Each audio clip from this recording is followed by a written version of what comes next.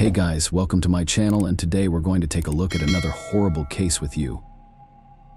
On the eve of Christmas, a young woman was abducted from the apartment where she lived with her boyfriend. An unknown criminal tied up the young man and took the young woman out through the back door, disappearing without a trace. The police were unable to identify the perpetrator and the caveman for 36 years until an unexpected truth came to light. Leslie McCrae was born on April 14, 1968, in Jacksonville, Florida. She was kind-hearted, determined, outgoing, loved to have fun, had a sharp mind, and had a great sense of humor. Leslie grew up in a loving family but was particularly close to her 4-year-old cousin Joey. Despite living in different cities, the girls tried to spend as much time together as possible. Leslie even considered moving to her city when she turned 18. After graduating from high school at the age of 17, Leslie enrolled at the University of North Florida, dreaming of building a career in the modeling industry. She moved out of her parents' house and into an apartment complex with her 21-year-old boyfriend Edgar McQuarrie. On the night of December 24, 1985, they were sleeping in their apartment when Edgar woke up around 3 a.m. to a noise to his horror. He saw a man with a knife above their bed. The unknown criminal tied Edgar's hands and fed him with ties, threatening him with a weapon to prevent him from resisting. He then tied up Leslie in the same way and took her out through the back door of the apartment. Edgar, still tied up, could only watch in horror as the kidnapper took Leslie away. He took him 3 hours to free his hands, and around 6 a.m., he called the police. The taxis arrived at their apartment, took Edgar's statement, and began searching for Leslie, considering that the room was almost pitch black at the time of the abduction. Edgar could not see the perpetrator's face or any other distinguishing features except for brown hair. The police also did not know what kind of vehicle the kidnapper had used, although it was evident that he had used some form of transportation to abduct Leslie. They received a call at their station 3 hours after the kidnapping. A man went out for a morning run and noticed a female body lying in a ditch next to the road, 8 kilometers away from Leslie's apartment. The investigators arrived at the scene and immediately identified the young woman. Her body was covered in various injuries. Some of her clothing was torn or missing. Medical experts determined that the young woman had received more than 20 sharp object wounds, and there were also many bruises on her body. In addition, the killer had subjected the victim to violence, and experts were able to extract his biological material. Considering the DNA analysis was not yet used in those years, this evidence could not help the police identify a suspect. There were no other useful clues at the scene, so the investigators decided to focus on examining the victim's apartment. Soon they had serious doubts about what had happened that night. According to the victim's boyfriend, the criminal had quietly entered the apartment, but no signs of a break-in were found, and there were no signs of a struggle in the rooms. In addition, the back door through which Leslie was allegedly taken out was covered in cobwebs, and no fingerprints were found on it. There were no shoe prints, despite a thick layer of dust around it. All of this suggested that the boyfriend's story may have been fabricated, and in that case, an obvious question arose: does he have anything to do with the murder? The investigators doubted that the boyfriend could have taken out and killed his girlfriend, then returned to the apartment and called the police. Experts suggested that her body was dumped on the street after Edgar called 911, so he was no longer considered a suspect. Over the next few months, the detectives tried to find new leads. But each time they hit a dead end, the investigation was finally suspended in 1986. The criminal's biological material, which was the only serious evidence in this case, could not help the investigators at that time, and they hoped that in the future this clue would lead them to the killer for many years. This case sat gathering dust in archives. Leslie's relatives never lost hope of finding the culprit. They reached out to various authorities and gathered information themselves that could be useful in solving the case, but their resources were limited, so they were unable to find any new leads. In 2010, Leslie's mother, Sarah Adams, was diagnosed with a serious nervous system disease that practically robbed her of her ability to speak. Despite this, she continued to maintain contact with investigators through nodes. After that, Leslie's cousin Joey became the most active in the search for the truth. Although she and her family lived 2 hours away from Jacksonville, she regularly traveled there to speak with investigators or help Leslie's mother. However, attempts to reach out to the police practically led nowhere. Detectives were not eager to reopen the investigation considering the lack of new evidence. Additionally, they were occupied with ongoing criminal cases, so they were in no rush to take on a decades-old murder case. As a result, Joey began to accuse the detectives of being negligent in the early stages of the investigation or even covering up the perpetrator. She even suggested that the killer may have bribed investigators, but she had no evidence to support this.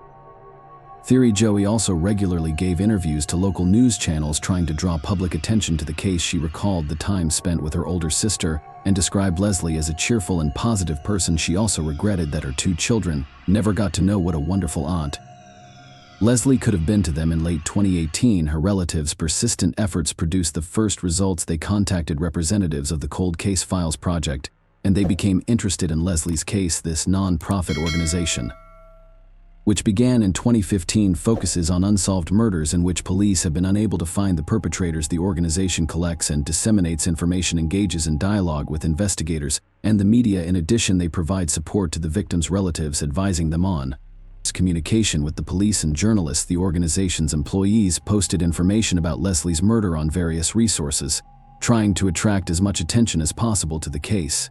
In such cases, when investigators have now been able to solve the case, public interest can play a key role. First, the more people hear about this crime, the more chances there are that potential witnesses to the events will be among them. Sometimes people, without realizing it, may have seen or heard something that could lead the police to the killer. Second, under pressure from the public and the media, the chances of detectives reopening the investigation increased throughout this time. They had the perpetrator's biological material, but wanted to study it. They needed to reopen the case, which police officers often do not do due to a lack of personnel or funding. The organization worked together with Leslie's relatives for several months, and they really managed to draw attention to this case. They wrote in the news and talked about it in reports. And in June 2019, representatives of a popular local TV channel contacted the family. They offered to record a large-scale interview in which relatives could talk about Leslie and their years-long attempts to seek the truth. Her cousin and mother accepted the offer and met with journalists. They told them about who Leslie was as a person, showed her photos, and were dismayed by the fact that the police had not been investigating the case for over 30 years. In addition, in the interview, relatives mentioned they believed that the boys Leslie mentioned were her killers, and in their opinion, her story about a man with a knife was not trustworthy. The boy himself could have killed her. But the journalist decided to cut this moment out, as Edgar was not a suspect in this case, and there was no evidence against him.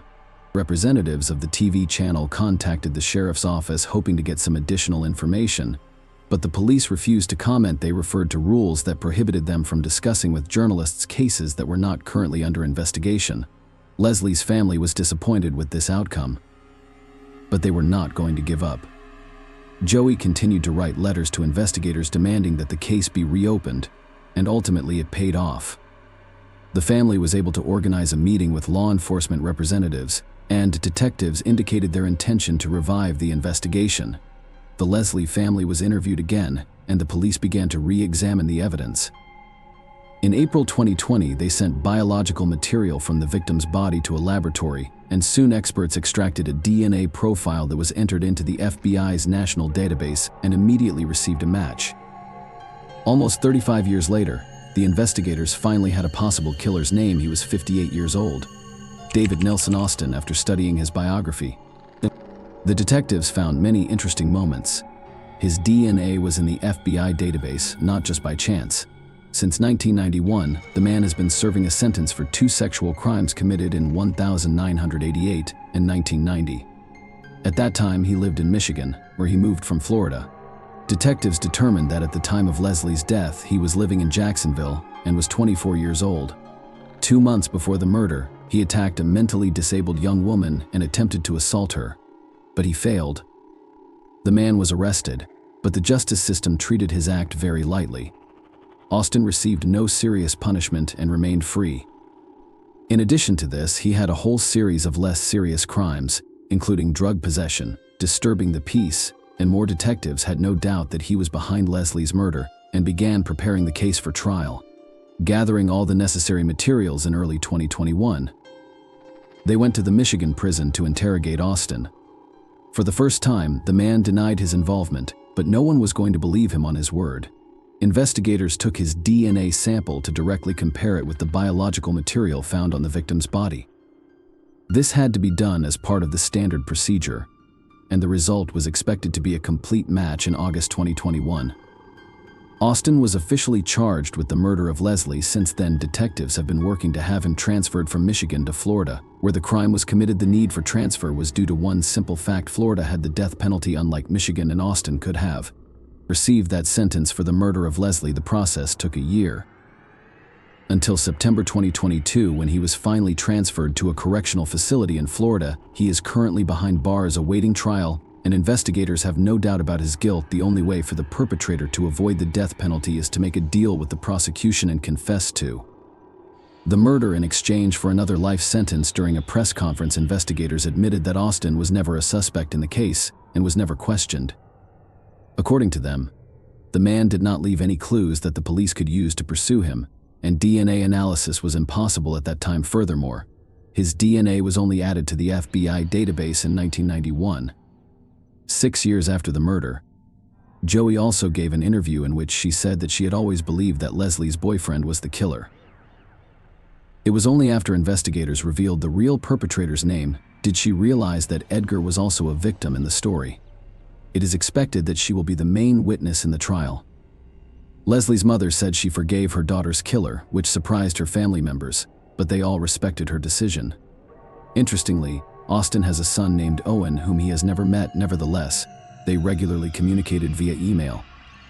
Journalists contacted Owen and learned that he was shocked by the charges against his father. Austin himself wrote to him about it, adding that he had nothing to do with this crime. At the same time, his son was well aware of other criminal episodes from his father's life but continued to communicate with him. Austin's trial is expected to begin soon. If there are no bureaucratic delays, he may receive his sentence in a few months. Despite the fact that the truth has finally come out, the victim's relatives still blame investigators for negligence, believing that if they had periodically reopened this case, the perpetrator's identity could have been established in the early 90s rather than 30 years later. Share your opinion with us in the comments and subscribe to the channel for more.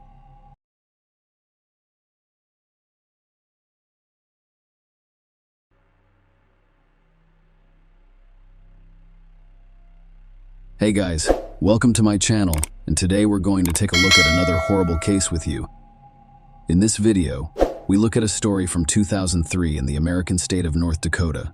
On November 22, 2003, Drew Shodin, 22, was walking to her car after finishing her shift and talking on the phone with her boyfriend. The conversation was abruptly interrupted. Drew's boyfriend paid little attention to this, which he later regretted deeply. The young woman was soon featured on national television, and her experiences influenced a change in US law. Drew Katrina Shodin was born September 26, 1981 in Minneapolis, Minnesota. She was the younger of Alan and Linda's 2 children. Drew's parents divorced when she was 3 years old, but they remained friends until she was 10.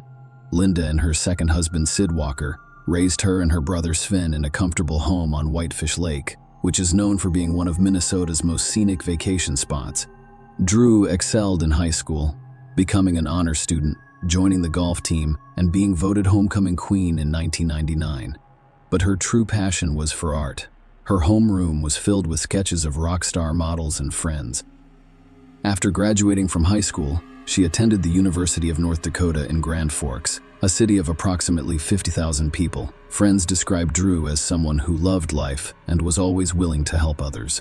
Drew often traveled around the country, but her dream was to visit Australia, which she planned to do in the spring of 2004. To save money for the event, Drew worked 2 jobs in her spare time: a sales associate at Victoria's Secret and a waitress at a nightclub in Grand Forks. On Saturday, November 22, 2003, Drew's shift at the Victoria's Secret store in Columbia Mall ended at 4 p.m. Later that day, she was scheduled to work at a nightclub. Before leaving the mall, Drew decided to go shopping and purchased a purse from a specific store. She called her boyfriend Chris Lang as she walked to her car in the parking lot. Suddenly, after Drew said, "Okay," the call was disconnected, but Chris did not give it much thought. He did not call back because they were not discussing anything important. About 3 hours later, Chris's phone rang again, this time from Drew. When he answered it, he only heard noises, such as the wind and phone buttons being pressed. 3 weeks later, in an interview with a television station, Chris described the thoughts that raced through his mind when his conversation with Drew was cut short. "I was unaware of the urgency of this phone call at the time," he said. "I never thought this would happen. There was no sense of urgency. It was simply a cell phone call that was cut off for a variety of reasons. I had no idea this terrible thing was happening." Drew was living in a college dorm, sharing a room with her friend Meg Murphy. Around the same time, Chris got a strange phone call. Meg received a call from the nightclub, where they were trying to figure out why Drew hadn't arrived for work and wasn't answering the phone. She was a responsible employee who always arrived at work early, so her absence immediately raised concerns. However, Meg had no idea where Drew was and was surprised that she hadn't shown up for work, so she went looking for her friend Meg. She first called mutual acquaintances, then the local hospital, where she was informed that Drew had not been admitted. "I called the police around 9 p.m. because I couldn't find anything out." Knowing Drew worked at Columbia Mall, a police officer was dispatched to the location. At this point, the mall had already closed. Driving around the parking lot, the officer noticed Drew's car. After inspecting it, he discovered that the car was unlocked. There was no evidence of a struggle or other crime. A black nylon sheath for a folding knife was discovered on the ground near the car. It was unclear whether it was related to Drew's disappearance. However, such a discovery was not encouraging. Papers, a wallet, and a new purse purchased that day were found on the car seat, implying that even if Drew had committed a dirty deed, it was not a robbery. Neither the friend's boyfriend nor his parents knew where Drew could be, so investigators began to suspect a kidnapping. First and foremost, have detectives checked out Chris Lang. He was almost immediately ruled out as a suspect because he lived in Minnesota, 300 miles from Chris in Grand Forks.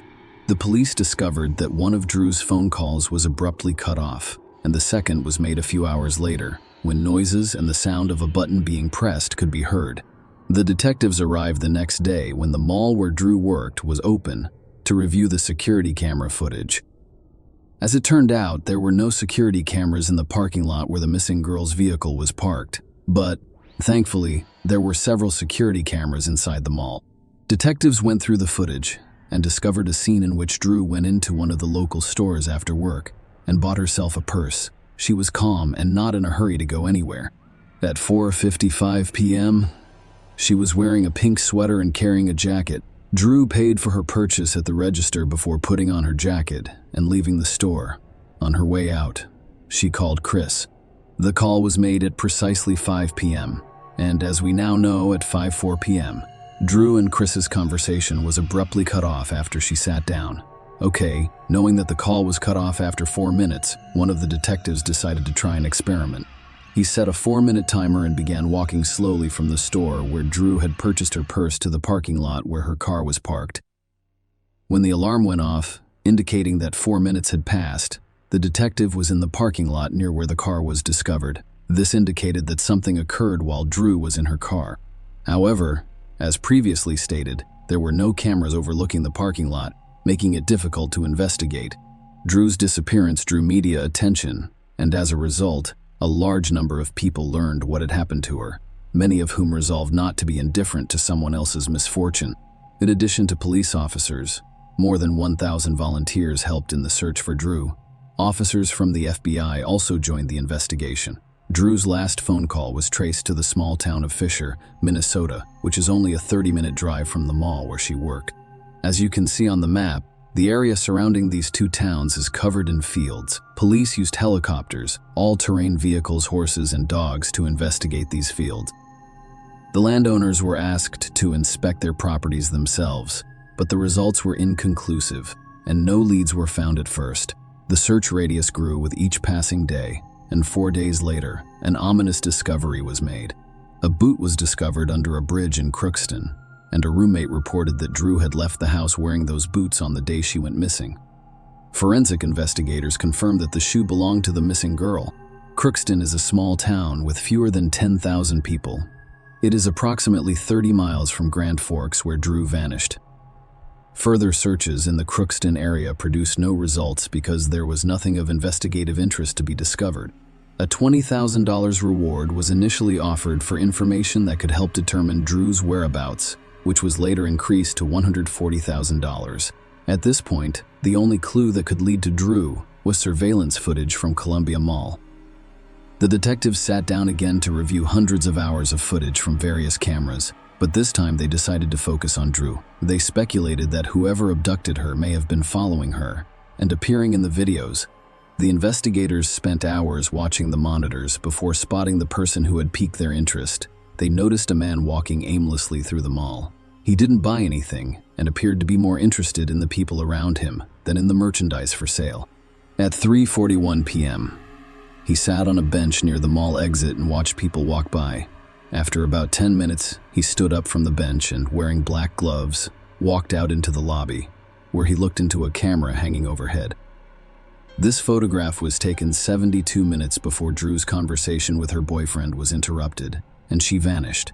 Investigators noticed that the man only got up from his seat and walked away after a blonde woman passed him carrying a grocery cart and heading toward the parking lot. The detectives did not believe this was a coincidence. Rather, they believed that the man had chosen an appropriate victim and followed her. The woman's identity was unknown, but police were aware that only one person, Drew Stoden, had gone missing from the mall parking lot that day. Given the slight resemblance between Drew and the woman this suspicious man was following, it has been suggested that if the kidnapper was indeed this man, and if he had failed to kidnap this woman, his next target could have been Drew. She had left the mall around 5 p.m., when it was already dark, potentially giving the perpetrator an advantage. At this point in the investigation, the case involved 3 cities: Grand Forks, where Drew was kidnapped; Fisher, where her phone was last active; and Crookston, where the shoe was discovered. With this information in mind, the FBI began reviewing the records of all registered sex offenders from the cities and surrounding areas. When the photos in the files were compared to the image of the suspicious man from the mall, only one man met all of the criteria, and that was Alfonso Rodriguez Jr., who had a lengthy criminal record of committing crimes against women. The 50-year-old man had spent the previous 23 years in prison. Rodriguez was the second oldest of 5 children, born in Laredo, Texas, in February 1953. 2 migrant workers, Dolores and Alfonso Rodriguez Jr., claimed to have had an unhappy childhood, describing his home life as unpleasant because his parents were harsh on him and unreasonable in their demands. His family moved from state to state for 15 years before settling in Crookston in 1963. Rodriguez became increasingly isolated as he grew up, exacerbated by language barriers.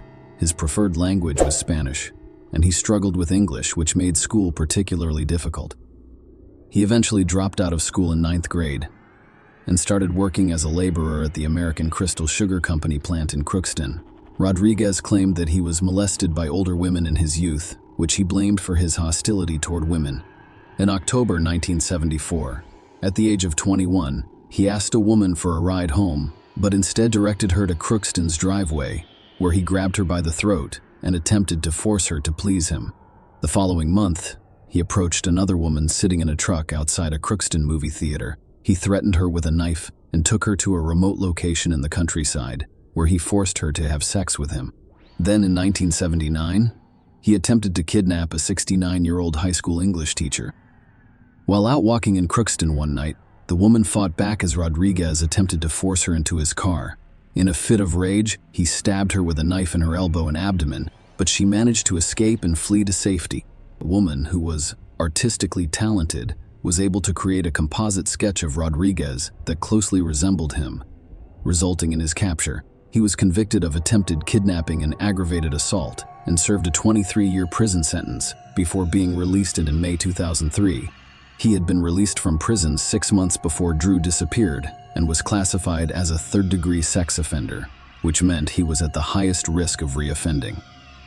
Before being released from prison, Rodriguez and his family expressed their concerns to Minnesota Department of Corrections officials. Even his family feared that he was reverting to his old ways. Despite their fears, Alfonso was released after serving his full sentence. After his release, Rodriguez lived with his mother in Crookston, only a few miles from the bridge that should be recalled. Another disadvantage for Drew was the discovery of his shoe. The detectives decided to speak with Alfonso Rodriguez, who of course denied any involvement in Drew's disappearance. The man confirmed that he was at the Columbia Mall on the day she went missing, claiming that he had gone to the movie theater and seen the film once in Mexico. What he didn't realize was that no movie theaters in Grand Forks were showing the film that day.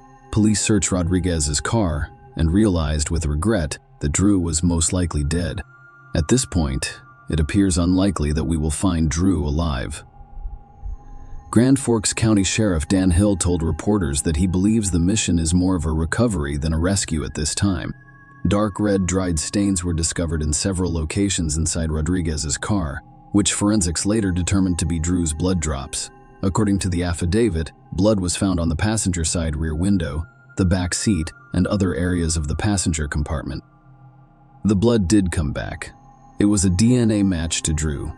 The sheriff discovered a folding knife in the trunk that matched the sheath found in the parking lot next to Drew's car using DNA from his toothbrush. A receipt was also discovered, indicating that Rodriguez purchased this knife, complete with sheath, from a hardware store located several hundred yards from the parking lot where Drew vanished. Although Drew was not discovered alive or dead, investigators gathered sufficient evidence to charge Rodriguez. The man was arrested 8 days after she went missing on December 1, 2003. Rodriguez, who was imprisoned in Grand Forks, claimed he had no involvement in Drew's disappearance and refused to speak with law enforcement or provide information about her whereabouts, despite the evidence against him. During a brief bond hearing several days ago, bail for Rodriguez's release was set at a staggering $5 million. While he remained silent in custody, the search for Drew continued unabated, focusing on these 3 towns. The abundance of snow in the area made the searchers' work more difficult. This is an unprecedented move. During a press conference on December 9, the governors of North Dakota and Minnesota promised to help with the search for Drew by hiring several hundred National Guard members and other state employees. North Dakota Governor John Hoeven stated that Drew's disappearance has affected everyone in North Dakota, and Minnesota Governor Tim Pawlenty expressed his pride in the community's cooperation and collaboration with police officials. Despite all efforts, there were no results, and due to worsening weather conditions, the authorities decided to call off the search. In the spring, the intensive search continued.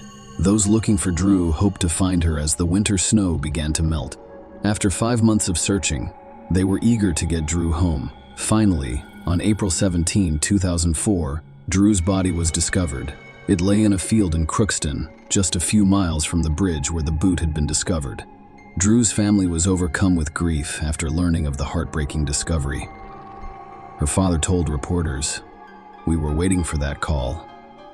And when that call came, we all stopped living for a moment. It was her parents' worst nightmare, and it would follow them for the rest of their lives." The field where the body was discovered had already been searched, but due to the large drifts, they were unable to locate it immediately. Drew was naked below the waist, making the motive for the crime clear. Her hands were tied behind her back, with a rope around her neck and a cut. Under the rope, there were remnants of a plastic bag, indicating that the bag had been placed over Drew's head and then tied around her neck with a rope. Hair matching Rodriguez's DNA was discovered on Drew's jacket. Before her death, the young woman had been brutally beaten and repeatedly stabbed. The medical examiner identified 3 possible causes of her death. It was either suffocation due to the cut on her neck or hypothermia, the third possible cause. After months of silence, Drew's family was finally able to say goodbye to her on April 24, 2004.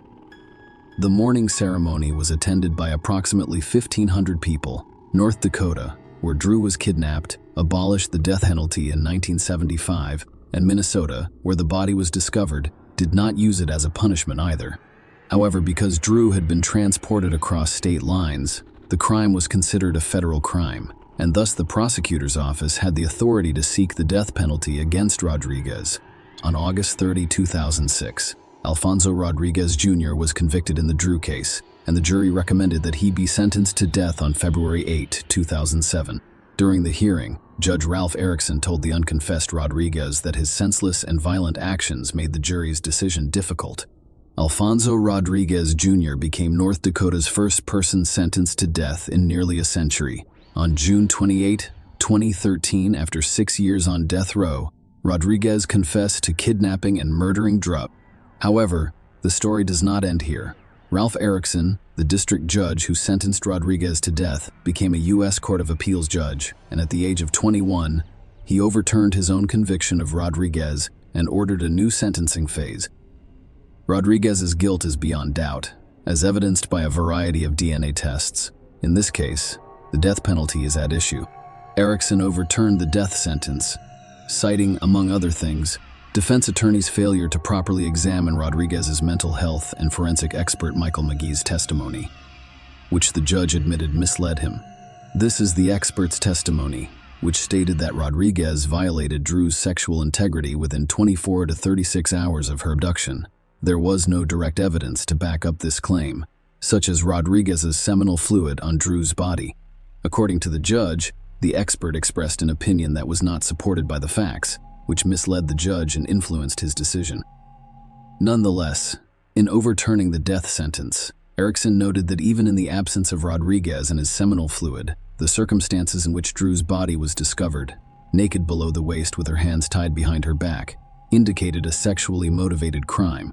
Judge Erickson stated that the failure to examine Rodriguez's mental health, both generally and at the time of his crime, violated his constitutional rights.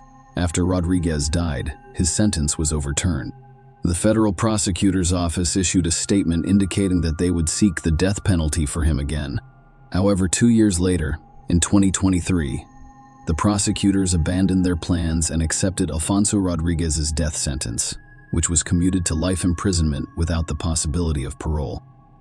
The United States of America issued a statement to that effect through Max Schneider, United States Attorney for the District of North Dakota, withdrawing the notice of intent to seek a death sentence against defendant Alfonso Rodriguez Jr., which was filed on October 28, 2004.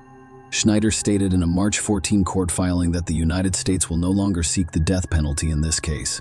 My thoughts today are with Drew Sjoden's family, especially her parents, Linda Walker and Alan Sjoden, sighed Schneider. They're genuinely good people and loving parents who, in the aftermath of an unimaginable loss, have worked closely with our office for nearly 2 decades.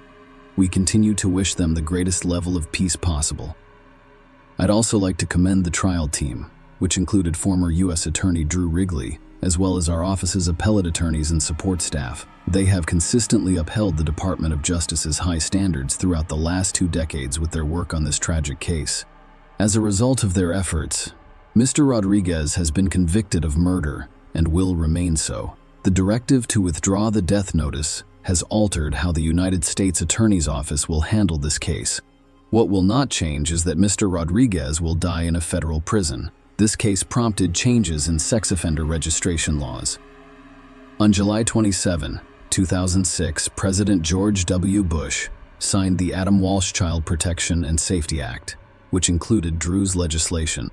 Drew's law changed the name of the National Sex Offender Public Registry to the Drew Sjoden National Sex Offender Public Website, which informs the public about the whereabouts of registered sex offenders across state, territory, and tribal boundaries. On June 22, 2013, it was announced that Alfonso Rodriguez had been transferred from a death row prison in Terre Haute, Indiana, to Coleman's high-security facility in Centerville, Florida. This appears to be his final resting place.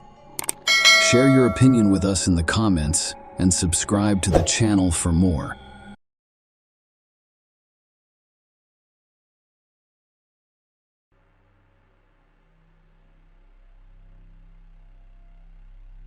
Hey guys, welcome to my channel, and today we're going to take a look at another horrible case with you. The student rode her bicycle and disappeared. Without a trace, the police launched a search, but none of them could have imagined the disturbing revelations that awaited them in just a few days. So many shocking details emerged in the case that even seasoned FBI agents were horrified, and none of them expected such an ending. Sierra Jacob was born on February 11, 1996, in the small American town of Delta, Ohio. The girl grew up in a very large and friendly family. She had 2 sisters and 2 brothers. Sierra loved to play sports and was on the school volleyball team. She also loved to travel. The girl dreamed of visiting Italy and put a lot of effort into making that wish come true until she finally managed to go there. During her studies, she started dating a guy named Josh. After graduating high school, they went to different universities. Sierra planned to get a job with her uncle, who owned a metal fabrication company, and the young woman decided to major in human resources. She enrolled at Toledo University, located 50 kilometers from her home. Despite the distance, she and Josh planned to keep dating and made plans for their future. The couple even began to take their time choosing engagement rings for their future wedding. After 2 years at university, the young woman went to her hometown for a summer vacation. At that point, she still had some school work to close, but she decided to do it from home so she could spend more time with her family and her boyfriend. In addition to that, Sierra was also doing an internship with her uncle's company she was in her 20s at the time, and the young woman was thoroughly preparing to work there. After graduation on July 19, 2016, Sierra decided to drive to her boyfriend's house.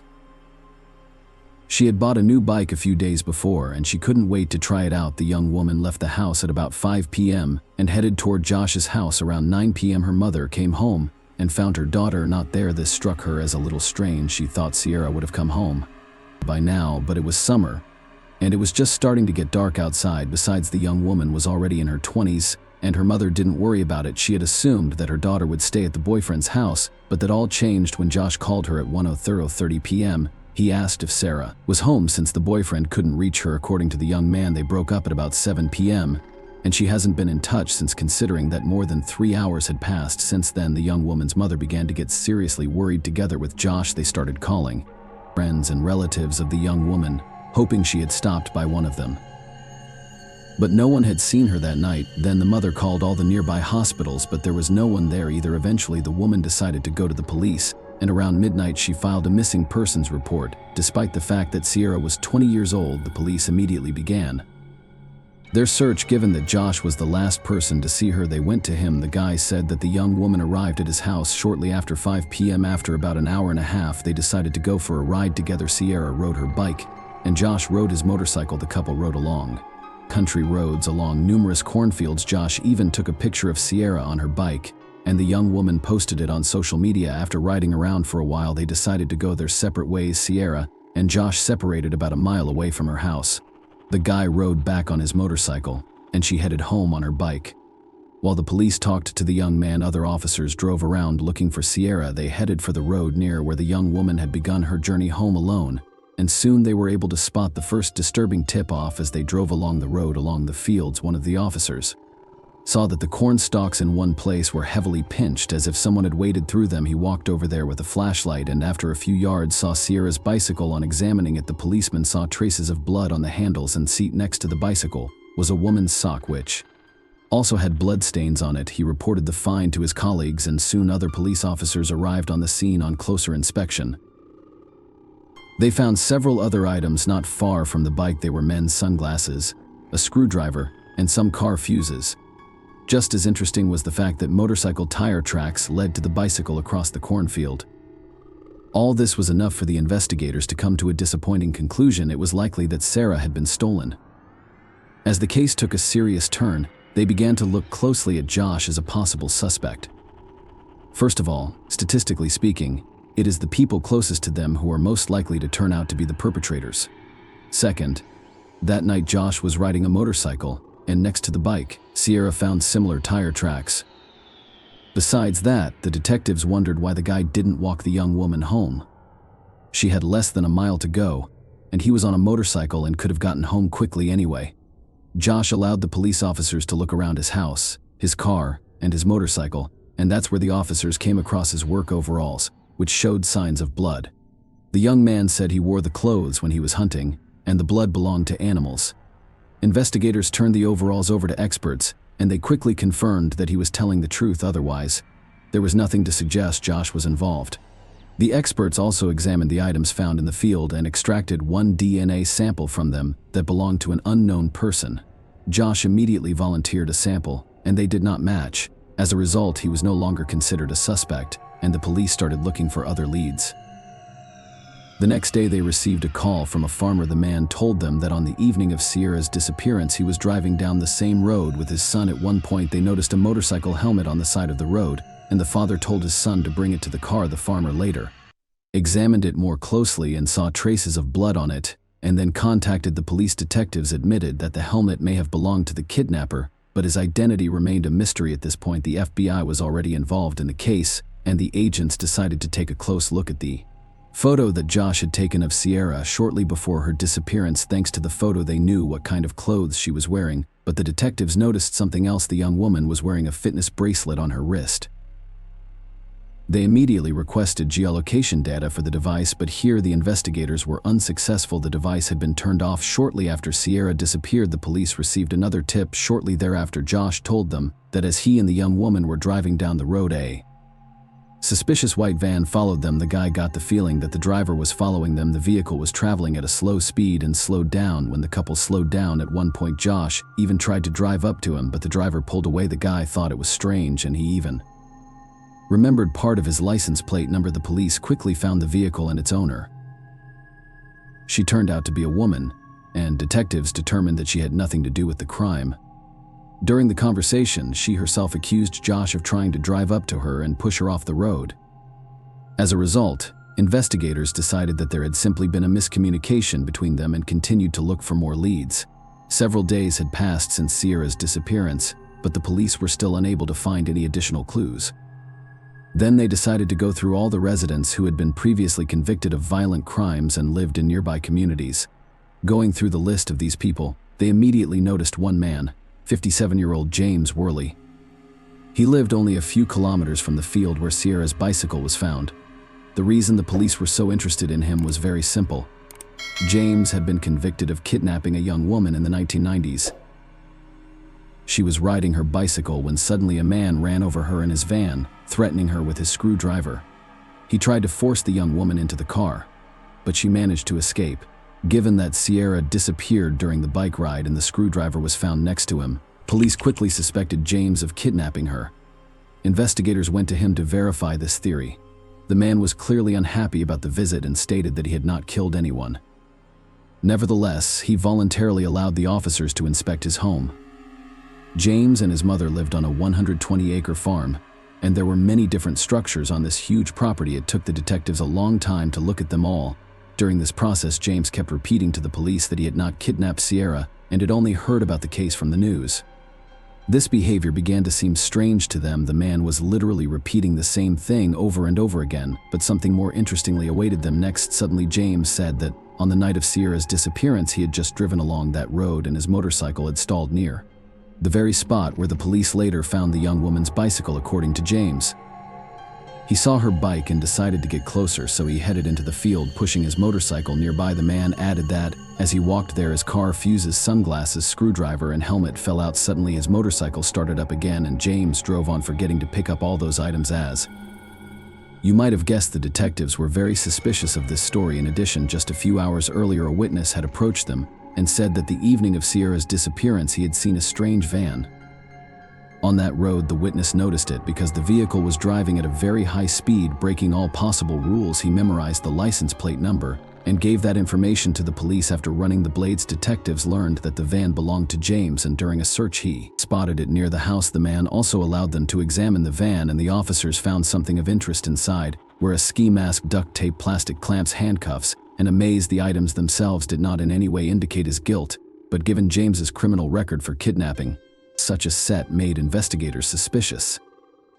But the creepiest finds awaited them in one of the barns. Detectives found a separate room where, behind a hidden door inside which was an air mattress, beside it were chains that looked as if they had been designed to keep a person in the room. Next to the mattress was a refrigerator, inside of which the police found traces of blood. There is also a strong smell of bleach, from which they deduced that the blood had been thoroughly cleaned, but the main clue was the contents of a small box. There were bras and several pairs of women's underwear, one of which had blood on it. All this was enough to arrest James, at least temporarily, while experts examined the collected evidence. The man was taken in for questioning and asked to explain the secret room with the blood and chains. In response, James gave them another dubious story. He said he had made the room because he wanted to set up his own studio to shoot adult material, so it was just his improvised film set. Of course, the detectives didn't believe what he said. The room looked as if it had originally been made to hold people against their will. Nevertheless, they still could not connect it to Sierra's disappearance, nor could they determine her whereabouts. But that all changed on the third day after her disappearance. During a lengthy search, the police found a freshly dug grave in a field that contained Sierra's body. Her hands were handcuffed, and the young woman had a large plastic toy in her mouth. She was also wearing an adult diaper. Medical examiners determined that the victim died from strangulation, but they were unable to determine even the approximate time of death. In addition, they did not find any signs of violence around the same time forensic scientists were actively examining all the evidence collected from James' barn. They found female DNA on one of the pieces of duct tape lying next to the mattress, and it matched Sierra's DNA. The cops also obtained geolocation data on James' smartphone. It turned out that on the night of the young woman's disappearance, he had spent almost 2 hours near that location. They received another disturbing piece of evidence from the psychologist James had court appointed for a previous abduction. According to him, during one of his sessions, James stated that he was learning from his mistakes with each new abduction, and then next time he was going to bury the bodies. Apparently, the psychologist decided not to inform the police of such disturbing statements made by his client, and did so only after he had been accused of murder. With this set of clues, the detectives formed the most likely chronology of events.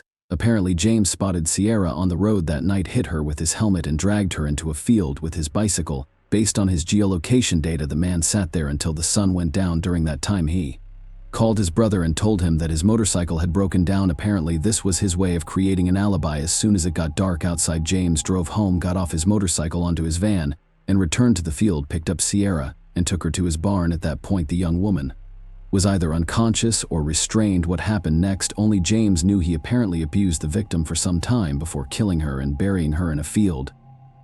Experts only speculated that the victim may have been there for 3 days. The man himself continued to deny all of these allegations, and the case went to trial. The trial began in March 2018, with the prosecution presenting additional evidence that further pointed to his guilt.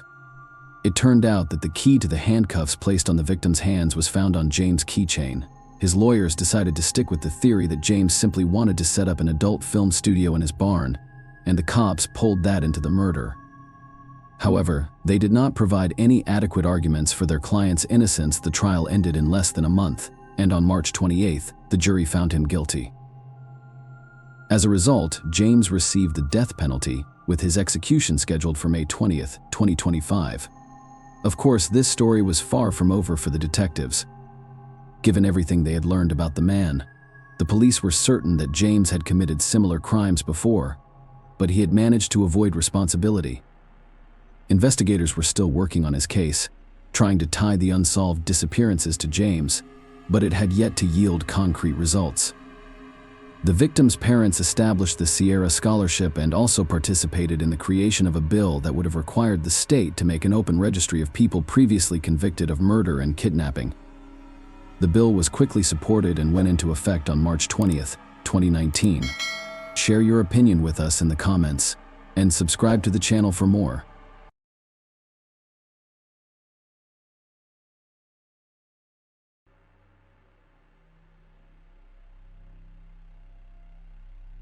Hey guys, welcome to my channel, and today we're going to take a look at another horrible case with you.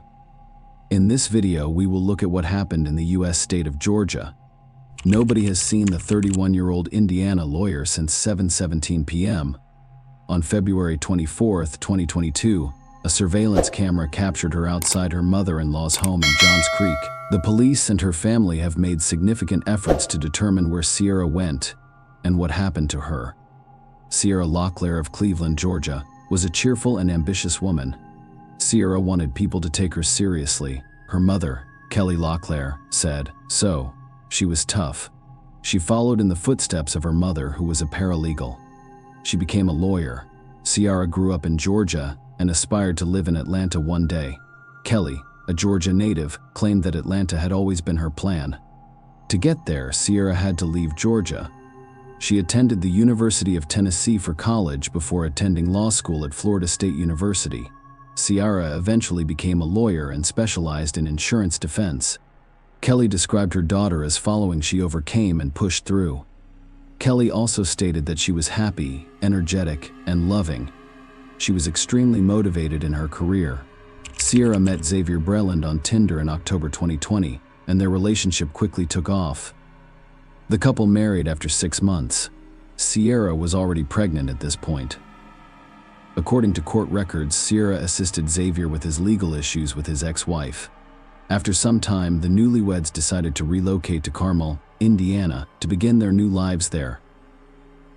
Sierra started working at a law firm and had a son named Jackson at the end of 2021.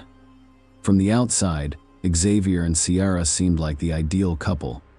However, their relationship problems began shortly after they met. Shelby Campbell, Sierra's cousin, said the couple's problems began after their first date. Sierra informed Xavier that she did not want to continue communicating with him, but her future husband was not the type of person who could handle rejection. Instead, if Xavier showed up uninvited to her apartment and sat near her door, he began sending her threatening messages because he noticed her with another man. Sierra threatened to contact the authorities if he did not stop. Finally, she gave him another chance. 6 months later, they were married. Shelby and Sierra were best friends who texted each other daily. Sierra expressed her feelings to her, stating that she was afraid of her husband. For example, one of her messages read, "Well, I'm struggling with it in a big way. I don't want to give up on someone I love and abandon him and our family. However, I believe that the behavior is deteriorating. So, if this is how things are now, how will it be in the future? Furthermore, he used to feel bad when he said ugly things. And lately he's not even sorry for his actions. He's blaming me for it, as if I did it because you forced me to." Sierra stated that her husband would be held responsible if anything happened to her. Shelby claimed she often told Sierra to leave her husband, but Sierra understood that if she was going to leave, she needed to do so strategically. Here is another screenshot of Shelby and Sierra's text conversation. Sierra was obviously afraid of her husband. Shelby Campbell stated that the texts she shared were only a few examples of what was going on between Sierra and her husband. She called the police several times. The police were called to her home in both Georgia and Indiana several times. Campbell stated that by the time the police arrived, she would have calmed down enough to tell him where she was lying. Shelby claimed that after one of those incidents, an investigator called Sierra's mother and informed her that he knew she was lying about what was going on when she called 911, and that he had seen the same pattern many times before. He was worried about what would happen to her. Sierra was preparing to leave her husband.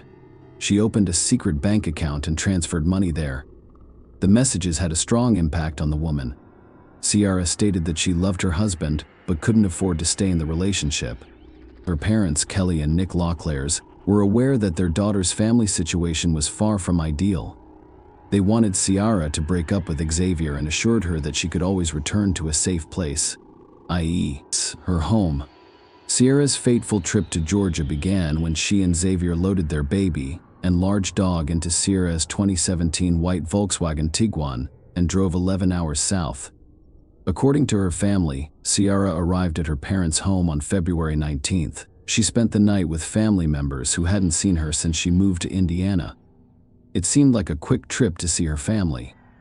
However, Sierra decided that she would no longer return to Indiana. Xavier was also interested in the trip because his mother lived in Georgia. However, he was unaware that Sierra would not return. She informed her mother that she was going to find work in Georgia. She had also informed her parents that her husband's abusive behavior was escalating and that she was getting divorced. Sierra showed up at Nick and Kelly's home in Cleveland, Georgia, on Saturday, February 19th. The woman remained at her parents' house until Sunday. It had been a long time since we had seen each other. She reiterated that she wanted to divorce her husband and would not return to Indiana. On Sunday, February 20th, Sierra left her parents' house to pick up her son Jackson from her mother-in-law's house in Johns Creek, Georgia, which is about an hour away. Shelby Campbell stated that one of the last texts she received from her cousin read, "I'm at Xavier's mom's house. He won't give me Jackson, so I'm waiting for him before I leave." On Monday, February 21st, at 11:17 p.m., Sierra texted her father, Nick, "I'll be back in the morning if that's okay, of course." "It's okay. You don't need to ask," Nick responded to her. Nick stated that the next day, when he had not heard from Sierra, he attempted to contact her again, and she said everything was fine. She mentioned that she had felt a little sick. Nick said he contacted her again on Wednesday to see if she was feeling better. He did not get a response. He texted her again on Thursday, February 24th. No one replied. By Friday, the Locklears were concerned because Sierra had not responded, which was unusual. Then, on Saturday evening, February 26th, Nick received a call from an unknown Indiana number. I didn't immediately panic because I assumed they were still in Georgia," Nick said. "So I responded, and they said it was the police, and that's when they informed me she was missing." The policeman stated that Sierra's husband had reported her missing. The family was shocked. They assumed Sierra was still in Georgia, even though she had not responded to their messages, which was unusual for her. Shelby Campbell is perplexed as to why he did not contact anyone to inquire about her safety. "He did not contact anyone. He did not make us aware at all." After speaking with the Carmel police, Sierra's father called her, and Xavier answered. That is how Nick described his brief conversation with his missing daughter's husband. I asked, "If Xavier, tell me the truth. What is going on?" Sierra told me that if anything happened to her, you were responsible, so just tell me the truth. He then hung up, telling me to go to hell. Nick then called Xavier's father, who lived next to Sierra and Xavier in Carmel. The father responded, "No, I never saw her," as Nick had said. According to a press release issued on March 2nd by the Carmel Police Department in Indiana, Xavier Breland reported Sierra as missing to their office on Saturday, February 26, 2022. During the investigation, detectives discovered a video recording that showed Sierra's last known location. On February 24th at 7:17 p.m., she was at her mother-in-law's house in Georgia. Nothing unusual happens during the video. According to the official missing person report from the Carmel Police Department, Sierra left their home in the Brookstone Park of Carmel subdivision in Carmel, Indiana, shortly after 10 p.m. On February 25th, walked to the nearby store. She was reportedly wearing a black top and purple shorts in temperatures nearing 20 degrees that night. According to police, Sierra never arrived, and there is no surveillance video of her entering the store. They were also concerned because she had left her phone, work phone, and burner phone behind, along with her ID, credit cards, and 5-month-old son. Family members stated that she had a burner phone to contact them in an emergency. There was no evidence of Sierra's return to Indiana. Her family knew she wanted to stay in Georgia. Furthermore, Sierra would not have left without informing them. Even more suspicious was that she had abandoned her 5-month-old son. Her mother thought it all sounded absurd. Kelly LaClaire stated that her daughter confessed to her that the couple was having serious financial problems and accused her husband of being abusive to her and using their child as leverage to get her to stay with him.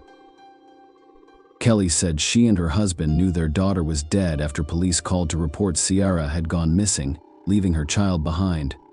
"She is definitely gone," Kelly said. "That was the first thing my husband said when police called after Xavier reported her missing, and the officer said she had left without bringing the baby. She refused to take a shower or let anyone else watch the baby." Kelly described Sierra as a devoted mother who lived to care for her son. She claimed Sierra awoke every hour or two to check on her son, who had a rash.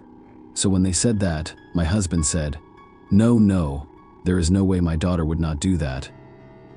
If that's the case, and you're telling me she's missing, and the baby isn't with her, then my daughter died."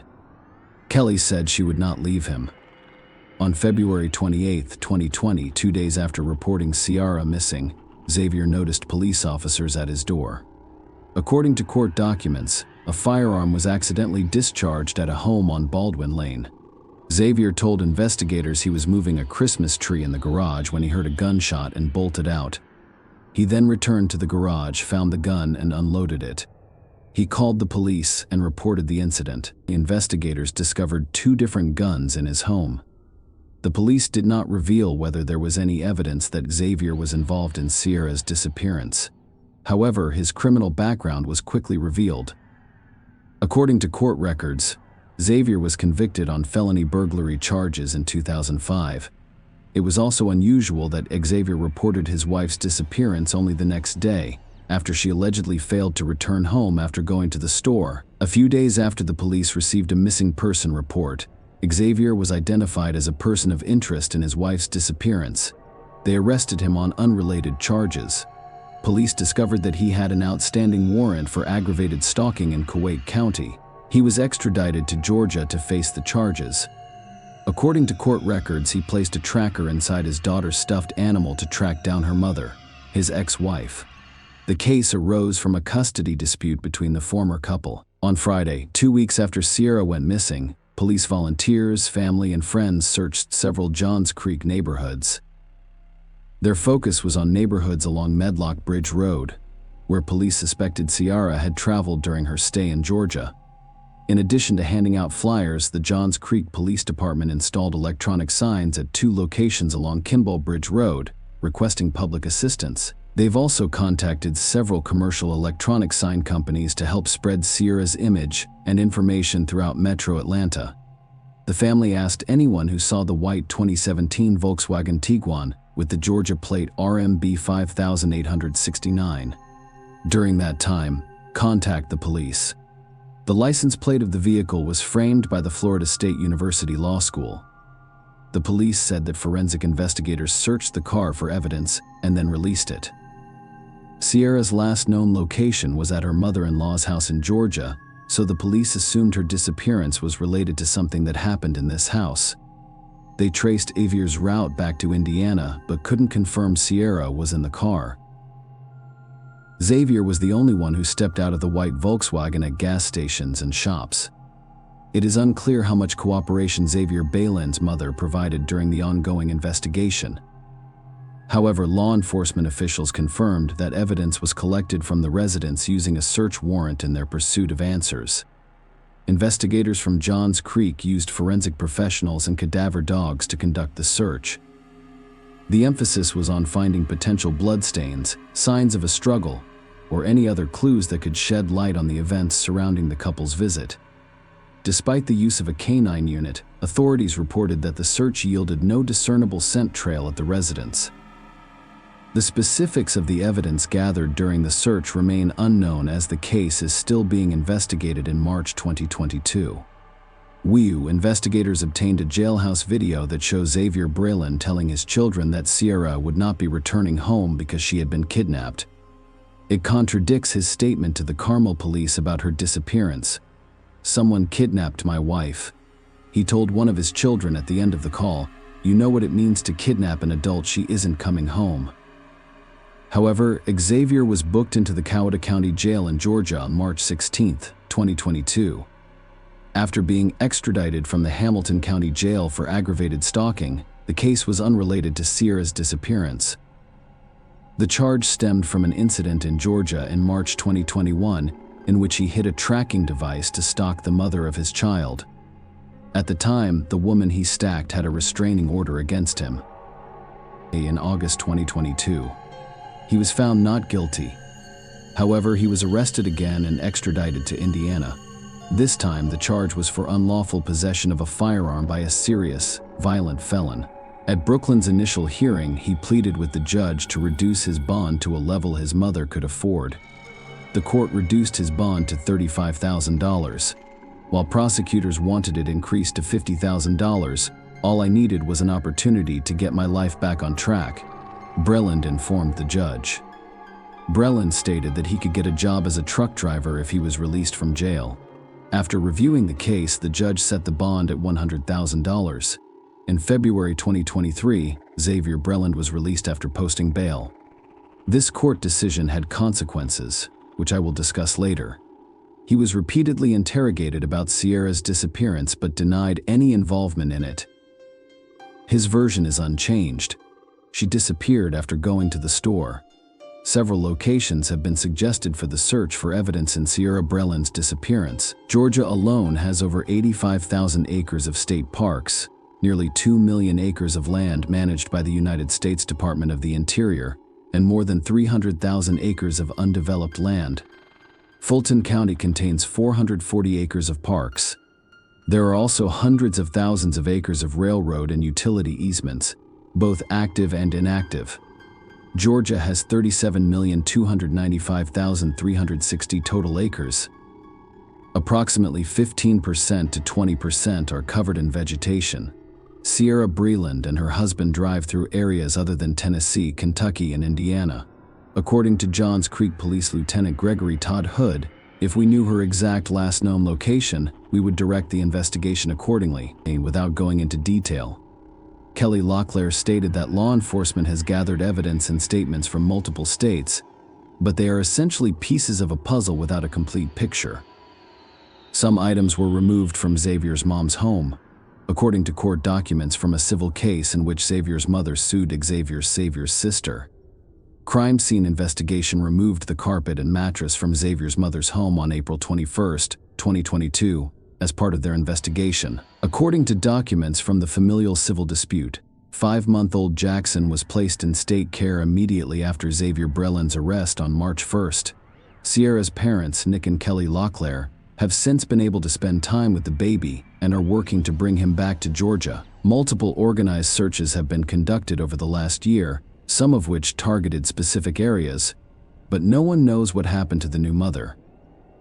As investigators continue to piece together the facts, officers have been busy handing out flyers and even using electronic signs to raise awareness. The police described Sierra as being 5 feet tall, weighing approximately 120 pounds, and having blonde hair. She has 3 small trees tattooed on her ring finger, a Florida State arrow on her left wrist, and a sunburst on her back left rib cage. The couple was driving a white 2017 Volkswagen Tiguan with the Georgia tag RMB 5869. The Florida State University Law School frame encircles the license plate. Anyone who saw her or her car in February is asked to contact the police.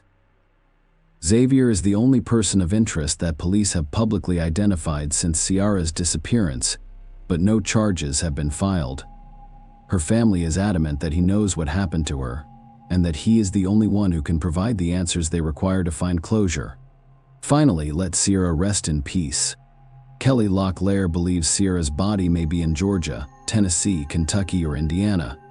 She is pleading with woodsmen and fishermen to keep an eye out in those states and to contact law enforcement if they have any information. Sierra's parents have now been granted custody of the couple's child, as I previously stated. If Xavier Breland was released on bail in a case involving illegal firearms, the trial was scheduled for December 28, 2023.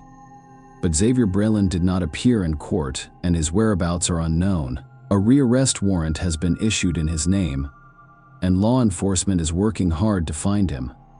This latest development complicates the already perplexing case of Sierra's disappearance. The warrant describes Xavier Breland as a black man standing 6 feet tall, weighing 160 pounds, with brown hair and green eyes.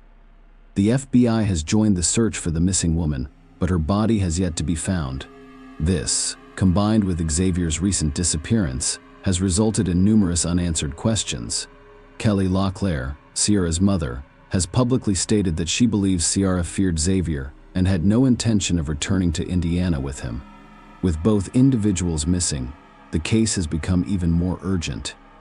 The trial for Xavier's gun charge has been postponed several times, and law enforcement and Sierra's family are now asking the public for help. They are looking for any information that can help them find Xavier and Sierra in the hopes of shedding light on the strange circumstances surrounding their disappearances. Share your opinion with us in the comments and subscribe to the channel for more.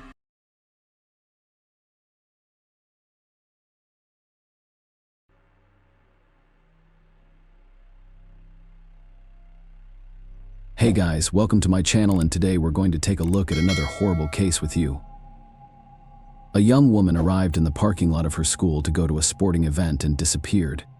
Without a trace, soon a very creepy discovery awaited everyone, and the police got involved in the case. It took detectives a full 28 years to solve this creepy mystery, and none of them had any idea that this case would be the first of its kind. Sarah Yarborough was born on June 12, 1975, in Portland. Her parents soon moved to another state, settling in the town of Federal Way. It is near Seattle, and is essentially a suburb of it. Sarah also had 2 brothers, helped her parents take care of the younger one, and was very close to him from an early age. Sarah was involved in music and ballet. The girl always strived to do well in school so she could get into a good college because of her academic performance. She flew twice to New Zealand in the school program. Later, Sarah joined her school's cheerleading team. She also had a great many friends. She was a kind and non-confrontational person trying to help anyone in need. On Saturday morning, December 14, 1991, when she was 16, Sarah gathered for an event with her cheerleading team. They were together at the school building where the bus would pick them up. She took her dad's car and drove to school, only Sarah got the time wrong. She thought the bus would pick them up at 8 a.m. when in fact it wasn't supposed to arrive until 9. All her friends gradually started arriving at the place, but none of them saw Sarah. Some students saw her car in the parking lot, but there was no young woman inside, not even when the bus arrived for the students. Her friends thought this was strange, but no one could contact Sarah because none of them had cell phones at that time. Around the same time, 2 12-year-old boys were walking around the school grounds, walking through the wooded area behind the school tennis courts. They noticed a strange man. He came out from behind the bushes, looked at them, and walked away in the opposite direction. He seemed strange to the children, but they did not pay much attention and walked just a few meters away. A shocking sight awaited them: a young woman lying on the ground with no signs of life, thinking she was dead. The school children ran home to tell their parents, while the parents of one of the boys went with him to the place. The father of the other decided to follow the suspicious man the children had seen. His son told him that he saw a car that looked like a Chevrolet Nova pulling away from that spot. Given that he lived near the school, his father decided to go outside and try to track down that car. At one point, he managed to locate a similar car, but it quickly disappeared from his sight, and the man was unable to find it again. Meanwhile, the other boy's parents came to the school and realized that the young woman on the ground was probably dead. They immediately ran to the school building and called the police offices. They arrived on the scene and confirmed that the young woman was indeed dead. They were also quickly able to determine that the deceased was Sarah. From the marks on her neck, the officers concluded that the victim had most likely been strangled. Next, the body was some of her belongings, including a jacket, underwear, and socks, with no other items near her. The officers found her purse and car keys inside the car in the school parking lot, leading them to believe that the perpetrator may have attacked her directly next to the car and then dragged her behind the trees. The body was turned over to medical examiners, and the police set about looking for clues. The first thing they did was try to interview all the people who were on and near the school grounds. The 2 guys who found Sarah gave a rough description of the man who had come out from behind the bushes near her body. They said he was a tall man in his early 20s with shoulder-length blonde hair, a dark raincoat, and black pants. Soon the police found another witness, and here a very surprising story awaited them.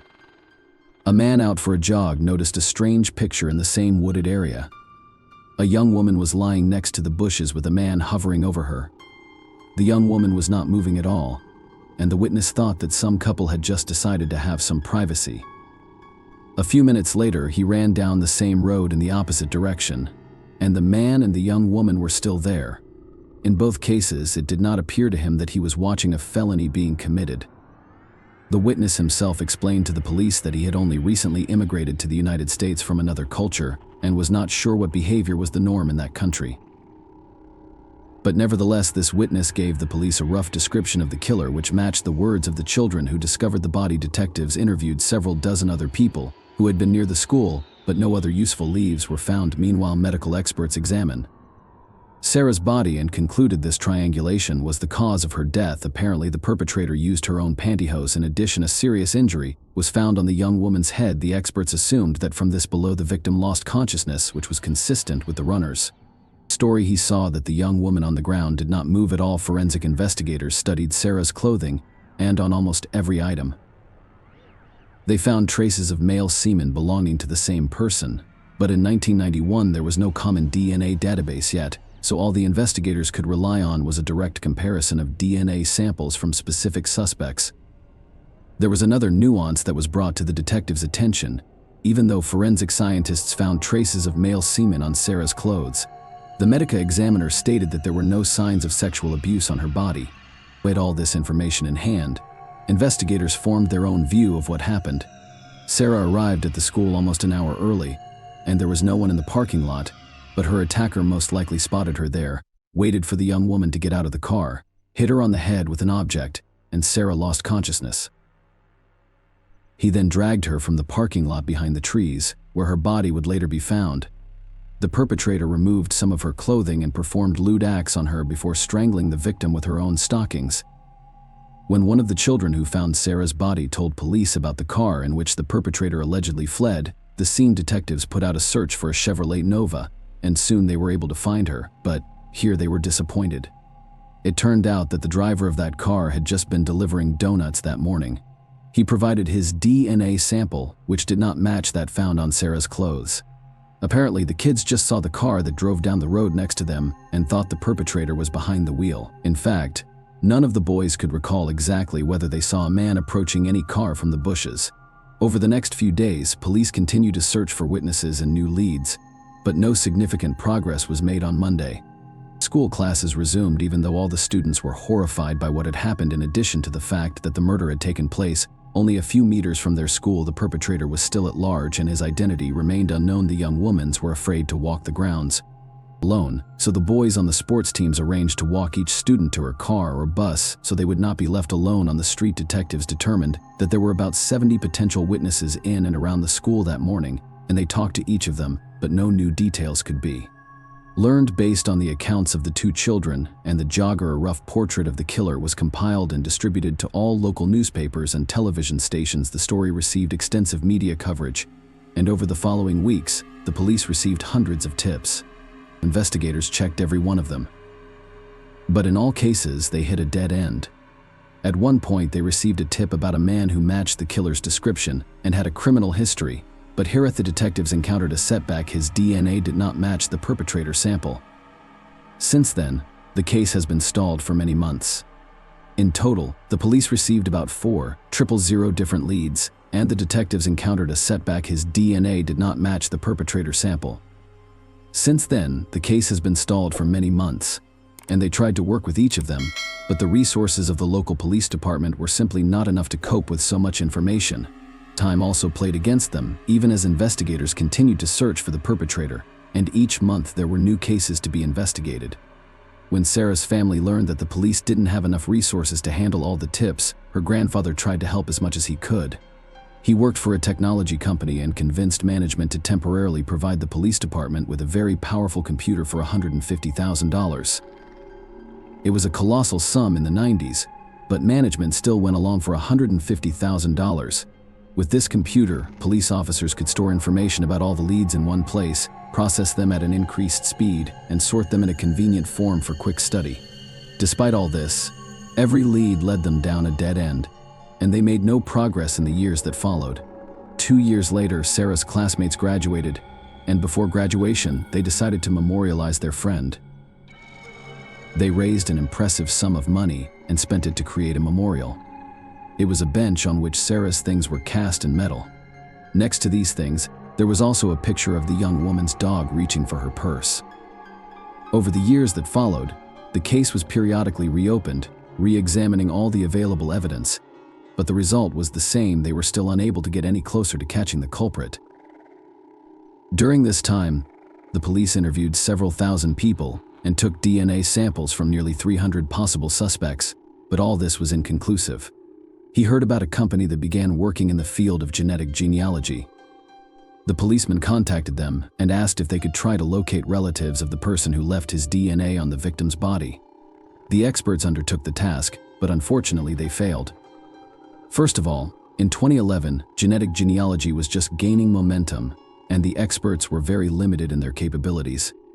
For example, they had not learned to search for male and female relatives in one sample.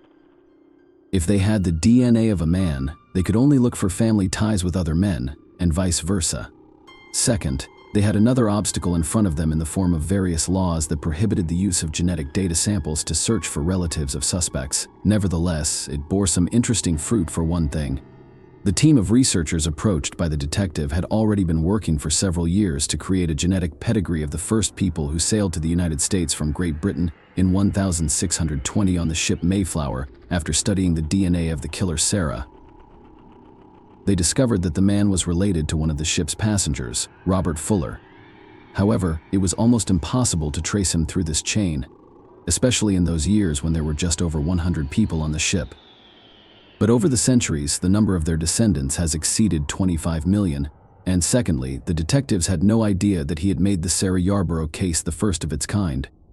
Although his idea was not successful, it was the first crime that was attempted to solve. With the help of genetic genealogy, The detective tried to use the information available and tracked down several men with the Fuller surname who were living in the area of his town. At the time of Sarah's murder, he found photos of them and met the only business, a jogger, and 2 men who had found the body as children. Unfortunately, neither of them recognized the killer in the photo. Finally, the investigators asked for DNA samples from all Fuller in the area and sent them to the laboratory. None of them matched the DNA of the killer, but something interesting happened here. The experts established that one of those men was indeed a distant descendant of Robert Fuller from that very ship. However, he was definitely not the killer, and also did not know that any distant relatives live near him. The perpetrator may have been so distantly related to him that their families simply never knew of the connection. The detective retired in 2017, and the case was turned over to a new team of investigators who revisited the company, which had taken on the killer's DNA sample in 2011. By that time, the ability to study genetic material had advanced a great deal, and experts agreed to try to trace the perpetrator's lineage. It took 2 whole years. The experts used public databases to find even the most distant relatives of the killer, then manually tried to trace their family ties and reach people who lived in Federal Way at the time of Sarah's death. In all, they had to weed out several thousand people before they finally got lucky. Experts determined that a DNA sample from Sarah's clothes was highly likely to belong to one of the 2 brothers at the time of the murder. The older one turned out to be a criminal with an impressive criminal record. He had been imprisoned for violent crimes, and his DNA sample was in the FBI database, which meant that he had nothing to do with Sarah's murder, because then his DNA would have shown a match back in the 90s. As for the younger brother named Patrick Nicholas, he too has been on the police's radar for violent crimes, including crimes against minors, but that was before the DNA samples of such criminals were added to the database. Detectives immediately organized a surveillance of the man who was 55 at the time, lived in a neighboring town called Wellington. The cops had been following his every move for 2 days, and soon the opportunity presented itself. Patrick went to the laundry, and while he was waiting for his clothes to be washed, he went out to smoke and threw a cigarette butt on the ground. One of the cops immediately took it into an evidence bag and returned to his car. Patrick went out to smoke a second time, and this time a rag handkerchief fell out of his pocket. The men didn't pick it up and went back to the laundry room, and the police were happy to take the second piece of evidence in case the experts were not able to get a DNA sample from the cigarette. However, the experts were easily able to extract samples from all these items, and the very next day they told the detective the long-awaited news: Patrick's DNA was a perfect match for the semen found on Sarah's clothes in 1991. The judge immediately issued a warrant for the man's arrest, and the police took him into custody. It all took 5 days from when investigators first learned his name to the formal murder charges. When his biography was leaked to the media, many began to ask the perfectly logical question: why was a man with such a criminal history not even considered a suspect for all those 28 years at age 19? Patrick Nicholas approached a young woman and got into her car, where he tried to abuse her. The victim managed to escape, but to do so she had to jump into the river and swim for a long time until she was a safe distance from the perpetrator. Patrick spent 4 years in prison, after which he was released. The next crime that the police caught him for was in 1994 when he tried to abuse an underage young woman. He was arrested again, but his DNA was not entered in any database. The reason for that is strange. The article he was prosecuted for was not hard enough to collect DNA, and the police never came across his name in 3 decades. He also didn't appear in any of the 4,000 leads obtained over the years. It also turned out why genetic genealogy experts could not trace them back to Robert Fuller. It turned out that Patrick's biological grandfather was adopted and grew up under the adopt a family name. One of the men who discovered Sarah's body as children in 1991 immediately stated that Patrick was without a doubt the killer. He admitted that the incident had had a profound effect on him. He was only 12 at the time the body was discovered, and the perpetrator had seen his face for years. The witness was constantly afraid that the killer would come after him, and it was only after Patrick's arrest that he finally felt safe. Patrick's trial did not begin until 2023. The man insisted on his innocence, and his lawyer tried to challenge the main evidence. In his opinion, the presence of Patrick's semen on the clothes of the murdered young woman did not prove his guilt, but this argument did not work. The lawyer also tried to challenge the accuracy of the DNA analysis itself, but the experts declared the absolute invalidity of such claims. Patrick was eventually found guilty of first-degree murder without prior intent. On May 25th, he was sentenced to 45 years and 8 months in prison, virtually eliminating the possibility of ever getting out during the pronouncement of that sentence. Patrick showed no emotion. Unlike Sarah's relatives, they also spoke before the judge, thanking everyone involved in the trial and the investigators for bringing the killer to justice, even though he had managed to evade justice for 28 years. Share your opinion with us in the comments and subscribe to the channel for more.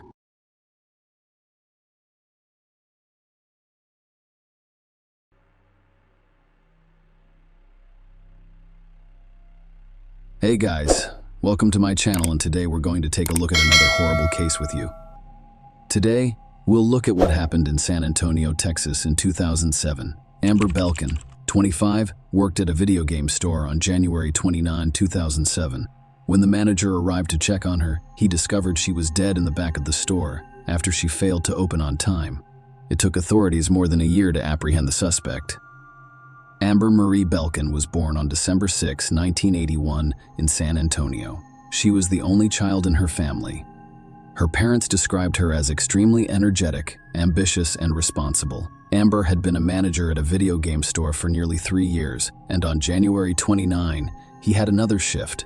The store was scheduled to open at 10 a.m., but she always arrived at work around 9 a.m. Before opening the store, she would take the money from the safe from the previous day and take it to the bank next door. It was done so that large sums of money did not accumulate in the store. Amber arrived at work around 9 a.m. on that January day, as she did every day. The store she worked in was part of a large international chain. Amber did not, however, open the store at 10 a.m. on that day, as was later discovered. Around noon, the regional manager contacted the manager of another store in San Antonio and asked him to take a drive to find out why Amber hadn't deposited the money and the store was still closed. Amber also failed to answer phone calls, raising suspicion and concern. The employee who went to check on Amber is named Mariano Rivera. After arriving at the location, he noticed a white car similar to Amber's. The store entrance was locked, and I couldn't see anyone through the glass windows. He knocked on the door several times, but no one came out. So he left. He returned about 2 hours later to take another look around, looking through the storefront windows. Rivera spotted Amber's assistant, Brandon. He knocked on the door, and Brandon let him in. Rivera asked Brandon if he had seen Amber, and he said no. He stated that he had just arrived and noticed something strange in the store. There were some money TDs and work-related documents on the floor. Rivera went into the back room and made a horrifying discovery. Amber's lifeless body lay on the floor, face down, with a plastic bag over her head. Later, forensic experts will determine that the cause of her death was strangulation. Rivera immediately dialed 911, and soon, the police cordoned off the store. Detectives discovered that Amber did not deliver money to the bank as she would on any other day. However, the safe in the store was empty, implying that there had been a robbery that went wrong. It's possible that the robber came across Amber and decided to eliminate her as a witness. Amber's schedule indicated that the crime occurred between 9 and 10 a.m. Unfortunately, there were no surveillance cameras in the store, which could have greatly aided the investigation, so the police had to look for alternative clues. First, detectives questioned Mariano Rivera and Brandon Bale, who discovered the body. They described how and under what circumstances they arrived at the store and discovered Amber's death. According to store management, approximately $2,000 was missing from the safe, along with a few video game CDs and 3 or 4 PlayStation consoles. The total store damage amounted to $6,000. The police questioned the employees of the businesses next to the store, but they did not receive the desired results. Nobody had seen or heard anything. While the police were busy at the crime scene, word spread throughout San Antonio, and mass media representatives crowded the parking lot in front of the store. Amber's father, Randy Belkin, learned about the incident from the news. When he saw the address of the store where the crime took place, he immediately got in his car and drove there. When he arrived, he spoke with a detective who unfortunately informed him that the victim of the crime was his daughter. This event divided Randy's life into 2 parts, before and after. Soon, Amber's mother, Lelia, arrived at the store. Looking into her husband's eyes, she realized their only child was no longer with them. After examining the crime scene, detectives concluded that the criminal exited the store via the back door, which is why no one saw him. However, the main conclusion was that the criminal was familiar with the store's schedule. He knew the money was delivered to the bank between 9 and 10 a.m. He also knew there were no surveillance cameras in this store. This is something only a former or current employee of the company would know. The first person seriously suspected of involvement in the crime was Amber's assistant, Brandon Beal. He was intimately familiar with the store's operations, and he was already inside when a manager from another location arrived to check on Amber's health. When Brandon arrived at work, he knew the store should have been open a few hours earlier, but it was still closed. Despite this, he opened the door with his key, entered, and then locked it. He noticed signs of struggle inside, but for some reason he did not enter the back room to see if Amber was present, and, after speaking with company management, detectives discovered that Amber, a store manager, was unhappy with Brandon's work and wanted him fired. She informed her mother that Brandon has a short temper and does not perform his job duties adequately, but a disagreement with Amber could push Brandon to commit a crime. Detectives started looking for answers to this question. The officer searched Brandon's car and home after receiving a warrant, hoping to locate the CDs and PlayStation consoles stolen from the store. However, none of the above were discovered. During questioning, Brandon stated that he arrived at the store around 2 p.m. He was surprised that the store was still closed. He said he opened the door with his key because he didn't think Amber was inside. I see the mess. He believed that the store had been robbed. The manager from another location arrived just a few minutes later. Brandon also admitted that he was unaware of Amber's desire to fire him, but he did acknowledge that they frequently disagreed on certain issues. His girlfriend and parents confirmed his alibi for the morning when the crime occurred. When he passed a lie detector, he was removed from the suspect list. Amber died nearly a month ago, and the police still had no new leads. The detectives feared that the case would remain unsolved. Amber's parents used social media to reach out to the public, requesting that anyone with information about the incident report it. A reward of $100,000 was offered for information leading to the arrest. Amber's employer provided 95,000 of them, and flyers featuring her were distributed throughout San Antonio. Regardless of this, no progress was made over the next 7 months, until one day, a police station received a critical call. The man who called identified himself as Joe and informed the detective in charge of Amber's case that he knew who was responsible for her death. Joe, or whoever, told the detective that Amber was strangled by 22-year-old Giovanni Rivera. When the detective asked why, he replied that he thought so. Joe replied that he and Giovanni previously worked for the same company as Amber. Giovanni called him on the day of the crime and asked if he wanted to take part in a robbery. The store was not chosen at random. Giovanni wanted to rob the store where Amber worked because it had no surveillance cameras. The detective asked Joe if he accepted Giovanni's offer and took part in the robbery, to which Joe replied negatively. If everything said is true, the police's initial assumption that the crime was committed by someone who was well versed in the store's schedule was correct. The detective requested that Joe come to the police station and make an official statement. He refused, but he probably knew they'd find him sooner or later. So 2 days later, he returned to the police station and stated once more that he did not participate in the robbery. During the questioning, Joe detailed how Giovanni Rivera first expressed his desire to rob a store. Joe claims Giovanni never said he was going to hurt Amber. However, about a month after her death, the case received extensive media coverage. He confessed that Amber's death was his fault. Joe explained that he didn't call right away because he was concerned for his safety. What are your thoughts? Could the $100,000 reward for providing important information motivate him to go to the police? Please share your thoughts on the matter in the comments. Joe claimed that the field of guilt began to overpower the feeling of fear, which prompted him to make a call. Although the testimony alone was insufficient to obtain an arrest warrant for Giovanni Rivera, the detective still summoned him to the police station for questioning.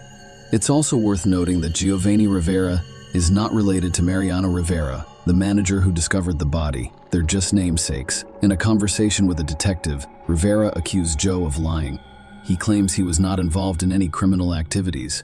He eventually refused to answer any further questions, forcing the police to release him. While the officers considered how to bring him to justice, Giovanni relocated to Laredo, Texas, with his family. This is the city on the border with Mexico, so there was a good chance he'd cross the border and get lost. However, without strong evidence, detectives were unable to proceed, and the case was once again stalled for months. Fortunately, help arrived unexpectedly near the end of June 2008. Veronica, Giovanni's wife, called the police nearly a year and a half after Amber died. She claimed that her husband attacked her, threatening her and the children with a pistol.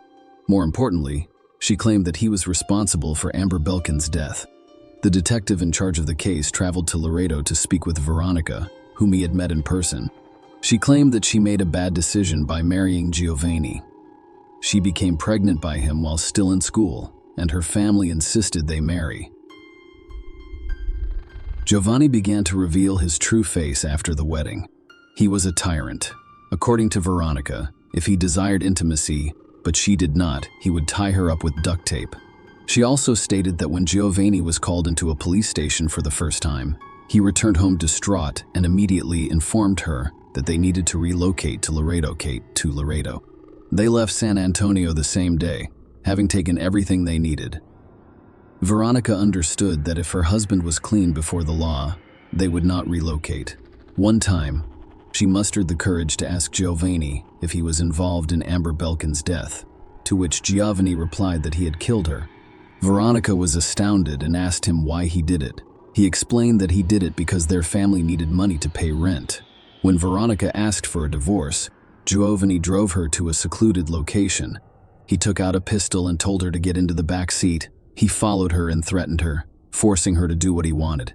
Then he pulled her out of the car, handed her the gun, and instructed her to finish him. Veronica said she wouldn't do it. Giovanni responded that if she did not shoot, he would deal with her, her children, and her relatives. Veronica begged him to think about what might happen to their children. If they were left without their parents, it appeared to work, and they both returned home that evening, but Giovanni said he was going to disappear in the morning. When he drove away, Veronica immediately called the police and told them about her husband's confession. Detectives obtained a warrant for Giovanni Rivera's arrest after receiving testimony from 2 witnesses, one of whom was Giovanni Rivera's wife. However, Rivera managed to cross the border and become lost in Mexico at the time. Another 6 weeks passed before he was discovered and arrested at a relative's home. Mexico's authorities agreed to his extradition to the United States on the condition that prosecutors do not seek the death penalty for him. These terms were agreed upon. After all of the documents were completed, Giovanni Rivera was delegated authority in the United States. Amber's parents were relieved that his arrest would result in justice for their daughter's death. On August 7, 2008, Rivera was interrogated. In contrast to the previous conversation, the officers heard his wife's testimony. When informed of this, he admitted to everything. He stated that as soon as Amber opened the store door, he followed her, wearing gloves and a mask. Amber recognized him, which surprised him greatly. He told her that he was having financial problems and that he desperately needed money, and he forced her to open the safe. Amber attempted to reach the phone at one point, and he had to tie her hands with duct tape. She panicked and began screaming. According to Rivera, he placed his hand over her mouth and asked her to remain silent. Amber tried to break free, but he realized he had reached the point of no return. He took a plastic bag from nearby and cut off her oxygen. She stopped breathing. He took the money, some CDs, and some PlayStation consoles before driving away in his car, which was parked behind the store. Rivera's lawyer began negotiating a plea deal. The district attorney's office took nearly a year and a half to accept this agreement, which excluded a life sentence without parole. Given the risks of a jury trial and the fact that appeals can take years to be heard, prosecutors concluded that the plea deal was the best possible outcome for the Belkin family. Giovanni Rivera received a life sentence as a result of the deal in April 2010. He must serve 30 years in prison before he can apply for parole. Amber has promised her relatives and friends that they will do everything they can to ensure that he never walks free. The authorities did not say whether anyone received the $100,000 reward offered for assisting in the search for the perpetrator. Share your opinion with us in the comments and subscribe to the channel for more.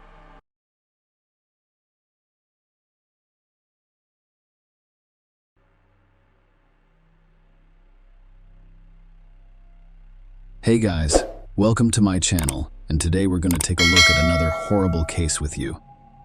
In this video, we'll look at an incident that happened in Florida, USA, on July 14, 2012, when Adrienne Robert, 29, was discovered dead by her roommate. Her eyes were open, but she didn't breathe. CCTV cameras were instrumental in the investigation of this case, assisting detectives in locating and apprehending the criminal. Adrienne was born January 4, 1983, in Brunswick, Maine, and 1983, in Brunswick, Maine.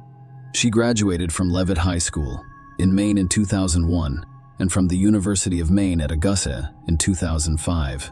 In 2007, she relocated from Maine to Clearwater, Florida. Adrienne's family and friends described her as a beautiful, unkind person who was always cheerful and energetic. She looked forward to the future with excitement. She and her boyfriend, Justin, were preparing to start a life together. Adrienne was renting a home with her friend Jay at the time. The relationship with Justin was progressing, and in July 2012, they found a home where they planned to live together. Adrienne packed her belongings and decided to throw a goodbye party on the evening of July 13, 2012. She told her boyfriend Justin that she and her roommate Jay planned to go to a movie, a bar or something. Justin was unable to join them due to an urgent business matter. At the same time, Justin had no objection to Adrienne spending the evening in Jay's company. After all, they were both roommates and friends. Jay and Adrienne began their celebrations at home. They had a few drinks, recalling happy memories from the past, but then decided to continue the night elsewhere, going to the Diamond Dolls strip club. This establishment is still in operation today and appears to be the same from the outside. At 3:34 a.m., Jay called 911 and told the operator that he had just returned home and discovered his roommate dead.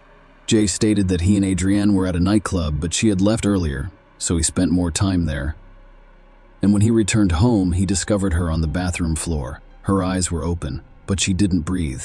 There were also signs of a struggle, implying a crime. The operator told Jay to concentrate and perform CPR on Adrienne while giving him instructions. Jay followed them all, attempting to restart Adrienne's heart until the paramedics arrived. Unfortunately, when the ambulance arrived, she had died, and they were unable to assist her in any way. She was pronounced dead on the scene. The police had to answer the following questions. Who killed Adrienne Roberts, and was her roommate involved? They began by thoroughly searching the house, inspecting every closet and checking under each bed.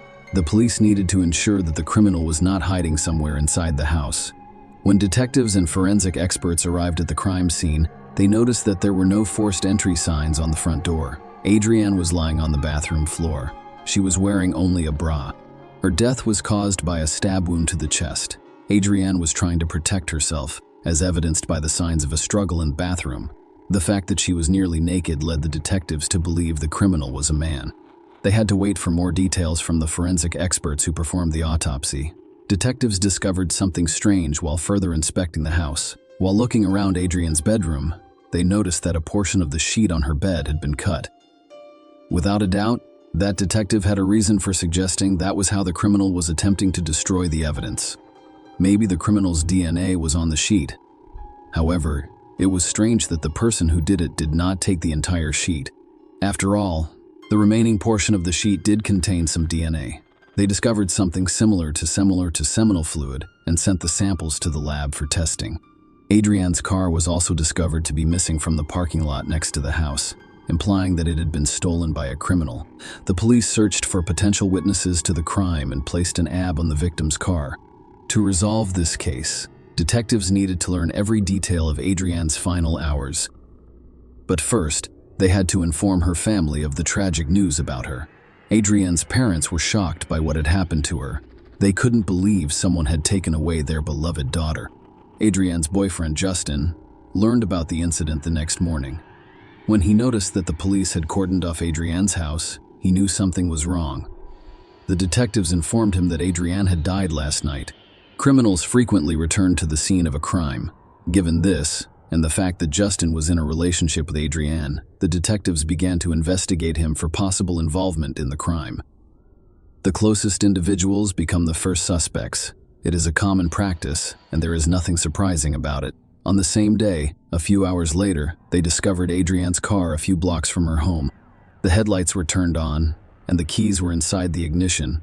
The abandoned car only confirmed the investigators' assumption that the criminal used the victim's car to flee the crime scene. Forensic experts carefully examined the vehicle's interior, hoping to find something that could help solve the case. Investigators turned to CCTV footage to determine who was driving Adrianne's car. Unfortunately, the location where the police discovered Adrianne's car lacked cameras. Nonetheless, there were cameras on nearby buildings. Looking through the recordings, the investigators noticed a man wearing shorts, a baseball cap, and long hair. It was around the same time that the 911 call came in. He was slowly walking in the opposite direction of Adrianne's car, and it was critical to know where he was going next. There was another surveillance camera around the corner. However, the investigators were greatly disappointed. This man went the opposite way. As a result, they lost track of his location. They replayed the recording dozens of times, hoping to catch something they hadn't noticed before. However, it was difficult to see anything but the general features of this man. Because the recording was done at night, interviewing witnesses provided the police with new information to consider while sitting on the porch of his house at night. One of the neighbors noticed Adrianne and a man running down the sidewalk.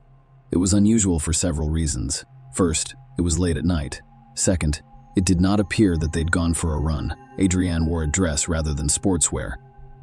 Furthermore, she had shoes in her hand. The man running after her was not dressed in sportswear, but it did not appear to be stalking because Adrianne was not screaming or calling for help. As a result, the neighbor placed little importance on what he saw. As I previously stated, the investigators needed to reconstruct the sequence of events preceding the 911 call about Adrianne, the victim's roommate. Jay was invited to the police station for questioning. After all, Adrianne accompanied him to the club, and he later discovered her on the bathroom floor, or so he claimed. During a conversation with the detective, Jay stated that he and Adrianne had a few drinks at home before going to Diamond Dolls. They used to go there to relax and get away from their daily problems. According to Jay, they went there on foot because they had already consumed alcohol and didn't want to drive in such a state. As a result, the police decided to focus on Diamond Dolls, as visitors with questionable reputations frequent such locations. Jay said he and Adrianne arrived at the club around 10:30 p.m. I stayed there for several hours. When they were sitting at a table, another man they had never met before joined them. Jay referred to him as an African American with a beard and a baseball cap. Adrianne returned home a few hours later, and Jay is said to have stayed behind. He noticed that the guy sitting at the table with them had also left, hoping to confirm Jay's testimony and uncover new clues. The investigators headed to the Diamond Dolls. They were confident that the club had surveillance cameras that would allow them to determine whether Jay was telling the truth or had something to hide. The wide-angle camera aimed at the road recorded everyone who entered and exited the club that evening. Looking through the footage, the investigators discovered the moment Jay and Adrianne arrived at the club. They were relaxed, and nothing unusual was happening. The other camera was positioned at the club's entrance. Furthermore, the recording quality was quite good. It enabled the police to make. The CCTV footage verified Jay's testimony. He exited the club alone at 2:53 a.m. He stepped outside, crossed the parking lot, and walked to his house. Adrianne also left the club earlier than Jay, at 1:38 a.m., according to security cameras. When Adrianne entered the club, the most observant viewers likely noticed something was wrong. She was dressed in a dress and what appeared to be a jacket. However, when she returns home, she only wears a dress. Adrianne had left the club and was about to head home. But 4 seconds later, a man wearing a baseball cap emerged from the club. He dashed out after her to return the jacket she had left inside. After he handed Adrianne the jacket, they appeared to be discussing something. We'll never know what they were discussing at that point. Instead of returning to the club, this man followed Adrianne out of the parking lot, where they turned right. As you can see, the street isn't crowded. There are almost no houses here. Did Adrianne feel in danger at that time? Perhaps. We will never know for sure. Investigators concluded that the man caught on camera at the club and the man seen near Adrianne's abandoned car were not the same person. Given all of the circumstances surrounding her death, they concluded that the perpetrator was most likely the man they saw on the club's key TV footage, and that the man in this recording could be a random passerby. In any case, the police were investigating all possible scenarios and hoped to provide answers to Adrianne's parents as soon as possible. Her family traveled to Florida to pick up her belongings.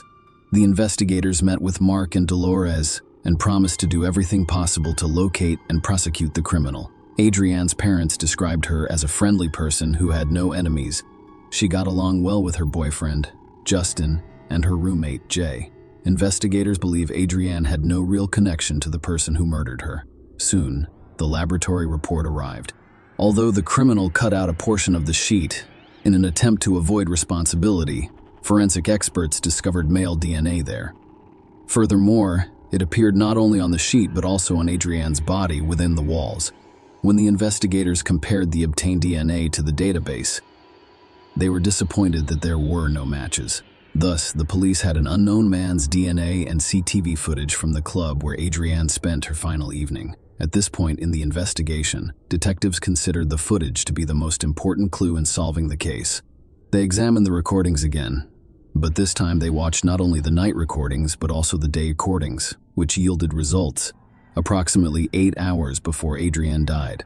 Investigators saw the same man Adrienne was talking to in the parking lot and who left with her.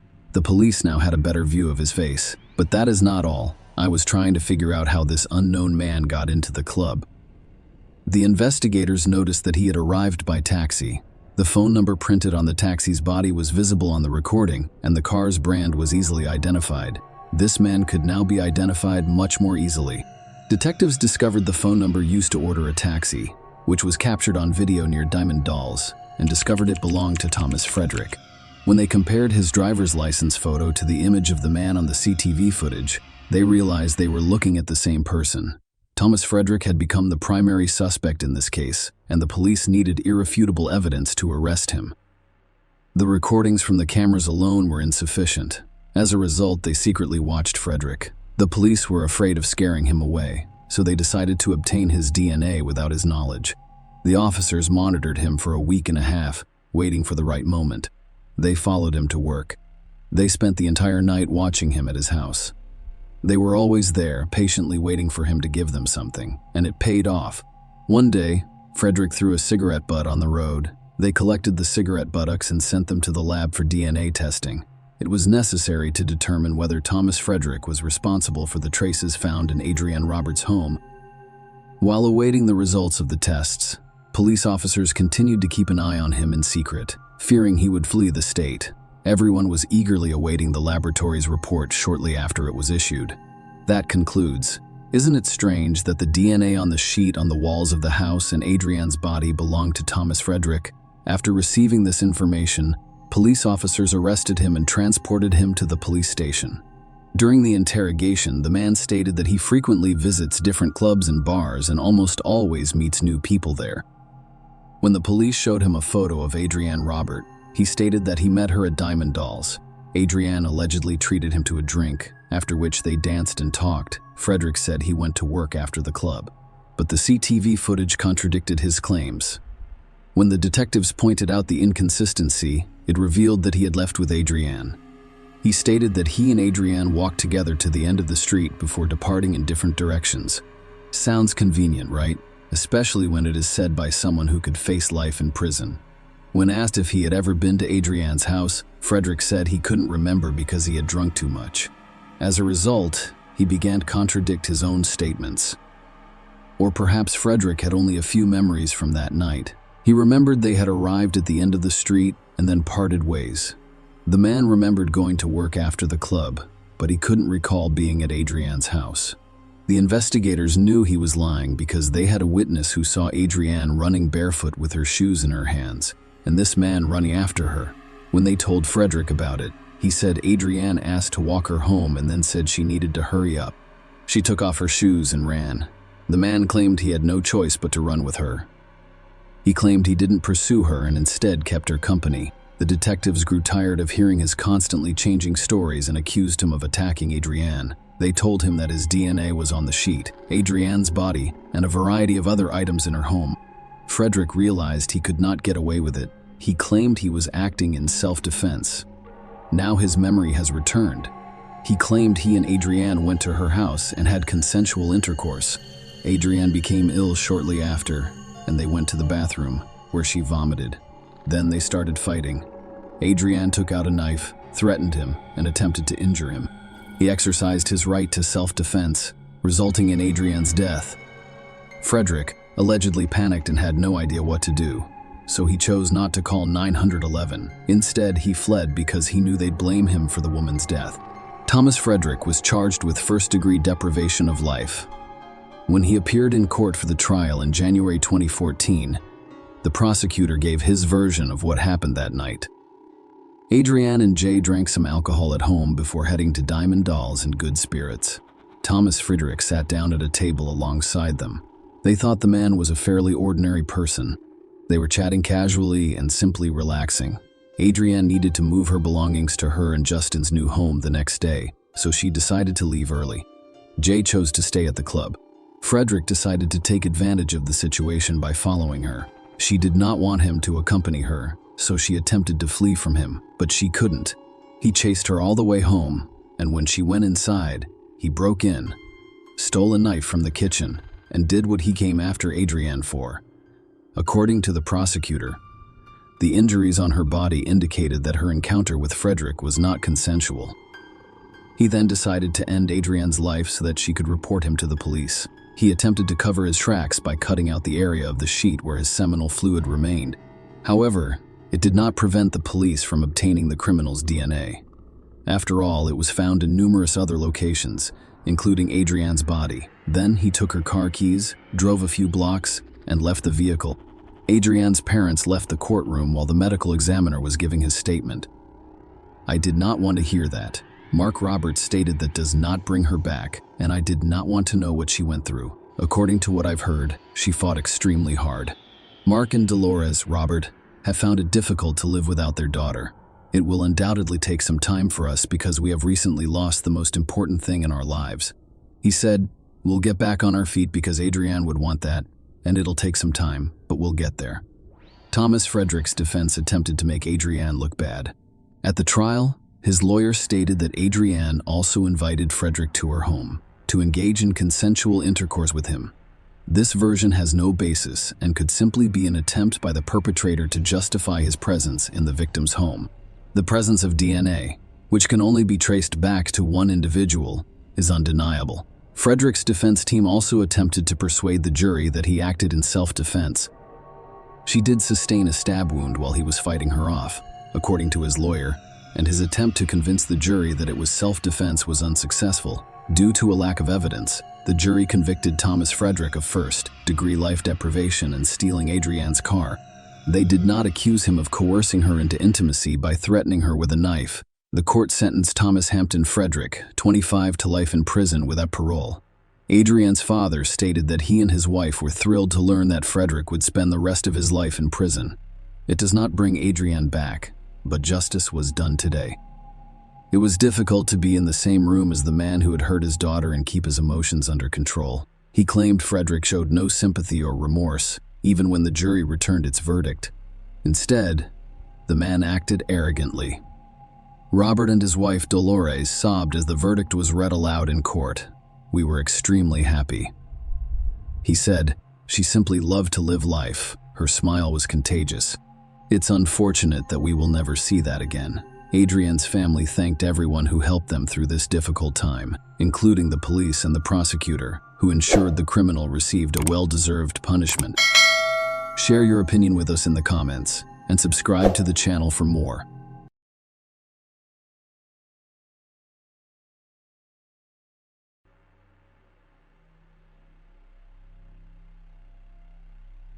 Hey guys, welcome to my channel, and today we're going to take a look at another horrible case with you. A woman mysteriously disappeared from her own home, and her friends decided to go to the police. At first, it looked as if she herself had gone somewhere, but with each new clue, the case became more and more creepy. Eventually, investigators were able to uncover the mystery, and the truth turned out to be quite frightening. Mindy Schloss was born in 1955 in New York City. When she was 25, she moved to Alaska, where she graduated from a local medical university. The woman earned a degree in psychiatry and took a job as a nurse at Fairbanks Hospital. Though most of the time she had to work on the field, many people in remote areas of Alaska were not able to go to the hospital on their own, so Mindy and her colleagues would use all manner of transportation, including boats and airplanes, to get to them. She loved her job and took it as seriously as she could. Mindy lived about 600 kilometers from the hospital in Anchorage. She took a plane to work and stayed in a hotel all weekdays, going home on weekends. It was August 2007. Mindy, who was 52 years old at the time, returned to Anchorage for the weekend and was soon to fly back to work during her absence. She always asked her best friend Jerry to stop by her house to feed her cat and give him the medicine he needed. On Saturday, August 4th, her friend called her to discuss the matter, but Mindy never came to the phone. She still hadn't been able to reach her all day, and it was strange, so Jerry contacted their mutual friend, but he too had not called Mindy that day. At first, Jerry thought Mindy had gone somewhere on business, but she didn't answer her phone the next day either. Then her friend decided to drive to her house. No one answered the door knock either, and Jerry used her spare key. At first glance, everything seemed normal. The house was in order. There were no signs of a struggle or any other evidence that something bad had happened to Mindy. It was only on the way out the jury noticed something strange. The doorknob of the front door was loose, and the woman decided to tighten the screws with the screwdriver. After that, she went to work without knowing where her friend had disappeared to. On Monday, August 6th, Jerry called the hospital where Mindy worked. To her surprise, the woman never showed up for work, which was completely out of character for her, nor did she contact any of her co-workers to alert them of her absence. All this indicated that something might have happened to the woman, and Jerry decided to contact the police. The police department took a missing persons report, and Jerry and the detective went to Mindy's house again. No sign of a break-in was found. There was also nothing of value missing from the house. This ruled out the possibility that a burglar had broken into the woman's home. What's more, Mindy had some medications in her home that were only available with a doctor's prescription. Any burglar would most likely have taken them since they were in demand among people with drug addictions. Upon entering the garage, they discovered that Mindy's car was missing. It was also very strange. The woman always took a cab to the airport and only used her car to get around town. The police concluded that something really bad had happened to the woman. A forensic team examined the house, trying to find any clues, but it was inconclusive. At the time, the kidnapping theory was unlikely. The police thought Mindy might have probably had an accident. She often went to the countryside, and the terrain in those parts was quite dangerous. People could have fallen prey to wild animals, or just accidentally fallen off a cliff, but this theory did not bring the police any closer to solving the case, and they decided to begin a search for suspects who in theory could have been involved in her disappearance. The first thing they did was check on Bob, Mindy and Jerry's mutual friend. The man was eager to cooperate with the investigation, and the detectives quickly determined that on the day of the woman's disappearance, he was at work many miles away from her home. As the exact time of Mindy's disappearance, the police had no clear answer. The woman had now been in touch since Saturday. After examining her computer, experts determined that the last time she used it was at 1:30 a.m. that same day. With no solid leads, police decided to enlist the help of the public. They posted flyers around town with information about the missing woman and distributed the information to local TV stations. The same day, they began receiving calls from witnesses, but most of the leads led nowhere. People reported seeing Mindy in various places and even in other states. None of these leads were ever helpful. Meanwhile, Bob and his co-workers decided to comb the area where Mindy might have gone. She had been out in the countryside quite often for berries or just out for a walk. Unfortunately, the search also yielded no results. The detectives decided to go a different route and contacted the bank the woman used. They asked them to check to see if there had been any activity on her cards in recent days, and this is where a serious lead finally awaited them. Early Sunday morning, the day after Mindy went missing, someone had withdrawn $500 from her debit card, the maximum amount available for withdrawing in a 24-hour period. Police immediately obtained the ATM camera footage from the bank, and they got a disturbing sighting. It turned out that the money had been withdrawn by an unknown man. His face was covered by a bandana, so they could not identify him. He pulled down the bandana only after his face was out of the camera's field of view. As a result, the police had no choice but to wait until the man tried to use someone else's card again. Meanwhile, the detectives received another tip. They learned from Mindy's co-workers that the woman was planning to renovate her home and had hired workers. At some point, she had a conflict with their supervisor over the cause of the work. Mindy later admitted to her co-workers that she was afraid of him because he acted strangely during visits to her home. The police checked on the man, but he turned out to have an alibi for the day the woman disappeared. They also questioned another worker who came to her house on Friday around 7 p.m. The man was also uninvolved, and he couldn't remember anything suspicious that night.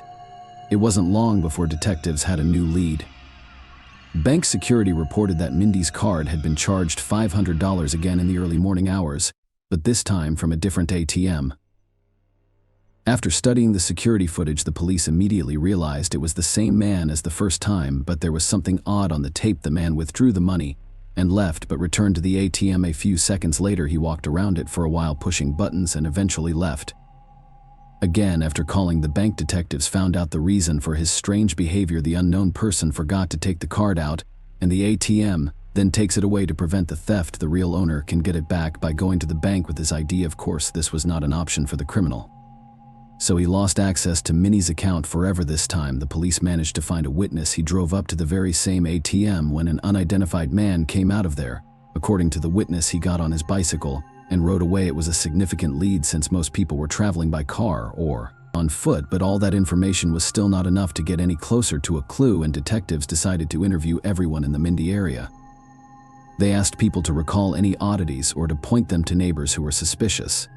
To their surprise, many residents named one particular house right near Mindy's house. According to them, parties were constantly held there. The residents were always making noise and disturbing the peace. The detectives went there and found out that quite a number of people were living there, but they weren't willing to talk to the police. The detectives then went to a woman who lived directly across the street from the house. She said she did not see anything suspicious, but her demeanor showed that she was very nervous. The next day, the woman called the police station and asked the detectives to meet, but not at her house. They met at another location, and the woman shared a creepy story. Shortly before the detectives first visited, a man who lived across the street had stopped by to see her. He said police were walking around the neighborhood and asked the woman not to tell them he lived here. When asked why, he said he was on parole and did not want the police to know his location.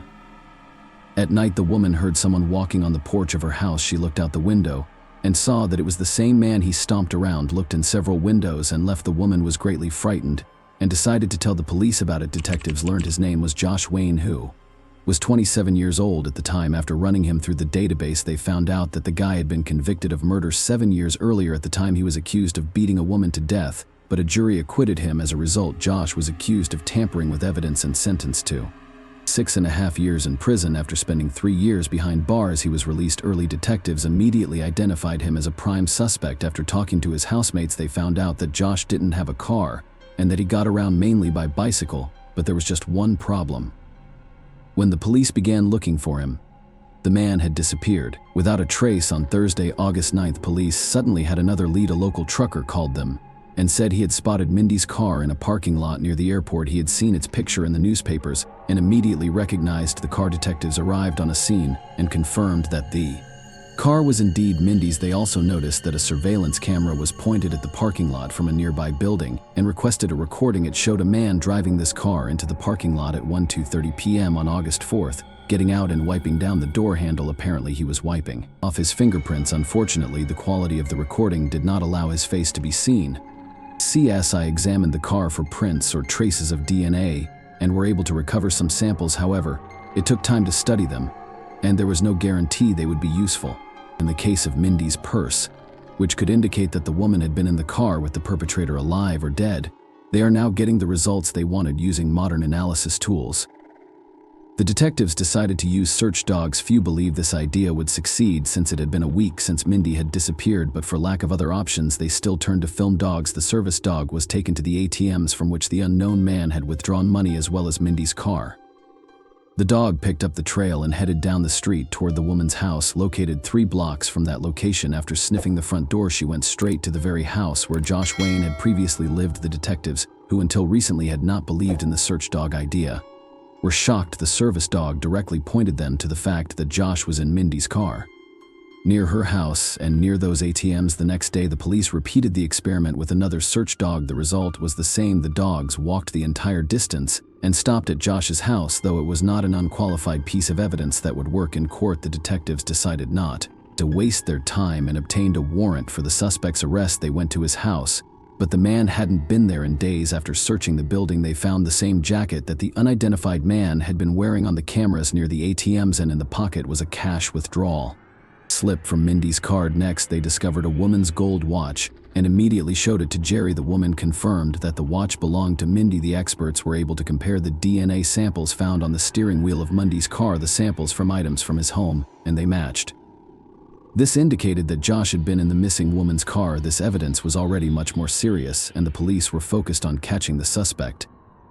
Leaflets with his name were posted all over the city, and they even rented several billboards. According to detectives, it was one of the largest manhunt operations in Alaskan history. Virtually every law enforcement officer was working on the matter, and locals reported any suspicious evidence. At one point, police released ATM camera photos and were approached almost immediately by a woman named Lisa.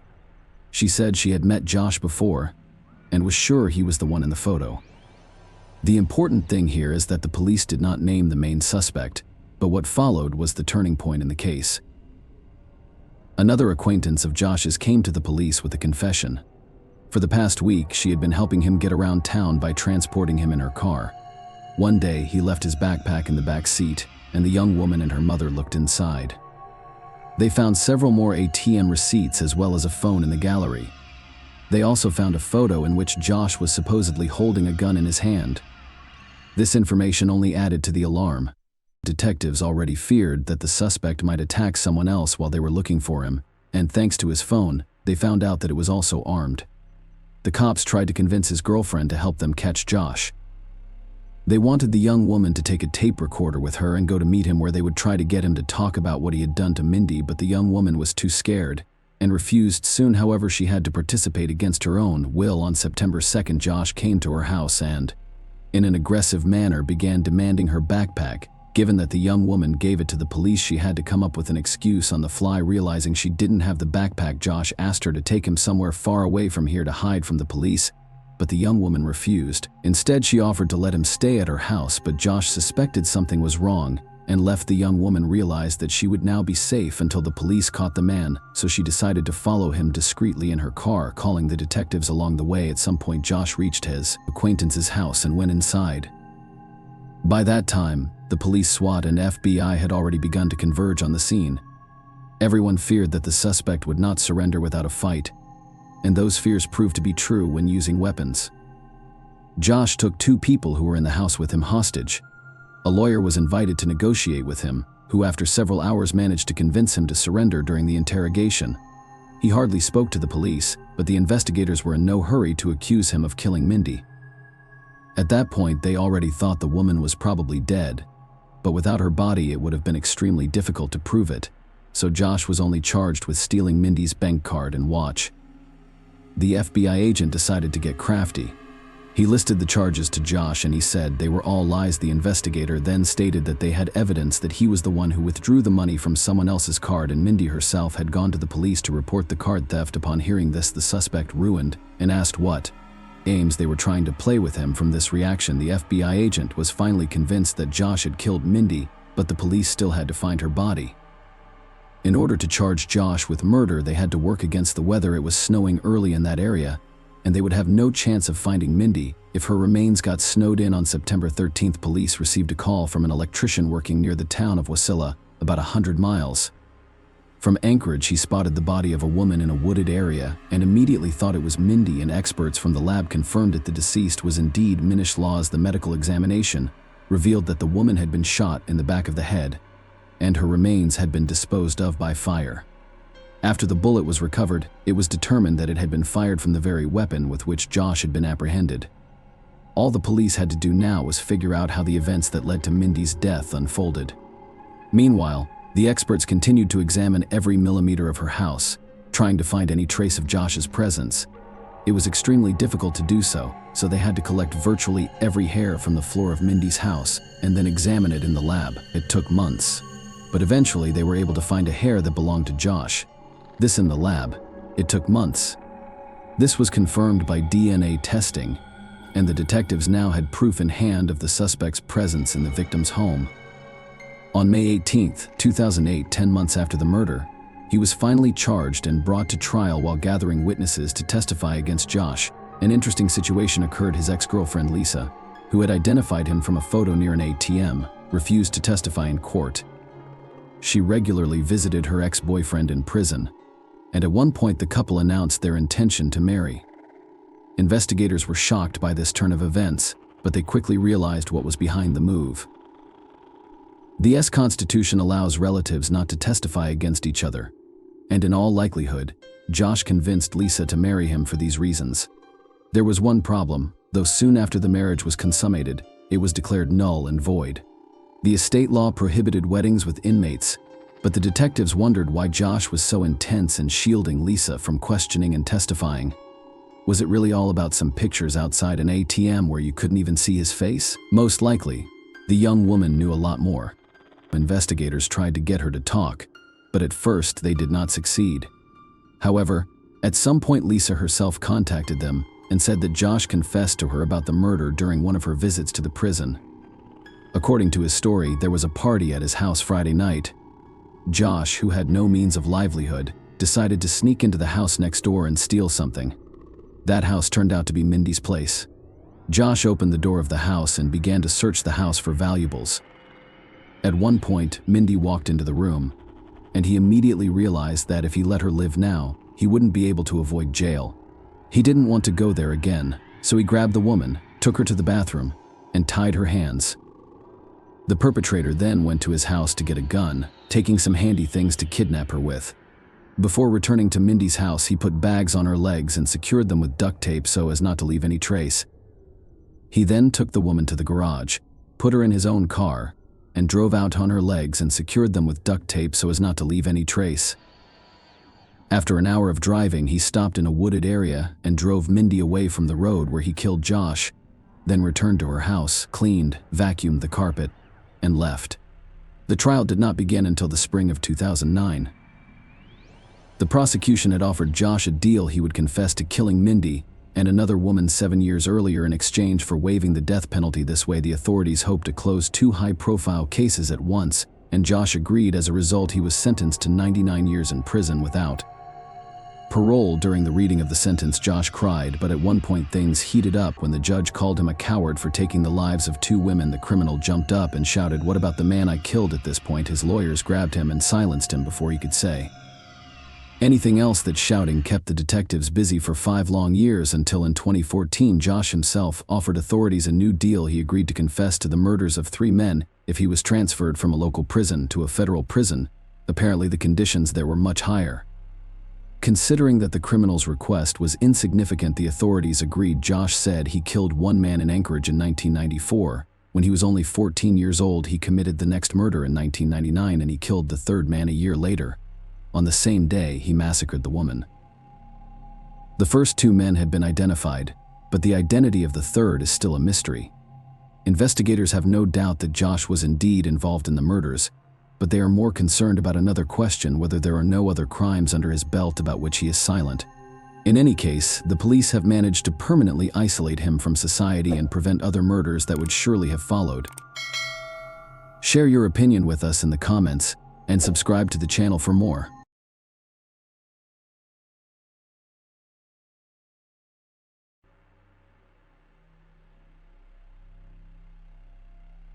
Hey guys, welcome to my channel, and today we're going to take a look at another horrible case with you. In this video, we will look at the events that took place in California. Corey Desmond, 28, went missing in Redondo Beach while leaving her bartending job on Valentine's Day, 2009. A few days later, her body was discovered in a plastic trash bag on the side of the road and in Running Springs in San Bernardino County. The police had differing accounts of what happened. However, after a few months, the investigation came to a halt. The breakthrough came after a woman saw a billboard with a picture of Corey and called the police. Corey Desmond was born March 18, 1980, at the Torrance Memorial Hospital, and she was the center of attention from the start because she needed to fight for her life. She had to undergo multiple surgeries due to a hole in her diaphragm, and her chances of survival were only 20. Miraculously, she not only survived, but thrived. Desmond's friends and family described her as a smart, self-confident young woman who was not afraid to express her opinions, was energetic, and had a lot of affection for the people she cared about. Desmond graduated from North Torrance High School and later earned a master's degree in criminal justice from Long Beach State. Unsure of her life's purpose, she changed her mind and decided to become a teacher. Her goal was to educate autistic children. A week after her death, she received a notice in the mail that she had earned her teaching certificate. She was adored by many people, including her friends. She was sweet at times, but tough as nails. She could command a bar full of customers whenever she wanted, and all the while she was singing one of her favorite karaoke songs, like Black Velvet or These Boots Were Made for Walking, and was once again the center of attention. Corey's secondary family which she formed while working in various establishments, kept her coming back regardless of what her family wanted her to do. In 2009, Corey worked in a bar. On Saturday, February 14, she worked a shift that ended at 9:30 p.m. She then went 2 blocks to the popular bar and street lounge. Corey was well known among the bar's employees because she had friends who worked here. She was captured on surveillance cameras assisting her friends at the bar. She left only after it closed around 2 a.m. Following that, none of her friends saw her again on Monday, February 16, at around 2:20 p.m. The San Bernardino County Sheriff's Office received a terrifying call approximately 100 miles from the bar where Corey was last seen. The driver paused to remove the snow chains from the wheels. The man noticed a strong, unpleasant odor as soon as he got out of the car. He suspected the source of the stench was an animal hit by a car, but he decided to investigate. Not far from the car, he discovered something strange. He noticed a black plastic garbage bag with a woman's body inside. In a panic, the man ran out into the road, stopping cars and asking them to call the police because his phone's battery had died. They identified the victim using fingerprints and a driver's license.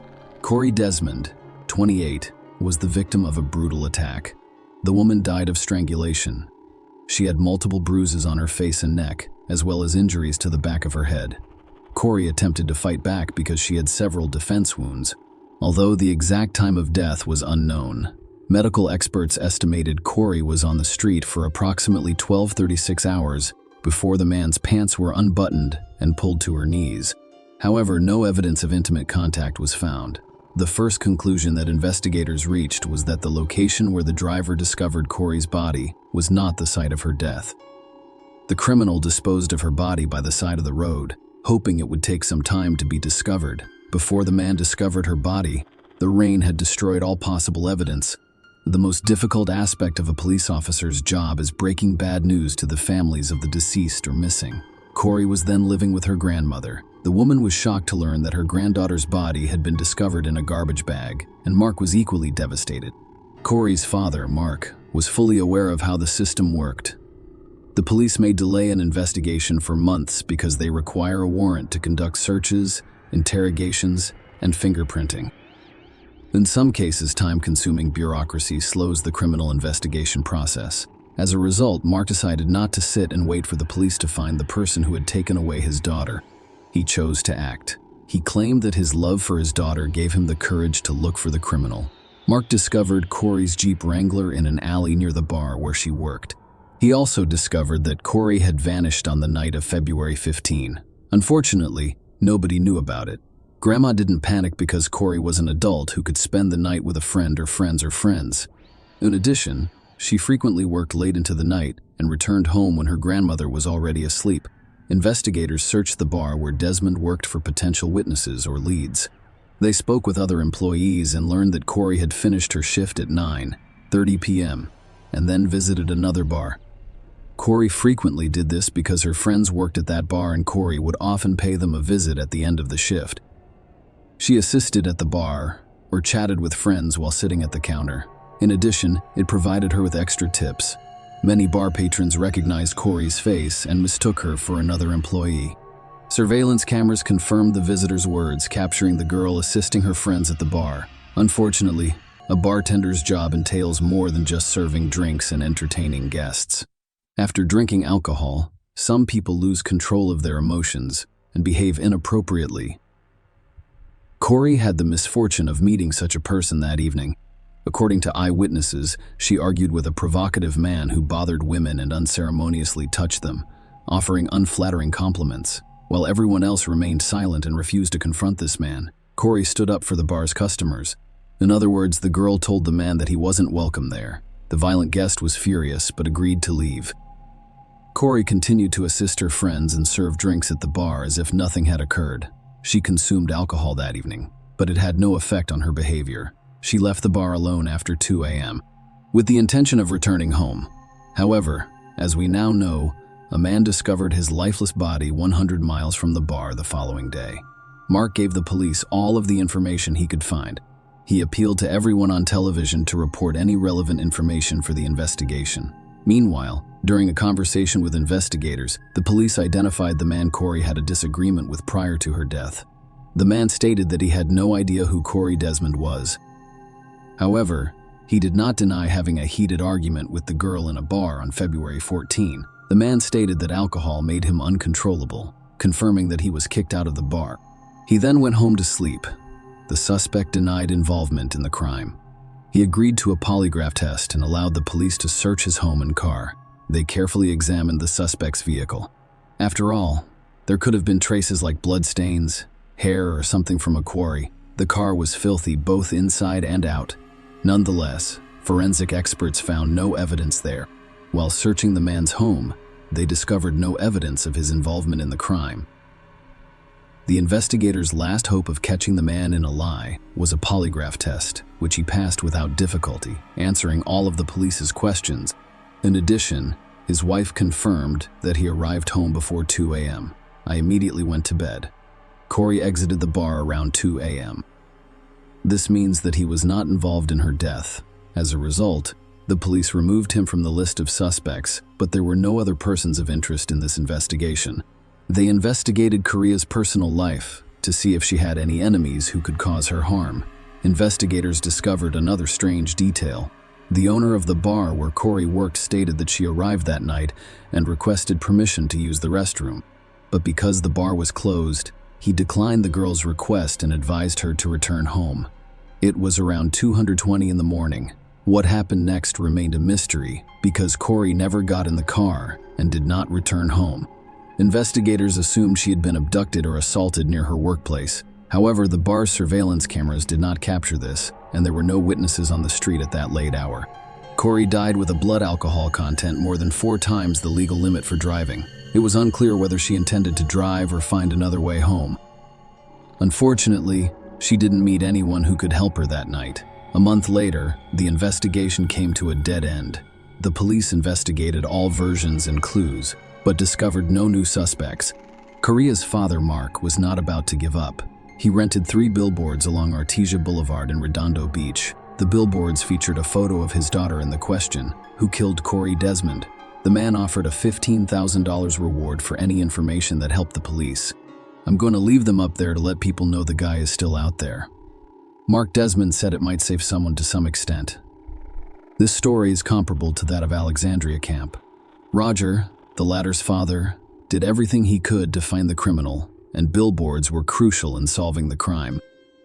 If you haven't seen this story yet, please click the link at the end of the video. Corey's information was periodically displayed on 50 electronic billboards. Eventually, it produced results. When the phone rang at the police station in May 2009, Tiffany Ware noticed one of the billboards featuring Corey's photo. This woman helped the police solve this case. Tiffany spoke quietly. The woman was distressed and terrified. She rambled as if she didn't know where to begin. Finally, she focused and said, "Hello, my name is Tiffany. I believe my boyfriend, Tony Lopez Perez, murdered that bartender girl, Corey Desmond. Please check on him. He is behaving strangely, but I will tell you more when we meet." Tiffany called multiple times to set up a meeting with the detective. During their conversation in the park, the woman revealed her suspicions. According to her, on February 14, she and Tony planned a romantic Valentine's Day dinner. She spent the entire evening preparing for her date. Tiffany took the children to see their grandparents, went to a beauty salon, and purchased a new red dress. Tony enjoyed it when she wore red clothes. It drove him crazy. He was working that day but had to get home around 11:30 p.m. Tiffany waited for Tony almost all night. The woman attempted to contact him, but he did not return calls or messages. Tony returned home at 4:30 a.m., as if nothing had happened, and claimed he was too drunk to go home. He claimed he fell asleep in his car. Tiffany mentioned that Tony rarely cleans the interior of his car. However, after a few days, he purchased the entire set of cleaning supplies. He washed the car thoroughly without her assistance. The guy's behavior appears strange, but at the time, she didn't give it much thought. A few days later, Tony sold his white Dodge for nearly nothing and purchased another vehicle. He also changed his phone number for no discernible reason. A little later, they went on a joint trip to Big Bear Lake. They chatted the whole way, and everything seemed normal until Tony abruptly stopped the car on the side of the road. He turned to Tiffany and asked, "Do you think this dead girl, what was her name? The bartender was dumped here? I'm almost certain that the police found her body here." Tony Lopez Perez and Tiffany lived together for about 4 years. They had a 6-year-old son together but never got married. He was a hardworking individual who got along well with everyone. He has never had an issue with the law. Perez came from a large family of 8 siblings. Perez's parents grew up in the Los Angeles area, and he attended Manhattan Beach High School. Tony's absence on the day of Corey's death, cleaning and urgently selling the car, a strange trip, an equally strange comment about where the police discovered her body, a change of phone number, and strange behavior. Putting these facts together, Tiffany realized that Tony could have killed Corey Desmond. She did not want to believe it. The investigators decided to speak with Tony and went to his house to keep him from suspecting anything. Tiffany agreed to cooperate with the police and not tell him anything about the conversation. It appeared that they were conducting routine interviews of people to find witnesses in the Corey Desmond case. Tony appeared calm, like he had nothing to hide. He wasn't nervous as he answered all the questions. He said he didn't know her and had only seen Corey in the newspapers. However, hard evidence was required to charge Tony Lopez Perez with Corey's murder. Thus, the police discovered the new owner of Tony's Dodge, which he sold shortly after learning of his death. The new owner confirmed that Tony sold him the car at a low price. He allowed the police to search the vehicle for evidence. Tiffany claimed Tony thoroughly cleaned the interior before selling his car. However, when the experts applied luminol and used an ultraviolet lamp, it became clear why Tony Lopez Perez sold his car. The interior of the car was lit up in bright blue. Tony was asked to come to the police station. They kept the discovery a secret from him in order to keep him from fleeing. He initially claimed he had never seen Corey, but later changed his story, saying he saw her near the bar and whistled at her. When the police noticed the man changing his testimony, they showed him photos of the car he had sold and informed him that they had discovered crucial evidence there. This time, Tony claimed to have seen Corey outside the bar standing under a streetlight. She lost consciousness and fell to the sidewalk. He tried to help her, but she did not recover consciousness. Then he started slapping Corey's cheeks. Corey opened her eyes and began screaming. She told him to leave and asked him to let her go. According to Tony, he became scared, put his hands over her mouth, and accidentally strangled her.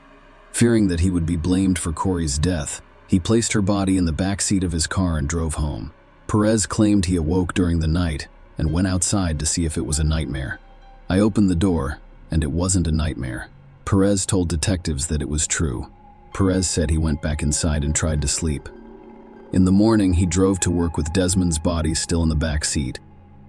At the end of the day, he placed her body in 2 garbage bags, drove to a remote location, and left it by the side of the road. Tony claims what he did to Corey was an accident. He claimed he was drunk and scared. In his panic, he strangled her unintentionally, but Corey's injury indicated otherwise. She had serious injuries to the back of her head, bruises on her face and neck, and defense wounds on her hands. Furthermore, Correa's pants were down to her knees.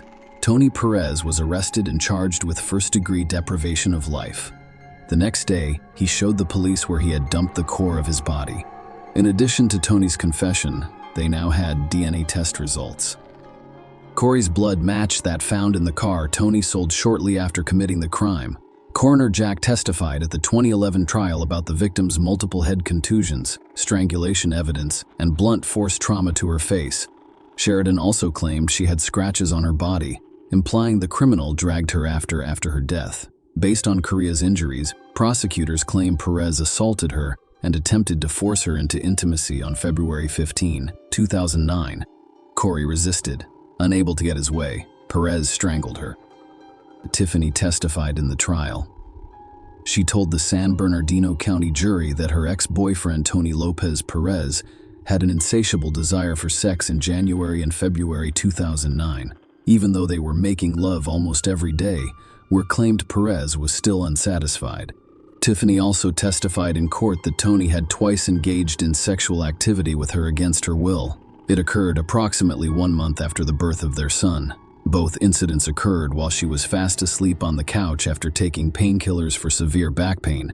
Perez, who declined to testify at the trial, delivered his first statements to the court during his sentencing. He stated that he was taught to love and respect those around him, but that he occasionally strayed from this path. "I forgot the most important lessons I learned in life, which make me a man, a father, a loving uncle to many, and a responsible person who supports his family, Perez said. Ultimately, I fell short. He mostly stuck to the story his attorney, Andrew Hale, told during the trial, that he was scared and did not mean to hurt Desmond at all. He told a jury of 6 men and 6 women that Perez discovered her passed out on the sidewalk. He claimed he tried to calm her down and didn't intend to kill her. I should have thought before acting. Perez said I should have taken a step back and cleared my mind. Fear took over. I was extremely scared and careless. Korea's father, Mark Desmond, stated that his daughter had a bright future ahead of her before her life was cut short at the age of 28. Tony Perez should live the rest of his miserable life, knowing that he killed his own children's hopes and dreams while killing Corey. Her father claimed that he represents all of the characteristics that women in society fear. Perez begged God in the court for mercy just before his sentence was handed down. My heartfelt apologies to the Desmond family and to my own family. I have caused the Desmonds so much pain and sorrow that their lives will be forever changed. Beverly Desmond's grandmother commented, I hope he never gets out on the street again. I hope he suffers as much as she did. In July 2011, a jury of 6 men and 6 women convicted Tony Lopez Perez, 36, of first-degree deprivation of life.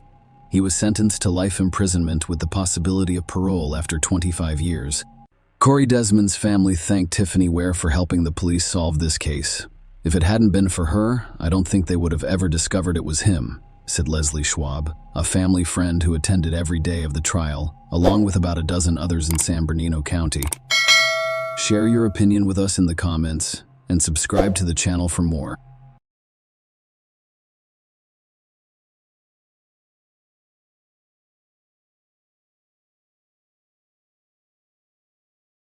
Susie Cooper was at the Nag's Head pub in Heworth, York, United Kingdom on Thursday evening, March 18, 2009. She eagerly awaited the arrival of her dear friend, Claudia Lawrence, with whom she intended to share a drink, a common occurrence among close friends who felt more like sisters. Susie waited patiently, but Claudia was nowhere to be seen. Susie texted Claudia, concerned that she might be running late. However, after receiving no response, she decided to call Claudia, only to discover that the call went directly to voicemail. It seemed unusual for Claudia to miss their meeting, so Susie considered the possibility that Claudia had simply fallen asleep. Claudia worked as a chef at the University of York, which required her to arrive early due to the nature of her work. After getting the job, she moved to Earthworth Road, where she lived alone in a modest terrace house, enjoying her solitude. Claudia enjoyed participating in a variety of activities. She frequently socialized with friends at the Nag's Head pub and spent time honing her horseback riding skills, which she had developed since she was a child. Claudia had a pony as a child, and her family's home in Malton, a North Yorkshire market town, included a paddock. Her upbringing was filled with joy and fulfillment, because she was the youngest of 2 girls. Her sister, Ali, was 3 years older. Her senior Claudia's parents, Peter and Joan, provided them with a wonderful life and a good education, sending them to a private school for a comfortable upbringing. Aside from material comforts, Claudia and her sister learned the profound values of kindness and love. Their home became a haven for animals in need, instilling in Claudia a compassionate and nurturing attitude that she carried into adulthood. Despite her parents' divorce when she was an adult, Claudia remained close to both her father, a solicitor in town, and her mother. Claudia did not show up at Nag's Head that fateful night, and Susie became increasingly concerned as she had not heard from her. Susie decided to check in on Claudia again the next morning. Sensing that it was extremely unusual for Claudia to miss a meeting without communication. This time, her attempt to call Claudia resulted in a more unsettling discovery. Claudia's phone was switched off. Susie was immediately alarmed because Claudia was known for always carrying her phone with her and texting constantly. Susie, concerned about Claudia's well-being, contacted Peter and expressed her inability to reach her, concerned as well. Peter agreed to go to Claudia's house and investigate the situation. Fears persist that Claudia may have been involved in an accident at home or worse, faced a potential threat from an intruder. Peter took the initiative to contact the University of York, where Claudia was employed as a chef and was scheduled to work on Thursday. Unfortunately, the news he received was upsetting. Claudia did not show up for work that day. When Peter arrived at Claudia's house, He noticed that her slippers were neatly arranged by the door. The dishes were stacked, and her bed was perfectly made. Her passport and bank cards were present, as was the jewelry she wore on a regular basis outside of work. Her phone and rucksack were noticeably absent. Claudia always carried her rucksack to work, which she used to transport her chef's whites. This raised the unsettling possibility that she had left for work on March 18 as planned, and her failure to arrive suggested that something had gone wrong along the way. Recognizing the urgency of the situation, Peter immediately contacted the police, officially reporting Claudia missing. The case revealed its peculiarities from the start, prompting an unusual response from the police. Despite Claudia's age of 35 and the lack of obvious signs of foul play, police launched an immediate search. In cases involving adults, particularly when there is no obvious evidence of wrongdoing, authorities may take a more patient approach, taking into account the possibility that individuals will take a break or some time for themselves and reappear later. However, in Claudia's case, the cops were inclined to believe otherwise. Claudia had last been seen on a Wednesday, after speaking with Peter and Joan on the phone that same night. Beyond that point, her whereabouts were a mystery, with no discernible clues. Recognizing the gravity of the situation, the police responded quickly, dispatching nearly 200 officers to search the area surrounding Claudia's home and the route she usually takes to work. They also thoroughly investigated the events of the day she was last seen, hoping to find any unusual occurrences that could shed light on her disappearance. Claudia was caught on COT TV leaving work just after 2:30 on the previous Wednesday. Her 45-minute walk to do her homework was captured on video by various CCTV cameras. During her walk, she posted a letter and was offered a ride by a colleague who saw her.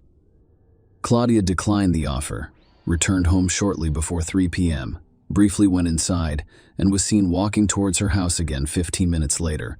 Later that evening, Claudia made a routine phone call to her father, Peter, and then another to her mother, Joan.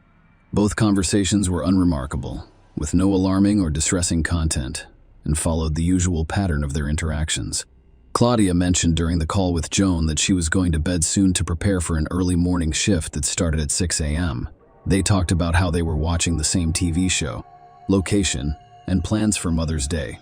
Claudia ended the call with a casual good night, a seemingly routine exchange that tragically marked Joan and her daughter's final conversation. Claudia texted at 8:23 p.m. Claudia did not respond to a text message sent about an hour later by a friend from Cyprus. Her phone was turned off at 12:10 a.m.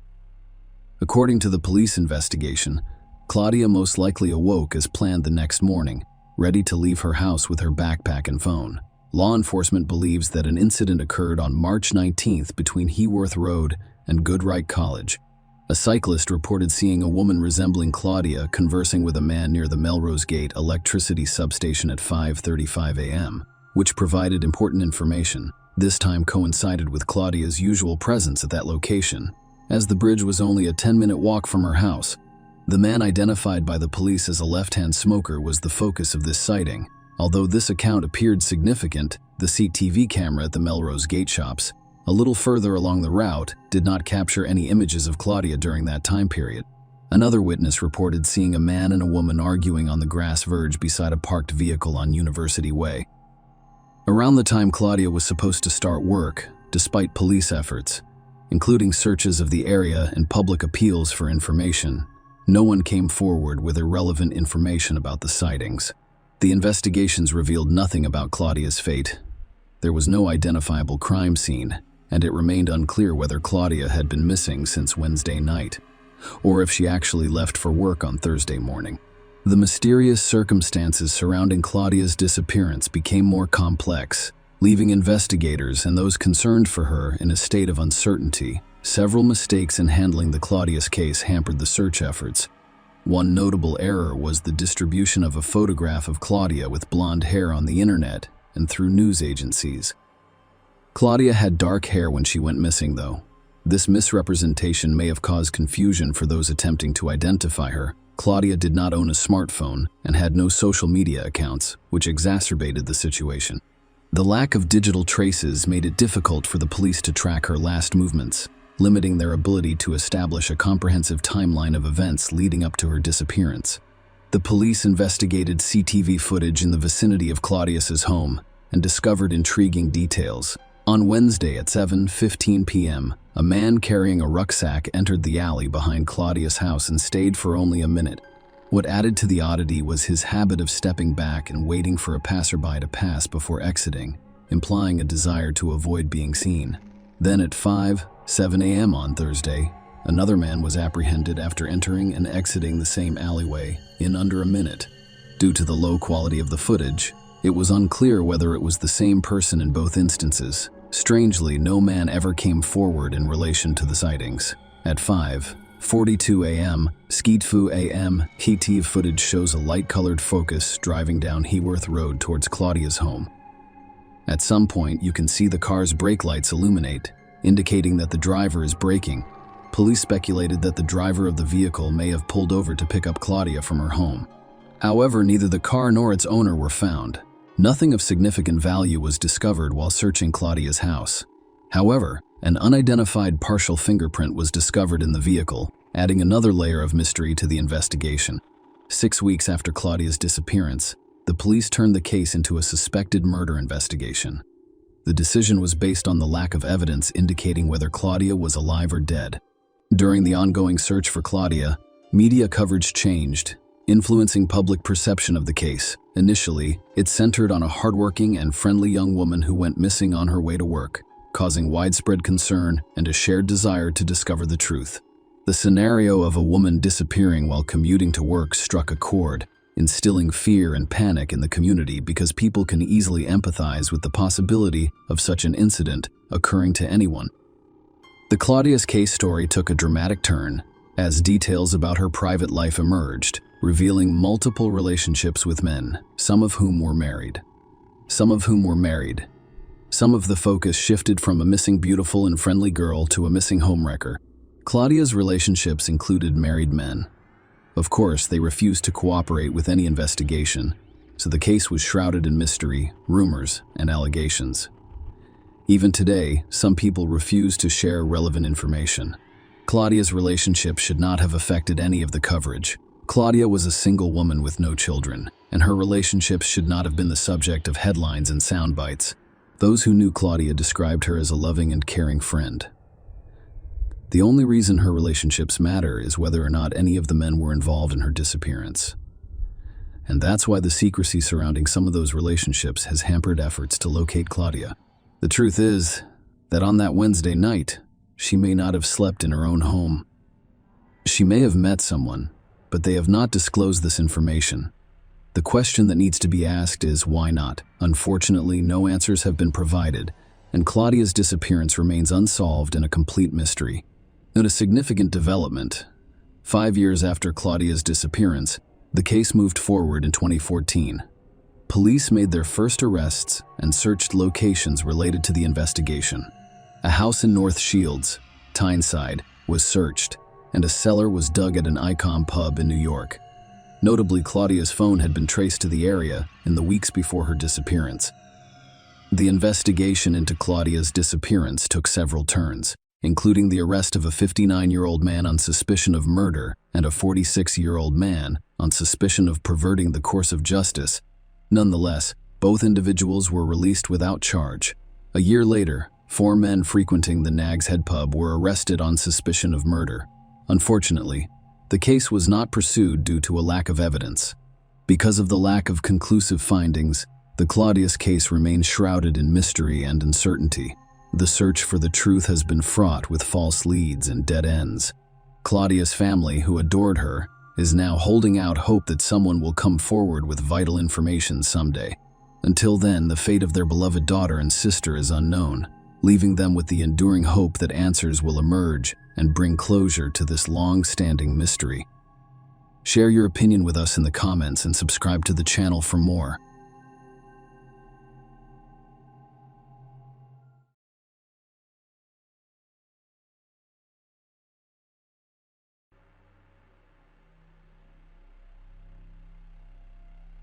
Hey guys, welcome to my channel, and today we're going to take a look at another horrible case with you.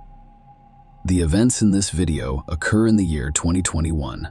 Bobby Ann McLeod, 18 of Great Britain, informed her parents that she was leaving home to meet her boyfriend. But hours later, it was clear she had vanished. Her family contacted the police, and the following day, a massive search began, culminating in the gruesome discovery. Bobby, Anne, her parents, Donna and Adrienne, and brother Lee lived in Plymouth. Plymouth is a lively coastal town in southwest England. It has a rich history and maritime heritage that dates back centuries. Plymouth, with its stunning waterfront and vibrant downtown, is a popular destination for both tourists and locals. On November 20, 2021, at around 5:45 p.m., Bobby, Anne walked out of her Plymouth home and went to the nearest bus stop on Sheepstore Road.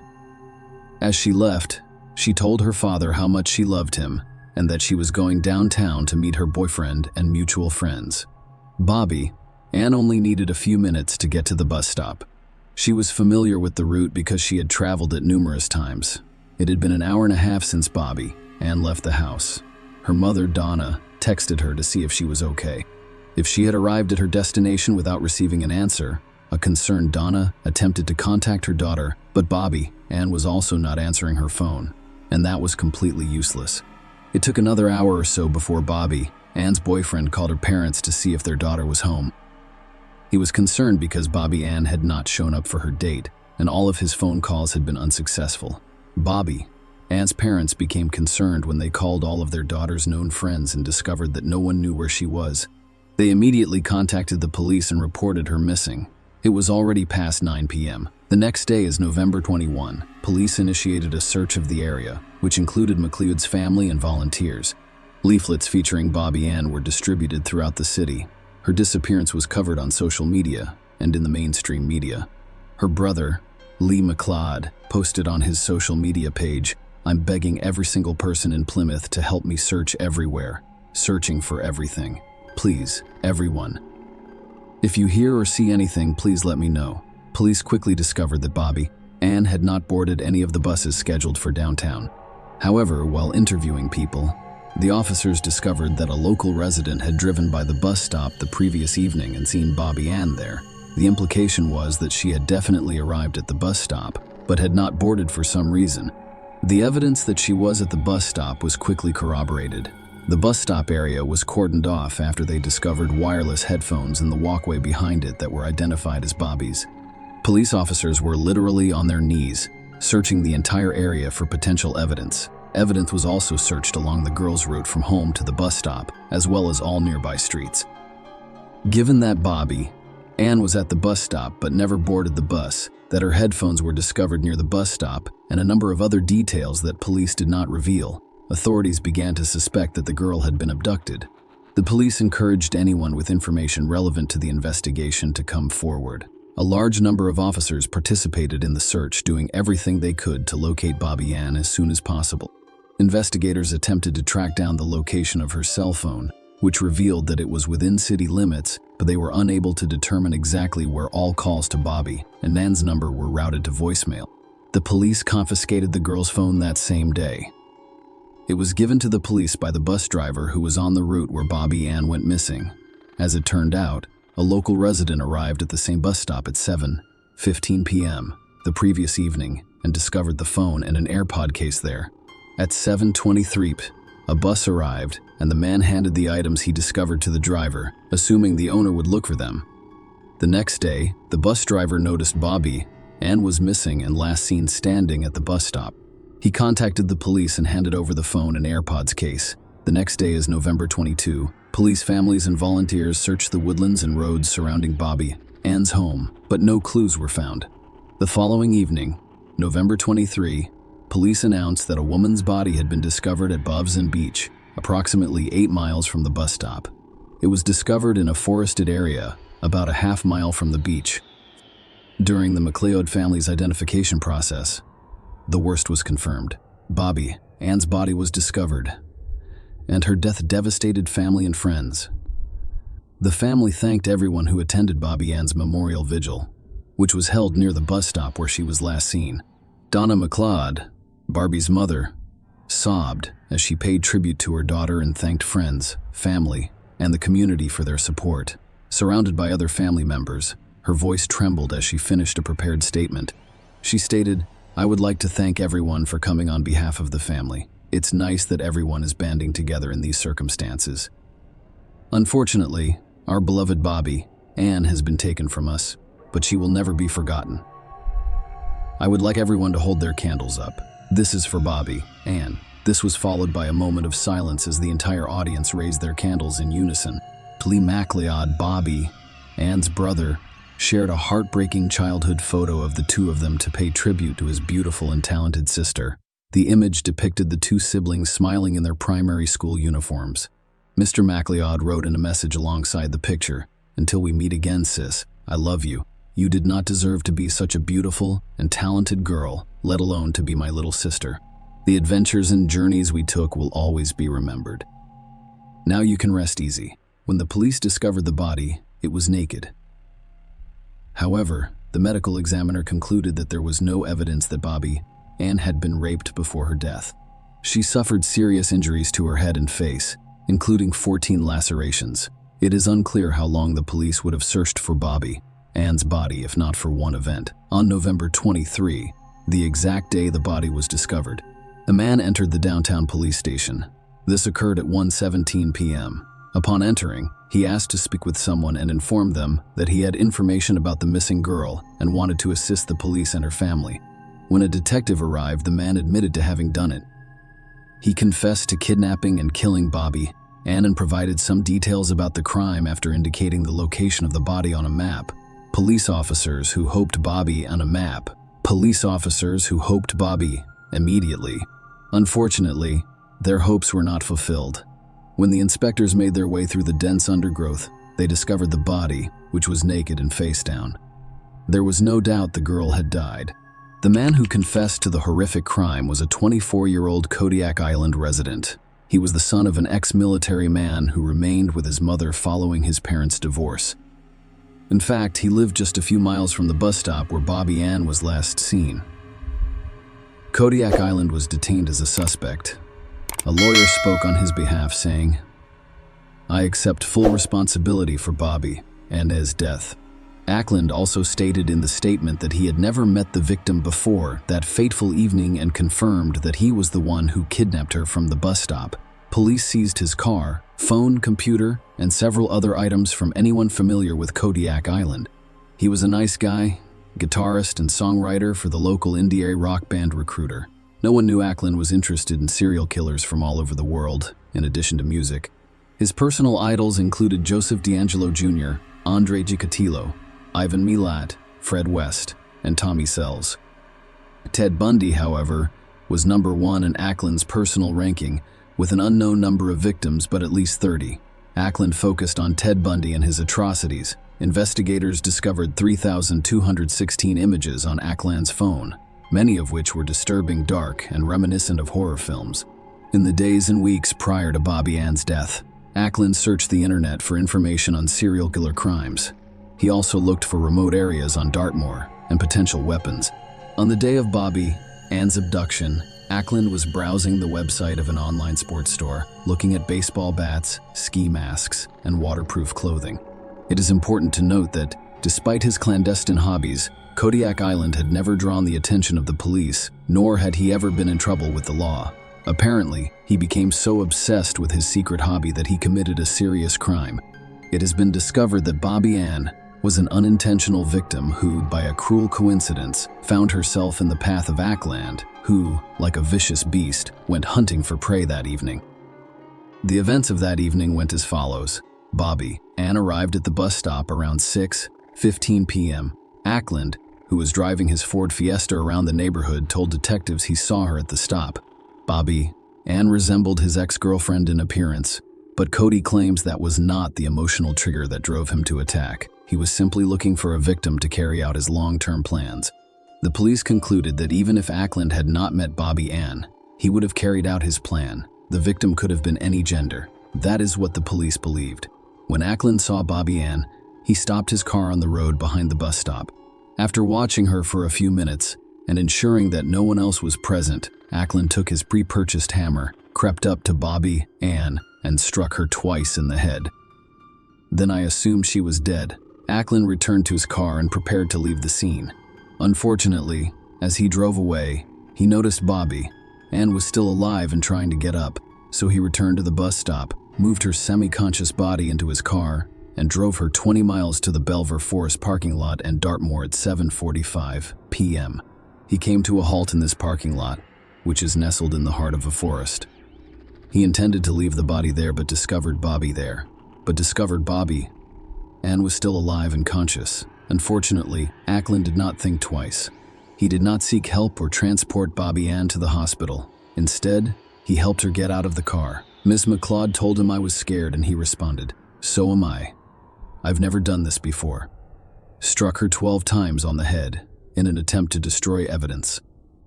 Ackland burned Bobby's purse. After pounding Bobby, Ann McLeod with a claw hammer a dozen times, Cody Ackland was amazed that the 18-year-old could still make noise. Later, when he told the police, he thought, "Wow, hats off to you." He had one final chance to save Bobby Ann's life. However, once again, Ackland declined. Instead, he claimed he had put an end to the girl's suffering. He then loaded the body into his car's trunk and drove almost 30 miles to Bovis. He hid his body after taking off his shoes, clothes, and jewelry. Around 10 p.m., Ackland arrived home and went to bed. The next day, he drove to Tamerton Foliot, north of Plymouth, and threw the hammer into the Tamar, as well as a carrier bag containing his and her blood-stained clothing, into nearby allotments on Coombe Lane. The hammer was never found, despite a thorough police search. On the same day, November 21, Ackland went to a pizza place with friends, attended his band's rehearsal, and spent the majority of the night at the pub. Everyone who saw Cody that day commented on his unusually upbeat mood. He was enjoying joking and hugging his friends, which was unusual for him. The next day, November 22, Ackland continued to have fun by buying popcorn and going to the movies. While he watched the movie, the police, family, and volunteers searched for Bobby Ann, and Ackland used his phone to keep up with the latest news. On November 23, Cody was at his non-music job. According to the English papers, he worked for a car service company. After leaving for lunch, Ackland sent a message to a chat room where members of the music group recruited a word he'd written, "I love you both." At the same time, he texted his mother telling her how much he loved her, and then went to the police station to confess to the crime. Ackland's bandmates issued a statement on Facebook, stating that they would disband the group immediately as a show of respect to the late teenager. It also stated that the remaining members of recruiter Josh Ross, Josh, and Mike are all shocked and in complete disbelief at the tragic events of the last few days. Our thoughts and prayers are with Bobby Ann McLeod's family and friends, who must be devastated by her passing. As a mark of respect, we have decided not to continue as a band and will disband with immediate effect. We will not make any additional comments at this time. In addition to Ackland's confession, the police had a plethora of physical evidence, including Bobby Ann's DNA discovered in his car and sneakers recovered from his home. As for motive, Detective Mike West, who led the investigation, stated that Ackland refused to elaborate on his motive and avoided answering the question of why he killed Bobby Ann. At the same time, the detective did not rule out the possibility that, after reflecting on his actions, Ackland might become more forthcoming and provide more information in the future. He would later tell a psychiatrist that the feelings of depression he had experienced prior to murdering Miss McLeod had vanished, and he was no longer filled with resentment, as if this violent act was a manifestation of these feelings. The trial took place in May 2022. Ray Tolley, Ackland's attorney, stated that psychiatrists determined his client was not suffering from mental illness, but rather had struggled during childhood. Ackland was diagnosed with ADHD, dyslexia, depression, and anxiety, and by the age of 19, he had suffered from depression for 7 years. Mr. Tolley stated that Ackland had received little comfort from his home or school life, and that his father and other male role models had not offered much succor or support. On sentencing, Judge Robert Linford informed Ackland that his act was determined savagery and that he was satisfied with the evidence that he intended to kill. This poor person endured a long and terrible ordeal. She had her entire life ahead of her, until you brutally and savagely ended it, he said. You were clearly planning murder, and you committed murder. Cody Ackland, 24, has been sentenced to life in prison. He will serve 31 years in prison before becoming eligible for parole. Share your opinion with us in the comments and subscribe to the channel for more.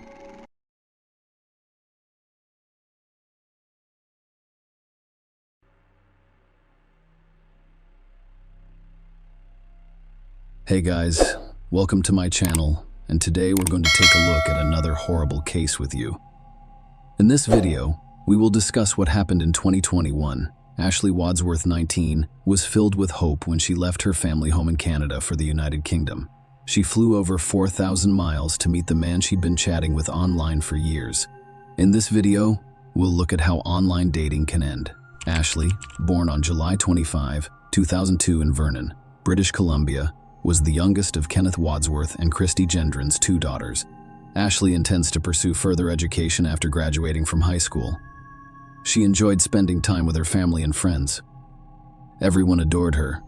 The girl brought joy to others. Ashley was an avid traveler who enjoyed art, skiing, swimming, tennis, and other outdoor activities. Vernon, located about 270 miles northeast of Vancouver, has a population of approximately 43,000 people. Ashley wanted to leave this place and visit other cities and countries. Most importantly, she wanted to visit the United Kingdom. This was not a spontaneous dream. Ashley did not have a smartphone when she was 12 years old, unlike her peers.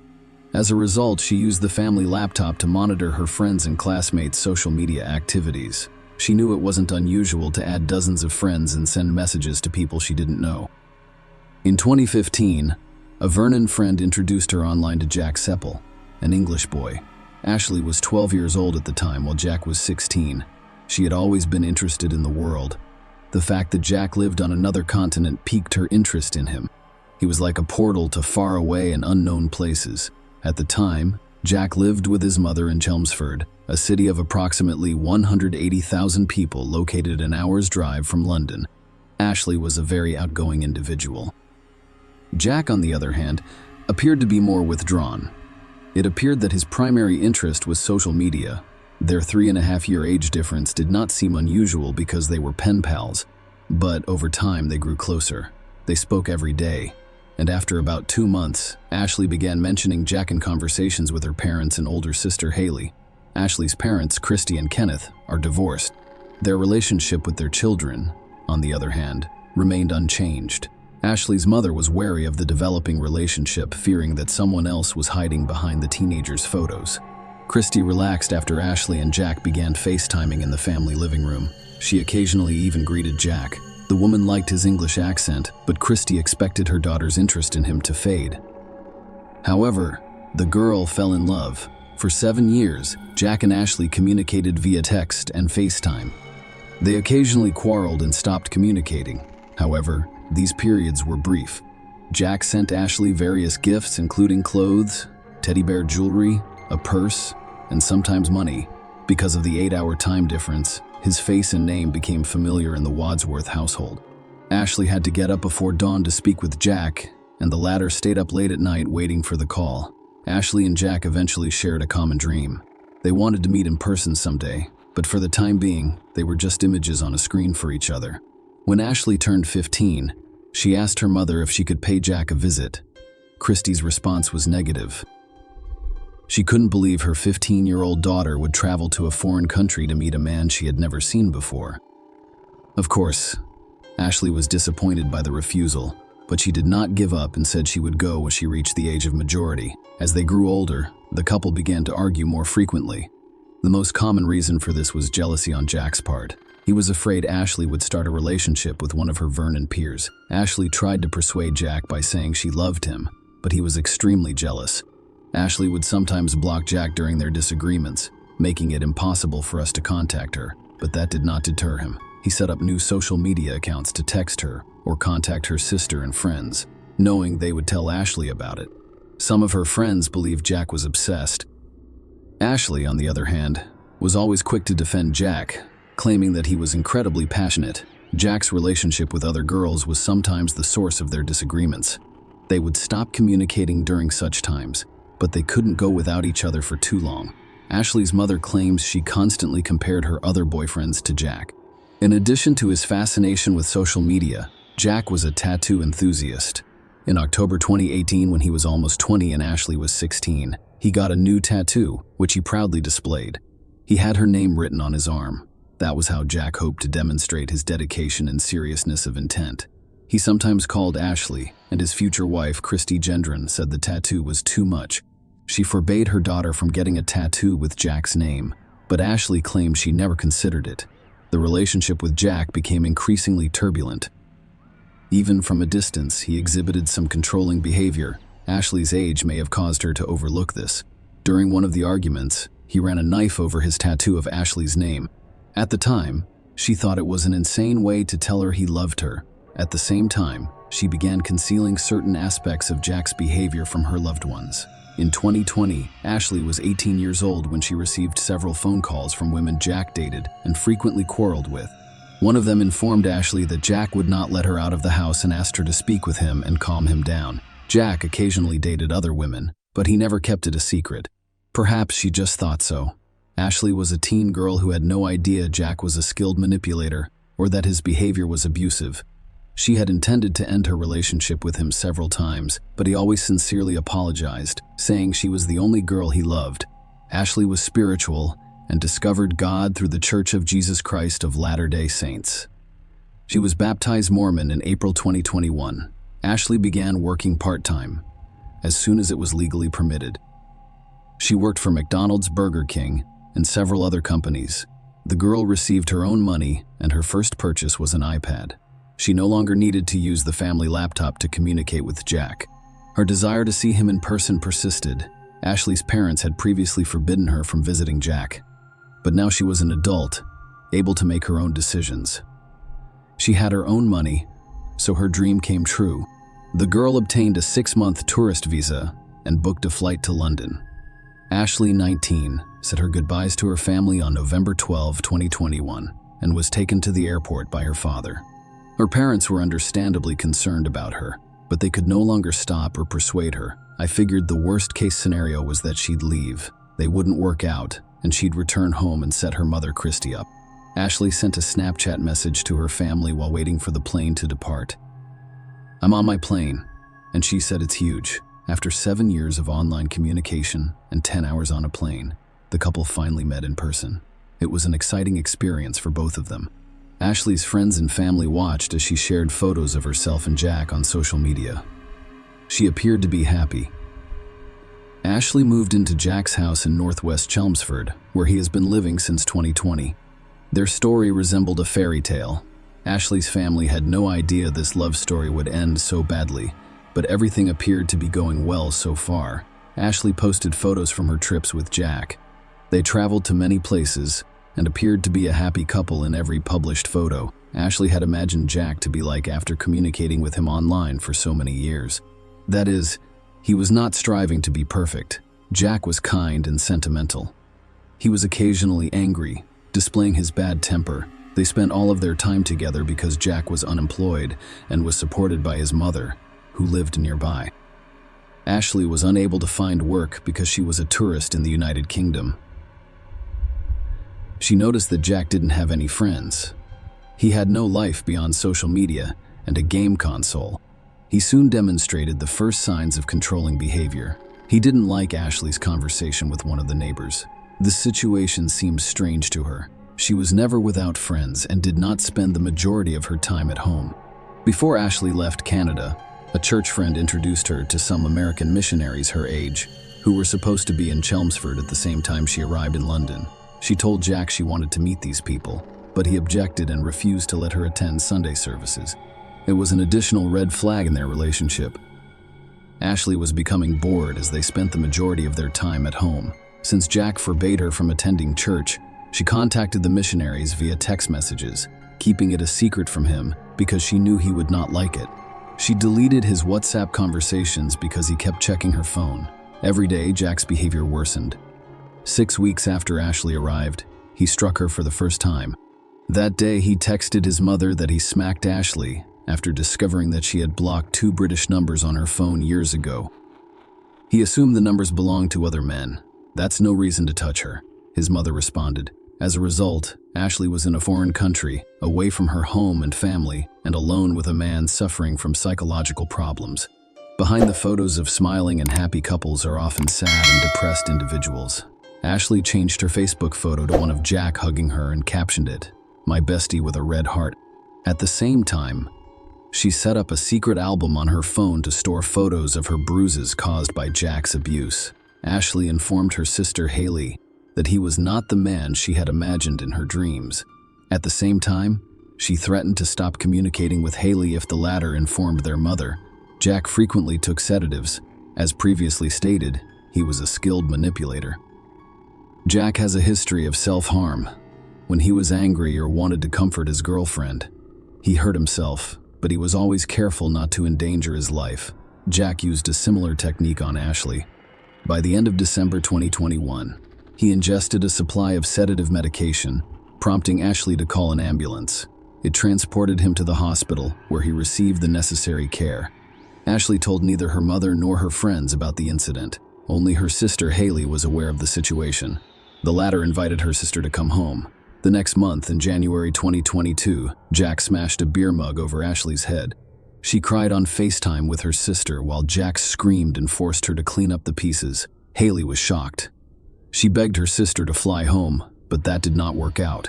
Over the next few weeks, Jack, like many other manipulators, demonstrated his better side, giving Ashley reason to believe he had recognized his errors and changed his behavior pattern. However, that was only a temporary act. Soon Jack became enraged again. He discovered old messages from a young Canadian man on Ashley's phone. He demanded social media passwords from her, which she gave him. During a fight in late January 2022, Jack hit Ashley again and threw a TV remote at her while she was FaceTiming with Haley, who begged her sister to return home. Ashley agreed at first, but later changed her mind. Ashley's family believes she changed her mind after Jack apologized and promised to change. Thus, their relationship was divided into alternating cycles. Everything seems fine. Jack beats her up, then apologizes. On January 30, Jack Seppel texted his sister, "I am obsessed with Ashley's past. It was only a matter of hours until we reached the point of no return." On the morning of February 1, Jack was furious once more. Just before 8 a.m., Ashley's neighbor heard her scream through the wall. Ashley appeared at her door moments later in tears. She dashed out into the street, barefoot and with blood dripping from the cut on her palm. Ashley claimed Jack Hitch smashed her phone and threw their kitten against the wall. Ashley feared for her life. At the same time, she asked her neighbor not to call the cops because she didn't want Jack to hurt himself and was afraid they'd put him in prison. The neighbor went to talk with Jack. As usual, he used his abilities to appear to be a good person, apologized, and stated that everything would be fine. As a result, the neighbor left, and Ashley chose to return to Jack. Unfortunately, no one saw her alive once the door slammed behind her. About an hour later, another neighbor purchased a package for Jack, which was delivered to her by mistake. While he was speaking with her at the front door, Ashley took advantage of the situation by calling her family from Jack's phone. She asked for assistance and stated that she wanted to go home. Christy was shocked to learn about her daughter's relationship with Jack Seppel. Ashley's plane ticket was immediately booked by the family for February 3. Christy warned Jack that if he attempted to harm her daughter again, she would immediately report him to the police. Ashley and her family finished talking around 3 a.m. and Vernon at 11 a.m. in Chelmsford. As soon as Ashley hung up the phone, Jack stopped pretending to be a nice person and attacked her. A few minutes later, he texted his mother using the WhatsApp app, "I severely beat Ashley." After another 14 minutes, he wrote that she believed she had broken her arm. I picked her up, threw her to the ground, punched and ripped her all over the lounge. At the time, Ashley was still alive. Unfortunately, there was no one to assist her. Starting 11:22 a.m. to 12:38 p.m., she used Jack's phone to send messages. She wrote to family and friends in Vernon, where it was the middle of the night, and to her church acquaintances in Chelmsford. Ashley. She wrote to a friend, "I need your help. It is an emergency, please." A few hours later, they received new messages stating that everything was now fine. However, Ashley was not the one who sent them. It was a few. None of the people to whom Ashley wrote received these messages right away. Jack Seppel strangled Ashley Wadsworth shortly before 1 p.m., but he felt it wasn't enough. He went to the kitchen, grabbed a knife, and returned to the bedroom. He stabbed her about 90 times in the chest and abdomen. Later that day, Jack changed his Facebook profile picture to a photo of himself and Ashley taken at Gatwick months earlier. Ashley's church friends, Jamie Ashworth and Taylor Borden, paid a visit to the tennis and riding property, which he captioned "Forever Mine." When there was no response, they contacted the police. Jack recorded a video message for Ashley's sister Haley while she was lying in the bed next to her. "I apologize for taking your sister Haley," he said. He also stated that he loved Ashley and could not let her go. He never sent the video to Haley. After filming the video, he stabbed his chest with minor superficial wounds. Investigators believe he may have done it to claim self-defense later, around 4 p.m. The police arrived at the home. They knocked on the door and asked Sepal to come out. They saw him inside through the window, but Jack refused to open the door. At the time, he was communicating with his sister via video link, confessing to her that he had murdered Ashley. Police broke down the door and arrested several people. He was described as calm. Ashley's family awoke to a flurry of messages. They attempted to contact her, but she did not answer right away after they discovered what had happened while they were sleeping. Kenneth Wadsworth, Ashley's father, will never forget the day of February 1. He awoke to find out that his daughter had died. He describes your heartbreak as extremely difficult. That's your baby girl, and she's left. There are no words to describe that sorrow. Kevin went to the UK with his wife, Charmaine, to handle the paperwork and collect Ashley's body. Aside from the enormous grief felt by her family at home, the Chelmsford community mourns her loss as well, despite the fact that many of them never met her. They held vigils in fields near where she was killed, with flowers, balloons, and candles to honor her memory. After being arrested, Jack Sepal told police that he had become psychotic. Despite these statements, a psychiatric examination determined that he was aware of his actions at the time of the crime and competent to stand trial. Ashley's family was stunned by the tragedy, but they were even more shocked to learn that Jack Sepal had a long history of controlling behavior and harassment. In 2014, even before Ashley, a 15-year-old girl, met a 14-year-old girl online, he photographed her naked without her permission, and when she broke up with him, he posted the photos for everyone to see. She filed a restraining order. A month later, Sepal violated the order. That same year, he argued with his mother about his Xbox, pushed her to the floor, and ripped the door off its hinges. When the restraining order expired in 2017, Sepal contacted the victim again. Although the girl ignored his messages, he was not going to back down. In January 2018. He sent her a message saying, "Please respond. You will never get rid of me. Even if I have to go to prison for you, I will see you soon and show up wherever you live." By then, he'd been in contact with Ashley for 3 years, and her mother had filed a restraining order against him. In July 2018, Jack damaged the door, smashed her car, and broke the windows in her house. In September 2018, the court sentenced him to 8 weeks in a juvenile correctional facility after he again violated the restraining order. The following month, he pleaded guilty to attempting to enter a nursing home. The court sentenced him to 21 days in prison. Sepal spent increasingly more time online, as if looking for a victim. In March 2020, he met a woman on Facebook, and they started living together. This woman quickly recognized that he was a dangerous man. He was extremely jealous, and his actions were unpredictable. When she said she was leaving him, Jack grabbed her throat and locked her in the house, but she managed to escape through a window. Another similar incident occurred, but with a different woman. Sepal had committed 12 crimes in total, with domestic violence accounting for the majority of them. We had no idea about his history. "I feel like I threw her to the wolves." Ashley's father stated that Kenneth and Christy want others to learn from their daughter's story.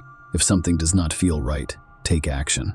If you have a gut feeling that your sister, friend, aunt, mother, or daughter is involved in such a situation or relationship, call the police and intervene. Christy also mentioned her daughter, saying, "We should have reached out ahead of time through Claire's law. We learned the hardest lesson of all. Our beautiful Ashley flew to England excited, alive and well, but unfortunately flew home in a box. Please be warned to leave these violent, toxic, and dangerous relationships. Now, if your gut tells you something is wrong, please trust your instincts and intervene immediately.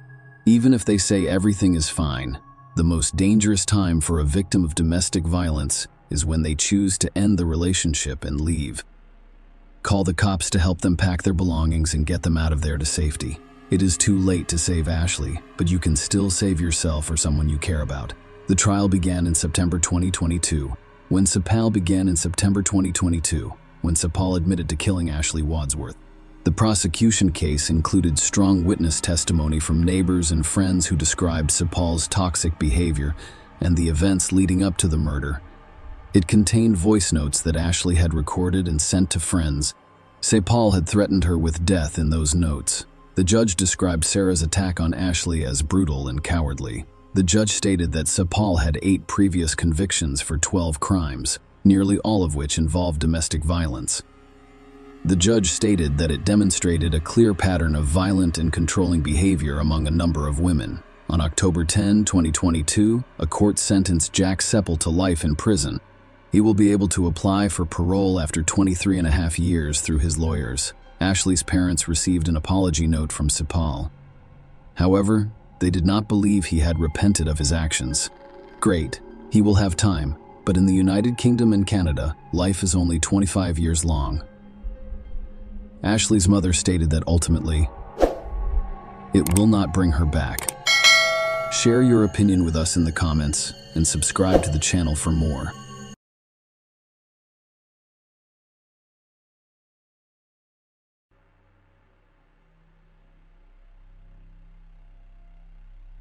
Hey guys, welcome to my channel, and today we're going to take a look at another horrible case with you.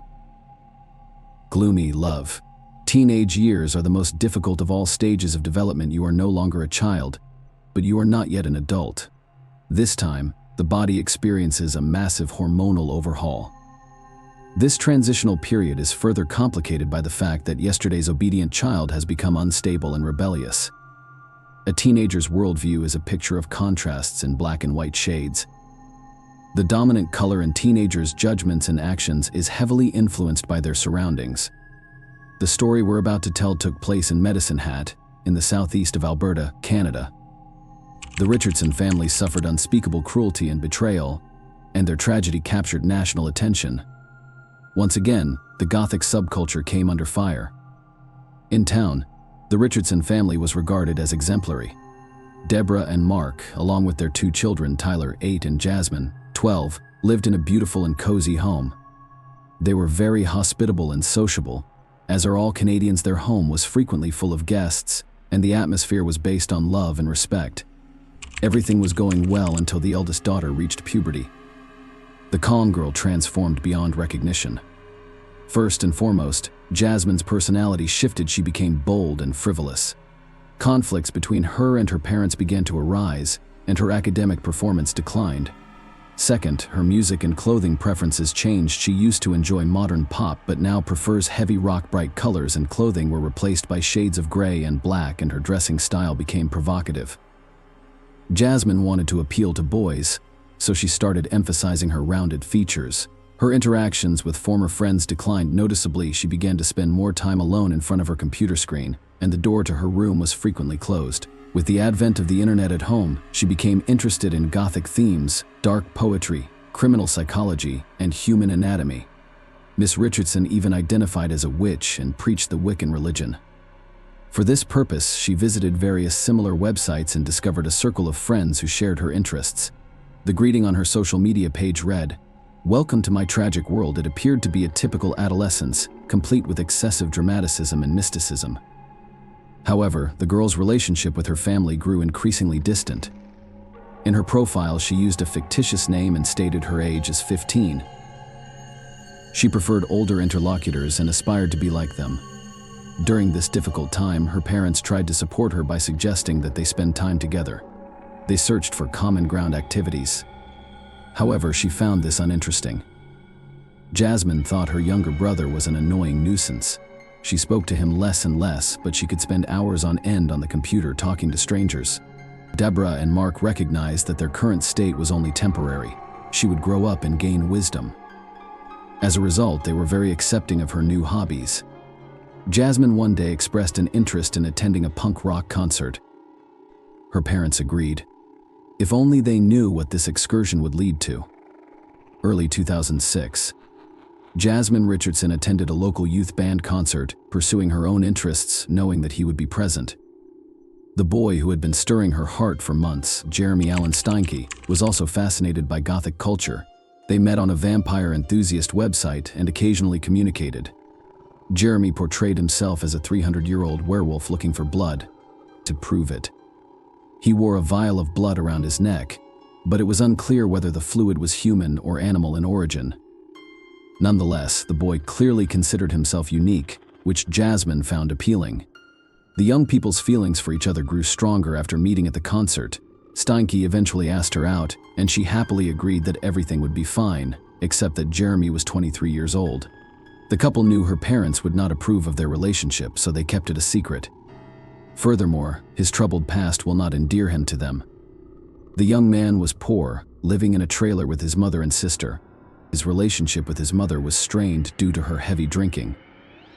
Jeremy had to deal with her constant stream of volatile partners, many of whom beat him in drunken rages. As a result, by the age of 13, he was struggling academically and had a fragile mental health. Steinke was tempted to commit suicide when he couldn't bear such a life, but he was saved just in time. Later, doctors diagnosed him with depression and hyperactivity. He dropped out of school after being bullied. Over time, Jeremy imagined himself immortal and began visiting websites with similar themes. His online profile included topics such as pain, self-harm, blood, and razor blades. Except for their friends, no one knew about the couple's forbidden relationship, which they found strange. Their communication would have remained private had the Richardsons not begun monitoring their daughter's excessive internet usage. Deborah and Mark discovered Jasmine was communicating with strangers, which alarmed them as any parent would. They therefore decided to remove the computer from the girl's reach. Furthermore, they were surprised to learn that she had fallen for an adult man with questionable interests. His nickname, Soul Eater, spoke volumes. As a result, Jasmine and Jeremy's relationship was forbidden in order to help their daughter break free from this toxic relationship. Deborah and Mark saw two psychologists and sincerely believed that counseling would improve their parent-child relationship. It worked out well for them. Jasmine demonstrated compliance and appeared to be returning to normal life, as if everything was behind her. She received her computer back. This became Richardson's final fateful decision, resulting in their demise. Saturday, April 22, 2006. Mrs. Richardson was getting ready for bed when she heard a noise in the basement. Rats again, she thought.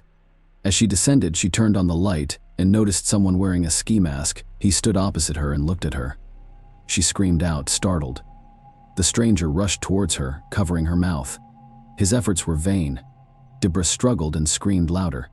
He stepped back, drew his knife, and stabbed her in the chest, then again and again. When Mark heard his wife scream, he dashed down and grabbed the first thing he could find, a screwdriver. He had been fixing an outlet that day and, by chance, had left the tool out. When he entered the basement, he was confronted with a horrifying scene: his wife lying in a pool of blood, with someone standing beside her. Mark immediately attacked the intruder, but was stabbed in the stomach, followed by more stabs as the agonizing pain subsided and his eyes closed. Mr.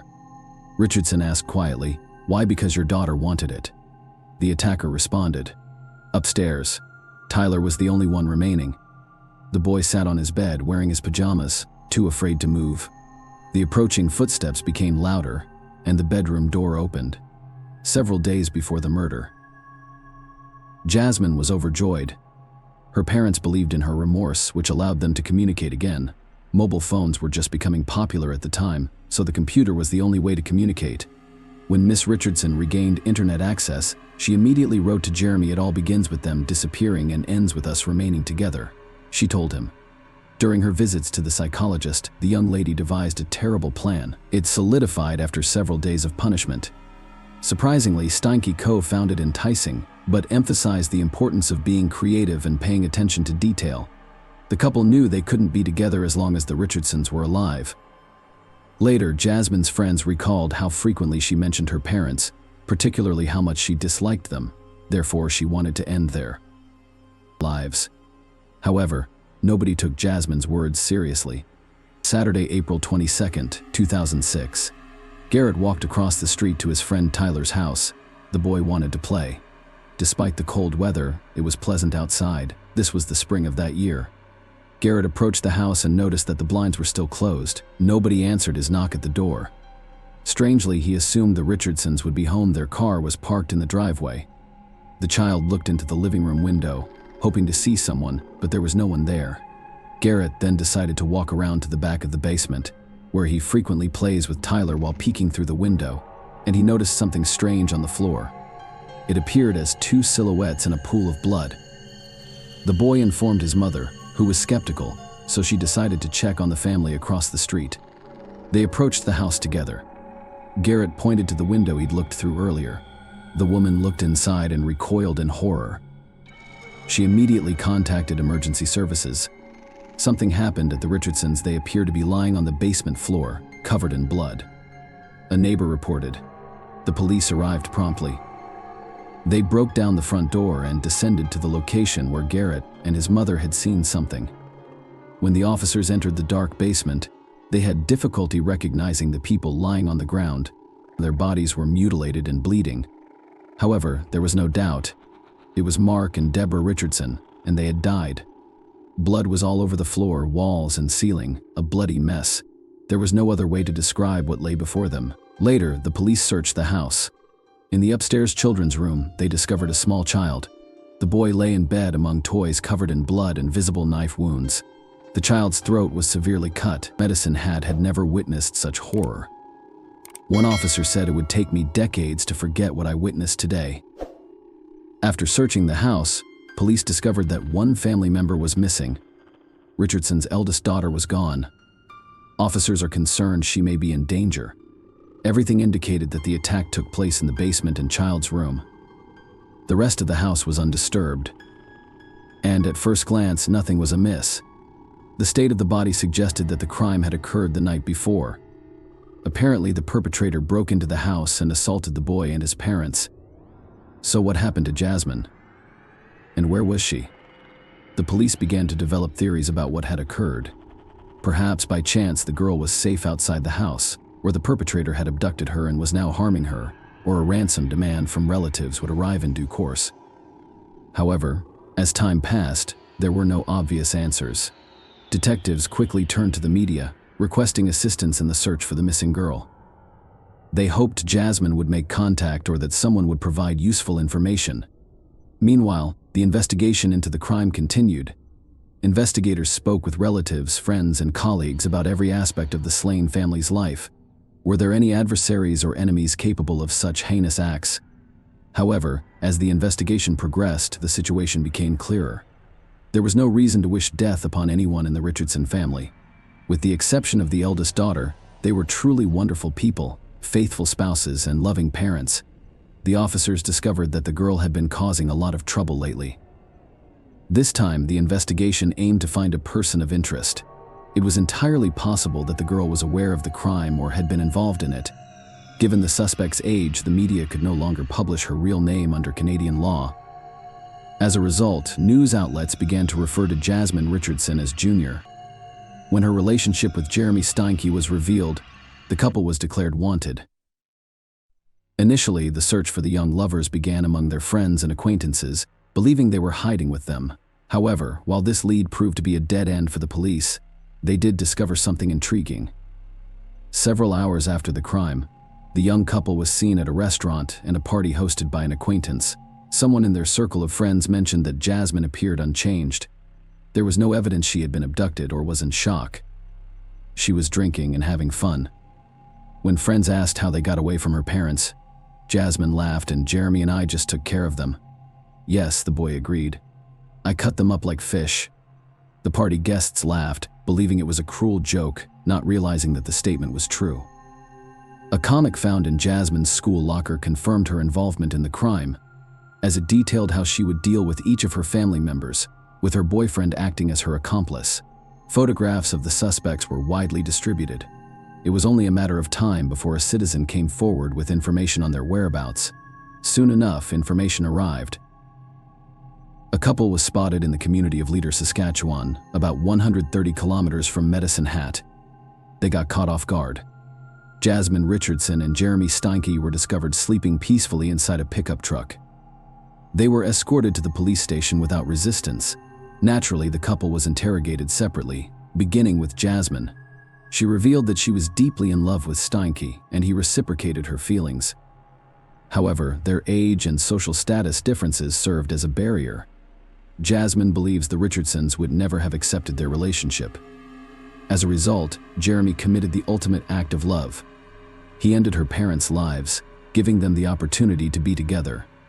When detectives asked if Jasmine was involved in the crime, she replied, "I wasn't home when it happened. I wasn't sure what had happened.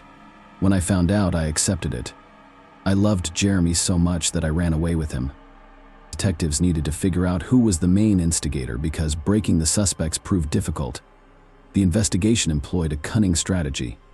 They placed an informant in the cell with Jeremy, and he skillfully extracted details that contradicted Jasmine's statements. Jeremy admitted to the informant that the plan to end her parents' lives was Jasmine's idea. He wasn't initially supportive, but he agreed after they discovered the forbidden love and took her computer. "I cared for Deborah and Mark Richardson, while Jasmine looked after her younger brother on her own. She begged me to leave Tyler for her. I was pleased to settle scores with all of them." Jeremy made a cruel revelation. Following the confession, investigators confronted Miss Richardson with the recording. She had no choice but to confess everything, admitting that she stabbed her younger brother out of mercy, not wanting to leave him as an orphan. Later, the couple shared their social media profiles and passwords with the investigators, who began looking into their correspondence. They exchanged thousands of messages confirming Jeremy's statements. Jasmine devised the plan on her own. Steinke claimed that Jasmine was the only person who understood and approved of his tastes. He feared losing her as he replaced the society from which he felt alienated. He contributed to the realization of the dreadful idea. "I want to cut their throats. They will regret what they have done, especially when I know they're gone. They will pay for the insults. Finally, there will be silence, and their blood will be the payment." Jeremy supported his beloved. His friends also claimed that just a few hours before the attack, they watched the 1994 film Natural Born Killers, which depicts a couple committing 9 heinous murders. This story inspired their friend, who said he wanted to carry out a similar plan with his girlfriend. "I think it's the greatest love story of all time." Steinke made this claim based on sufficient evidence. The suspects have been charged with 3 counts of homicide. The detectives pieced together the accused's confessions, witness testimonies, and other case evidence to form a more complete picture of the crime. Jeremy was intoxicated prior to the act. Jasmine led him inside the house and directed him to the basement, where he assaulted her mother. Deborah was the first to die, with 12 stab wounds to her body. The deepest wound pierced her chest, measuring 12 centimeters and striking her heart with rage. Jeremy mercilessly continued his assault on Mark, who received 24 wounds, 9 of which were in the back. The family patriarch, like his wife, bled out on the basement floor. Tyler Richardson was the last to die. While Steinke dealt with the parents downstairs, Jasmine stabbed her younger brother 5 times upstairs. After finishing, Jeremy went upstairs to assist his girlfriend with the child, coldly slicing the boy's throat as if carving a pumpkin. After that, Jeremy went home to wash off the blood, while Jasmine took a taxi to the restaurant where the couple had planned to meet. After discussing the night's events, they went to a party. Kate Lancaster, a friend of Jeremy's, assisted them in disposing of the evidence and traveling to Saskatchewan. Words are insufficient to describe the horror they created. The couple went on their murderous spree with such ease and nonchalance, as if possessed by an otherworldly force. It is shocking that no one expressed regret or remorse for their actions during interrogation or while in custody. While detained, they wrote letters to each other, referring to themselves as legends and immortals. Steinke was able to propose to Richardson in a single letter, which he gladly accepted. However, their mad love began to fade like last year's snow during the trial. They shifted the blame to each other.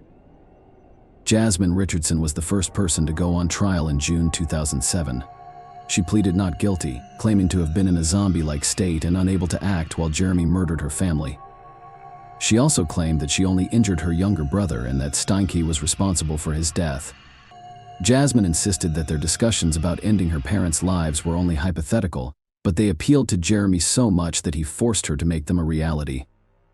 Miss Richardson was sentenced to only 10 years in prison for 3 counts of homicide, thanks to the nuances of Canadian juvenile criminal justice law, which states that people under the age of 14 cannot be sentenced to more than 10 years.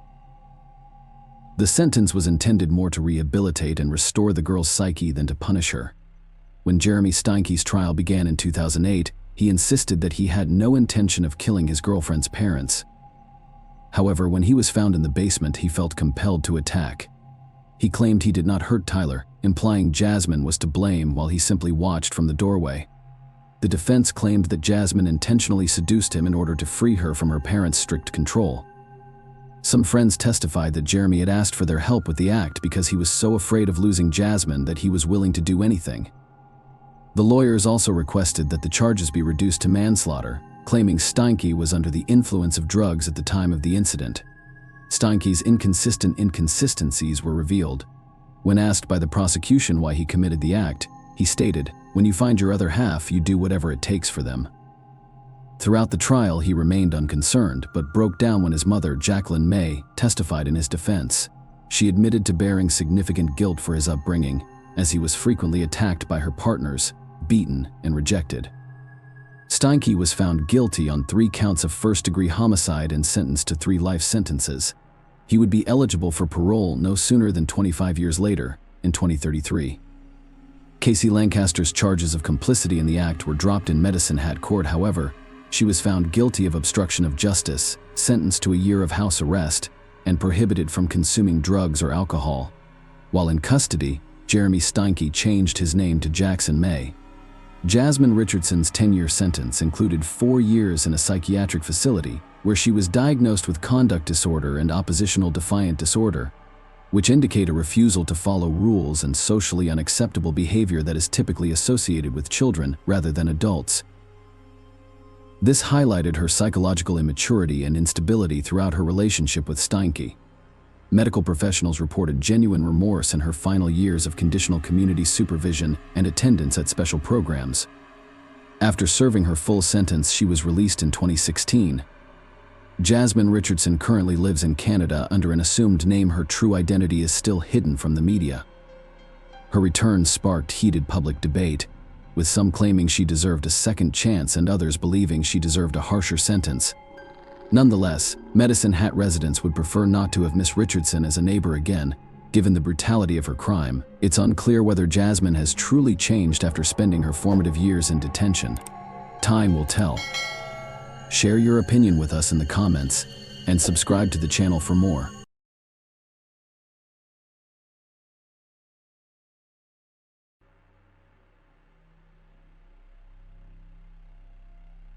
Every person in this world wishes to find his or her true love, with whom he hopes to live until the end of his life. Unfortunately, not every love story ends happily. Karen and Gordon Anderson's youngest child, Haley Anderson, was born in Westbury. After graduating from high school, she studied nursing at Binghamton University Medical Center. Haley worked part-time at a coffee shop for the first 3 years of her studies before securing a position in the emergency department of a Long Island hospital. Haley has always wanted to work in a hospital to help people who are described as strong, independent, kind, and always smiling. Haley had a large number of friends. She was a fan of the hippie subculture, believing that youth should be spent engaging in entertainment and developing open relationships. Haley and her roommates spent the late hours of Thursday, March 8, 2018, playing board games and drinking. The gathering ended just before 4 a.m. Then, they all went to bed. When Haley's roommate, Josie Arden, woke up a few hours later, she wasn't surprised that Haley wasn't in bed, given their independent college lifestyles. However, as the day progressed and Haley failed to show up for a planned meeting with Josie and other friends at a bar, concerns grew. Notably, Haley had not posted anything on social media all day, and calls and messages to her cell phone had gone unanswered. Worried, Josie and another roommate used the Find My Friends app to locate Haley's iPhone, which led them to a home on Oak Street. This was the home of Orlando Tercero, another nursing student who had a brief on and off relationship with Haley that lasted just over a year. Orlando, a Miami native with Nicaraguan roots, was known for his academic diligence during the week and for partying with Sean on weekends. Josie, along with her roommate, Michaela Tobley, went to Oak Street to find out where Haley was. Earlier that day, the police were called to Orlando's home on Oak Street after his sister requested a welfare check in response to a distressing text message she received from him. When the police arrived, there was no response and the house appeared to be unoccupied. So they left, discovering nothing amiss. When Josie and Michaela arrived, they knocked on the door but received no response and the house appeared deserted. Despite this, they chose to remain motivated by their concern for Haley's well-being. When they noticed Orlando's car was missing, they checked their tracking app, which showed Haley's phone was still inside. Josie helped Michaela enter through an open window to find Haley in Orlando's bedroom, partially covered by bedclothes. Although they couldn't be certain, her power made them suspect she was dead. They quickly dialed 911, and both police and emergency personnel arrived, confirming Haley's tragic death. The cause was determined to be strangulation, and Orlando was not found. Haley and Orlando had an on and off relationship, with Haley eventually choosing to end it. While she wished to maintain a friendship, Orlando desired a more serious relationship. Over the course of about a year, Orlando sought a serious relationship, which Haley did not reciprocate, preferring not to be tied down during her college years.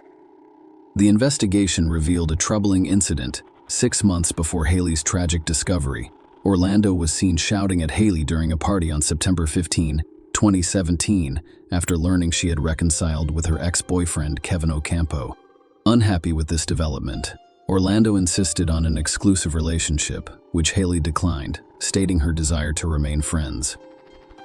Kevin slept over at Haley's apartment the next morning. When he left, he discovered that Haley's car tires had been slashed. When Haley reported the incident to the police, Orlando denied any involvement. Given that the damages exceeded $600, felony charges may be pursued to keep Orlando from suffering severe consequences. Haley chose not to press charges on the condition that he pay for the damaged tires. Haley's friends told the police that Orlando was obsessed with her, paying another visit to Eldred, driving by her apartment, and appearing to keep a constant eye on her.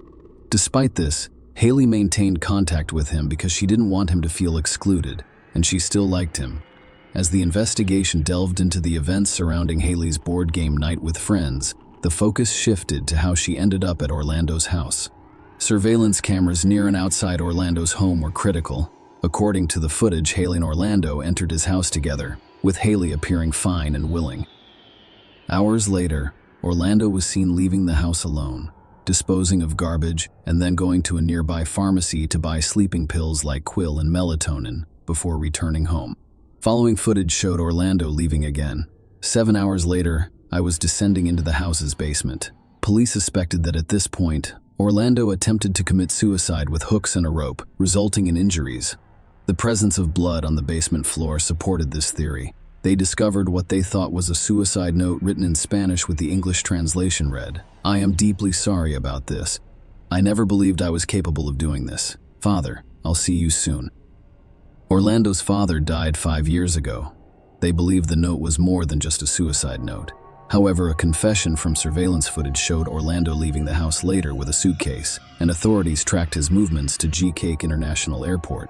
He was discovered to have boarded a flight to Nicaragua using his dual citizenship, while his mother remained in the country. Despite his dual citizenship, US authorities charged Orlando with second-degree murder in the hopes of starting extradition proceedings. Extradition, on the other hand, was not mandatory in Nicaragua due to his citizenship. Nonetheless, Nicaragua launched a massive search for Orlando and found him in a hospital in the city of Leon. Only 5 days after Haley's death, he was seeking medical attention for injuries sustained during his suicide attempt. The extradition process was a year-long exchange between us and Nicaraguan authorities. Eventually, Nicaraguan authorities concluded that they had gathered sufficient evidence to charge Orlando and proceed with the trial. Contrary to US expectations, the trial would take place in Nicaragua, with charges that differed from those in the United States. Orlando was charged with femicide, a hate crime in Nicaragua that involves the murder of a woman because of her gender and previous relationship with the perpetrator. The differences were also evident in the courtroom proceedings. In Nicaragua, there was no jury. Instead, a judge heard arguments from both the prosecution and the defense before rendering a decision. Also, Orlando was not required to enter a plea. According to the prosecution's case, Haley willingly entered Orlando's home, and he strangled her to death shortly after, possibly while she was sleeping. The prosecution argued that Orlando's obsession with Haley had reached a dangerous level, and that if he couldn't have her, no one else should. They hypothesized that Orlando strangled Haley out of jealousy over her rejection of a serious relationship. This alleged rage had apparently been building up for 6 months, beginning at a party where Orlando discovered Haley had reunited with her ex-boyfriend. Witnesses from the United States testified via teleconference, recounting Orlando's obsessive behavior toward Haley, which included driving by and calling her apartment, as well as details about the slashed tires incident. The judge viewed surveillance footage from outside Orlando's house, which showed him entering with Haley and leaving alone. The court also heard about Orlando's attempted suicide and the note he left for his family, which added context to Haley's tragic death. Dr. James Tersey, the pathologist who performed Haley's autopsy, testified that her death was caused by asphyxiation from neck compression. The court learned that Haley was asphyxiated by manual neck compression, with an element of ligature strangulation visible due to the involvement of the necklace she was wearing. According to the prosecution, Haley was killed because she refused to be in a relationship with Orlando. He strongly disagreed with the defense press's conclusion that Orlando had no recollection of what happened that night. They claimed that Orlando was temporarily insane at the time Haley died as a result of his alcohol consumption. The defense only called one witness, psychiatrist Dr. Ronald Lopez Aguilar, to testify about Orlando's mental health. Dr. Lopez Aguilar informed the court that Orlando claimed to have no recollection of the murder. Orlando claimed that he drank heavily that night and awoke to find Haley dead, with no knowledge of what had happened. The psychiatrist also told the court that it was impossible to know Orlando's state of mind at the time of the murder. However, in terms of his current mental state, Dr. Lopez Aguilar claimed that there were no discernible issues. The defense contended that Orlando, who is not known for violence, may have been provoked, complicating our understanding of the events leading up to Haley's tragic death. After a 90-minute deliberation, Judge Fabiola Betancourt issued a verdict, finding Orlando guilty. She stated that Orlando's actions stemmed from his refusal to recognize Haley's autonomy in making relationship decisions. Judge Betancourt determined that Orlando killed Haley as a form of punishment for rejecting him. She sentenced Orlando to 30 years in prison for femicide, emphasizing all women's fundamental right to life. Broome County District Attorney Steve Cornwell, who has closely followed the case, remarked on the unprecedented collaboration between two governments and law enforcement agencies. Despite initial concerns, us authorities were pleased with the seriousness of the trial, emphasizing that it was not a mere spectacle but a genuine legal proceeding. Orlando chose to appeal his conviction, which was heard by 3 Nicaraguan magistrates. The defense argued that Orlando was drunk and temporarily insane at the time of his murder. They did, however, request a new psychiatric evaluation for the appeal, preferring a forensic psychiatrist with experience in temporary insanity defenses over a court-appointed psychiatrist, as was the case during the trial. During the appeal, the defense argued that Orlando should not have been charged with femicide, claiming that if convicted of second-degree murder in the United States, his sentence would have been shorter than the 30 years he received for femicide.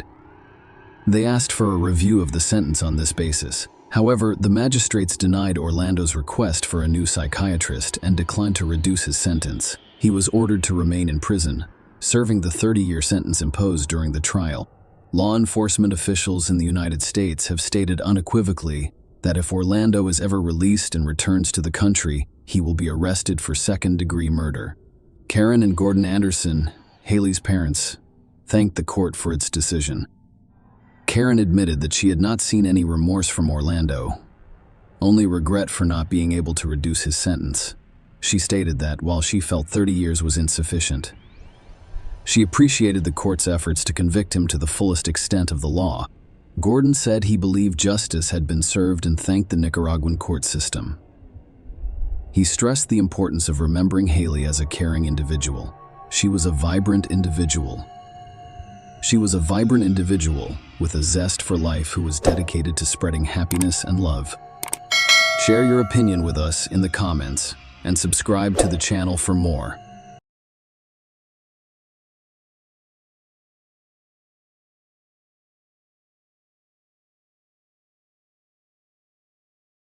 The case of Jennifer Sabina. Why would a loving husband mutilate his wife? Many of us have heard about the severe psychological condition known as post-traumatic stress disorder, PTSD, but few have considered what lies behind those 3 words.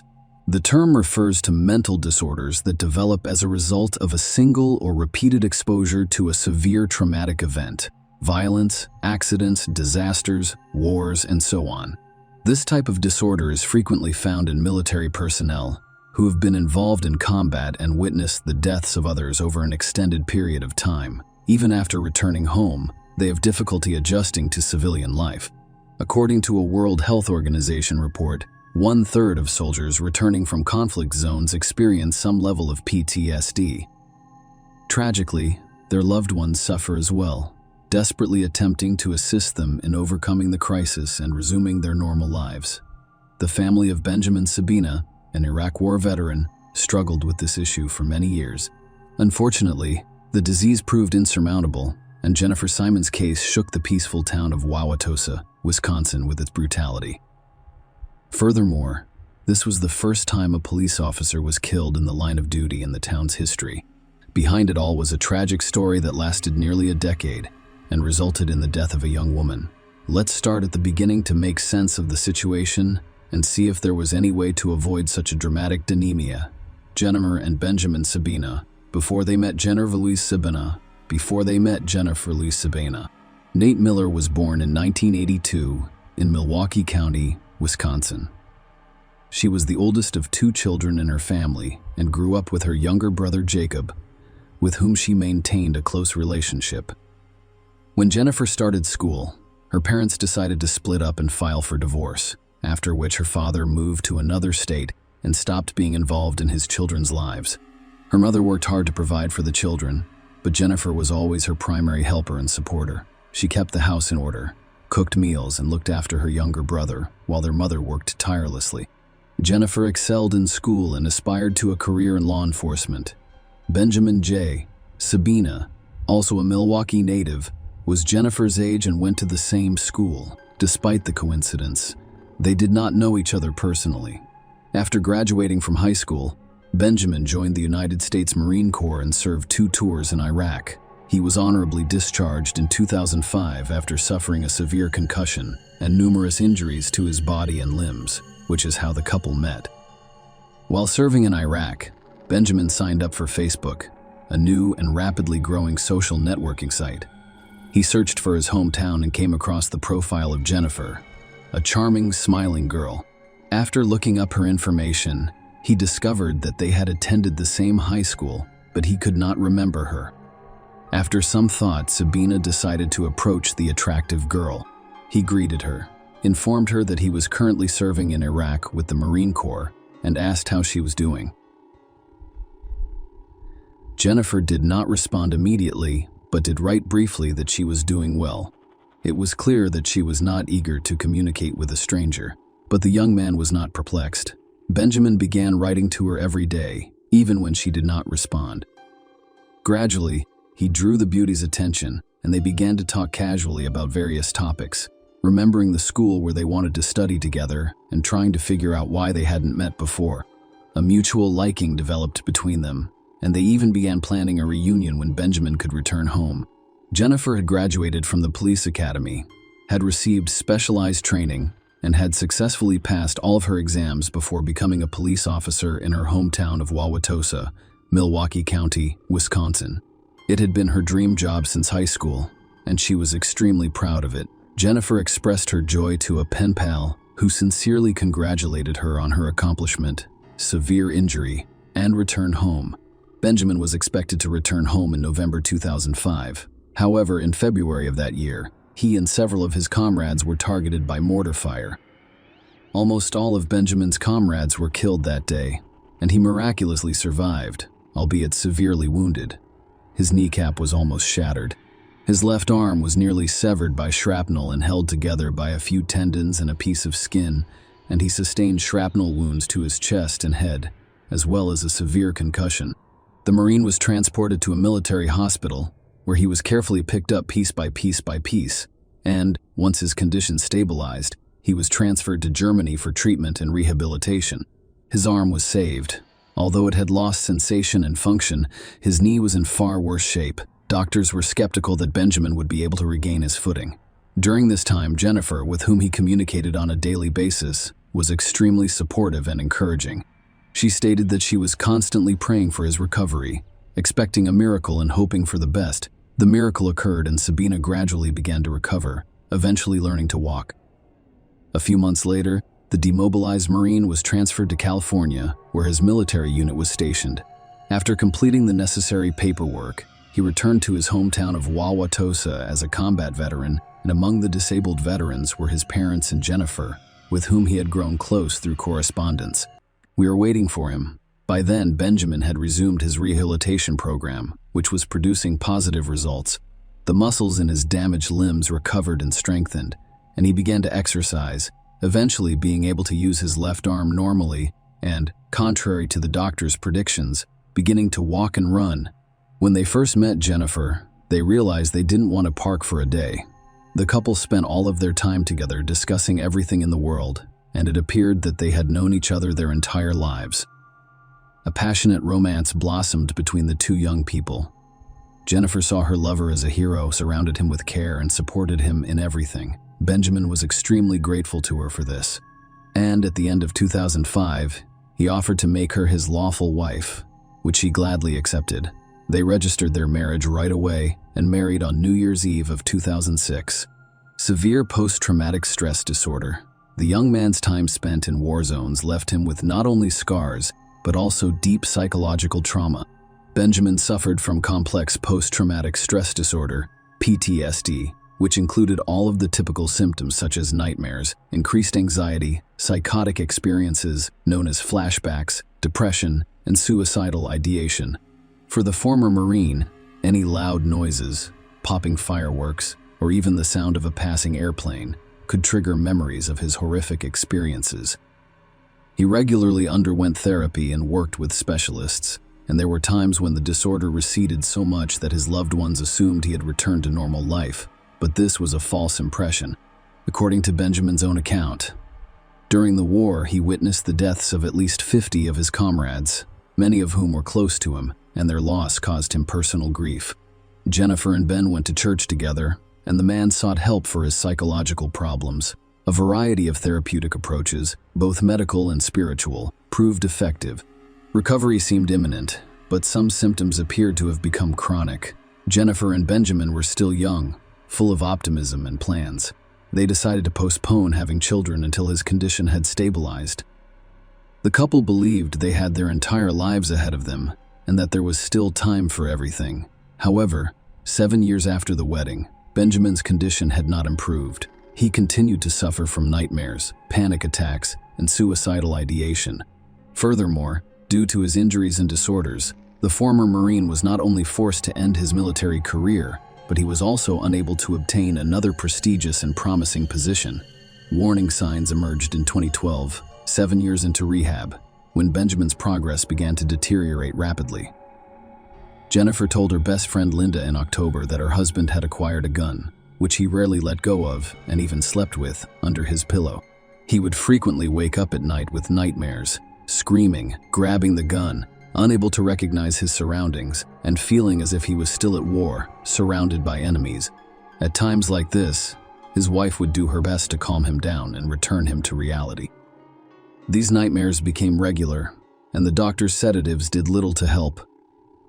Furthermore, Benjamin began to have thoughts about voluntarily ending his life, which he discussed with his wife. In an effort to reassure him, she told him that he couldn't live without him and that she would accompany him in his care. By then, both spouses were in their 30s. Jennifer had a promising job, was well regarded at work, had many friends, and was adored by those around her. Benjamin received only a government-appointed disability pension. He only socialized with close relatives and parishioners as the couple went to church on a regular basis.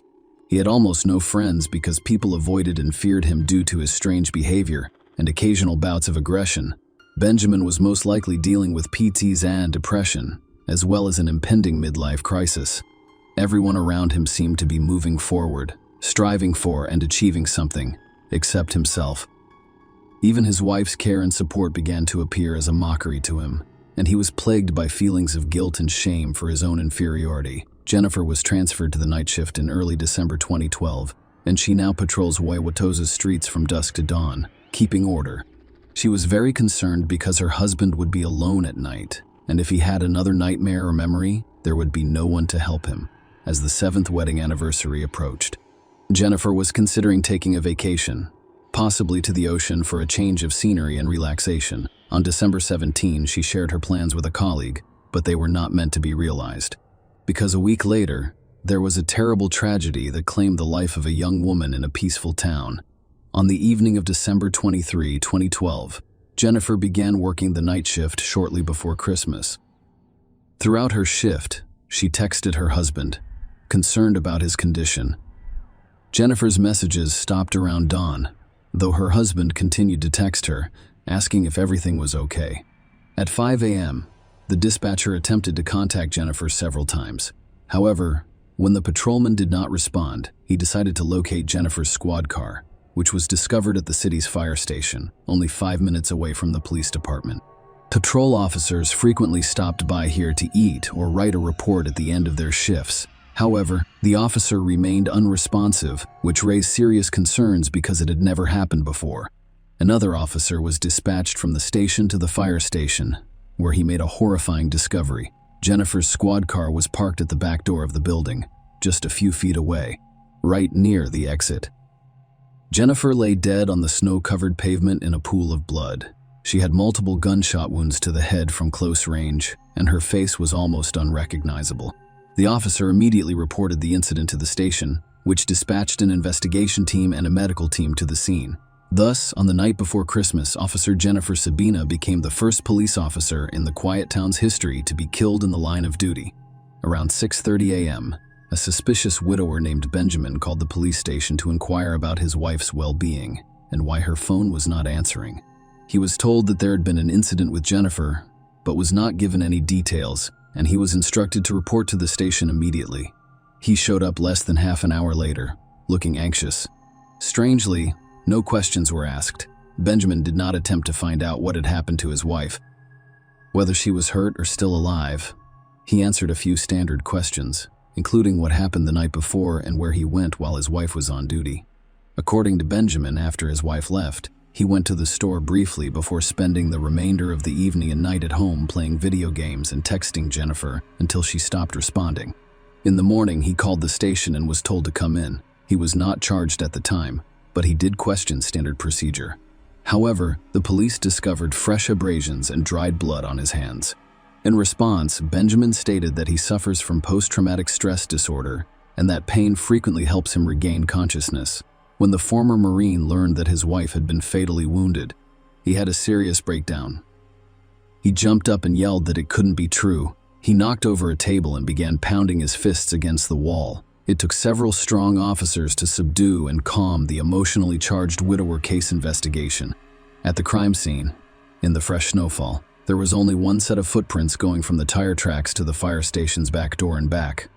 This indicated that the perpetrator was alone, based on the size of the footprints.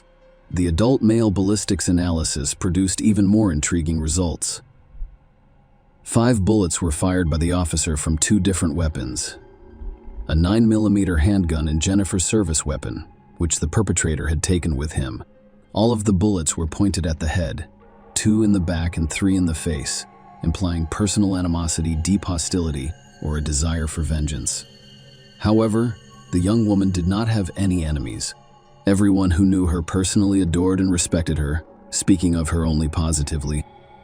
On the same day, video from all of the street surveillance cameras leading to the fire station was requested. It turned out that there were almost no cars on the small town's roads in the early morning. However, around 4 a.m., a black Toyota Prius with tinted windows and black rims approached the fire station. The car vanished from camera view at some point, but a short time later, it was seen driving in the opposite direction, heading directly home. It is worth noting that Benjamin arrived at the police station that morning in the same car for questioning, removing all doubt that he was immediately pursued, arrested as the prime suspect, and his home was thoroughly searched. The first thing that investigators noticed were the holes in the living room wall. The drywall had been punctured, apparently by fifth, and bloodstains were visible around the edges. It was clear that this was where Benjamin had acquired the abrasions on his hands, and it had occurred no later than the night before. The couple left messages for each other on the refrigerator door using colorful sticky notes. Jennifer's notes exuded love and care, whereas her husband's were either dry in one word or so insincere that they read like quotes from romance novels. A shell casing from a 9mm pistol was discovered in one of the dresser drawers, and the weapon was soon discovered in the bedroom, on the side of her husband's bed. The police spent a long time looking for Jennifer's stolen service weapon, but it was eventually discovered in a ventilation duct under the ceiling. Forensics confirmed that it was the same weapon used to shoot Jennifer Benjamin's version. After his arrest, Benjamin initially stuck to his original statement, claiming that he had not left the house and denying any involvement in his wife's death, insisting that he loved her and could not have hurt her. However, when confronted with irrefutable evidence of his guilt, he began to sob and testify. He revealed that he had suffered from various forms of post-traumatic stress disorder for years after returning from the war zone. He was unable to be helped by his wife's love and care, his church, or experienced doctors. He recently began to consider voluntarily ending his life, which he shared with his wife. She continued to discourage him, claiming that she couldn't live without him and would follow him. It is claimed that Ben chose to dispose of his lover out of mercy. He reasoned that they were both religious individuals, and if Jennifer committed suicide, it would be a serious sin, condemning her soul to eternal punishment.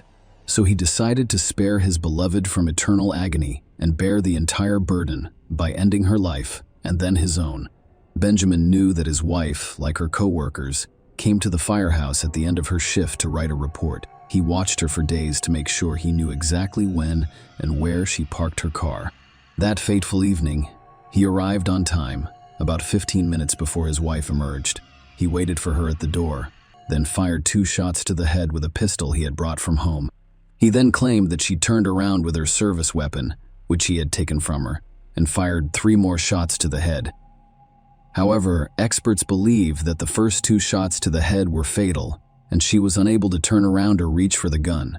Furthermore, the entry wounds revealed that the last 3 shots were fired into her body while she lay on the ground. Furthermore, it was unclear why Ben shot her 5 times in the head, severely disfiguring her face and necessitating a closed casket funeral, trial and sentencing. In the end, Benjamin pleaded guilty but blamed his actions on a severe mental disorder, claiming that he was unaware of his actions.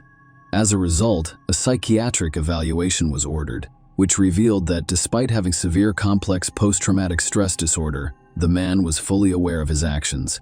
Furthermore, Sabina planned the crime in advance, attempted to cover his tracks and hide evidence, and continued to send messages to his now deceased wife's cell phone to avoid suspicion. Witnesses, including friends and co-workers of the deceased, testified that the husband was jealous of his wife's professional success and frequently took it out on her. In addition, Benjamin was insanely jealous of Jennifer's male co-workers. He believed that his wife could leave him at any time because she is surrounded by young, healthy men who do not suffer from the same physical and psychological problems as he did.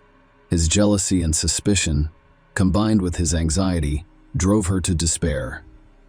Sabina appeared in court in a wheelchair, his hands and feet bound due to his repeated attempts to harm himself. He entered a full guilty plea. Pride apologized to his mother-in-law and promised that if he could go back in time, he would never hurt the woman who loved him, and he loved him, and he loved. Benjamin was convicted of first-degree premeditated murder in June 2013.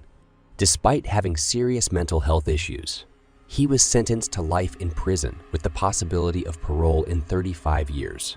Jennifer's mother stated in court that she had forgiven her son-in-law and left his fate in God's hands. The defendant's mother testified that her son returned from military service a completely different person, deeply distressed, physically and mentally broken. And finally, she and her daughter-in-law attempted desperately to assist him, but the darkness in his soul was overwhelming. In addition, Officer Jennifer Seven's death sparked a heated debate about whether her name should be included on a Washington memorial honoring law enforcement officers killed in the line of duty. Initially, the decision was made to exclude her name due to the circumstances surrounding her death. However, following widespread protests and collective petitions from Wisconsin residents, her name was eventually added to the memorial wall. Share your opinion with us in the comments and subscribe to the channel for more.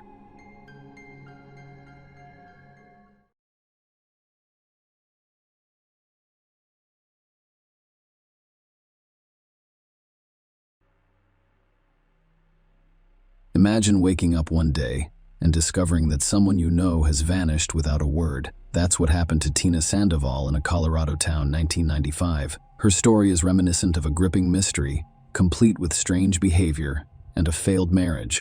In this story, we'll go over her strange disappearance and the shocking truth that surfaced more than 20 years later, leaving everyone stunned. Christina Tina Marie Tournay Sandoval got her start in Windsor, Colorado. Michael and Mary Ellen Tournay welcomed their child on March 17, 1972. She was a determined and energetic young woman who excelled in many areas of her life.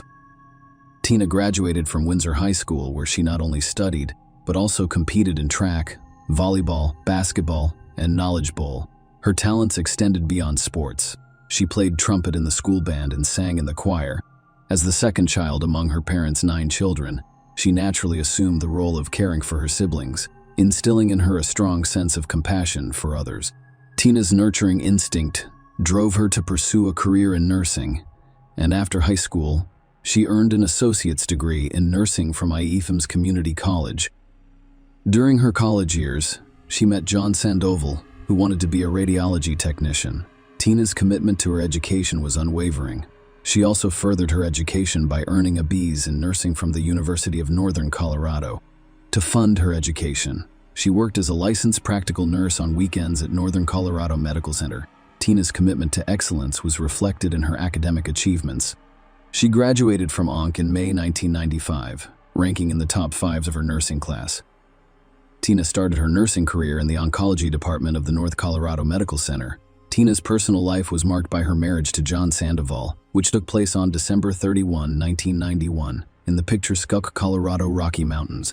However, their marriage was fraught with difficulties, and Tina filed for divorce less than 2 years after their wedding. Her determination to move on with her life and a positive outlook on the future prompted her to move into a new apartment and resume dating. Susan Tournay, Tina's sister, became increasingly worried on October 19th. Tina informed Susan of her plans to meet John at his home after her shift that day. Tina found the meeting significant because it revolved around John's need to sign certain documents and pay an IRS debt as part of the final steps in their divorce process. However, the situation was tense because John was opposed to Tina's divorce and did not want her to date anyone else. Furthermore, Tina was concerned about the meeting because of some troubling incidents in the past involving John, making her nervous about her encounter with him. Tina contacted Susan, requesting her presence at the meeting. Unfortunately, Susan had work commitments that day and was unable to accompany her sister. In lieu of her actual presence, Susan asked Tina to call her right after the meeting with John to give her an update on how things went. Susan waited anxiously for Tina's call all day, but it never came. Still at work and growing increasingly concerned, Susan decided to involve their mother, Mary Tournay. Mary went to Tina's apartment to check on her, only to find that she wasn't there. Mary went to John's house where he lived with his aunt because she sensed something was wrong. Unfortunately, John wasn't home at the time. Mary's concern grew when she noticed Tina's jacket in the kitchen, indicating that she had been there at some point.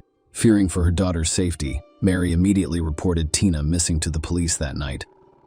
The investigation into Tina's disappearance took a troubling turn as the police dug deeper into the case. When they arrived at Tina's apartment, everything appeared to be in order, which matched their expectations. Tina appeared to have returned home after a shift change and then left again. Inside the apartment, her nurse's uniform was discovered, indicating that she had actually been there. However, a troubling mystery loomed because her car was nowhere to be found. It prompted authorities to launch a search of the area around 3 a.m. On October 20, Tina's car was found parked only 4 blocks from John's house. The situation became more sinister when a police dog tracked Tina's scent from the driver's seat of her car to John's house. John Sandoval was a familiar figure to law enforcement, having previously been convicted of harassment and burglary, which resulted in several interactions with police. When the police arrived at John's house, he attempted to flee by jumping out of a bedroom window. It took physical restraint to subdue and apprehend him. During the arrest, fresh scratches were discovered on John's torso and neck. John was initially arrested on trespassing and unrelated charges.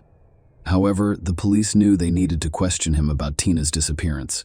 At this early stage of the investigation, it was unclear what specific charges would be brought against him in connection with her disappearance. When questioned by the police about Tina, John claimed he had no knowledge of her location. A search of his home and car began, revealing disturbing items. Among the finds were a white 5-gallon bucket and a new shovel with mud on the spade. Furthermore, Tina's credit cards were discovered in John's possession, as well as a loaded 9mm handgun, rope, and flashlight found inside his vehicle.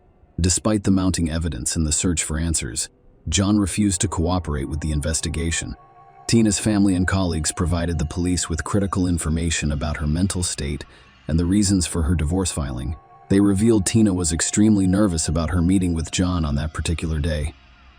Given her disturbing revelations about his behavior, she explained to her co-workers that John had voyeurism, a psychological disorder that caused him to engage in disturbing behavior. According to Tina, if John saw an attractive woman out in public, he would follow her home and conduct a prolonged observation that could last several days. Furthermore, he would leave their house in the middle of the night to engage in voyeuristic activities like peering through the windows of women's homes. On occasion, he would enter these homes and hide in concealed locations, such as cupboards, to keep a close eye on his victims. Tina also revealed that during these intrusions, John would steal women's underwear and take them home, in an especially distressing detail. Tina told her family and colleagues that she was not immune to John's voyeuristic behavior. She confirmed that he had watched her, and she described seeing his car parked outside her new apartment for hours at a time, which heightened her fears and concerns about her safety. Tina had discussed her concerns about John with her family, which she revealed when she informed him of her intention to file for divorce. He responded with a disturbing threat. John had placed a pistol to his own head, resulting in a terrifying and potentially dangerous situation. This disturbing incident fueled Tina's concerns about her husband's potential for harm. She had also told her doctor that she was concerned that John might endanger her safety. Despite these deeply troubling indicators and other circumstantial evidence, the district attorney at the time believed that more concrete evidence was needed to arrest and charge John, and the investigators faced significant obstacles. Tina's location remained unknown. The circumstances surrounding her disappearance were unclear, and no witnesses could shed light on the situation. Given John's employment at a cemetery and his knowledge of burial procedures, authorities conducted a thorough search for Tina in a variety of locations, including reservoirs and woodlands. Law enforcement also conducted a grim search of several graves in the area. The graves were carefully examined to see if they contained Tina's remains. While the investigation was thorough, none of the efforts produced conclusive evidence. The case eventually went cold, leaving numerous unanswered questions. Tina's death certificate was issued in 2002 by the state of Colorado, after a judge determined in December 2001 that there was sufficient evidence to believe she was deceased. Despite the passage of time, the police maintained their belief that John was involved in Tina's disappearance. He had been a suspect since Tina was reported missing, and that had not changed. However, belief alone was insufficient to secure charges, primarily because Tina's body had never been discovered, leaving a critical gap in the evidence needed for a prosecution. In June 2009, a new district attorney appointed to the position decided to re-examine the evidence, which marked a significant turning point in the case. Despite the absence of new evidence, he decided to charge John Sandoval with first-degree murder. This decision was based on the belief that the circumstantial evidence accumulated over time was compelling and could lead to a conviction. Even though Tina's exact fate and the location of her remains were unknown, John was officially charged with first-degree murder. After being charged, John entered a plea of not guilty. The prosecution's case revolved around the claim that Wild Tina had never been found. They were convinced she was dead. After leaving work on the morning of October 19, 1995, all of her activities came to an abrupt halt. There had been no activity on her credit cards, bank account, nursing license, earnings, or Social Security since that date. Tina did not have a passport, and there was no evidence that she had changed her name, which would necessitate a legal petition to the court. Tina was portrayed in court by the prosecution as a responsible and dependable young woman who consistently attended work and paid her bills on time. She had recently signed a lease for a new apartment, indicating that she had no plans to relocate or start over elsewhere. As a result, the prosecution claimed that the only plausible explanation for her unexplained absence was that she had been the victim of foul play, specifically murder, and that all evidence pointed to her husband, John Sandoval, as the most likely perpetrator. The prosecution's case was based primarily on circumstantial evidence. Because there was no body or physical evidence directly linking John to Tina's disappearance, they were prepared to present the testimony of 137 witnesses to substantiate their case, claiming that John not only killed Tina but also disposed of her body. Throughout the trial, the jury learned about John's voyeuristic tendencies and pattern of following and stalking women, which added another layer of evidence for the prosecution to consider.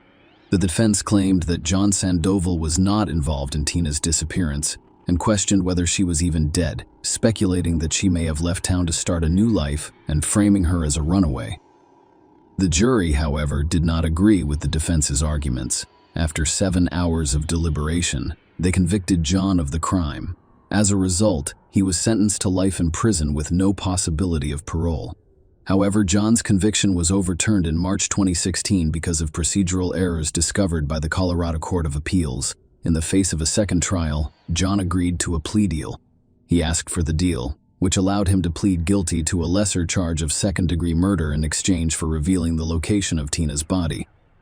Tina's family had long suspected she was dead, and this revelation confirmed their fears. John then led authorities to Greeley's Sunset Memorial Garden Cemetery, specifically the grave of Second World War veteran Arthur Hurt, who was one of 3 open graves on the day Tina went missing. John had buried Tina's remains about 2 feet below Arthur's grave, concealed by a comforter covered in a tarp and sealed with duct tape. Unfortunately, cemetery workers mistakenly buried Arthur over Tina's remains after John had hidden her there. As part of the plea agreement, John was sentenced to 25 years in prison plus 5 years on parole. This sentence was retroactively dated to August 2010, when he was originally convicted of first-degree murder. During the sentencing hearing, John apologized and offered his condolences to Tina's grieving family. Share your opinion with us in the comments and subscribe to the channel for more.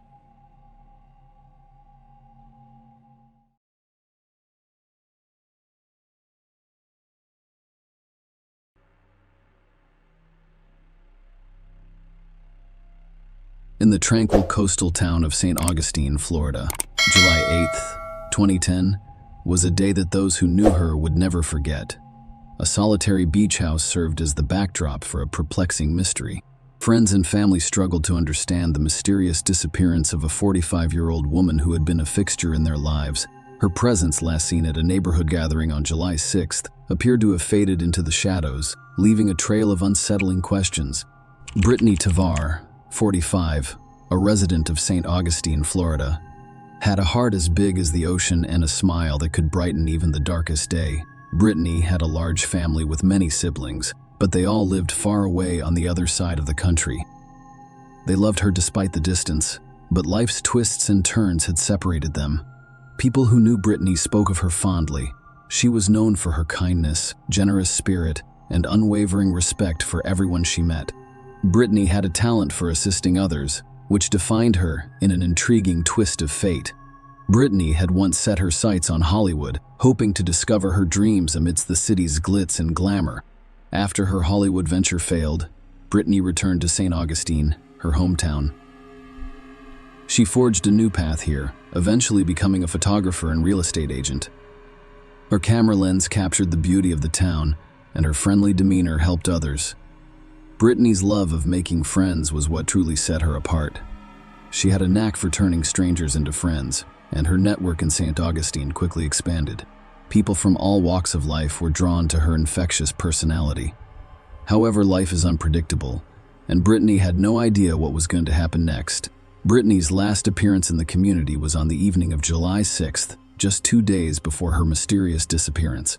She was upbeat as she mingled with neighbors and friends at the lively party. Later that evening, around 9 p.m., she made a routine stop at a nearby gas station to fuel her Toyota RAV4. However, after this seemingly routine pit stop, Brittany became an elusive mystery when friends worried about her disappearance went to her house. It appeared normal from the outside. There appeared to be no activity inside the house. Her car was noticeably absent, prompting a few of them to speculate that she had temporarily left her home for a few days. Her family was concerned, however, because they knew it was unusual for her to leave without informing anyone. Police did not launch an investigation right away because nothing seemed out of place, and there was no evidence of foul play or that Brittany had suffered any harm. Friends and her partner, Tim Martin, gained entry to her home through a locksmith, and upon closer inspection, a strange scene unfolded before their eyes. The house had an almost unnatural cleanliness, as if it had been thoroughly scrubbed, leaving a distinct odor of cleaning products, particularly bleach. Brittany's two small white Bichon Frise dogs, Colbert and Huey, were also missing, but her cats remained inside the house. The hum of the air conditioning system in the background added to the mystery, which was unusual for Brittany, who was normally concerned about power consumption and would not leave it on even if she was only going away for a few days. Brittany's friends told the police that she had expressed concern and fear to them. She had spoken with some of them about her concerns. This unease stemmed from a contentious dispute she had with her neighbor, and what had once been a cordial relationship had devolved into a cauldron of hostility, marked by physical skirmishes, legal skirmishes, and Brittany's fervent attempts to obtain a permanent restraining order against Anna. The timing of Brittany's disappearance was especially puzzling because it coincided with a critical court hearing in this long-running dispute. Brittany meticulously gathered evidence and prepared for her upcoming trial, making her sudden disappearance even more perplexing to those who knew her well. She was looking forward to her appearance in court and did not want to miss it. Brittany and Anne had previously been close friends, bonding over shared memories and camaraderie. However, Anne's idyllic friendship began to unravel when her boyfriend crossed the Atlantic from Ireland, prompting her to seek accommodations for her roommate in order to make room for her view. Brittany, ever accommodating, agreed to house Anne's roommate, but later changed her mind. This abrupt reversal heightened tensions between Brittany and Anne, laying the groundwork for a contentious dispute. The conflict escalated to alarming proportions, culminating in a shocking physical altercation that resulted in Brittany's arrest on battery charges. Her once welcoming demeanor had changed to one of resolute determination to seek legal protection against Anne's perceived threats. Brittany carried a video camera with her at all times, documenting every interaction with Anne in order to gather irrefutable evidence for the impending court battle. Among these clashes, the day Brittany disappeared emerged as a watershed moment. She had long anticipated the day she would appear in court for the civil suit seeking a permanent restraining order against Anne. She had worked hard to gather evidence and prepare to present her case to her friends and family. The idea of Brittany willingly missing this critical hearing seemed implausible. While Anne naturally became a person of interest in the eyes of investigators, initial inquiries indicated she had a credible alibi. A few days after Brittany's last sighting, her two beloved dogs, Colbert and Huey, were discovered wandering separately in Hopkins, South Carolina, adding an unexpected twist to the case. In the midst of this neighborly feud, another aspect of Brittany's personality emerged, a compassionate spirit who had opened her home to at least 8 different homeless people over the years. Brittany welcomed them warmly, offering shelter in exchange for their assistance with various household tasks. Among them was Joseph Dean Roberts, a 26-year-old who had recently lived with Brittany. Brittany had only met Joseph a few weeks before her mysterious disappearance at a local Barnes & Noble bookstore. Despite their brief interactions, Joseph had shared his harrowing story with her. He had become homeless after losing his job at the Kangaroo gas station on St. Augustine Beach. Brittany, known for her boundless kindness, extended her hand and offered him a place to stay. Joseph's first impressions painted him as an unassuming average young man, which was confirmed by his friends. They saw no reason for concern, believing him to be a typical houseguest. However, Joseph had a tragic backstory, telling Brittany's friends that he had lost his parents and that his living situation had become hostile, prompting him to seek refuge under her roof. Brittany went above and beyond when she moved in by purchasing a computer. They shared ambitions to start a web design business together, which reflected Brittany's adventurous spirit. The police, who were always eager to try new things, became increasingly interested in Joseph as they learned more about his relationship with Brittany and the events surrounding her disappearance. He was pulled over for speeding in Brittany's car in Evanston, Wyoming, the day after her disappearance. Strangely, he was released without being questioned about her location.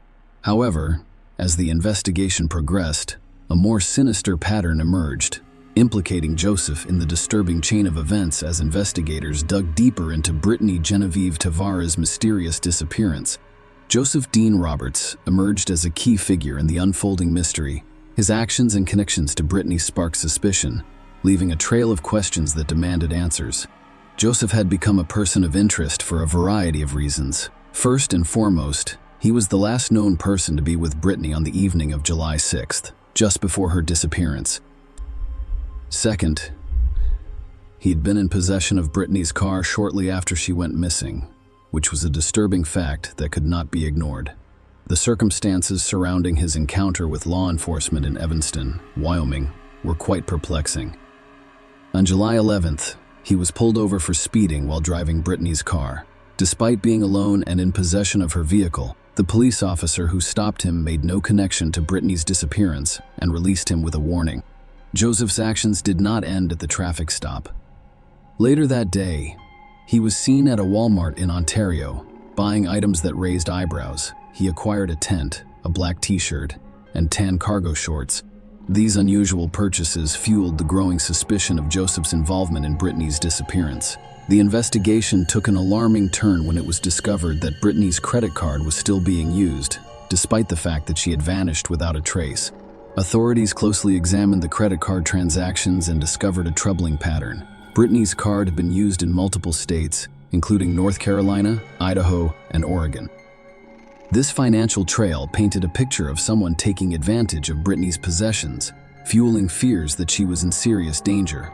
With mounting evidence and growing concerns about Joseph's potential involvement, authorities took a proactive approach and issued a public alert. The message was clear. Joseph Dean Roberts was a person of interest in Brittany's disappearance, and he should not be underestimated. Law enforcement warned that he could be armed and dangerous, prompting a nationwide search.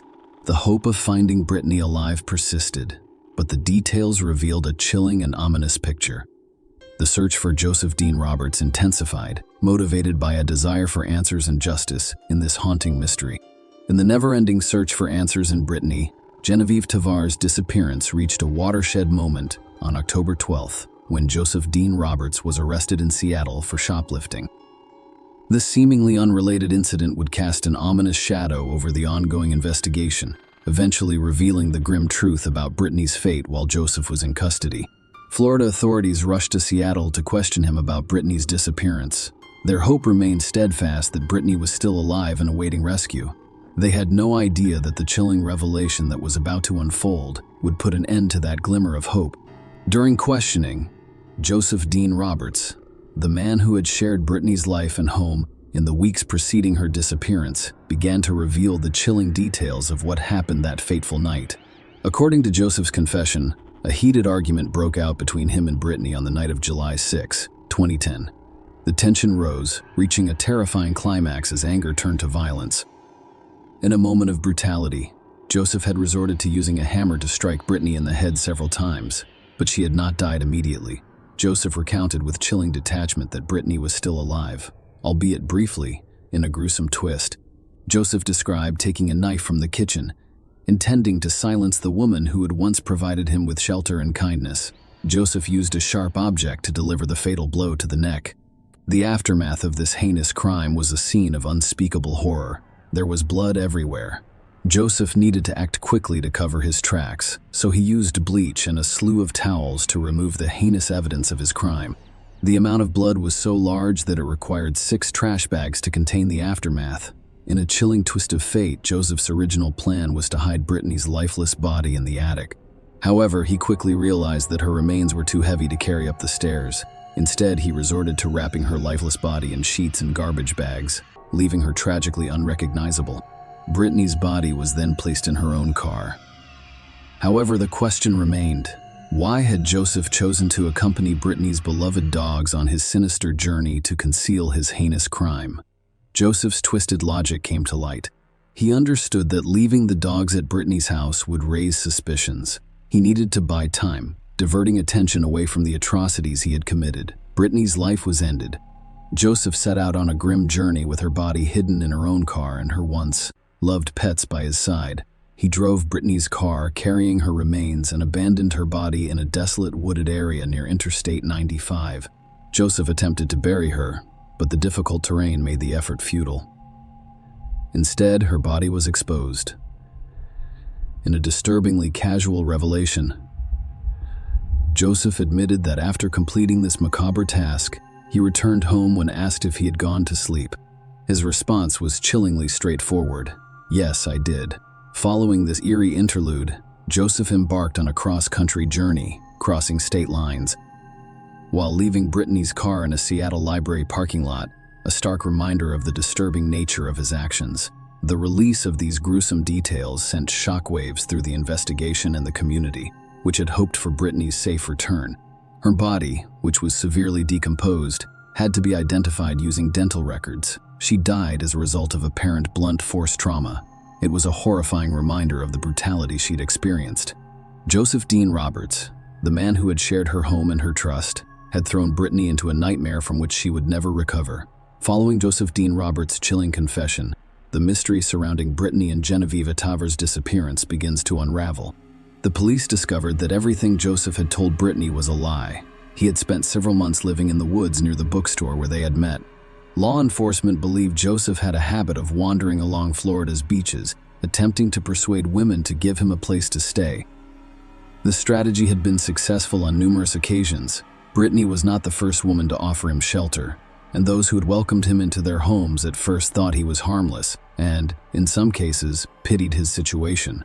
However, a troubling shift in his behavior usually occurred soon after moving in.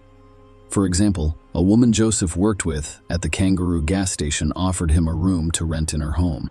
From August 2008 until January 2009, he appeared pleasant and honest at first, despite his inability to afford a motel. He even discussed his mental health issues, such as depression and angry outburst.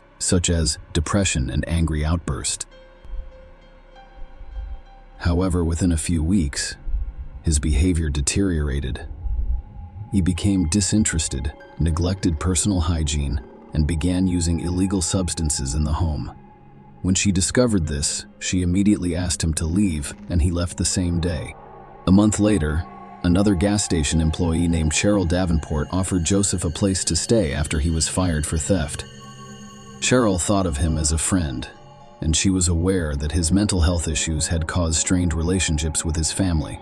In exchange for housing, she asked him to care for her 3 young children. Unfortunately, the destructive pattern repeated itself. Joseph stopped bathing and resumed his prohibited substance use, prompting Cheryl to ask him to leave. During this time, Joseph moved in with Brittany in tragic circumstances.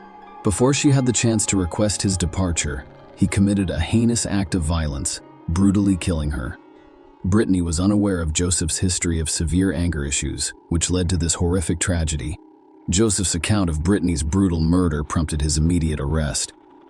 The gravity of the crime he had committed was obvious, and the legal system moved quickly to hold him accountable for his heinous actions. Joseph initially pleaded not guilty to first-degree murder, setting the stage for a trial to prove his guilt beyond a reasonable doubt. However, as the case progressed, legal discussions and arguments became more prominent. Questions about Joseph's state of mind, the circumstances surrounding the crime, and the pursuit of justice led to a watershed moment in the case.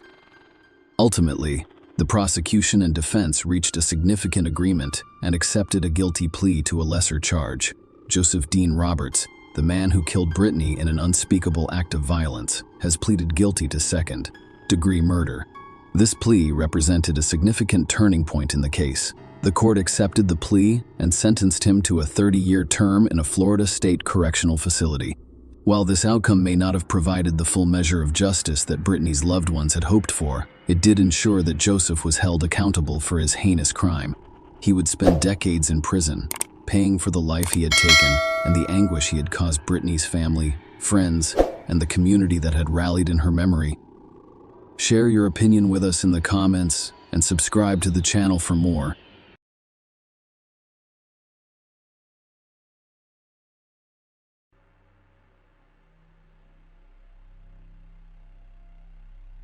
Hey guys, welcome to my channel, and today we're going to take a look at another horrible case with you. Jennifer Cave has a generous heart. Why do bad things happen to good girls? Because bad boys attract them like moths to a flame kind. Often naive, they idealize their partner and completely ignore the obvious red flags. Sometimes these destructive relationships last a long time, while other times the realization occurs quickly. Sooner or later, there is a choice: leave or continue to be burned until the moth is reduced to ashes. Jennifer was nowhere to be found during one of the most heinous and undoubtedly didactic incidents in Austin, Texas, USA. Jennifer Cave, Michael Rodriguez's new girlfriend, last spoke on August 16, 2005, late in the evening. Throughout the night, Michael awaited her call. However, exhausted from work, he unintentionally fell asleep. By morning, there had been no missed calls from her. Concerned, Michael remembered Jennifer's promise to call him back after dropping off her friend Colton at home. He was concerned that she would have to go out of her way because Colton had not arranged for his own ride home. In general, he did not trust Colton or his lifestyle. Meanwhile, Jennifer's roommate discovered her absence from home. Her alarm clock was blaring, and there was no one to turn it off. It appeared that Jennifer had not spent the night at home. Her friend became concerned. They usually informed each other about their plans. She tried calling Jennifer, but there was no response, which was unusual for her. Jennifer begins her first day of work today. It's unlikely she'd leave without changing. The roommate thought Jennifer's office clothes were neatly hanging on the rack, as if she hadn't taken anything with her.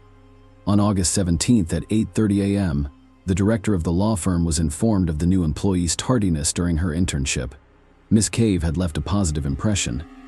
It seemed odd that she would allow herself such behavior on her first day of work at 9 a.m. Jennifer's colleagues called, but she did not answer. Around 11 a.m., the employer dispatched one of the managers to check on her at home. Persistent knocks went unanswered. They then attempted to contact the secondary contact number listed on her resume. Sharon Sedgwick, Jennifer's mother, answered the phone. The call caught her off guard and left her feeling disappointed. She said she'd try to find her daughter. Sharon was also unable to reach Jennifer. She began to feel increasingly concerned and suspicious. She appears to have dropped everything again for that irresponsible young man. She came to a conclusion. Nobody in Jennifer's circle liked her ex-boyfriend, Colton Pitniak. Regardless of his intelligence and financial status, he always seemed to bring her down. Mrs. Sedgwick called Colton. He stated that he hadn't seen her daughter in quite some time. He seemed unconcerned about Jennifer's disappearance. For some reason, her mother did not believe him. More than 12 hours passed without any news. After all, Austin hospitals were checked, but no results were found. Sharon called the cops. She reported her daughter missing and expressed concern that she was in danger at Pitniak's house after calling the police. Sharon and her husband, Jim Sedgwick, visited Colton's home to speak with him in person. However, he refused to open the door for them or the responding officers, claiming he didn't want to talk. And they didn't have a search warrant. He was well aware of his rights, so the police were forced to leave. However, the situation appeared suspicious. Jennifer's car was discovered near Pitniak's home. Despite the fact that the car was empty, its mere presence in the parking lot prompted thought. Jennifer appeared to be inside the house. Sharon and Jim were convinced something had happened to her. The police decided not to waste time and inspected Jennifer's home. However, they discovered nothing of interest. The only leads came from Michael and Sharon, as well as Jennifer's car near Coltrane's house. Michael described how Jennifer went out with friends on the evening of August 16th to celebrate landing a job. She'd called him several times. One of the friends was her ex-boyfriend Colton, who was with her at the time of the call. Jennifer did not appear scared or worried during the conversation, but she did mention that Colton was acting strangely and she needed to take him home after losing contact with her. A grisly discovery. All of the clues point to Pitniak's home. While the cops hesitated, Sharon and Jim decided to take matters into their own hands. They drove back to Colton Place. When they arrived at the apartment complex, they knocked on the door but received no response. The girl's parents, sensing something was wrong, called a locksmith to open the lock. However, Jim discovered a better way. He decided to enter through one of the apartment's open windows. Inside, everything was disorganized. It was clear that no one had kept the house in order, and the apartment itself looked more like a den. The man was hit by a foul odor that immediately triggered his gag reflex. He covered his mouth with his hand. Jim moved to where the odor was stronger. The house was empty. Jennifer's stepfather noticed clutter in the bathroom. He looked closer and discovered a dismembered female body, with the head and limbs severed. Trash bags and a sports bag can be found nearby. Jim, horrified, began to examine their contents. Inside were the body's remaining parts. The deceased's legs were freckled like his stepdaughter's. However, the corpse was so mutilated that it was impossible to determine who it was. The man hoped until the very last moment that it was not his stepdaughter. After regaining consciousness, he contacted emergency services to save Jennifer's life. Jennifer Cave was born in March 1984 near Bishop, Texas. Her family resided in a modest farmhouse. Sharon's mother was in her second marriage, which added 3 more children to the family. Jennifer, Lauren, and Clayton, Vanessa from Sharon's first marriage, were the 3 oldest siblings. Jennifer's father works as a welder. He was a good husband and father until alcohol turned him mean and uncontrollable, hurling insults and causing trouble. When sober, he was composed and respectful. Despite their unstable home environment, the family remained close. Sharon worked as an accountant in a chemical plant while also caring for her home and children. Jennifer, unlike her more sociable brother and sister, was shy. While they made friends quickly and played outside, she preferred the company of books, which sharpened her intellect and provided her with an excellent memory. Her love of reading had an impact on her vision, necessitating the use of glasses in conjunction with the braces in her mouth. The glasses did not improve her self-esteem. Our heroine lacked confidence, but she still actively participated in school social and athletic activities. Eventually, her father's destructive habits caused the family to split up. Jennifer and Clayton chose to remain with Charlie following their separation. They backed him up with great compassion, hoping to prevent his downfall. Jennifer was so determined to help her father quit drinking that she overlooked his unwillingness to fight. Years have passed since the divorce in 1999. Sharon met Jim Sedgwick by chance. Jennifer transformed as she approached adolescence, removing her braces and replacing her glasses with contact lenses, transforming her into a true beauty. However, her character began to shift. Along with her appearance, she began socializing with children from troubled families. Nonetheless, due to her high intelligence, she graduated near the top of her class. Jennifer later enrolled at Texas State University to major in finance, but she quickly became disillusioned with her studies and dropped out after the first semester. She attended a community college in Austin and worked part-time at a city restaurant to help support herself. During this time, she dated Mark, a nice young man from a respectable family. Their relationship could have led to marriage, but Jennifer became engrossed in the nightlife. She began attending parties and drinking.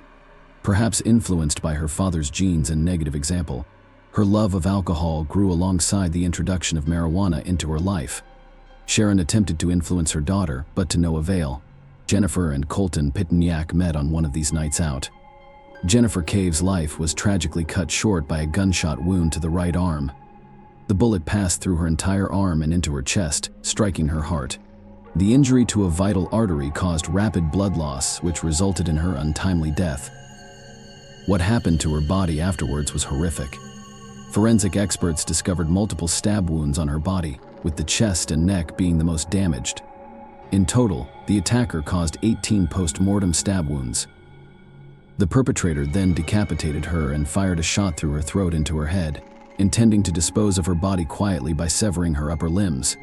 He packed them into a prepared bag and trash bags. Her torso was left in the bathtub, covered with a saw. Something thwarted the assailant's initial plan, forcing him to change his tactics. Evidence was uncovered. When Jennifer Cave's body was discovered and police arrived, they did not yet have a warrant to search Colton Pitoniak's apartment. Initially, all the officers could do was observe the victim's body and secure the scene. After obtaining the necessary permission, a thorough search of the apartment was conducted. They discovered 3.38 caliber shell casings. The firearm was found in Pitoniak's car, which was parked in the garage. A large, blood-stained machete was taken from the dishwasher.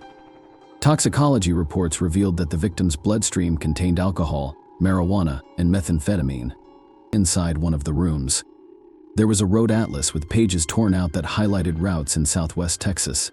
This clue revealed the apartment owner's absence. Colton Pitoniak fled. Law enforcement immediately issued a warrant for his arrest. His name is Colton Pitoniak. Bryant, Arkansas is where Colton originated. He grew up as a sharp-witted boy with attractive looks who was popular with girls during his adolescence. His father operated a successful agricultural business that grew year after year, allowing the family to live comfortably. However, the abundance spoiled Colton.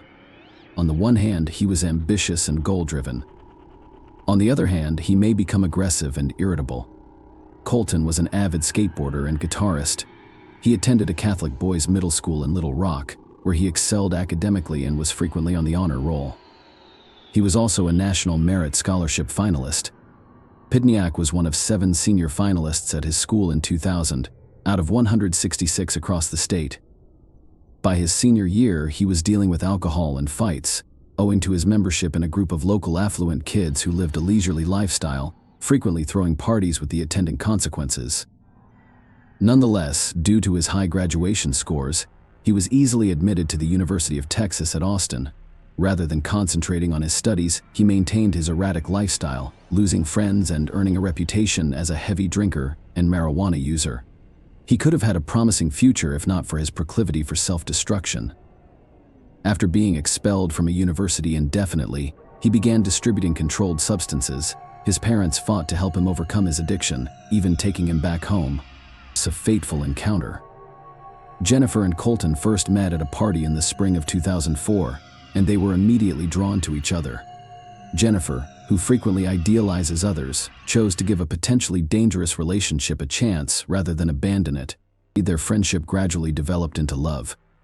Jennifer eventually began using illegal drugs with Colton. His opulent apartment gradually transformed into a den of excess, and using illegal substances together became a household rule.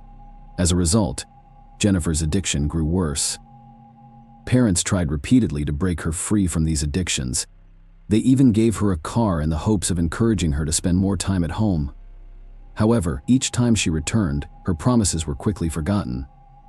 Golden's condition deteriorated. He became increasingly paranoid and began carrying a gun and knife in an attempt to project the image of a gangster. Pitniak was arrested in 2004 for possessing illegal substances.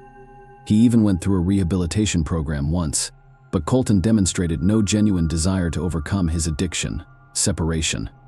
Jennifer's parents decided to pay her a visit. However, the visit ended in disappointment. Jennifer had broken her promises, lost a significant amount of weight, and appeared generally unwell. Her family suggested she get treatment at a rehabilitation center, but she flatly refused.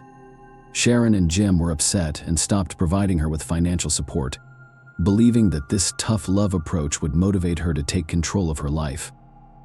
Jennifer, however, had no choice but to move in with Colton due to a lack of funds. What happened in his apartment is difficult to say, but after a month of living with him, Jennifer decided to leave. Her friend offered her a room and support. Miss Cave expressed her fears. She no longer felt safe with Colton but did not go into detail.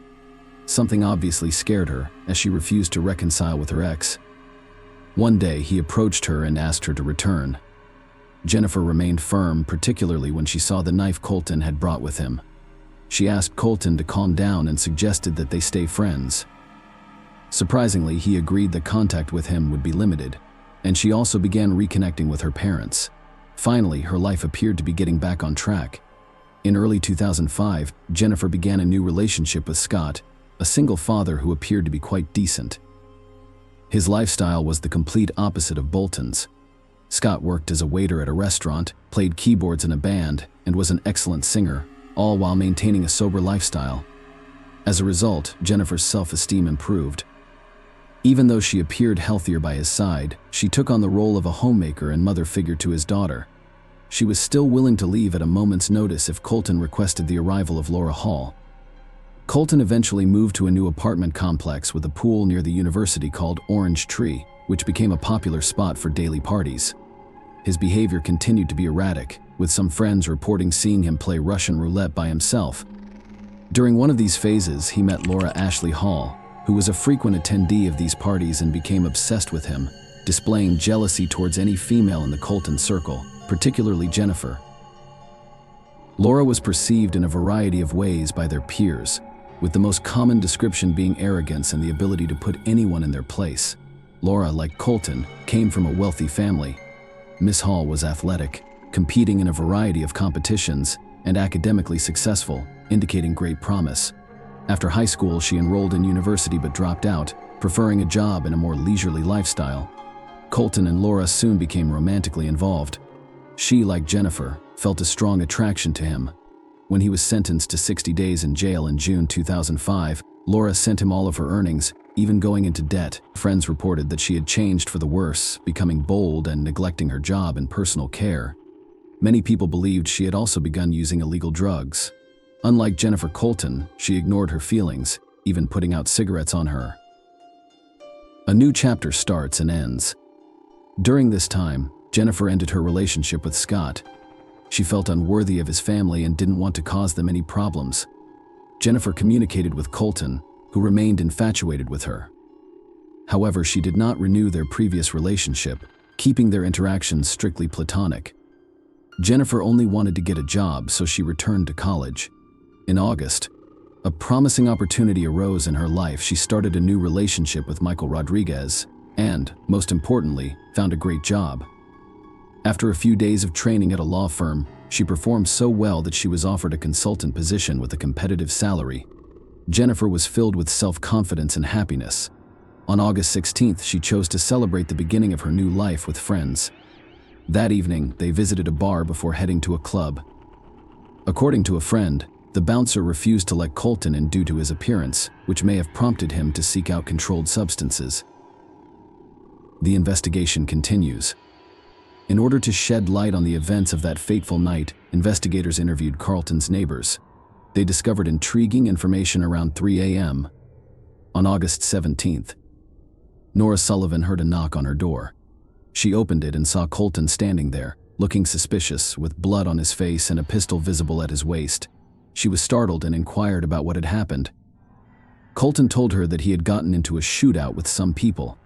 Nora did not hear any gunshots and assumed he was lying as usual. She closed the door and peered through the crowd to see him walk away. Neither of the neighbors interviewed heard any gunshots that night. Detectives also discovered that Colton had communicated with Laura twice that night. The morning of August 17th, he went to a hardware store and purchased several masks and gloves, as well as a large amount of cleaning supplies. Using these, he dismembered Jennifer's body and intended to clean the apartment to remove any evidence of the crime. It's possible that Sharon and Jim's unexpected arrival startled him and caused him to be nervous about flying. A critical discovery in Cohen's apartment led investigators right to his trail. Colton, along with Laura Hall, was discovered in Mexico. They had crossed the border in Laura's car. Cotton's photograph was distributed throughout the country by local authorities. During this time, the couple entertained themselves by going to movies and restaurants. They stayed at a hotel in the border town of Negres, where an employee identified Colton as the desired individual. The employee took his photograph and forwarded it to the police. Pitniak was arrested by US officials after the duo was apprehended by Mexican law enforcement and transported to the border. Laura Hall was released. Laura caused a scene with the Border Patrol prior to her release, protesting Coltrane's innocence and obstructing the arrest process. Later, she admitted that her trip to Mexico was the best she'd ever had. They spent approximately 5 days abroad. On August 23, 2005, Colton Pitniak was charged with a crime involving Jennifer Cave. A month later, Laura Hall was arrested and charged with tampering with evidence and obstructing justice. The prosecution presented evidence discovered in the apartment, such as a videotape from the store and a receipt listing items purchased. Colton claimed he had no recollection of the night of August 16th, blaming it on excessive drinking and illegal drug use. Initially, he did not deny hurting Jennifer but insisted he had no memory of it. He claimed he woke up to find his ex-girlfriend's body in the bathroom. After finding the body, he contacted Laura, who advised him to purchase a saw and cleaning supplies. She helped dismember the victim and conceal the body parts in bags. The prosecution claimed she was responsible for Jennifer's post-mortem injuries. Colton later hinted that she may have been motivated by jealousy, implying that she participated in an act of revenge against her rival. Nevertheless, both defendants pleaded not guilty. Nonetheless, the evidence supporting his involvement was overwhelming. Jennifer's body was discovered in Coltrane's apartment. His fingerprints and DNA were discovered on the machete, saw, and firearm recovered from the crime scene, and the weapon in his car was identified as the crime weapon. In addition, he was the one who bought the cleaning supplies at the store. The jury had no doubts about his guilt. On January 29, 2007, Colton Pitniak was sentenced to 55 years in prison, with the possibility of parole after serving at least half. His earliest release date will not be until 2060. Laura Hall's case was complex, and the prosecution suggested she may have acted out of blind love for Colton. Laura's DNA was discovered on one of the victim's shoes, a store towel, and the firearm used. The defense argued that this only demonstrated her involvement in disposing of the body, not in the original act. They were unable to prove she was the one who fired the first shot to Jennifer's head after her death. There was no evidence that she was present at the scene when the crime occurred. Laura insisted she only learned about the crime from Colton, who claimed he forced her to flee to Mexico with him. However, witnesses from their trip to Mexico reported that the couple appeared to have a good time. Laura Hall was convicted of obstructing justice and tampering with evidence in 2007 and sentenced to 6 years in prison. A subsequent trial in 2010 resulted in a maximum 11-year sentence and a $14,000 fine. Laura was granted parole on March 15, 2018, with GPS monitoring, and completed her sentence in August of the same year. Her whereabouts thereafter are unknown. She was apprehended and framed. Colton Pitniak remains incarcerated. He has filed several appeals, all of which have been unsuccessful. In these appeals, he repeatedly stated that he had no memory of the tragic events of that night. However, he revealed that witnesses claim Laura confessed to Jennifer's death. He claims that the prosecutors were aware of this information during the trial but did not disclose it to his defense team, implying a possible setup. Although Pitniak's legal motions were denied, the revelation raised public concerns. Furthermore, Jennifer's parents felt that Laura's punishment was insufficient. They believe she played a larger role than she admits. Unlike Colton Hall, she has never expressed sorrow or regret over Jennifer's death. She only referred to Jennifer as that girl or the dead girl, occasionally using derogatory language. To this day, the exact events of that fateful night are unknown. Only Jennifer knows the truth, which is silently concealed by Pitniak's residence walls. Unfortunately, the dead cannot speak. Jennifer's life was cut short during her prime. Unfortunately, she discovered an important truth too late. Staying away from certain people and ceasing communication with them may mean saving oneself. Share your opinion with us in the comments, and subscribe to the channel for more.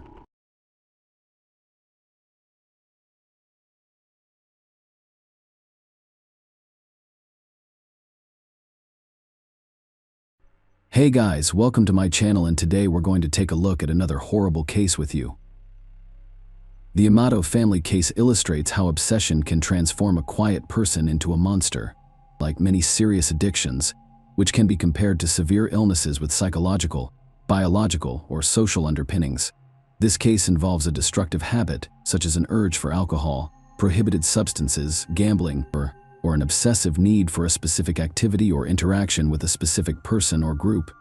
It is tragic when addiction affects not only the individual but also their loved ones who sincerely want to help. The once prosperous and happy Amato family faced a dilemma head-on. Because all of the family members were healthcare professionals, they felt confident that they could handle the situation on their own. It was too late for them to realize how serious the situation was. This isn't a story about addiction, but of a young man's intense obsession with a woman he'd never met. His addiction to illegal substances, combined with a pathological proclivity for theft, exacerbated the situation. The situation devolved into a horrific outcome. Let's look into this case to see if there was a way to change the course of events and avoid the tragedy. On January 25, 2019, a concerned man called Seminole County Police in Florida. He reported that his close friend and colleague, Nurse Cody Amato, failed to show up for his shift at the hospital, which was highly unusual for him. The day before, Cody had left work about 15 minutes early due to urgent family matters at home, leaving so quickly that he forgot to collect his pay for the day. Attempts to reach Cody, 31, by phone were unsuccessful. He was simply not responding. Cody's girlfriend, with whom he had recently lived, stated that he went to his parents' house the day before at his father's request but never returned to her place, and she, too, was unable to contact him. All of these signs triggered alarming thoughts, prompting the dispatch of police officers to the specified address. The Amato family home, located in a suburb of Orlando, had a large adjoining area with a stable and a horse walking area. Cody's car was parked in the driveway, and lights were turned on in several rooms of the home. At first glance, everything appeared normal. There were no signs of forced entry or struggle, and the doors and windows were intact. When the sheriff's deputy knocked, there was no answer, and calls to the landline went unanswered. The police then requested permission to enter and, once granted, cautiously unlocked the back door with a knife to slide the bolt. Inside, an eerie silence filled the lit room, implying that someone was present. Indeed, the homeowners were present. The officers found the lifeless body of 59-year-old family patriarch Chad Amato on the kitchen floor in a pool of his own blood, with close-range gunshot wounds to the chest. Cody was then found curled up on the staircase opposite the main entrance, dead in a large pool of blood. Finally, they discovered 61-year-old Margaret Amato sitting at her computer in the home office. At first glance, she appeared to be sleeping with her head resting on her arm, if not for the blood splatters on the monitor and the large spreading stain beneath her head. The murder weapon, an Iowa Jericho 941 pistol discovered next to Cody's body, were later determined by forensic experts to have his fingerprints, with no signs of breaking or external presence, and no items missing from the home. Cody appeared to have ended their lives and then shot himself in the chest, possibly as a result of a family dispute. However, smeared blood on the front door indicated that it was locked by someone leaving the house following the incident, implying that the perpetrator was not one of the deceased family members. Few people questioned the likely suspect. Those who knew or were connected to the Amato family mentioned their youngest son, Grant, who had gone missing since that evening.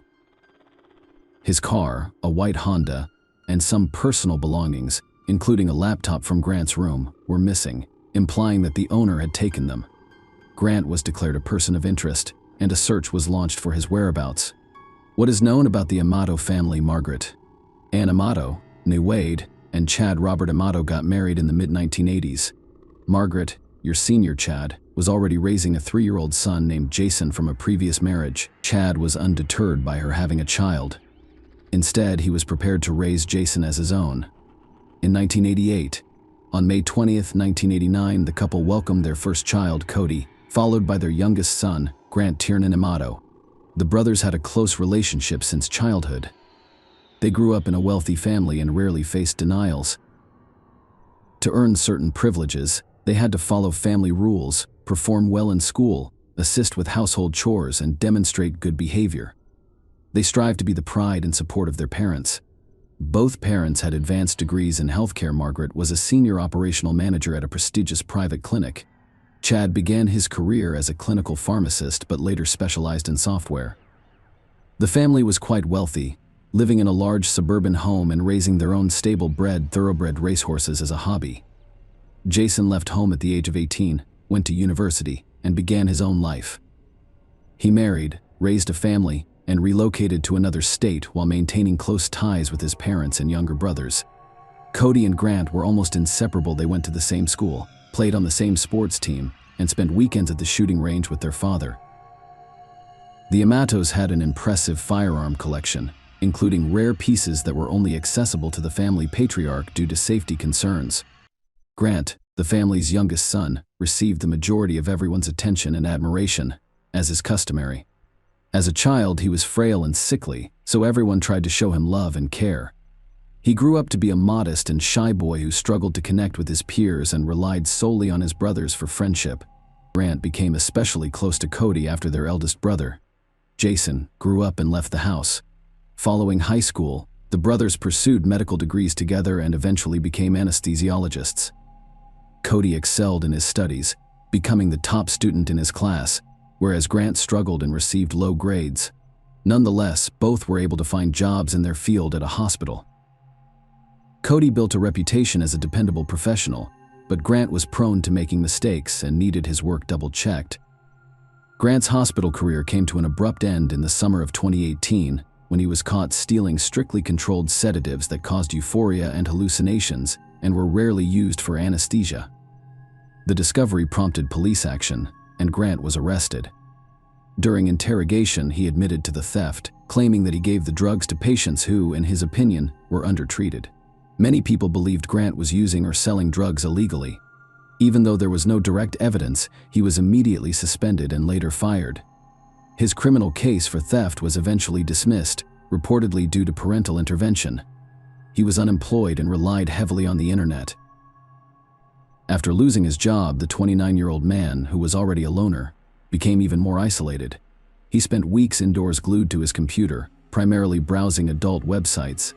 Grant had no girlfriends and struggled with social interactions with women, making him feel inadequate. He watched adult content and frequently interacted with webcam models on specialized platforms, attempting to fill the void of an absent personal life. This private interaction, of course, cost money. Grant could easily access funds from his parents' and older brother's accounts for these activities.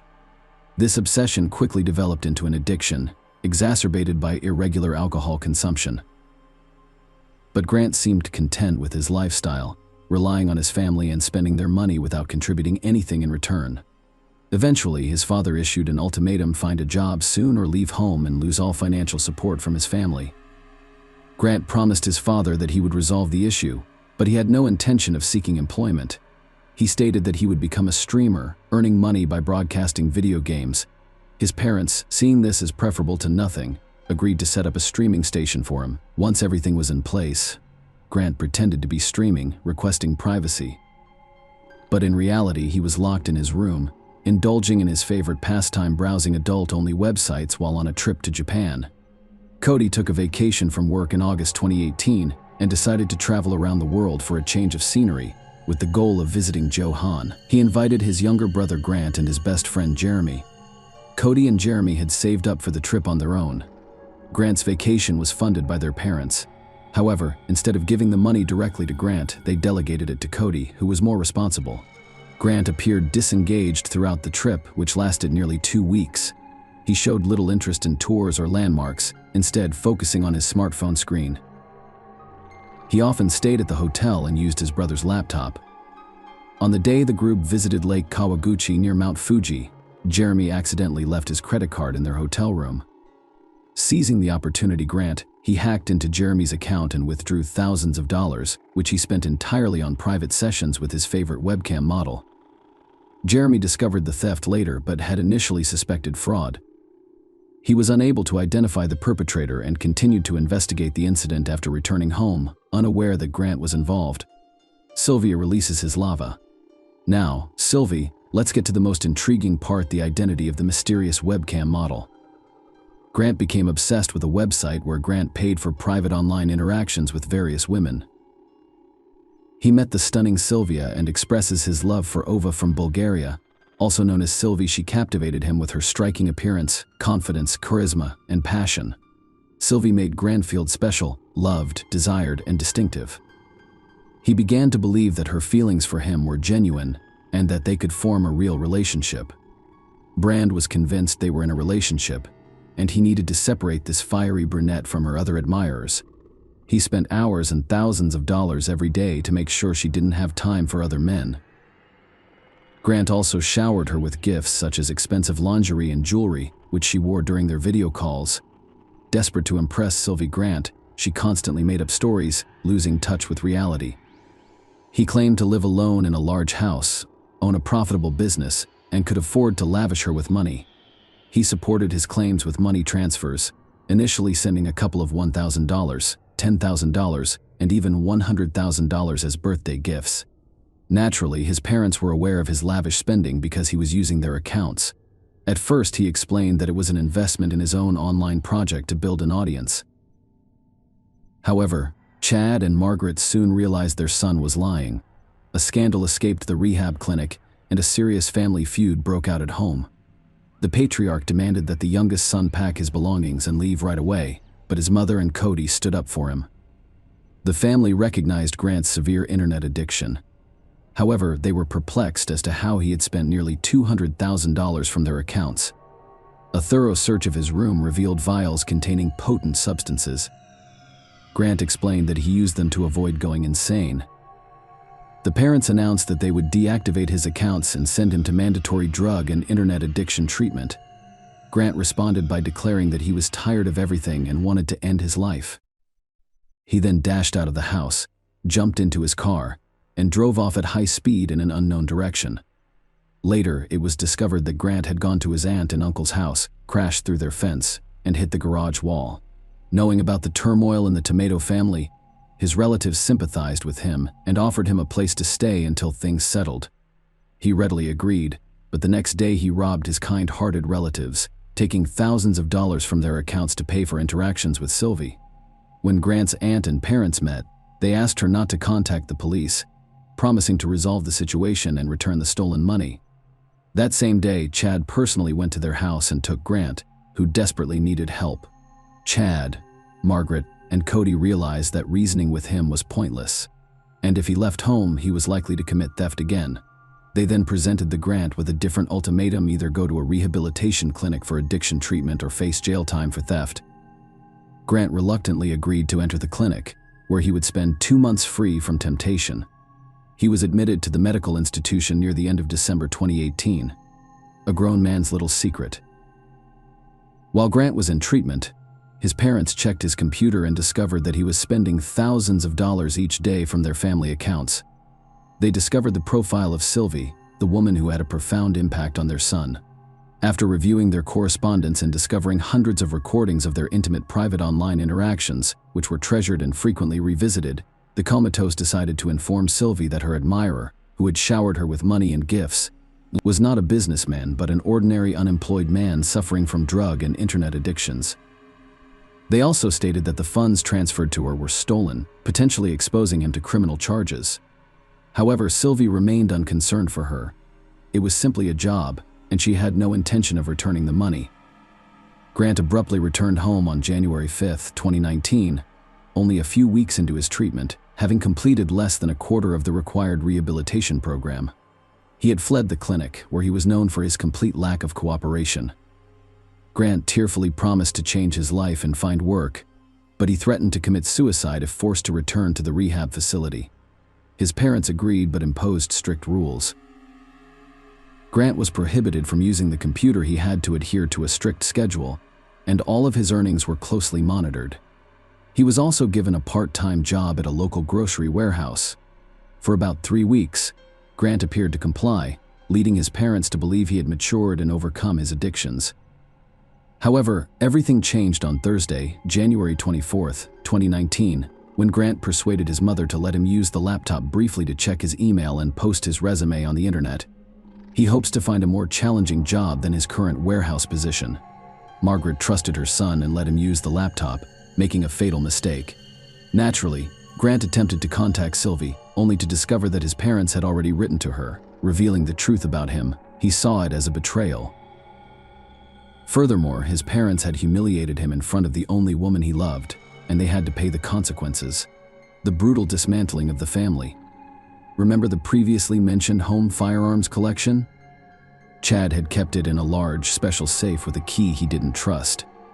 However, Grant was aware of another gun stored in his parents' bedroom, which his father always kept loaded, and he chose to use it. His mother was working on the computer in the home office when her youngest son quietly approached her from behind and shot her in the back of the head.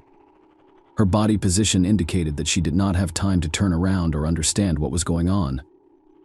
Next came his father, who was about to return home from work. Chad was confronted with Grant as soon as he entered the kitchen and was shot twice in the chest. Grant tensely considered his next move, devising an even more monstrous strategy. He decided to frame his own brother Cody, the only person who had ever defended him, assisted him, and been his best friend. Cody had already moved out of the family home and was living separately with his girlfriend. To bring Cody home, Grant used his now deceased father's phone to send several messages requesting that he return immediately, because something terrible had occurred. He didn't elaborate, knowing that this information would be enough to make his brother rush home from work. The Grant calculation was correct, and Cody did arrive, even leaving work early. When he entered the house, he only made it to the bottom of the second-floor staircase before being shot and collapsing. Cody did not die instantly. He had time to recognize the horror of the situation but was powerless to change it. After killing his family, Grant wiped his fingerprints off the pistol, placed it in his brother's hand to leave his prints, and then left it next to the body, making it appear as if Cody had shot their parents and then himself.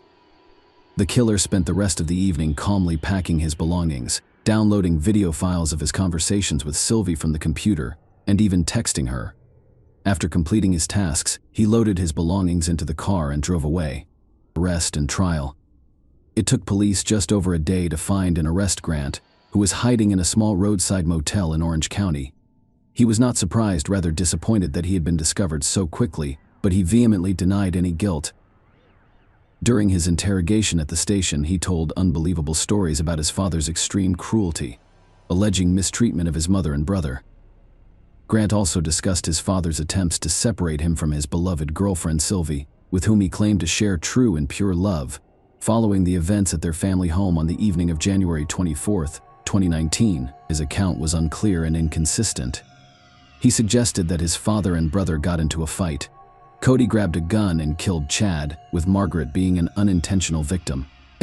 Grant claimed he could only guess the chronology of these horrific events because he was not a witness, and that he spent the night in his car with his belongings after his father kicked him out. In the morning, he claimed he simply drove away, unaware of the tragedy that had occurred at home. His story seemed disjointed and unbelievable, and the evidence indirectly pointed to him as the sole perpetrator. As a result, Grant was arrested as the prime suspect in his family's triple homicide. He was held on a $750,000 bond and was unable to post it, so he remained in custody awaiting trial. The trial began on July 15, 2019. Notably, almost all of the witnesses in court testified against Grant, including his older brother Jason, relatives, and Cody's friend Jeremy, from whom Grant stole money during their trip to Japan.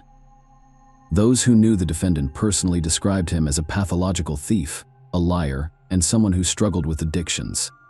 The main evidence against Grant was a large bank transfer from Chad's account to his younger sons. This transaction took place late at night, when all family members had already died. To confirm the transaction, the defendant used his deceased father's finger as identification. The prosecution advocated for the death penalty, while Grant's defense claimed that he was ill and needed treatment. The final verdict was issued on August 12, 2019. Amato, 30, was convicted of first-degree triple homicide and sentenced to life in prison without parole. Share your opinion with us in the comments, and subscribe to the channel for more.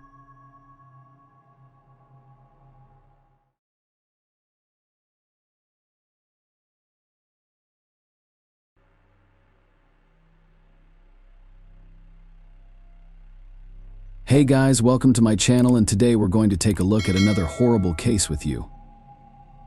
A woman spending time with her family on a normal Saturday morning heard the doorbell ring and went to answer it. What happened next resembled more the plot of a horror movie than a real-life incident. It took the detective more than 30 years to unravel this terrible mystery, the ending of which shocked and angered everyone. Marlene Warren was born on April 15, 1950, in Michigan, USA. She grew up without a father, and since her teenage years, she has dreamed of having a large and close-knit family. Very soon, that dream came true. The girl married a man named John, and they had 2 sons, but just a few years later, an unexpected tragedy struck the family. Marlene's husband died suddenly of an illness, and the woman was left alone with 2 small children. Since then, she has spent most of her time at work trying to provide for her sons alone. Although she struggled with this, she sacrificed everything for her children. 6 years after her husband's death, she met a man named Michael Warren, and they soon married. The man was a used car salesman, and after their marriage, he opened his own business in that area. By that time, Marlene was already making good money, but instead of spending all her money, she tried to save it. The woman invested in Michael's company and also helped him in the management.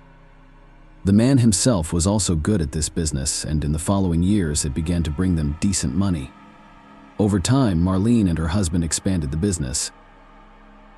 They bought several properties to rent, and their finances took off. The family moved to an upscale Miami suburb called Wellington. Buying a large house there, they seemed to have built a near-perfect life. But in 1988, Marlene suffered another tragedy. Her oldest son was killed, and a woman and her youngest son, Joseph. It was a huge blow. After all the difficulties they had gone through, their life had just got better when suddenly fate presented them with yet another test. They found the strength to move on after this tragedy. Marlene became even closer to Joseph because he was her only closest relative. Her husband also helped her to recover from this loss. After the death of her son, the woman began to think about selling the properties that she and Michael were. Renting out despite the fact that this business brought in good money for Marlene, it was associated with constant worries. There were often situations when tenants delayed rent or lost in him altogether. In each such case, the woman did her best to find the best solution. It was very hard for her to put people on the street because she was a good-natured person and well remembered the financial difficulties she experienced with 2 small children. On the other hand, she and her husband could not let people live in their homes for free, and eventually Marlene wanted to get rid of the business so that she would no longer face such moral dilemmas. 2 years had passed since her son's death. The family was just beginning to recover and return to normalcy, but something terrible and unforeseen awaited them once again. On the morning of May 26, 1990, Marlene was at home with her son and 3 of his friends who came over for breakfast. Their kitchen was located so that they could see the driveway through the windows. At some point, the doorbell rang and Marlene went to open it. Her son saw a white Chrysler parked in front of their house. The next second, the woman opened the front door and saw a man in a clown costume holding 2 balloons and a bouquet of flowers on the doorstep. Marlene said, "How cute is that?" But the next second, something unexpected happened. The clown pulled the gun out of his pocket and shot the woman in the head. Her son and his friends rushed into the hallway, where a heartbreaking sight awaited them. Marlene was lying on the floor with blood everywhere. The man in the clown suit looked at them for a few seconds, then got back into his car and drove away. My son called an ambulance, after which he decided to chase after his attacker. At the time, his leg was in a cast after an injury, and the guy couldn't drive. He told his 2 friends to stay with his mother. He asked his friend to drive and drove with her in the direction the attacker had gone, but by that time, the clown was out of sight, and they never managed to find him. Marlene was taken to the hospital in an unconscious state, and the detectives began their investigation. The first thing they did was talk to everyone in the house. The woman's son said that he could not see any signs of his attacker. He was wearing a suit and makeup. He was wearing gloves on his hands and a wig on his head. The only thing the son remembered was that the perpetrator had very dark eyes. His friends added that the clown was quite tall, and his shoes stood out strongly against the costume. They looked like work shoes. A neighbor who was walking his dog near Marlene's house also saw the clown, but he was unable to share any significant sightings with police. Investigators put out a search for a white Chrysler and began searching for other evidence, of course. Marlene's husband Michael was the first to be suspected that morning. He had just left for the racing stadium in Miami, and at the time of the attack on his wife, he was not at home. From the first hours of the investigation, the police had several good reasons to think about his involvement. First, they found out that Marlene and her relatives really liked clowns. There were a lot of pictures and figures depicting these characters in their house. This suggested that the attacker knew this fact and chose such an outfit for a reason. Second, just 2 hours after the incident, the police received an anonymous tip from a woman who called the investigators and said they should look into Michael Warren. A woman named Sheila Keen Sheila, who was 26, worked with Michael at his car rental company. Digging deeper, the detectives learned of rumors that there was a secret affair between them. Their relationship had been speculated about by some colleagues, so they immediately shared this information with the investigators. Here, the police discovered another possible motive. If Michael was in a relationship with another woman and wanted to break up with Marlene, he had one problem. Most of the real estate and business that the family owned were written down to his wife. In that case, Michael would lose an impressive part of his fortune in a divorce.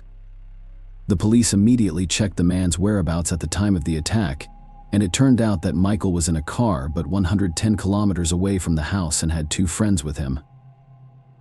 Investigators concluded he would not have been physically capable of committing the crime upon learning of the attempt on his wife's life.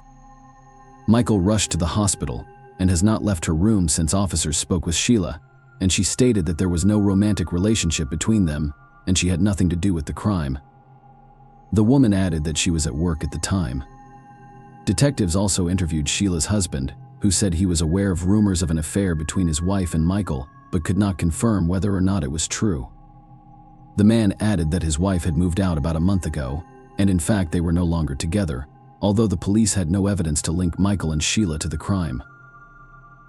They continued to consider their involvement highly probable given that the husband could not have physically been outside his house that morning.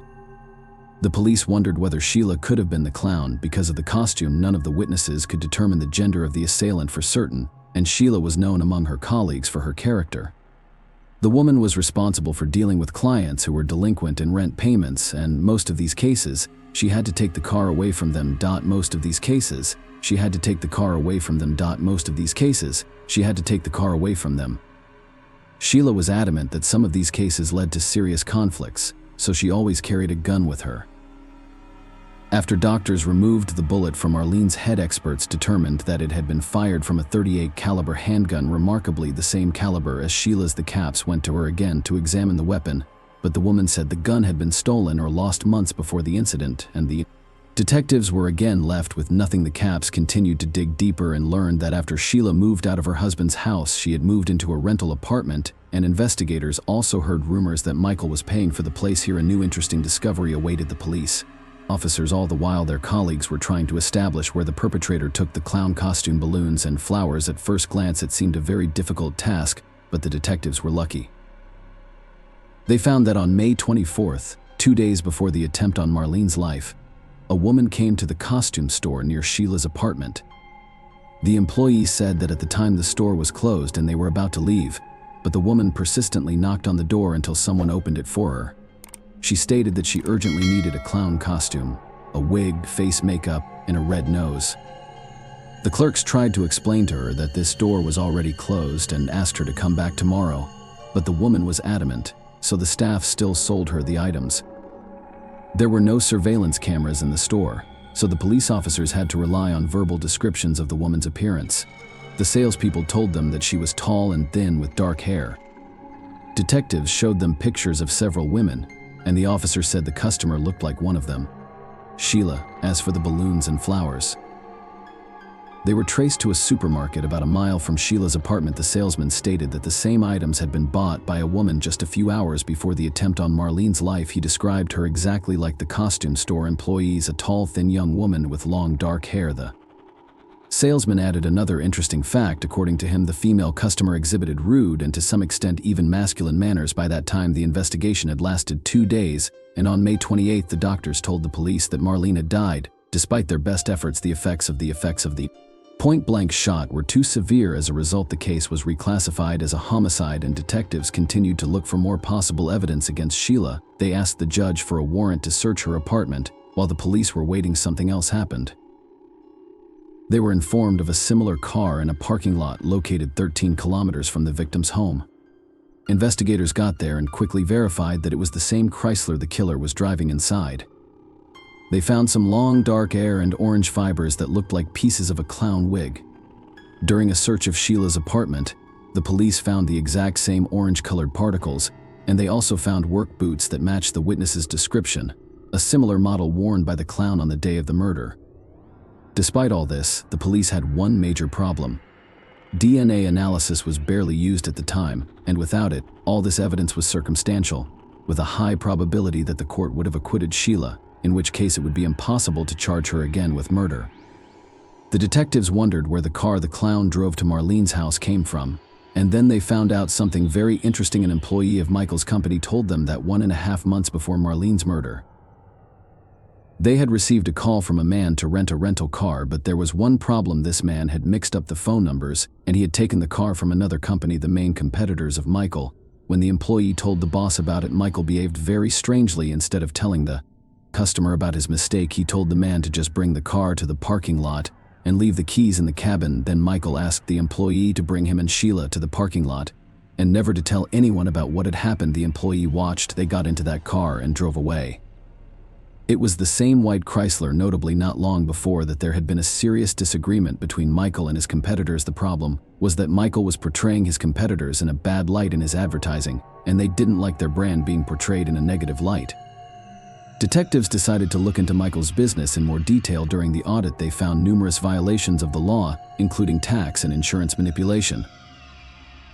Moreover, they found evidence that Michael sometimes resorted to illegal methods of returning cars, even when customers paid on time, and did not violate any terms. During this audit, the police also spoke to an employee who recalled something interesting. According to him, Michael and Marlene once had An argument in the workplace when the woman left. Michael asked the employee, "How much would you charge to make my wife disappear?" Although it all sounded highly suspicious, detectives still had no evidence linking Michael to the murder. He was nevertheless arrested for various business manipulations. The court initially sentenced the man to 8 years in prison, but he was released after 4 years later. In 2002, Michael married Sheila, and they moved to another state, even though the detectives were never able to prove their involvement in the murder. They continued to watch them. The cops discovered that after the move, Sheila began introducing herself to everyone she knew under a different name, Debbie, and that she had dyed her hair from dark to blonde. She and Michael opened their restaurants, and it seemed that they had managed to build a wonderful life in the new place. However, soon rumors began to circulate among the employees of their establishment that Sheila had murdered Michael's ex-wife. Apparently, one of them stumbled across information about this crime and learned that the police still suspected them. However, detectives still could not prove their guilt, and the case finally froze. It wasn't reopened until 2013, and a new team of investigators requested a re-examination of all available evidence. By then, technology in the examination of DNA and other physical evidence had advanced to a new level compared to 1990. It took several years to examine the evidence. First, experts compared the orange flecks found in Sheila's apartment, the car, and the murder scene, and analysis showed they were identical, but the biggest clue was waiting ahead. Experts took a DNA sample from several hairs found in the white Chrysler and compared them to Sheila's DNA. They were a perfect match. Detectives thus obtained incontrovertible evidence that Sheila was in the very car in which the clown drove up to Marlene's house, enough to take the case to court, and the woman was arrested in 2017. At the time, Sheila was 54 and still denied guilt. She was denied the right to bail and awaited trial in a cell. As for Michael, he insisted that he had nothing to do with Marlene's murder and believed that Sheila had nothing to do with it. He hired expensive attorneys for her, and the way for the trial stretched on for years. In preparation for it, the police uncovered some facts not previously known. It turned out that a year after the murder, they were approached by a lawyer who had worked with Michael on his business. He said that about a year before the murder, Michael had asked him an extremely odd question: if the husband kills his wife, what happens to the property recorded in her name? Will the husband get it? The lawyer was surprised by such a question, but that didn't stop him from actually giving Michael advice. He said that if the husband asked his acquaintance to commit this murder and the court could not tie the husband to the man, he would get all his wife's property. But the lawyer went on to say something that later shocked investigators. He told Michael that if the killer wore some sort of costume, such as a clown, he would never be identified and would escape punishment. Another shocking confession came from a man whose father worked for Michael at the time of the murder. He confessed that his now deceased father had helped to run illegal schemes at extra cost, such as swiping mileage meters to sell cars at a higher price. But on the day of the murder, Michael asked him to do something far more terrible. He told the man to get rid of the gun and of the car. Apparently, the current question was the one in which the killer moved after he abandoned the Chrysler in the parking lot, and the employee complied with these requests before he died. He told all this to his son and added another important detail. The man said that the second car was hidden in the river canal. As soon as the police received this information from his son, they combed the canal and indeed found the car there. Unfortunately, no evidence of it survived, but the very fact that it was there confirmed that the witness was telling the truth. The beginning of Sheila's trial was repeatedly postponed until finally a final date was set for May 12, 2023. But on April 25th, something unexpected happened. The woman pleaded guilty in exchange for not receiving the death penalty, which she would face if she were to lose her murder trial. Her attorneys explained the situation as follows: Sheila is innocent of the murder, but she fears for her life, which is why she took responsibility for someone else's crime. However, there is a much more logical explanation. Under the terms of the deal, she pleaded guilty to murder in the second degree, which implies a sentence of 12 years in prison, which is exactly the sentence she received. But furthermore interesting, the court deducted from that term the time the woman spent behind bars since her arrest, about 5.5 years. But that is not all. The judge reduced the remaining term due to the good behavior of Sheila. As a result, the woman was to spend between 16 and 24 months in prison. Her attorneys assured her that they could secure her release after the minimum bar of that time expired. So Sheila was found guilty of murdering a woman in cold blood in front of her son, and received a frankly ludicrous sentence for it. As for Michael, his involvement is still unproven, and He remains free. Most likely he will never be charged again for the murder of his wife because there is not a single piece of evidence against him. Despite all this, the son of Marlene thanked the detectives who were able to get to the truth and did not give up on the case for many years. The death of his mother was the strongest tragedy for him because she was his only relative. Nevertheless, he was able to cope with the pain, opened his own small construction firm, and got his life together. Share your opinion with us in the comments and subscribe to the channel for more.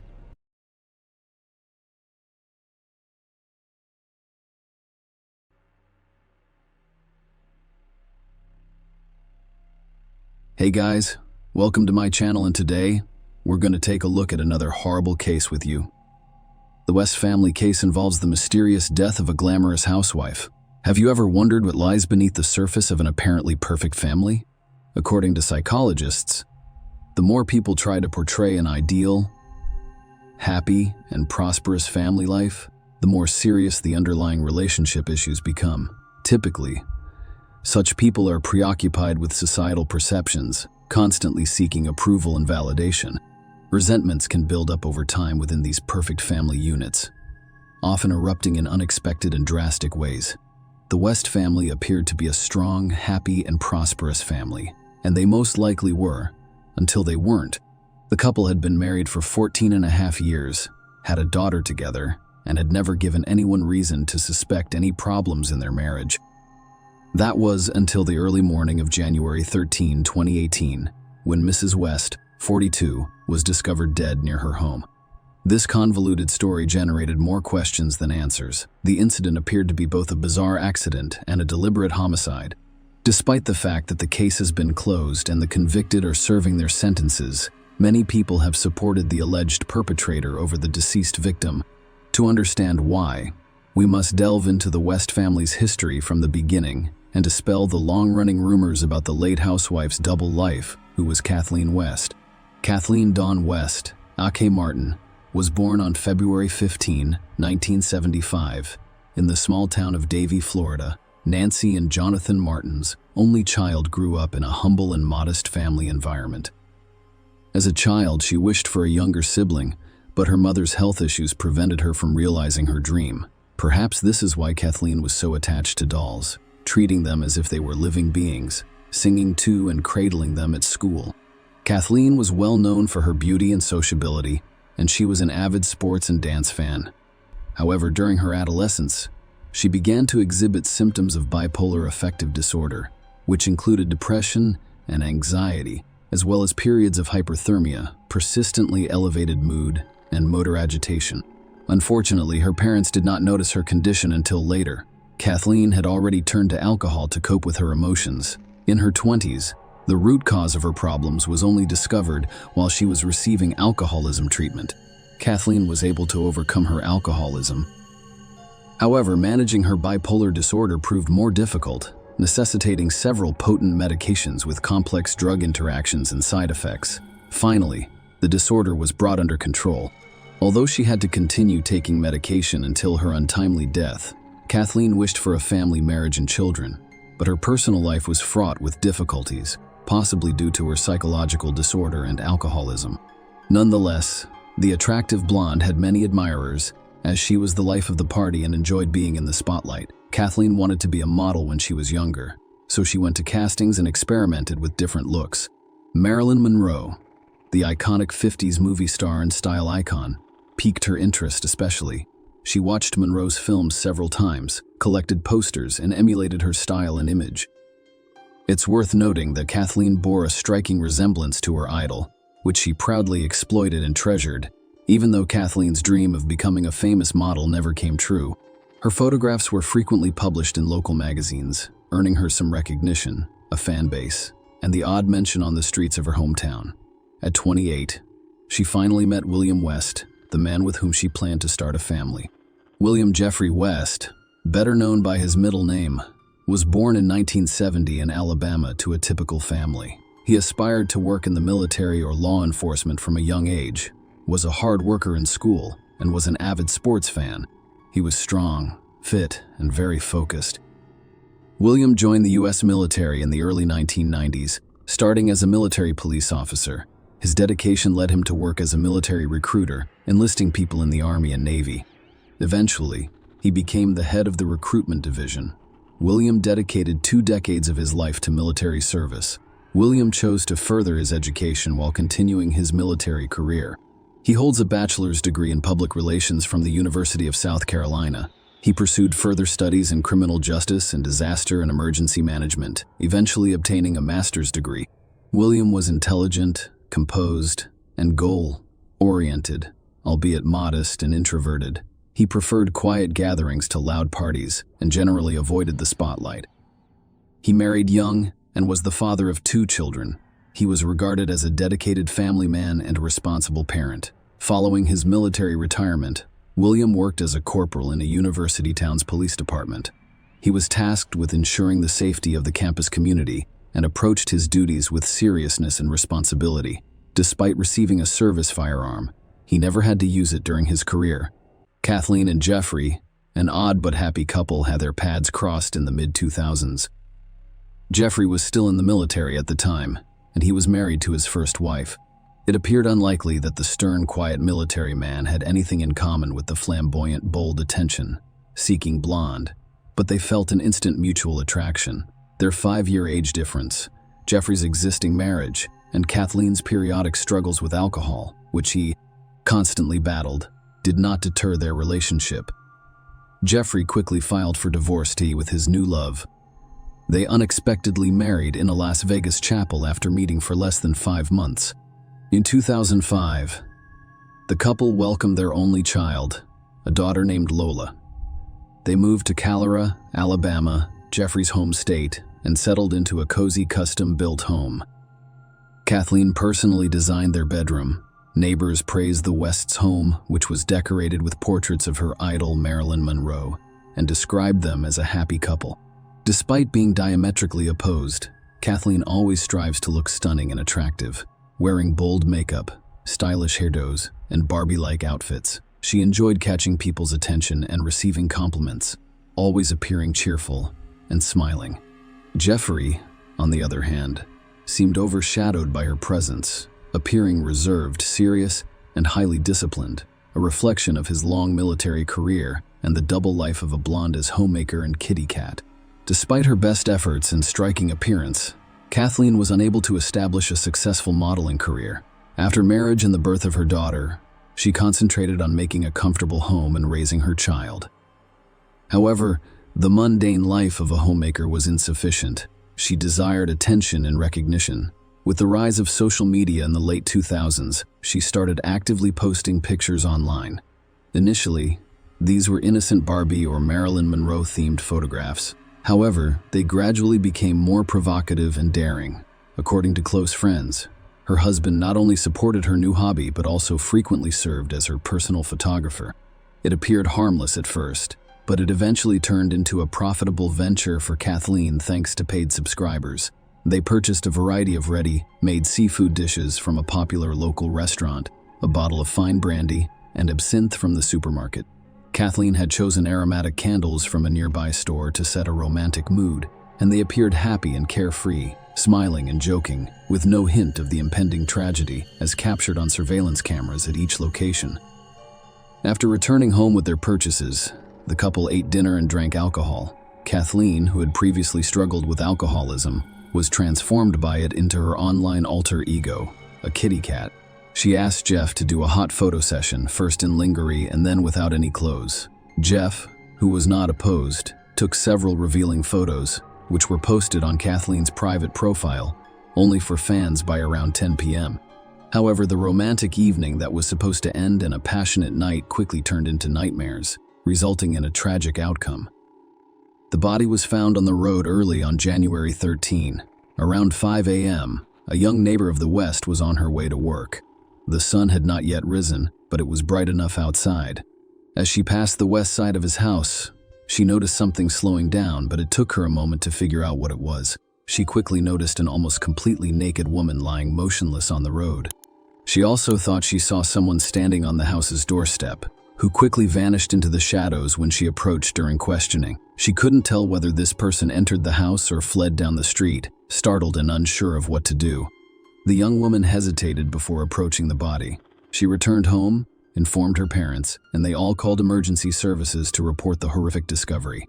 While waiting for assistance, they reluctantly approached the woman on the ground, whom they recognized as Mrs. West, and checked for a pulse. Unfortunately, there was none. Her body was cold and exhibiting signs of rigor mortis.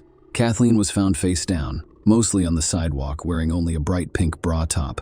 A pool of blood had formed under her head, and there was an absinthe bottle nearby. Some of its contents spilled on the road, leaving bloodstains on the bottles.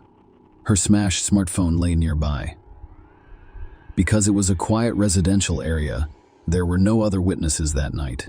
Thus, the time interval between the last sighting of the West's car around 8:30 p.m. Kathleen's lifeless body was discovered by a neighbor at 5 a.m., and it remains a mystery, likely witnessed only by her husband.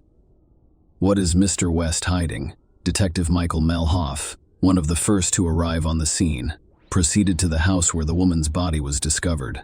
A man answered the door, appearing anxious but claiming ignorance of the circumstances.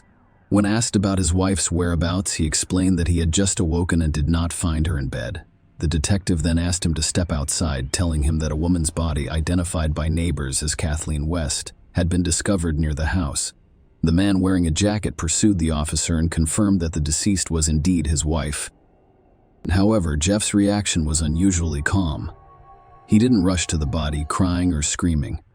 When questioned about his whereabouts and activities that night, Mr. West stated that he had slept soundly because they had been drinking the night before, and was asked what he thought had happened. He simply shrugged, implying that it could have been an unfortunate accident. Mr. West also revealed that his wife had bipolar affective disorder, needed medication, and struggled with alcohol, behaving erratically while intoxicated. He mentioned that she used to jump on their backyard trampoline, occasionally missing it and injuring herself. A search of the house yielded no evidence of a struggle or violence. 2 glasses and a half-empty brandy bottle sat on the kitchen table, alongside plates of leftover food.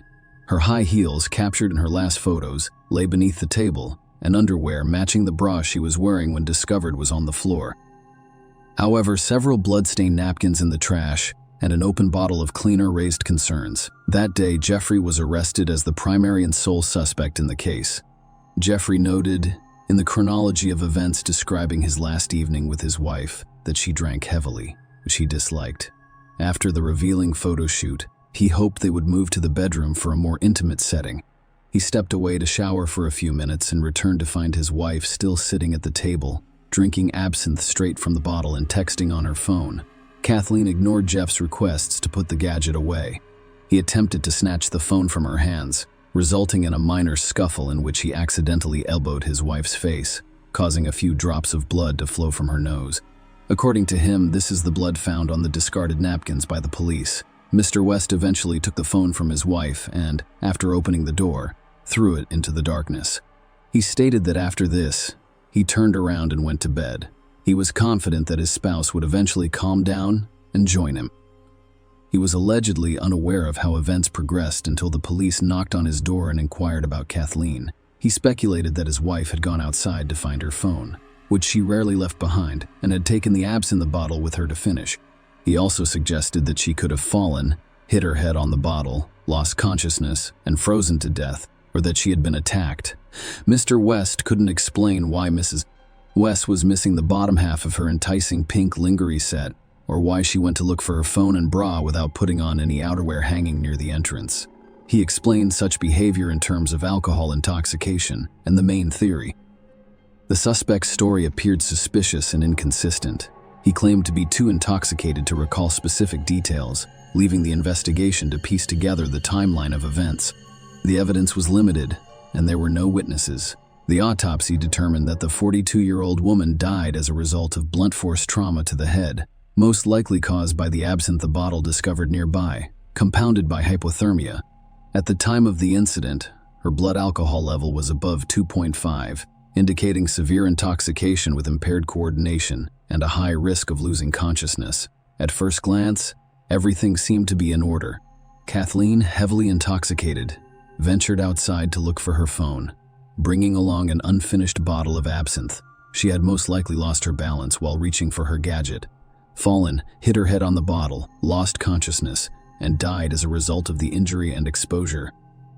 The bottle containing blood traces lay near her head, and the smartphone, which was the reason she left the house, was discovered nearby. However, the investigation found this scenario to be overly simplistic and staged, and experts confirmed that the head injury was caused by the bottle beside the body. However, forensic analysis suggested that if she had fallen by herself, the bottle would have rolled away rather than remaining parallel to her head. Both Kathleen and her husband's fingerprints were discovered on the bottle. There were some smudged prints that could not be identified. Investigators arrived at a different conclusion after discovering blood-stained napkins and an open bottle of household cleaner in the house.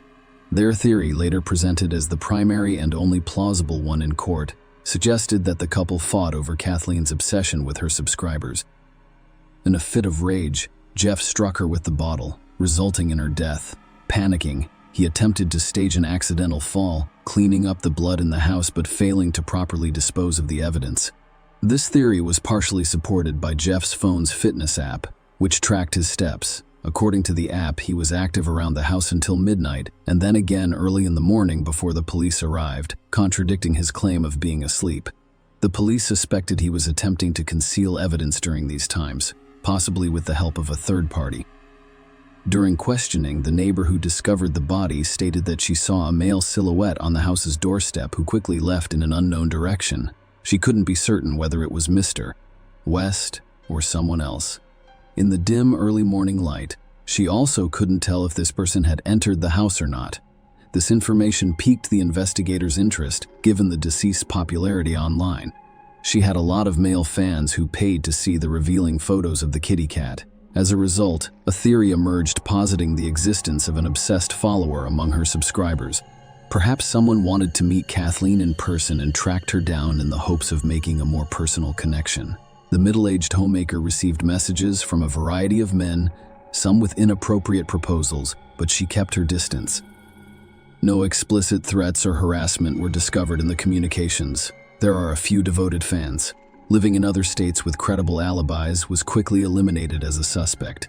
Nonetheless, footprints found on the doorstep did not belong to the homeowners. These prints vanished on the lawn, leaving their origin a mystery. Could Mr. West have hurt his wife? His neighbors, friends, and family described the couple as happy and thriving. Jeffrey was aware of his wife's unusual online activities, but regarded them as harmless entertainment. Meanwhile, Kathleen's social circle was unaware of her alter ego, the kitty cat, and the majority of her followers were unaware of her true identity. When asked if he had ever been violent towards his wife, Jeffrey vehemently denied it, saying he loved her too much to ever harm her. However, arguments had become a regular occurrence in their home. A particularly telling text exchange from January 12 was discovered on their phones, in which the couple argued heatedly. Kathleen chastised Jeffrey for not matching her vivacity and temperament, even suggesting that they were incompatible. Jeffrey remained the primary suspect with forensic evidence and gathered information only hinting at his guilt.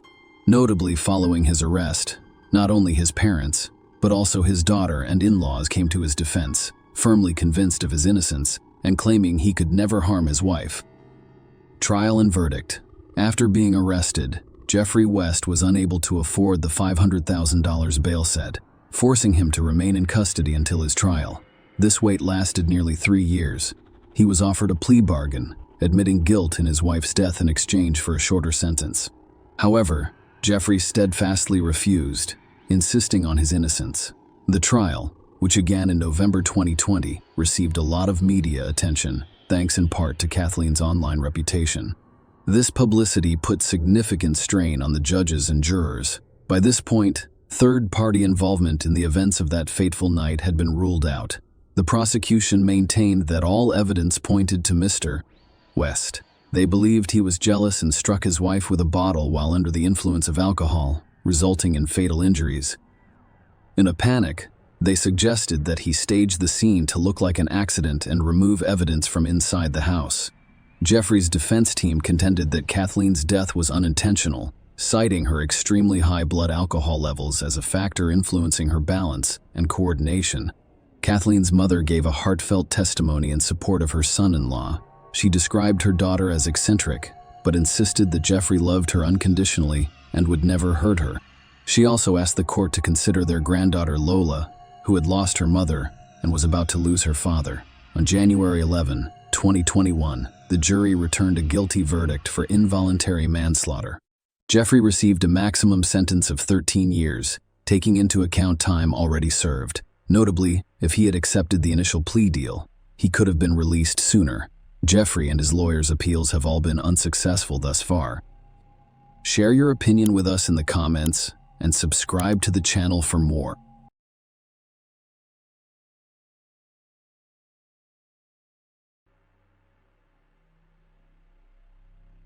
Lisa Maria Caiza was born in 1994 to a large family, including 8 siblings.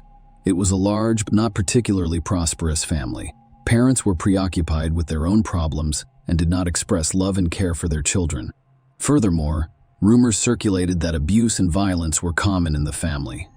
The story unfolded in 2020, at a time when the entire world was preoccupied with the fight against COVID-19. In one corner of Ecuador, quietly and unnoticed, truly terrible events were taking place in the small parish of Paifo, on the northeastern outskirts of Quito. The tragic story's protagonist is Lisa Maria Caiza, a woman with an enigmatic gaze whose life became a true Ecuadorian nightmare. On the unfortunate Tuesday, October 27, 2020, Lisa sent several messages to her children's father, David. They were depressing words because their paths with David had already nearly parted. Along these lines, she confessed her love for him as well as her unexpected pregnancy. However, in subsequent messages, Lisa stated that life was losing meaning for her and that the decision to terminate the pregnancy was unavoidable. Throughout the night, Lisa begged David to come to her, but his refusal was firm. His parents also urged him to stay at home, and David followed their advice. In the early morning hours of October 28th, Lisa's neighbors heard a faint cry for help. When they looked out the window, they noticed a woman lying on the floor, clearly vomiting. The neighbors rushed to help her right away, calling emergency services. When doctors and police arrived, they discovered Lisa in critical condition but still alive. She was admitted to the hospital right away after receiving first aid. Her children, a 5-year-old girl and a 9-year-old boy, were discovered unconscious inside the house. The doctors couldn't help them. Their tiny hearts had stopped beating by that point. Authorities discovered the identity of the children's father and contacted David Acosta, who, upon learning of the tragedy, arrived on the scene with his father. He learned that Lisa was in the hospital and that his children had died. After several days of fighting for her life in the hospital, Lisa regained consciousness. By that point, the investigators had presented the prosecutor's office with enough compelling evidence to issue an arrest warrant for this mysterious woman. When she was released from the hospital, she was immediately taken to a social rehabilitation center. The authorities insisted that Lisa undergo a psychological and psychiatric evaluation, as her mental state necessitated additional investigation as part of the upcoming trial. Lisa ended up in a rehabilitation center, where doctors and psychologists resumed their work after speaking with a criminal psychologist. Lisa spoke openly about her difficult childhood, in which her parents fought and abused each other and their children. Her childhood had a significant impact on her mental state and moments of conflict, and her parents' divorce became ingrained in her memory. Such a childhood forced Lisa to work from the age of 11, be able to study. The girl aimed to break free from her dysfunctional family and create a new future for herself. The expert report also stated that Lisa was abused. She described how, after several years of marriage, her husband, David, changed drastically. He began to humiliate his spouse before raising his hand against her. On the day of the children's tragedy, investigators on the scene discovered several glasses with liquid residue on the table. These findings later revealed traces of one of the children's epilepsy pills, as well as other chemicals that needed to be identified. After noticing a strange odor in the kitchen, police officers thoroughly searched the house and discovered a suspicious area beneath the utility room. They broke down the barrier and discovered a lifeless body wrapped in a blanket, with telltale signs of being there for a long time. Later, further investigation revealed that the discovered body belonged to Jamiancha Aquino, a 28-year-old who had communicated with Lisa. According to Rosa Santiagueno, Jamie's family reported him missing days prior to the gruesome discovery. James' sister. He was last seen on October 18. Rosa told investigators that after her brother disappeared, Lissa called several times to inquire about him. Lissa claimed to have received a text message from James in which he described how some illegal substance traffickers were holding him hostage and demanding a ransom of $8,000. She strongly advised James' family not to contact the police. It became a focal point in a complex investigation that required detectives to not only solve the tragedy, but also determine whether there were any other hidden victims in the story. During her interrogation, Lissa stated that she met Jamie Yanchakwino in 2020 while working at a cookie factory. He'd become nothing more than a friend, she claimed. Lissa wanted to return to her husband, who was allegedly planning to blackmail James for money. David told his wife that if she didn't help him, he would divorce her. Later, David handed Lissa a white powder and instructed her to place it in Jamie's food. Once the task was completed, James fell asleep and never awoke, realizing what had happened. Lissa tried desperately to reclaim her husband, but she was unsuccessful, so she swallowed the same poison and gave it to her children. However, it did not have the expected effect on her, and Lissa turned to her neighbors for assistance, hoping to save herself from the same horror that had struck her children. Following her testimony, investigators launched an investigation, but no evidence of David's involvement in the events was discovered. Nobody close to the couple could have predicted that Lissa, Maria, and David Acosta's fate would lead them through such a harrowing experience. When they met, Lissa was 16 years old and still in high school. She was a dreamy, romantic girl, whereas David was a strong, determined young man. Soon, their friendship turned into strong feelings, resulting in Lissa's unexpected pregnancy. Although the young people's families did not approve of their relationship, David's parents were always supportive of their son and welcomed Lissa into their family during difficult times. David's family became a true supporter of the young couple, inviting Lissa to live with them.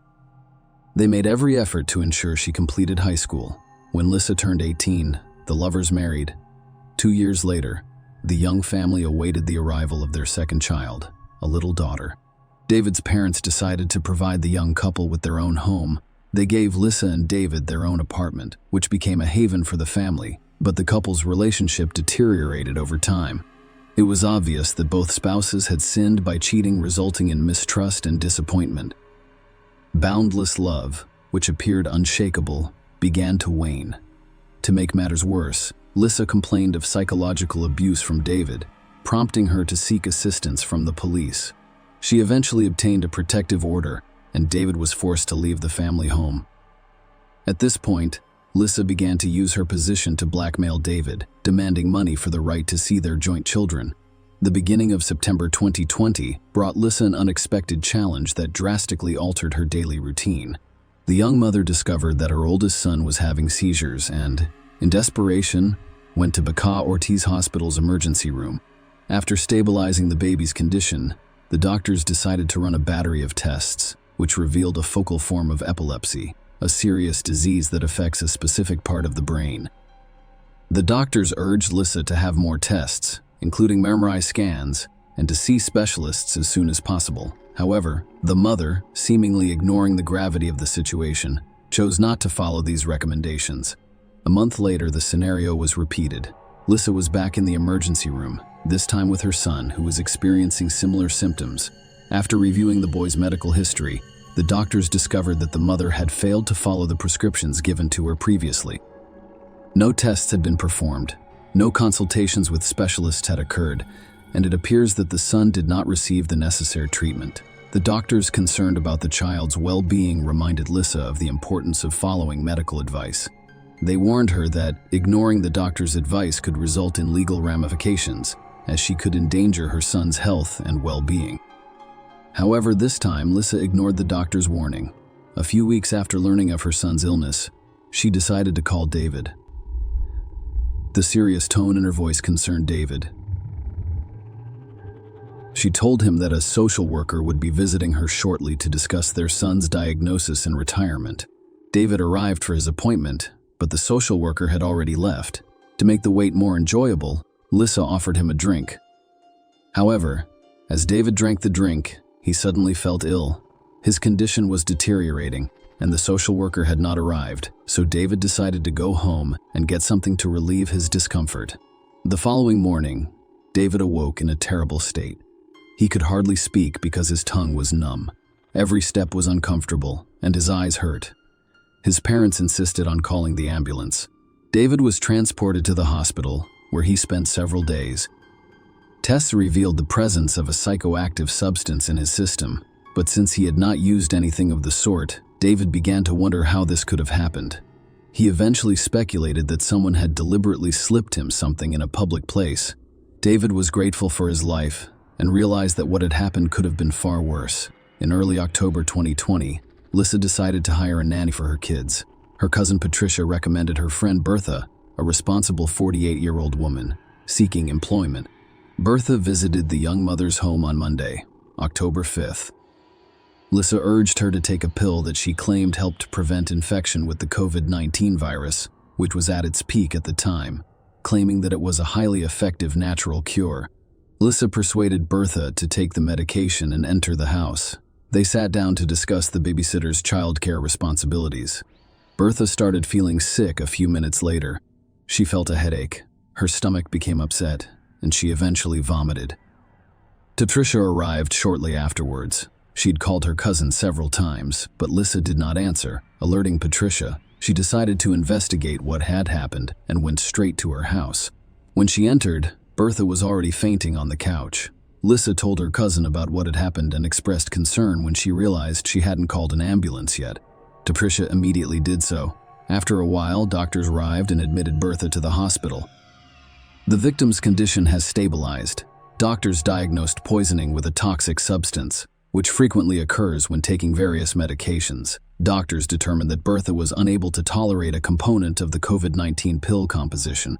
Marcus Cantor, Lissa's former friend, died of poisoning in June of the same year, just a few months before this tragedy. At the time, the cause of his death went unnoticed, but now, with all of these strange circumstances, Mark's case required extra attention. Investigators searched the deceased's home and discovered Lissa's fingerprints on the glasses used the night before Mark died. This fact provided additional evidence to the investigation, pointing to Lissa's potential involvement in the incident. However, a new accusation was made against Lissa. Her own family filed a shocking report with the police. It turns out that on September 2nd, the family had a family gathering, and Lissa offered to let everyone taste a drink she had made. The young woman's 7 brothers and sisters, as well as their parents, drank the unknown drink and became ill almost immediately. Fortunately, no one died, but the 56-year-old mother experienced a stroke. Lissa's father claimed that while the relatives sought medical attention, his daughter stole $1,300 from the house. The investigation now includes not only crimes against children and a former boyfriend, but also an incident that endangers the lives and health of her own family. That wasn't the only strange event that investigators encountered. In May of that year, Jose Luis Arazo, Lissa's friend, was discovered dead in his home. Jose had vanished unexpectedly a few days prior, and neighbors quickly detected a rotting odor, prompting them to contact the authorities. An examination of the body initially revealed nothing suspicious and was diagnosed as a heart attack, but one of Josie's sisters suspected something strange and concealed a bottle of alcohol discovered in the refrigerator. In addition, Josie's family discovered that some items were missing from the home. It turned out that Lissa and Jose were friends, and when the man died, the alleged murderer called his relatives and sounded distraught. She stated that Josie owed her a large sum of money and that she needed to contact his family to repay the debt. This cunning plan failed, and Lissa called Jose's family again shortly after, changing her voice to conceal her identity and identifying herself as Jose's friend. She claimed she was pregnant by him and had to file for child support. Although Jose's family did not believe the stories, Lissa was not about to give up and made a third attempt to deceive them. She claimed to know who was responsible for Jose's death and offered to meet to discuss the details. If she hadn't been arrested on charges of murdering her own children and James, the list of victims might have been longer. When the media reported Lissa's arrest after poisoning 3 people, Jose's relatives understood. They immediately reported their suspicions to the authorities, and Jose's body was exhumed for forensic examination to determine his true cause of death. The relatives weren't mistaken. Traces of poison were discovered in the deceased's remains on December 22, 2020. Lisa Maria Caiza and James Santiagueno faced a hearing for the murder of their 2 children, whose identities and photos were kept private.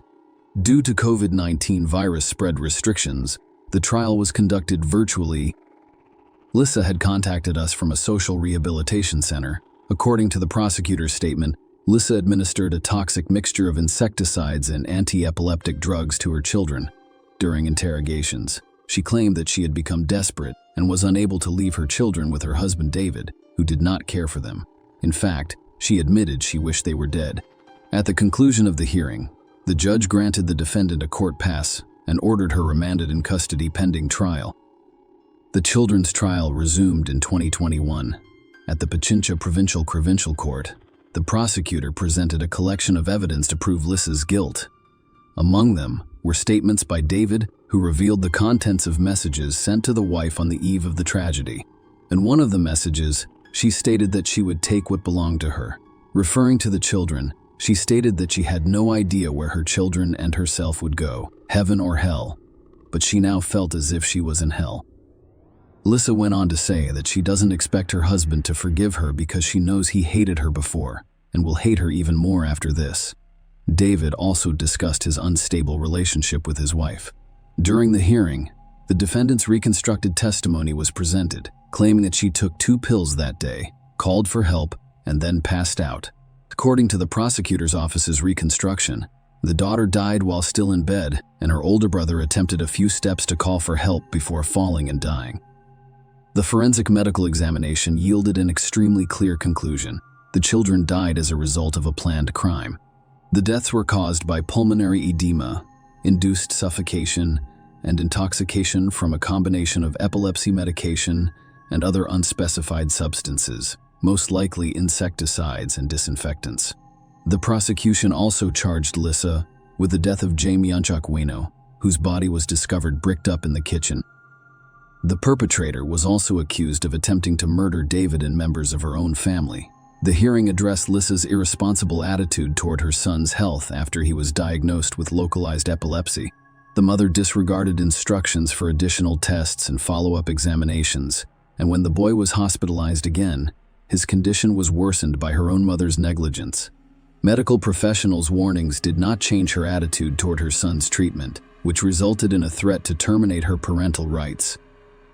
Lisa's mental health evaluations revealed that she is extremely emotional and environmentally dependent. She sought constant attention and understanding from others and became extremely anxious when events did not go as planned. She also had a tendency to self-harm. She tried to say goodbye to her life at least 3 times, but failed each time. Witnesses described her as insecure, attachment-seeking, with schizoid and erratic behavior. The psychological analysis also revealed that on the day of the tragic events, Lisa acted with complete awareness of her actions. After a 10-month trial, Lisa Maria Caiza was found guilty of the crime against her children. The Pichincha Provincial Court sentenced her to 34 years and 8 months in prison. In addition, she was ordered to compensate David for more than $20,000. The press reported that Lisa remained calm throughout the proceedings, expressing emotion only when her children were mentioned. The James Santiagueno murder investigation, which began in August 2021, appeared to be unfinished. New information was revealed during the court hearings. Lisa admitted giving her friend a white substance mixed with alcohol, but said she got it from David. However, the investigation revealed otherwise. According to a psychiatrist who interviewed Lisa, she did not intend to end James' life. She wanted to intimidate his family so that she could extort money. She demanded $8,000 in ransom. Experts described the plan as disorganized, which ultimately led to the crime. Furthermore, forensic tests revealed that things were not as simple as they appeared. James was discovered to have poison in his system, and the cause of death was strangulation. The body was discovered with a shattered rib cage and wire around the neck. Lisa claimed that after her friend died, she decided to bury him in a back room and cement him inside the store. The owner's testimony confirmed that Lisa purchased building materials during the time of James' disappearance. Following the parties' arguments, the prosecutor's office requested a new trial for April 2022. At that trial, an additional charge of extortion was brought. Lissa called James' relatives and claimed he was being held by gangsters, demanding $8,000 for his release. The defense cited a lack of conclusive evidence that Lissa was involved in James' murder. Nonetheless, she was found guilty and sentenced to 22 years in prison and $5,000 in restitution to the victim's mother. While James' trial was underway, the investigation into Lissa's alleged victims, Marcos Canto and José Luis Cerezo, was nearly completed. Marcos Canto was 48 years old, and tests performed after his death revealed traces of the substance Lissa had given to her children. In addition, Mark was diagnosed with severe stomach inflammation. According to the family's lawyer, Lissa met Mark, offered him a beer, and then poisoned the drink. Authorities were given a glass with Lissa and Mark's fingerprints, as well as a swab containing the woman's DNA. The murder was allegedly motivated by jealousy and money. It is also known that Lissa had asked Mark for financial assistance, and there is evidence that he loaned her at least $120. Mark became Lissa's first known victim. The outcome of this case, as well as José Luis Cerezo's, remains unknown. They may not have been reported in the press, and the investigation may not have progressed to the point of being formally charged and tried. Lissa Maria was only 26 years old when she committed her brutal crimes.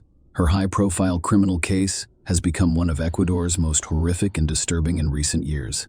Dona Venado became well known across the country as a result of her crimes. Lissa Maria is regarded as a serial killer in Ecuador. Her victims have endured excruciating pain, as have their relatives. The charges include 5 murders and 9 attempted murders, according to Ecuadorian law. The maximum sentence she could receive is 40 years in prison. This means Lissa could be released when she reaches 70 years old. It is still unclear what drove Dona Venado to commit such heinous crimes. Was her act motivated by resentment over not receiving what she expected in life? Many speculate that the motivation was money, and in David's case, Lissa acted out of a desire for vengeance, resulting in the tragedy with her children.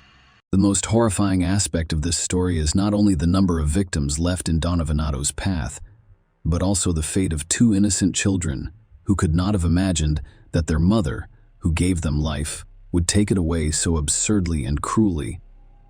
Share your opinion with us in the comments and subscribe to the channel for more.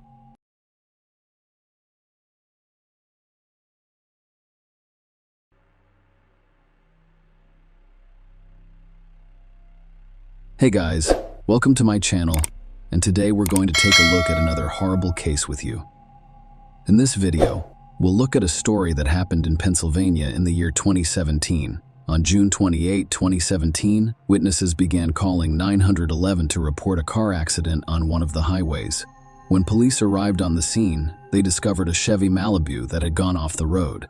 Unfortunately, the driver, Bianca Robertson, 18, did not survive. However, her death was not an accident, as initially assumed. Bianca Nicole Robertson was born on October 17, 1998, in Pennsylvania.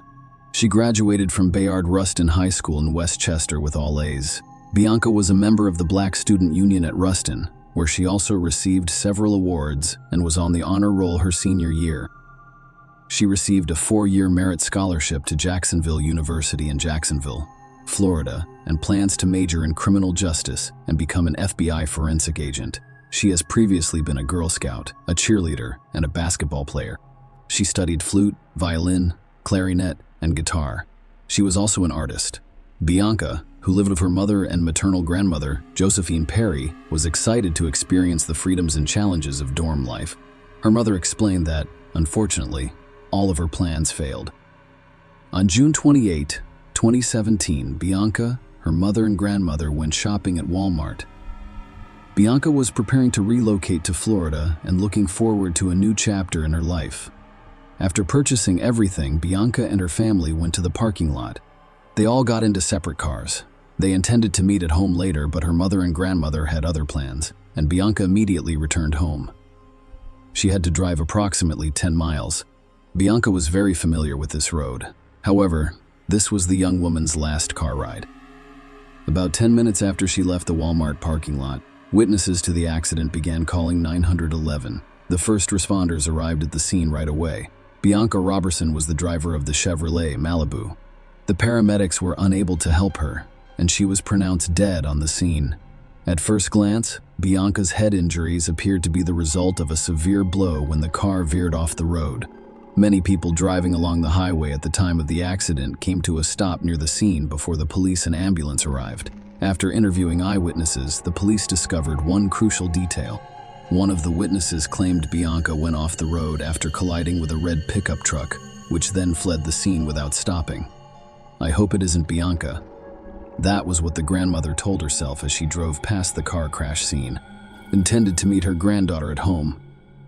She had no idea that the traffic she was stuck in was caused by a crash involving her granddaughter. When Bianca's grandmother returned home, 2 police officers had already arrived to report the car accident that claimed her granddaughter's life. Bianca's mother, Michelle, could not believe what was happening to her. The death of a child is one of the most devastating events that parents can experience. Michelle, a nurse in Delaware County, said she never imagined anything like this would happen. After losing her 22-year-old son, Michael James Rowley, to a heart condition in 2013, she hoped her pain would ease. Instead, it's doubled. "I'm not even sure who I am right now. I'm just existing," Michelle said. "They were my breath. My reason is to get up. I don't have any children right now." Michelle Robertson has lost her second child, and this is heartbreaking. She claimed she did not leave the house for quite some time and was constantly crying. Michelle and Rodney Robertson, who divorced in 2006, have become amicable co-parents thanks to Bianca. "Our divorce was not pleasant," Rodney admits. "Bianca didn't like the way I was talking to her mother, so she corrected me. Because we loved her, it caused everything to calm down." Bianca was devoted to her family, and she particularly enjoyed being her daddy's girl. "If I had a favorite, it would be Bianca who, as her father put it, was looking forward to being on her own." Bianca's parents said she was pleased to be getting closer to realizing her dream of becoming a forensic specialist for the FBI. She was focused on her future, and nothing was going to stand in her way, said Bianca's father, who proudly stated that his daughter had received a 4-year merit scholarship to Jacksonville University, one of the 4 schools to which she applied, and one of the 3 to which she was accepted. She was also accepted at Coastal Carolina and the University of Georgia. Detectives requested CCTV footage to confirm Bianca's claim that her car veered off the road after colliding with a red pickup truck. After all, if Bianca's death was caused by a collision with another vehicle, it was more than just an accident. It was a crime. If this was the case, the police had to find the perpetrator. But what they quickly discovered was even more shocking. While the detectives waited for the footage, there was another watershed moment in this case. Everyone assumed Bianca died after going off the road and hitting her head. However, during the autopsy, forensic experts determined that the cause of her death was not a car accident. They discovered a bullet in Bianca's head. It drastically altered everything. What appeared to be an accident, followed by a collision with a red pickup truck, turned out to be death from a gunshot to the head. After receiving the autopsy report, the detectives visited Bianca's family. They had to inform Bianca, her parents, that her death was not an accident. It was an even bigger surprise for everyone, particularly her mother. Michelle was puzzled. Why would anyone do that to her daughter? The family was unable to identify anyone who could wish Bianca harm. She had a friendly relationship with everyone. Robertson needed answers, and investigators were doing everything they could to find the person responsible for Bianca's death. The detectives found nothing suspicious while reviewing footage from cameras at Walmart, where Bianca and her family had gone on the day of her death. They scrutinized every move Bianca and her family made, from getting out of their cars to leaving the parking lot. The detectives ruled out the possibility that someone at Walmart chased Bianca and fatally shot her. After all, she did not get into any fights while shopping at Walmart. They simply bought what they needed, loaded it into Bianca's car, and left. It is possible that Bianca died as a result of an incident that occurred while she was driving down the highway toward her home. "We loaded all of the bags into Bianca's car," her mother explained, referring to the 2009 Chevy Malibu the family purchased from CarMax for her 16th birthday. Bianca did not ask for much, but when she did, she asked for big things, such as a car, according to her mother, who added that Bianca had chosen the car when she received her permit. "She got what she wanted," Michelle Robertson stated. "I do not call it spoiled, I call it loved." But Bianca was willing to work for her goals. She got her first job at McDonald's at the age of 15. She left fast food after 2 weeks to work as a dietary aide at the Whitehorse Village retirement community in Delaware County. Michelle said she has a stack of letters and cards from residents who loved Bianca. Soon after, the police obtained the traffic surveillance footage. There were no cameras near where Bianca veered off the road, but one was about a mile away. Let us look at Google Maps. Here's where Bianca got off the road. As you can see, the 2 lanes merge into one at this point. When the investigators watched the recording, they discovered evidence that confirmed Bianca's story about a disagreement with the driver of the red pickup truck. The video captured their cars driving side by side. They're approaching the point where the 2 lanes merge into one. Perhaps the conflict arose because one did not yield to the other. Knowing the outcome of the confrontation, the investigators suspected that the driver of the red pickup truck fired the fatal shot. Unfortunately, the footage was of low quality. The pickup truck's license plates were obscured, as was the driver's face. However, from that point forward, the driver of the red pickup truck was the primary and sole suspect in Bianca Robertson's death. Detectives needed to identify this man, but all they had at the time was a blurry image. None of Bianca's family members knew anyone with a red pickup truck. The police returned to speak with those who were present at the scene of the incident, and those who dialed 911. None of them noticed the license plate on this car.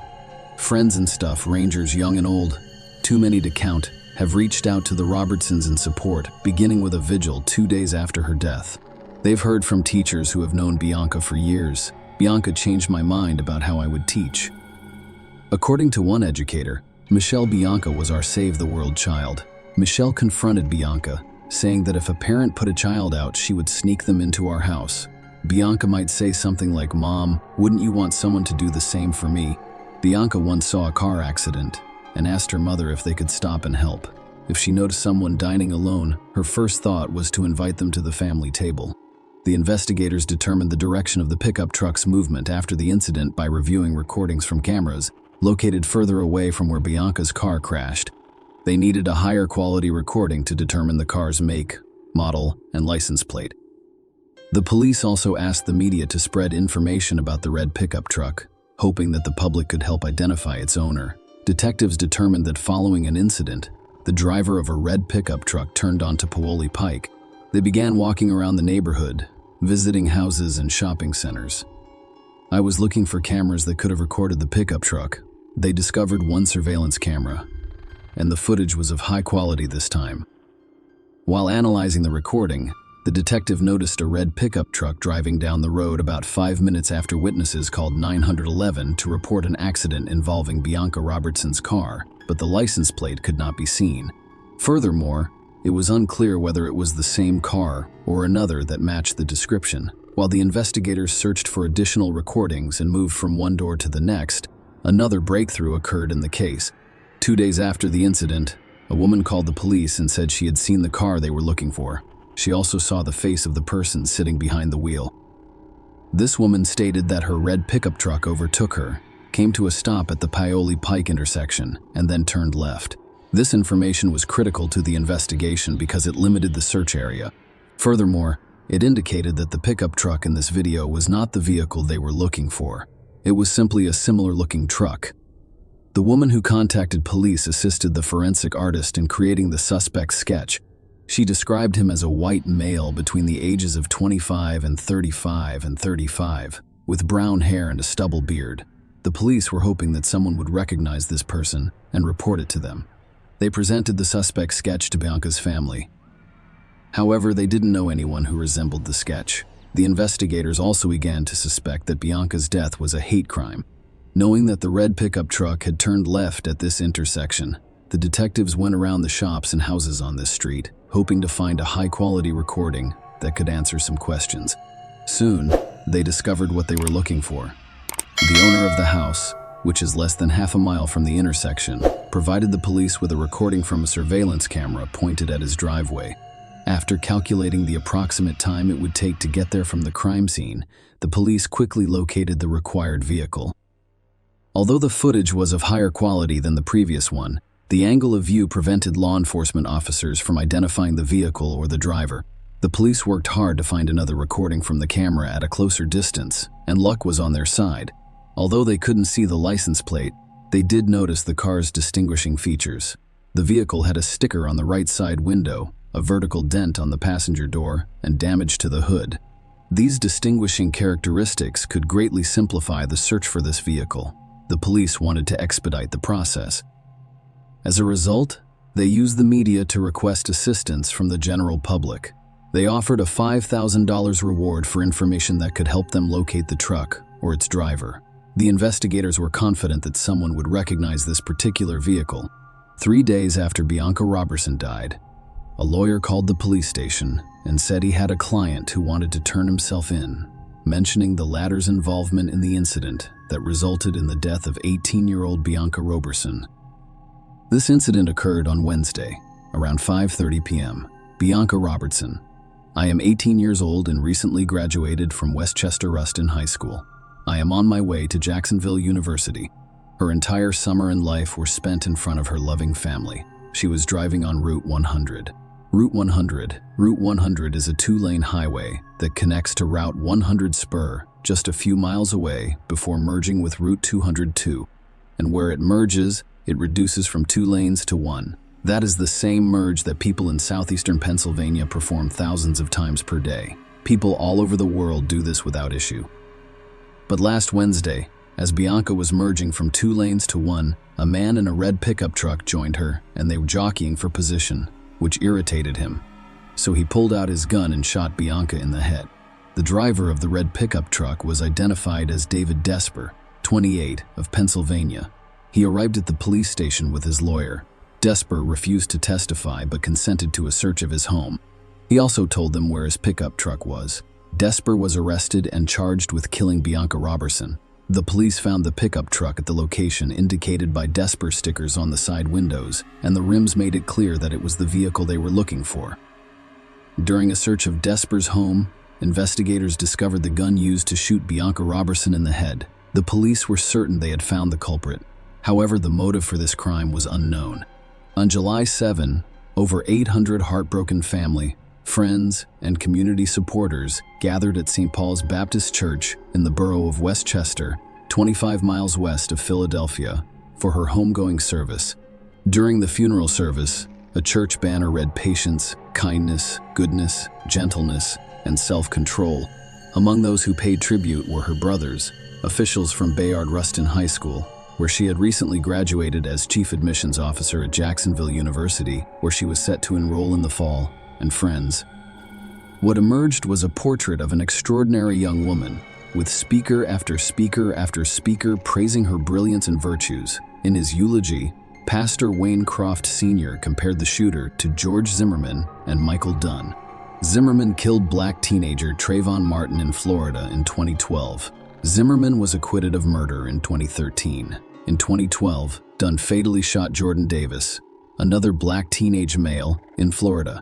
A verbal altercation over music in the teenager's car escalated when he fired shots into the vehicle while it was driving away. He was convicted and sentenced to life plus 90 years in prison.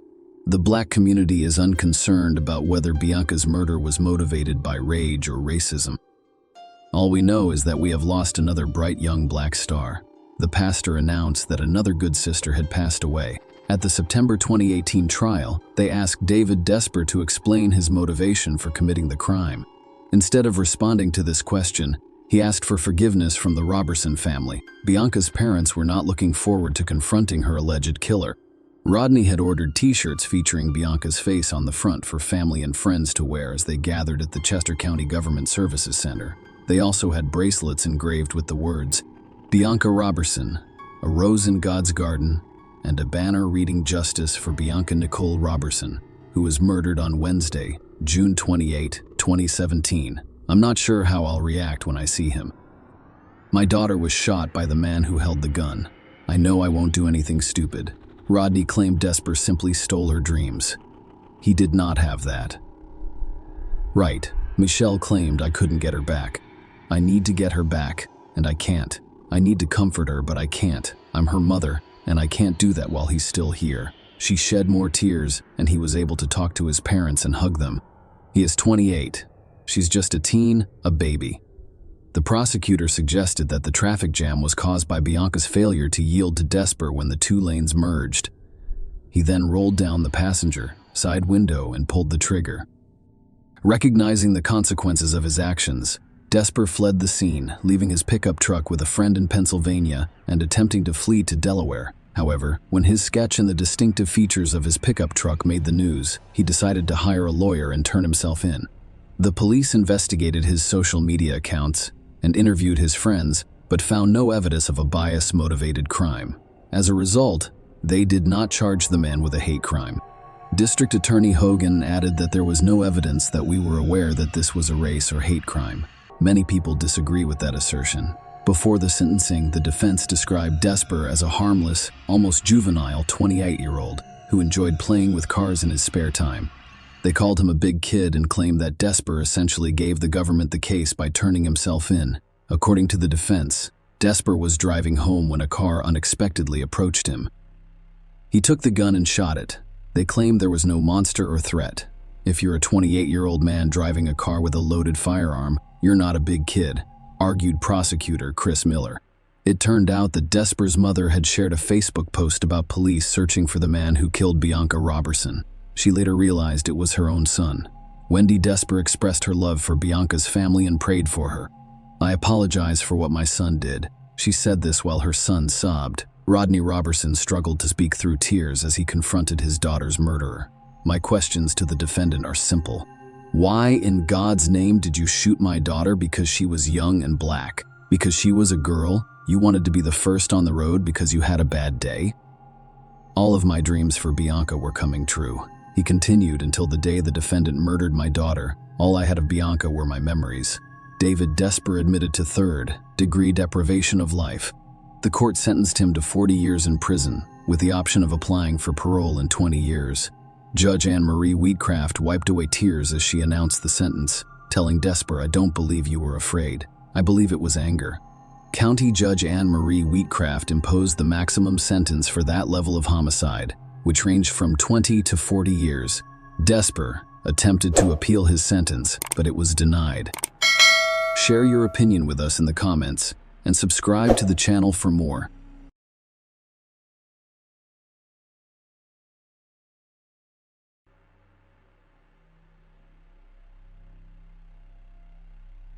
Hey guys, welcome to my channel, and today we're going to take a look at another horrible case with you. A woman was found dead in her own home, and the police quickly solved the case, but what happened next is more reminiscent of a twisted detective movie than a real-life story. There are so many unexpected twists and shaky moments in this case that it is rightfully considered one of the most intriguing in history. Donna Brown was born on November 10, 1963, in Miami. She grew up in a large and friendly family with two younger sisters whom she got along with very well. When Donna was young, her parents divorced, and she remained living with her mother. Despite this, her father remained actively involved in his daughters' lives, and they remained quite close after finishing school. Donna received medical training and became a surgical assistant at a local hospital. Her colleagues quickly grew to love her because she took her work seriously and was also a kind and open person. Her life was going quite well, but Donna wanted to start her own family for complete happiness. In the late 1980s, Donna went on a date with a man named Mark Winger, and she almost immediately knew she had met her match, who was charming and intelligent, worked as a nuclear engineer, and dreamed of having a large family. They began dating and decided to get married in 1989. Shortly after that, Mark received a job offer at a nuclear facility in Springfield, Illinois. It was a big step up the career ladder for him, and he and Donna decided to move there. The couple settled in a nice neighborhood, and soon after the move, Donna got a job at a local hospital. They only liked children for complete happiness, but all their attempts were unsuccessful. At some point, Donna learned that she was medically unable to conceive, and it was a devastating blow for her. Both she and Mark dreamed of a large family, and all the conditions of their lives were favorable for it, but fate decided otherwise. The couple began to consider adoption but kept postponing this serious step. This continued until 1995, when everything changed, and one day a pregnant underage girl was admitted to the hospital where Donna worked, and she wanted to give her child to a loving family. Mark and Donna immediately decided to adopt the baby. In June, right after the birth, they adopted a girl and named her Bailey Elizabeth Winger. The day they took her home coincided with the anniversary of their engagement. The couple and all the relatives were happy that they finally had a child. In August of the same year, Donna went to Florida with her 3-month-old daughter, the visitor parents, and introduced them to their granddaughter. The family had a great time, and sometime later the woman returned home. She flew to the nearest airport, which was 2 hours away from Springfield, and then hired a taxi to her city through a special company. This trip greatly spoiled Donna's mood because the driver behaved quite inadequately the whole way. He talked about how several personalities lived in him and they forced him to do various terrible things, such as killing people. In addition, the driver talked about how he regularly participated in orgies and even invited Donna to participate in them. The man also violated traffic rules and drove the car quite dangerously. When Donna got home, she told her husband about it, and he was furious. Mark called the company the driver worked for and demanded that he be fired. It turned out that the driver was 27-year-old Roger Harrington, and after the complaint, the management decided to suspend him from work, but that wasn't the end of it. During the next week, an unknown man called Winger's home phone refused to identify himself and asked for Donna. She and her husband suspected that the caller was Roger, and she was seriously concerned about her safety given that the man knew their home address. She was afraid that Roger might harm her. On August 29th, a distress call was made to the Springfield Police Department. Mark Winger was in a panic and reported that an unknown man had broken into their home and attacked Donna with a hammer.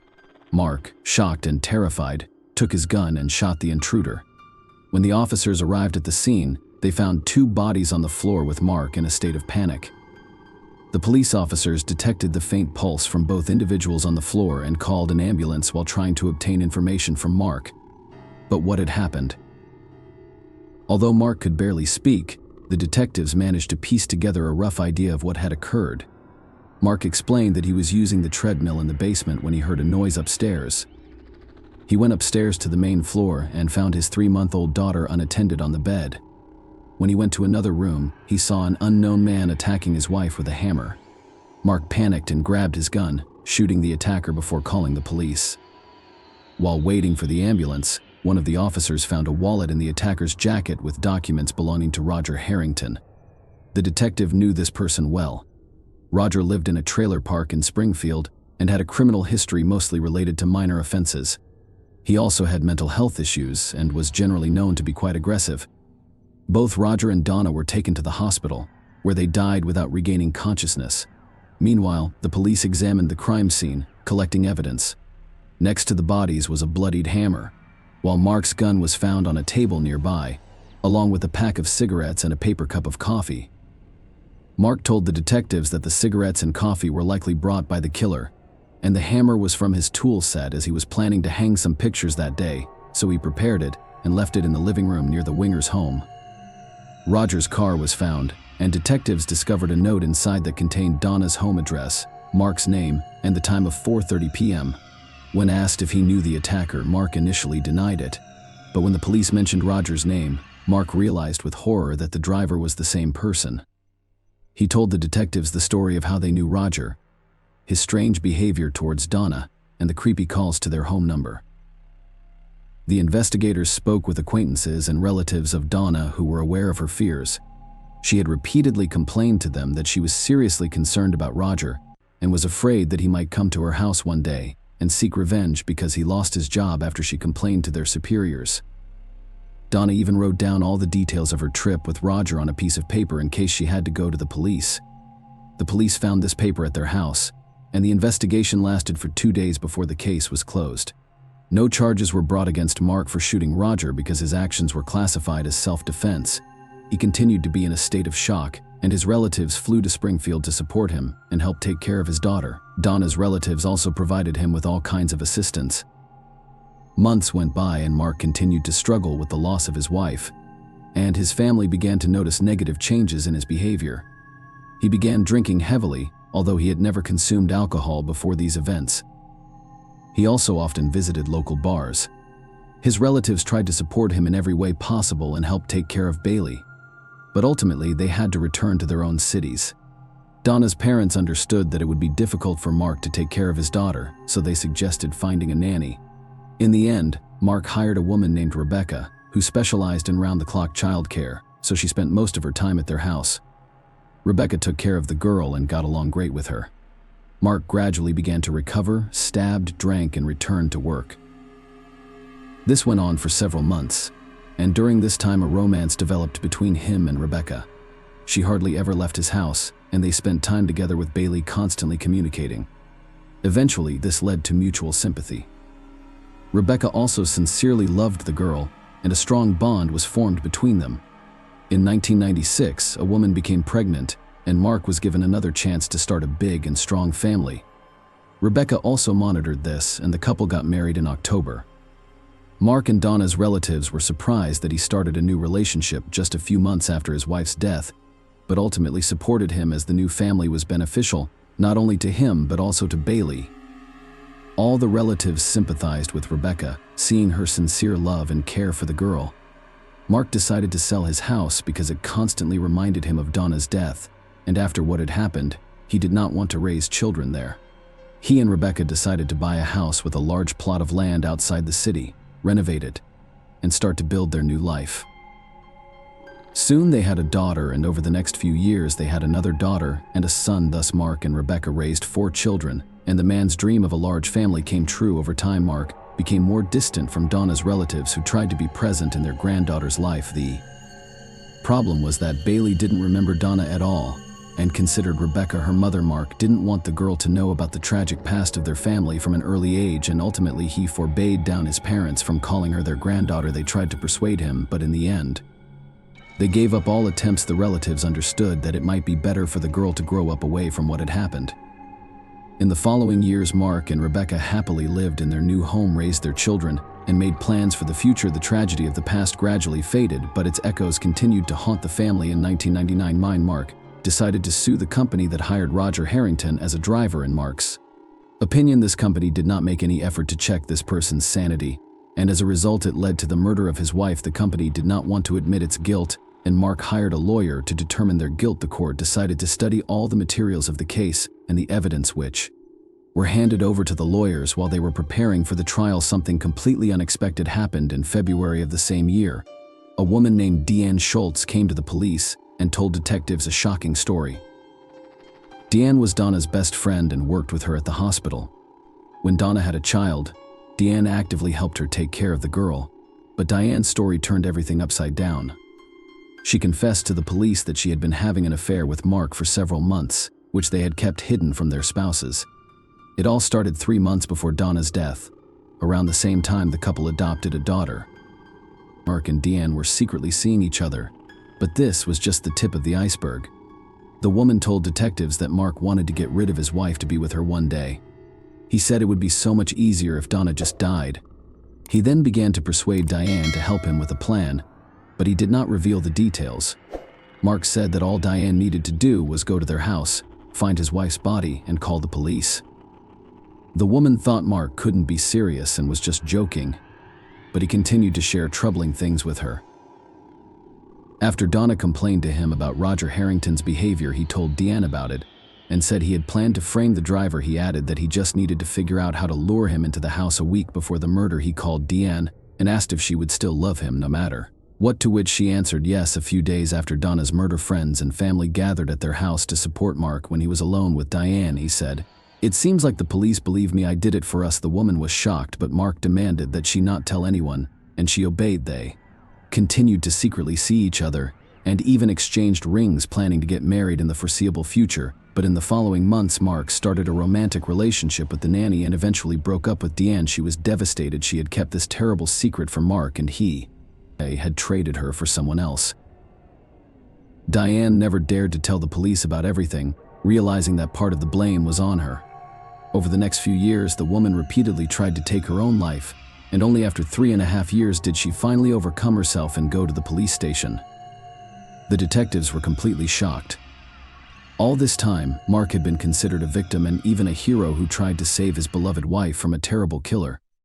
But Diane's story changed everything, and the police looked at the case from a completely different angle.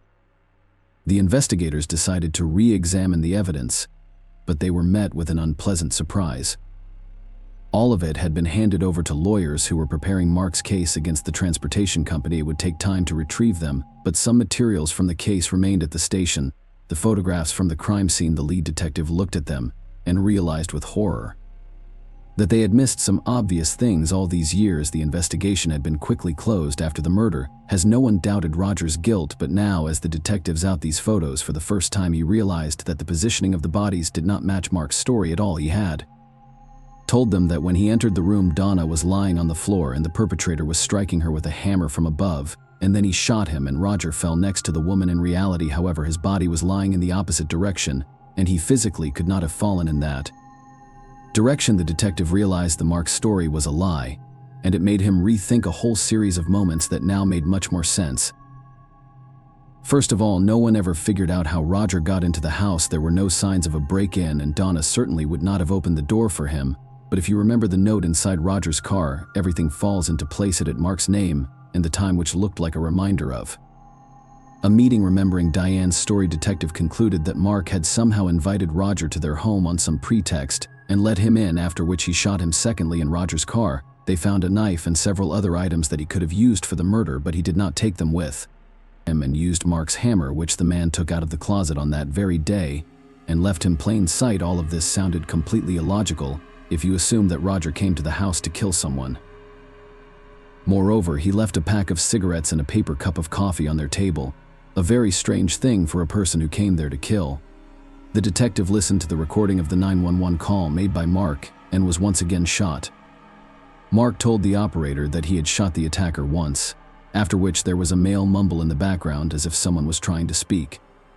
Mark told the operator that his daughter was crying and he needed to go to her, after which she hung up. However, there was no hint of a child's crying on the recording. A more realistic scenario was that Mark did not shoot Roger once, and on hearing the gunshot, Donna rant. Her husband hit her with a hammer. After that, he called the police and pretended to be panicked, reporting what had happened. Suddenly, Roger woke up and tried to say something, and those sounds were recorded on the call. Mark lied about his daughter crying, hung up, and shot Roger again. In support of this version, there was another fact that the investigators completely ignored. Mark and Donna's neighbors said during the questioning that they heard 2 shots. However, about 5 minutes had passed between them, which did not fit with Mark's story but completely matched the more realistic version in which he was the killer. But that wasn't all. During the initial investigation, which lasted only 2 days, the experts did not even examine the evidence. However, now that Mark decided to sue the transportation company, they hired lawyers and were going to win this case. The lawyers requested an independent examination of the clothing of all 3 participants in those events. The results spoke for themselves. Blood spatters and traces indicated that Mark's story had nothing to do with reality. According to him, Roger was hitting Donna with a hammer, but there was not a drop of her blood on his clothes, not even the smallest well. There was plenty of blood from his wife on Mark's clothes, which directly indicated that he had killed his wife. The police took the evidence from the lawyers and conducted their own analysis, which showed exactly the same result. In the end, the police reopened the investigation, but this time it was about a double murder in which Mark became a suspect. His family was in shock, and no one believed that the man was capable of such a brutal crime. Donna's relatives were skeptical of the suspicions against Mark until they heard all the information that the detective said uncovered. The only ones who insisted on Roger's innocence from the first day were his friends and family members. They were all aware of his minor criminal history, but did not believe he was capable of murder. Moreover, their neighbor Roger, with whom they shared a rental, initially gave the police important information that they overlooked.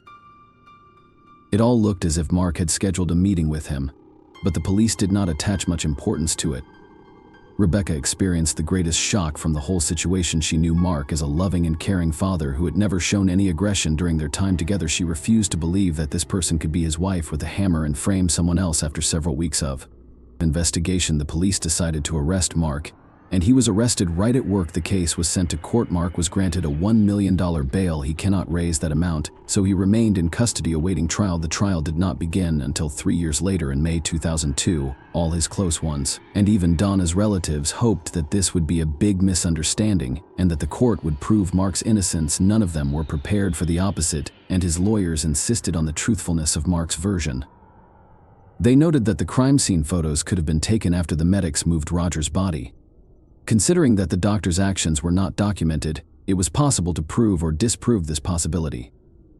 In addition, the lawyers emphasized Roger's criminal history, his mental problems, and his inappropriate behavior with Donna during the trip. Deanne Schultz became the main witness in this case. By law, she could have been punished for keeping Mark's secret all these years, but the judge decided to grant her full immunity. In exchange for her testimony, the male lawyers tried to discredit Diane in every possible way, pointing out that she had attempted suicide multiple times, which could indicate psychological problems. The defense also suggested that she had made it all love out of jealousy, seeking revenge on Mark. The prosecution insisted that the evidence in Diane's testimony unequivocally pointed to his guilt, as her motive lay in the mistress's story. Mark lost interest in Donna long before they adopted Bailey. He had been having secret affairs with her best friend, but he could not divorce him because he would have to split their expensive home and other assets, which was unacceptable to him. After Roger gave Donna a ride from the airport, Mark saw the perfect opportunity and decided to act as terrible as it sounds. Mark was lucky to have encountered a man with a criminal record and mental illness who claimed to hear voices telling him to kill people. After Roger complained to management, to have encountered a man with a criminal record and mental illness who claimed to hear voices telling him to kill people. After Roger complained to management, he lost his job, which became the perfect motive when both the prosecution and defense laid their cards on the table, leaving only the jury's decision to wait. Despite the compelling evidence against Marv, there were still doubts about his guilt among both his family members and Donna's relatives. None of them could imagine a loving father and respected member of society as a killer. Nevertheless, the jury unanimously found him guilty of the double murder.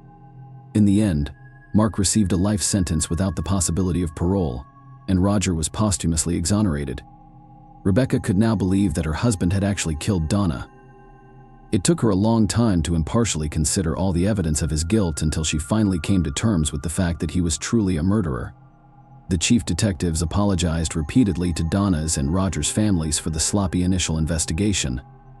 He admitted his guilt in accepting the most logical version of events as the only correct one, overlooking all the contradictions. If you think that's the end of the story, then I have another unexpected turn for you. Even after the conviction, many doubted whether Mark had actually done it, but in 2006, those doubts were dispelled in Mark's prison cell, where they found 19 pages of handwritten text in which she was plotting to kill Deanne and another person. Mark wanted to hire a hitman stray from prison through other inmates or people on the outside. His desire to kill Deanne was understandable. He wanted to avenge the woman for revealing all his secrets to the police. The second person on the list was a man named Jeffrey Gellman. His childhood friend detectives quickly discovered the reason for such a decision. Mark asked him for $1 million in bail, but the friend refused to provide such a sum from these handwritten pages. It followed that Mark wanted to kidnap the man to get a solid ransom for him and then kill him. Why he needed money for life imprisonment was unclear. Perhaps he planned to eventually get out or escape, but in the end, the man faced another trial and received an additional 35 years in prison. She was planning a double murder, and after that, no one doubted that Mark was the one who killed Donna. Rebecca raised 4 children alone, and they all know what kind of monster their father is. They changed their last names and do not plan to communicate with Mark in 2019. Rebecca decided that Bailey should renew contact with Donna's relatives, who had not seen her since she was 3 years old. Bailey was already 24 at the time, and she went to Florida and had a great time with them. They still communicate, and the young woman learns more about Donna from them. As for Mark, he is still in prison and denies his guilt. Perhaps he would never have been held accountable for what he did if it weren't for 2 factors that happened almost simultaneously. The first is the testimony of his former mistress. She could no longer keep this secret, especially watching how the killer creates a new family and raises children. The second factor is Mark's greed. Almost 4 years after the murder, he decided to sue his employer, Roger Harrington, for a substantial sum, even though he was earning very good money himself. Apparently, he did not expect third-party experts to study the evidence much more carefully than the local detectives. Interestingly, the end decided to turn to the police, including. After learning about this lawsuit, it became one of the last straws and the woman who revealed Mark's terrible secret. Share your opinion with us in the comments, and subscribe to the channel for more.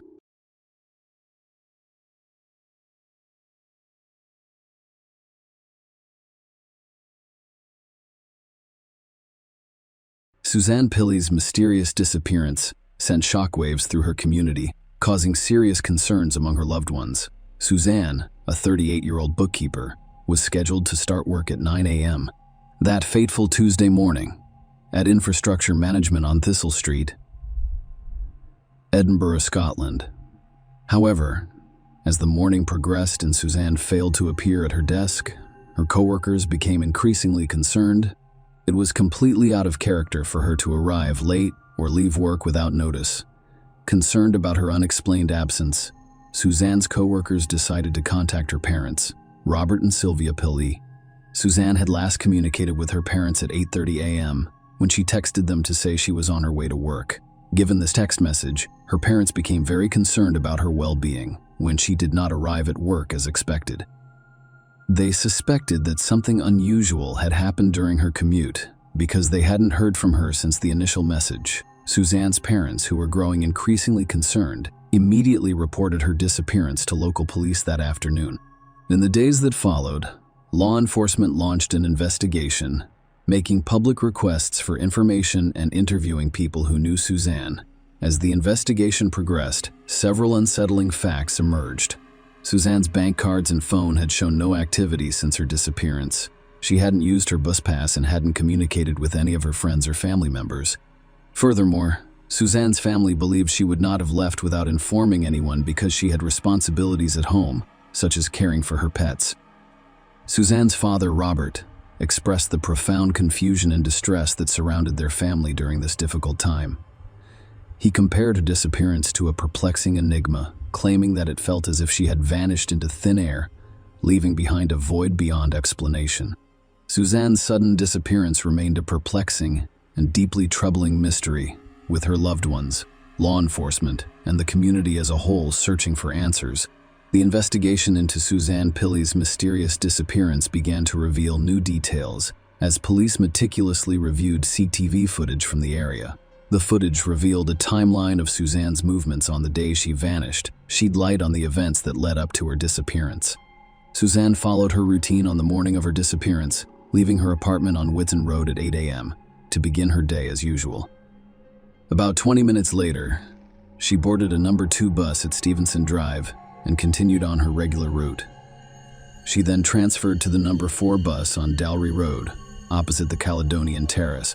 Suzanne disembarked from the number 4 bus on Princess Street directly outside the Generous department store at 8:48 a.m. She began her workday with a routine stop at a Sainsbury's convenience store, as she did most mornings.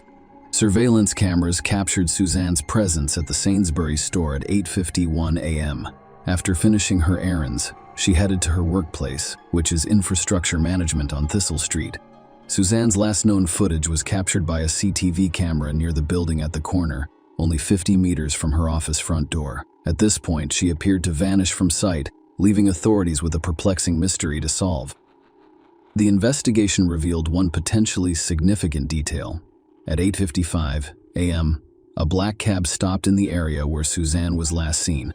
Although law enforcement did not believe the cab driver was directly involved in Suzanne's disappearance, they did issue an appeal to the driver to come forward and help with their ongoing investigation. This development raised questions about whether the cab driver witnessed anything unusual or had information that could help solve the mystery of Suzanne Pilley's disappearance. As the investigation into Suzanne Pilley's disappearance progressed, law enforcement began to look into her personal life in an attempt to better understand the circumstances surrounding her disappearance. Their investigations led them to what appeared to be a complex love triangle, which shed light on a possible motive for the crime. Suzanne, a single woman, had recently been in a romantic relationship with a coworker, David Gilroy. However, the relationship ended in December 2009. David, who was married and had his own family, had decided to return to his wife and children in an attempt to reconcile with them. He told the police that Suzanne had been dating other men since their breakup, implying that their romantic relationship had ended amicably. Several weeks after Suzanne's mysterious disappearance, David Gilroy reported a break-in to police. He claimed that someone broke into his home while he was sleeping, stealing both his mobile phone and laptop. According to David, his wife discovered the broken back door when she woke up, despite the fact that they had heard very little noise during the intrusion. When asked if he thought the break-in was connected to Suzanne's disappearance, David responded with uncertainty, saying, "I don't know." The investigation took a darker and more ominous turn when authorities began looking for the driver of a silver car that had apparently stopped in a remote forest area. They expressed their interest in the vehicle movements on the afternoon and evening of May 5, the day after Suzanne's last sighting. The police were especially interested in anyone who saw the car between 1 p.m. and 3:30 p.m., as well as around 7 p.m. and 9 p.m. In a significant development, authorities publicly announced the shift from a missing person case to a murder investigation. They revealed that they believe Suzanne was murdered and that her body was either disposed of or concealed about 90 miles from her last known location. The search was expanded to cover approximately 400 square miles of rural Gill and Butte. The investigation centered primarily on the Rest, Be Thankful, and Argo Forest regions. Despite extensive searches, no trace of Suzanne was found at this time. As the investigation progressed, police focused their search on a 5-square-mile area. They suspected Suzanne's remains could be hidden in Glen Crow, Argill, and Butte. They continued their determined efforts to solve the mystery of her disappearance. Despite the absence of Suzanne's body, the authorities believed they had gathered sufficient evidence to charge David Gilroy with her murder. The investigation into this enigmatic case was meticulous and painstaking. Law enforcement is working tirelessly to bring justice. They interviewed nearly 1,500 potential witnesses and meticulously documented 1164 statements. The investigators diligently gathered 25 pieces of evidence, which included documents and various objects. Furthermore, they examined CCTV footage from 250 different locations and conducted thorough searches in 30 different areas throughout our mission. In court, the prosecution stood firm, presenting a compelling case. Their arguments revolved around the notion that, despite the absence of Suzanne's body, a wealth of evidence pointed to her being the victim of a heinous crime, with David as the primary suspect. The prosecution revealed the intricate tapestry of Suzanne and David's relationship, which began at work. However, their turbulent love story had taken a dark turn when Suzanne chose to end the relationship shortly before her mysterious disappearance, a decision attributed to her newfound involvement with another person. During the trial, Suzanne's mother, Sylvia, testified, providing a moving glimpse into her daughter's life. Sylvia recounted Suzanne's marriage in 2004, followed by a divorce. Suzanne had taken a significant step toward independence by purchasing her own Edinburgh apartment, which became David's residence in 2009. Sylvia made it clear that he had left his wife and was seeking a divorce. Suzanne did not cause the breakup. The courtroom remained wrapped as the prosecution continued to unravel the complex narrative. David's obsession with Suzanne became a central theme in their case. The prosecution revealed that David sent an astounding 400 text messages in the month leading up to Suzanne's disappearance, indicating that he was unwilling to accept the end of their relationship. Phone records provide a vivid picture of David's persistent attempts to communicate with Suzanne. In the days leading up to her disappearance, he sent her over 50 texts per day. His final communication with Suzanne was on May 3, the day before she went missing, and consisted of 15 text messages and 1 voicemail. The prosecution's case took an unsettling turn when it painted a vivid and sinister picture of what happened on May 4. They claimed Suzanne had followed her usual daily routine, going to work as she had done countless times before. In a chilling scenario, the prosecution claimed that David waited for Suzanne to arrive at the office building and strangled her almost immediately, possibly luring her into the basement. According to their version of events, he then hid Suzanne's lifeless body in the basement of the office building, adding to the mystery surrounding her disappearance. David then went back home to retrieve his silver Vauxhall Vectra. That would quickly become an important piece of the puzzle in this haunting case. The prosecution claimed that Suzanne's lifeless remains were hidden in the car's trunk, away from prying eyes. As the courtroom listened intently, the prosecution painted a disturbing picture of David's immediate actions following the alleged crime. He bought air fresheners, most likely in an attempt to mask any odors associated with his unpleasant activities. Furthermore, he made numerous visits to the basement and garage areas of the infrastructure management offices, despite having no legitimate reason to be there.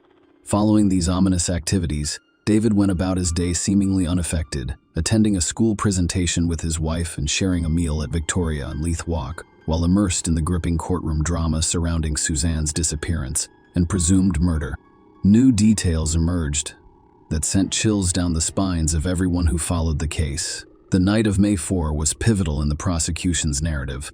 David Gilroy had ostensibly made an appointment to visit a school the next day, May 5, in Vol.5, Argyll and Butte. The school in question was a client of his employer, but there appeared to be no legitimate reason for his attendance on that particular day. His interaction with a school cleaner who provided him with beanbags and cable ties added to his suspicions. This seemingly insignificant event would quickly become the focus of the investigation. The prosecution's case gained traction as they meticulously recreated David's journey to Argyll. They examined CCTV footage and his mobile phone records, revealing several-hour gaps on both legs of his journey from Loch's Gilfhead to Inverarray. The journey took an incredible 2 hours longer each way than it should have. The prosecution claimed that the discrepancy concealed a sinister secret. Suzanne's body was hidden somewhere in that area. David was intimately familiar with this region. I've previously gone on walking holidays there with Suzanne. When investigators examined David's car, they made chilling discoveries. Vegetative matter was discovered on the vehicle, and 3 fractured coil springs suggested that it had been driven off-road. Things become even more complicated. The court learned that David had turned off his phone at some point during his journey, which added to the evidence against him. The court heard that cadaver dogs trained to detect the scent of human remains showed interest in both David's Vauxhall Vectra boot and specific areas of the office building's basement. As the trial progressed, the prosecution introduced a disturbing physical aspect to their case. When David went to the police station on May 6 to give a statement, authorities discovered alarming evidence. David had scratches on his hands, a cut on his forehead, bruises on his chest, and more scratches on his wrists and forearms. The prosecution claimed that David used makeup to conceal his injuries while speaking with the police, which raised additional suspicions. Gail Hawkins, Suzanne's N's friend, took the stand and made a shocking revelation. Suzanne had confided in her, concerned that David had hacked into her email account and gained unauthorized access to her emails. The prosecution claimed that David had accessed her emails between August 24, 2009 and April 30, 2010. The court also discovered that he had access to her account on an online dating site. Helen Liddell, a financial administrator at Infrastructure Management, testified that she discovered emails between David and Suzanne that clearly showed they were having an affair or relationship. This revelation surprised her because she was unaware of their relationship. The jury was shown CCTV footage of Suzanne and David just 2 days before she disappeared. On May 2, the two were seen shopping together at a convenience store. This contrasts sharply with David's claim to the police that their relationship ended in December 2009. Police efforts to find Suzanne's remains took a chilling turn when they narrowed the search area to only 5 square miles, based on David's phone records. These records showed that his phone had pinged off phone masts in the remote Glen Crow area on May 5, the day Suzanne went missing. Glen Crow, located in the Kerry Alps on the Cowell Peninsula in Argyll and Butte, boasted rugged mountains and a landscape riddled with formidable obstacles, including boulders, making the search for evidence particularly difficult. The defense responded with a concise case, claiming that there was insufficient evidence against their client and that the prosecution's case was based solely on circumstantial evidence. Suzanne's body had not been found, forcing the prosecution to speculate on her fate and cause of death. There were no witnesses to the alleged crime, no confession, and no DNA or blood evidence to connect David to the crime. The prosecution presented only circumstantial evidence, which left room for doubt. David declined to testify, but the defense summoned some of his co-workers to give testimony. They stated that nothing out of the ordinary occurred at the office on May 4. After 2.5 days of deliberation, the jury reached a split decision. The court accepted a majority verdict, and David was convicted of murder. He received a life sentence and was required to serve at least 18 years. David Gilroy maintains his innocence. On April 27, 2012, he filed notice of intent to appeal his conviction. However, on December 2012, the Court of Criminal Appeal in Edinburgh dismissed the appeal. In June 2017, the Scottish Criminal Cases Review Commission concluded its investigation of the case. Share your opinion with us in the comments and subscribe to the channel for more.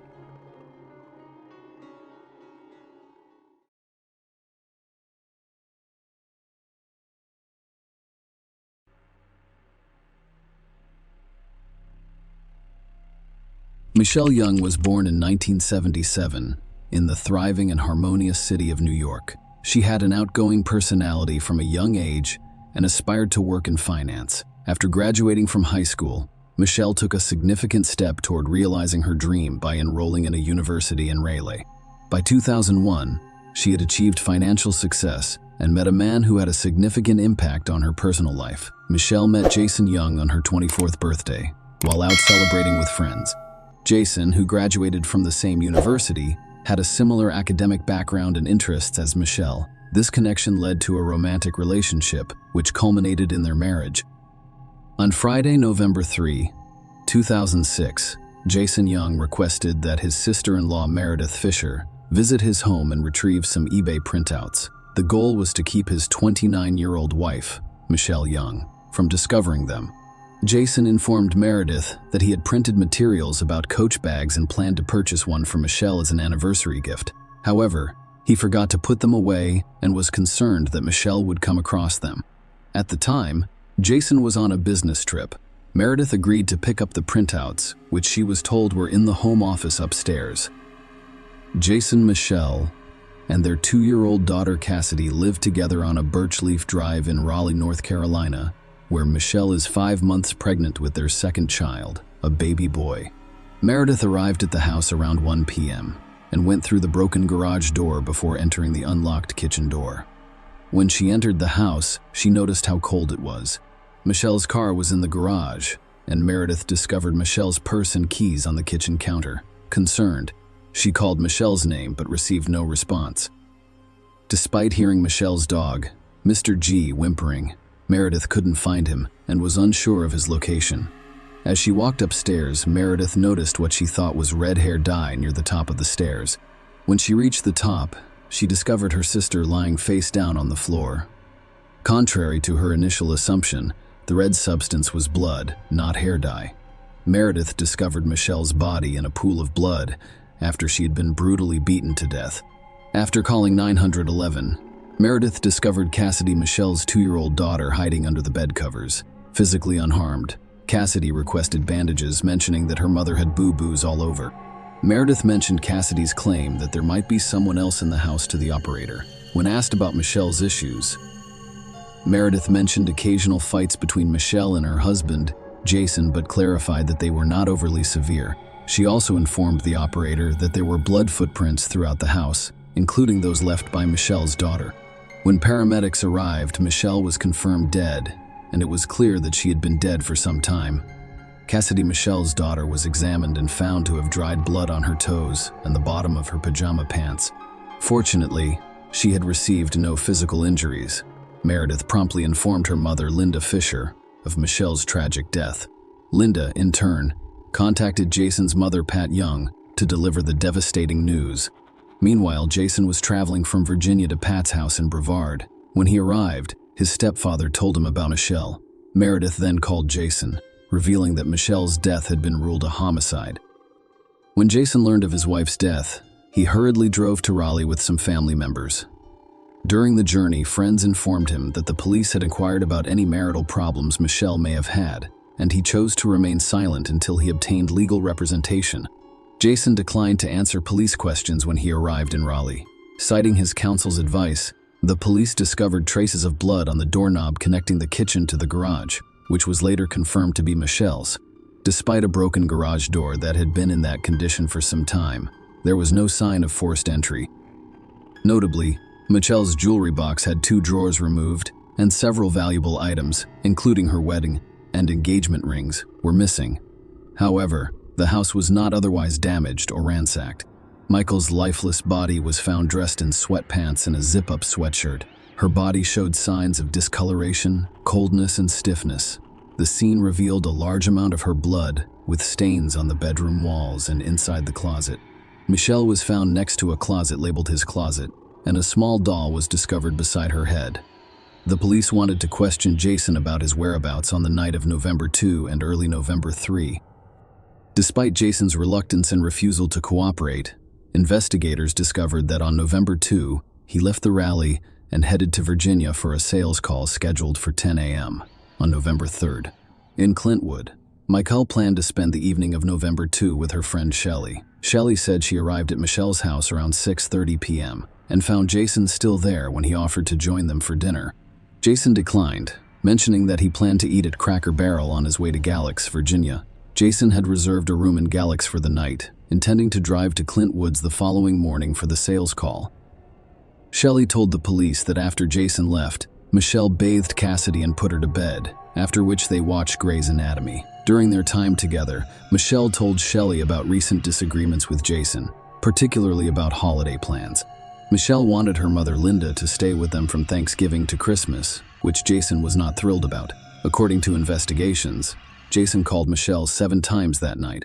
Shelley, Michelle's friend, told the police about her unsettling feeling of being watched that night, prompting her to ask Michelle to accompany her to her car when she left around 10 p.m. and 10:30 p.m. on November 3 between 3:30 and 4 a.m.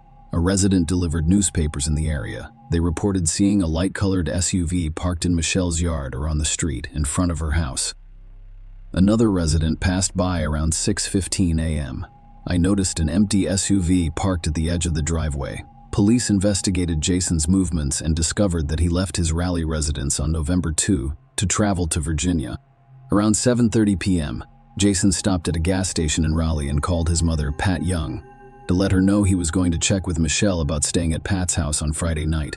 Tat lived in Brevard when Jason returned from his business trip, and Jason planned to pick up some furniture she'd had offered him after calling his mother. Jason continued his journey to Virginia, stopping for food at a Cracker Barrel restaurant in Greensboro at 9:25 p.m. He later checked into a Hampton Inn at 10:54 p.m. and entered his room with a key card at 10:56 p.m. Although he used express checkout the following morning, his exact departure time from the hotel remained unknown. Jason made a call to his mother at 7:40 a.m. On November 3, he arrived in Virginia via a cell tower near Wytheville. He arrived at the sales call, and Clint would be 30 minutes late, despite surveillance footage on the key card showing that Jason did not leave his hotel room after midnight. The police were skeptical. Further examination of the footage led them to suspect tampering, believing Jason may have driven back to Raleigh after midnight to commit the crime against Michelle before returning to Virginia. Investigators discovered internet searches on Young's computer for the anatomy of a knockout, head trauma blackout, head blown knockout, and head trauma, though the exact timing of the searches was unknown. 2 years after Michelle's body was discovered, Jason was charged with first-degree murder and pleaded not guilty. The prosecution based its case on the claim that Jason and Michelle had marital and financial difficulties, with Jason allegedly wanting to end the marriage. Several affairs were revealed during the trial, as well as evidence of strained relationships. The prosecution claims that after checking into the Hampton Inn in Hillsville, Virginia, Jason left the hotel during the night's return to Raleigh and committed the murder. They claimed he hacked the hotel surveillance camera and stopped for gas at a station between Hillsville and Raleigh. The prosecution presented to the jury the theory that Michelle was strangled and beaten to death, leaving her 2-year-old daughter Cassidy alone in the house with her mother's lifeless body for an extended period of time. Cassidy's small, bloody footprints were found scattered throughout the home. During the trial, the jury was shown surveillance footage from the Hampton Inn beginning at 10:49 p.m. On November 2nd, however, the footage went black at 11:20 p.m., leading the prosecution to believe Jason tampered with the camera. They claimed that he did so to prop open the security door, allowing him to leave without using his key card. A hotel employee discovered that the first-floor emergency door leading from the western stairwell to the hotel's exterior had been propped open with a small red rock. Normally, this door was locked until 11 p.m. Keith discovered that the camera in the stairwell closest to the propped open door was not working, despite the fact that the other cameras were operational. The camera's last image was captured at 11:20 p.m. on November 2nd. Although staff members later plugged the camera back in at 5:50 a.m., on November 3rd someone redirected it to the ceiling between 6:34 a.m. and 6:35 a.m. The prosecution claimed that this sequence of events indicated that Jason unplugged the camera and left the door ajar, giving himself an alibi while returning home to commit the crime against his wife. The prosecution claimed that Jason stopped at a gas station in North Carolina around 5 a.m. on his way back to Virginia. The gas attendant testified in court stating that she believed the person who visited the station that morning was Jason. She vividly remembered the encounter, explaining, "I don't forget anything like that when someone is cussing and fussing at me." According to Gracie's testimony, a man in a white SUV parked at the farthest pump repeatedly attempted to pump gas. Frustrated, he entered the store and verbally abused Gracie because the pump was not working. She informed him that at that early hour, customers were required to provide money or identification before using the gas pumps. To resolve the situation, the man handed her $20, pumped $15 worth of gas into his car, and then drove away without returning to the store for change. Grace's account was used as evidence to support the prosecution's claim. During the trial, details about Jason and Michelle's marriage were revealed. Some acquaintances believe that Michelle's pregnancy with their first child was the primary reason for their union. Meredith Fisher, Michelle's sister-in-law, testified that she advised her to leave Jason, but Michelle did not pursue a divorce. 3 weeks before Michelle's death, Jason allegedly told a friend he was done. The court also learned that the couple had frequent disagreements about Michelle's mother, Linda. Linda frequently paid extended visits to her daughter and expressed a desire to relocate to North Carolina in order to spend more time with Michelle and her granddaughter. Linda even offered to remodel their home to accommodate her presence. While Michelle was satisfied with the arrangement, Jason was not. Linda, Michelle's mother, testified in court about the moment she learned her daughter had died. Linda claims that her other daughter, Meredith, called and stated unequivocally that Mom Michelle had died. Linda initially asked if Michelle had simply passed out, but Meredith confirmed that she had died. Linda described trying to contact Jason, but her calls went unanswered, and he never returned them. Linda's testimony revealed a volatile relationship between Jason and Michelle, with Linda witnessing numerous fights and Jason allegedly belittling Michelle. Linda told the court that she advised Michelle to leave Jason, but Michelle was determined to save their marriage. According to Linda, Michelle told her that Jason did not make love to her and had a perverted approach to intimacy. Linda also testified that Jason would have female friends stay at his house. When Michelle was away on business, she expressed her sorrow. Linda told the jury she had a lot to offer. There was so much about Michelle other than the fact that she lived in North Carolina. Stay a cheerleader. I mean, she had that pep, that energy, that vivaciousness. You know, she loved life, and he stole it from her. He simply took it away from her. After Michelle's funeral, Jason moved in with his parents and their daughter, Cassidy. Linda hired a lawyer to help her arrange visits with Cassidy. Following legal proceedings, Meredith was granted full custody. Linda believed Jason did not want any further questions asked. During the trial, one of Jason's female friends, Carolyn Sauer B., testified that she had known him since they were teenagers. She went to see him in the fall of 2006, just 10 days before Michelle died, and confessed to having sexual relations with Jason on the living room couch one night while Michelle was out of town. Carol also claimed that Jason took her wedding ring, pretended to swallow it, and then returned it the next day. Michelle Money, another female friend and Michelle Young's college sorority sister, testified in court as well. Michelle Money believed her husband was unfaithful, and she revealed that she met Jason at his wedding. Their contact increased near the end of September 2006. Jason also visited Michelle Money in Orlando in October of that year, during which time they had a sexual relationship. Jason reportedly told a friend that he loved Michelle Money. They remained in constant communication throughout October, exchanging messages 980 times in 1 month. The day before Michelle was murdered, they communicated 51 times in 1 day. Jason's last contact on November 2nd was Michelle Money, who was also the first person he called on November 3rd. Michelle Money testified that we would have regular conversations about work, life, and children. The court also heard about Michelle's severe injuries. Dr. Thomas Clark, who conducted the autopsy, testified that Michelle died from blunt force trauma to her head, having received at least 30 blows, the most serious of which was inflicted by a heavy blunt object with a rounded surface, resulting in crescent-shaped skull fractures. Dr. Clark also discovered signs of strangulation in Michelle, who had a broken jaw, skull fractures, brain hemorrhaging, lacerations, abrasions, and dislodged teeth. The court was told that there was no evidence that Jason had previously physically assaulted Michelle. However, the prosecution told the jury that even if this were true, it did not rule out the possibility that he assaulted her on the particular night in question.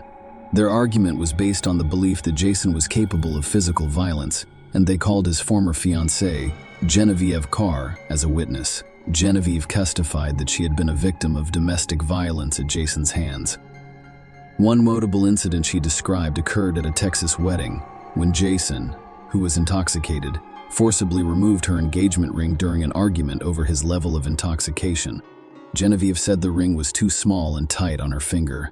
When she couldn't remove it, Jason, agitated, yanked it off forcefully. She recounted to the court, "I'd never seen him like this before. His eyes were completely deserted and glazed over, as if he didn't notice me." Genevieve claimed that the incident mentioned earlier was not an isolated occurrence. She described another incident in which Jason, enraged, punched the windshield of her car with his bare hand, causing damage. Furthermore, he punched a wall in their apartment, causing additional property damage. After several years of no contact, Genevieve received an email from Jason on September 12, 2006, expressing his feelings for her. The defense argued that the prosecution lacked credible evidence against their client. They stated that Jason's DNA and fingerprints were naturally found in the bedroom, but none of them were blood-stained. Furthermore, no blood was found in his car, clothes, or the Virginia hotel room where he stayed. During the police investigation, Jason was discovered to have no cuts, bruises, or other injuries on his hands or body, with the exception of a bruised and broken tooth. When given the opportunity to testify, Jason admitted that he was not a perfect husband, but said he was actively working to improve his marriage. He vehemently denied being involved in Michelle's murder. The court learned of the existing issues in Jason and Michelle's marriage. But we also learned that Jason genuinely loved his wife and was determined to make the relay chips outnumber the excitement surrounding their baby boy's impending birth. Emails exchanged on October 24, 2006, demonstrated Jason's willingness to attend counseling sessions. Jason did not believe their arguments were more frequent than those in other couples. The defense argued that Jason would not have had enough time to travel back to Raleigh, commit the murder, and return to Virginia. Given that the hotel was about 160 miles from their home, Jason had recently started a new job selling electronic health records software, and he was in Virginia because his employer had scheduled an early morning sales call for Clint on November 3. To avoid driving from Raleigh on the day of the call, Jason decided to stay overnight, nervous about the upcoming meeting. He spent the evening reviewing the demonstration software he planned to use during the presentation. In court, Jason claimed that he left his hotel room to get his laptop charger from his car, but realized he had left the keycard inside. He propped the exit door open, returned to his room, and then left to smoke a cigar. He also stopped by the front desk to get a copy of USA Today. He propped the exit door open once more for a cigar break. When asked about being 30 minutes late for a sales call, Clint and Jason claimed he got lost. Regarding the internet searches discovered on his computer, Jason explained that they were done at a different time and were related to an accident he witnessed. Despite the jury's deliberation, they were unable to reach a unanimous decision, resulting in a hung jury with an 8-4 vote for acquittal. Jason faced a second trial in which he did not testify, but a video of his testimony from the previous trial was shown. The second jury deliberated for 6 hours before convicting him of first-degree murder. Jason was sentenced to life in prison with no possibility of parole. Jason appealed his conviction. During the appeal hearing, his new legal team argued that his trial attorney should have objected more strongly when the judge allowed jurors to hear about Jason's failure to respond to a civil wrongful death lawsuit in which he was found responsible for his wife's murder. Between the two criminal trials, Michelle's family filed a civil lawsuit against Jason, in which he was found to be responsible for Michelle's death. Jason's attorney argued that the jury should not have been informed of this information.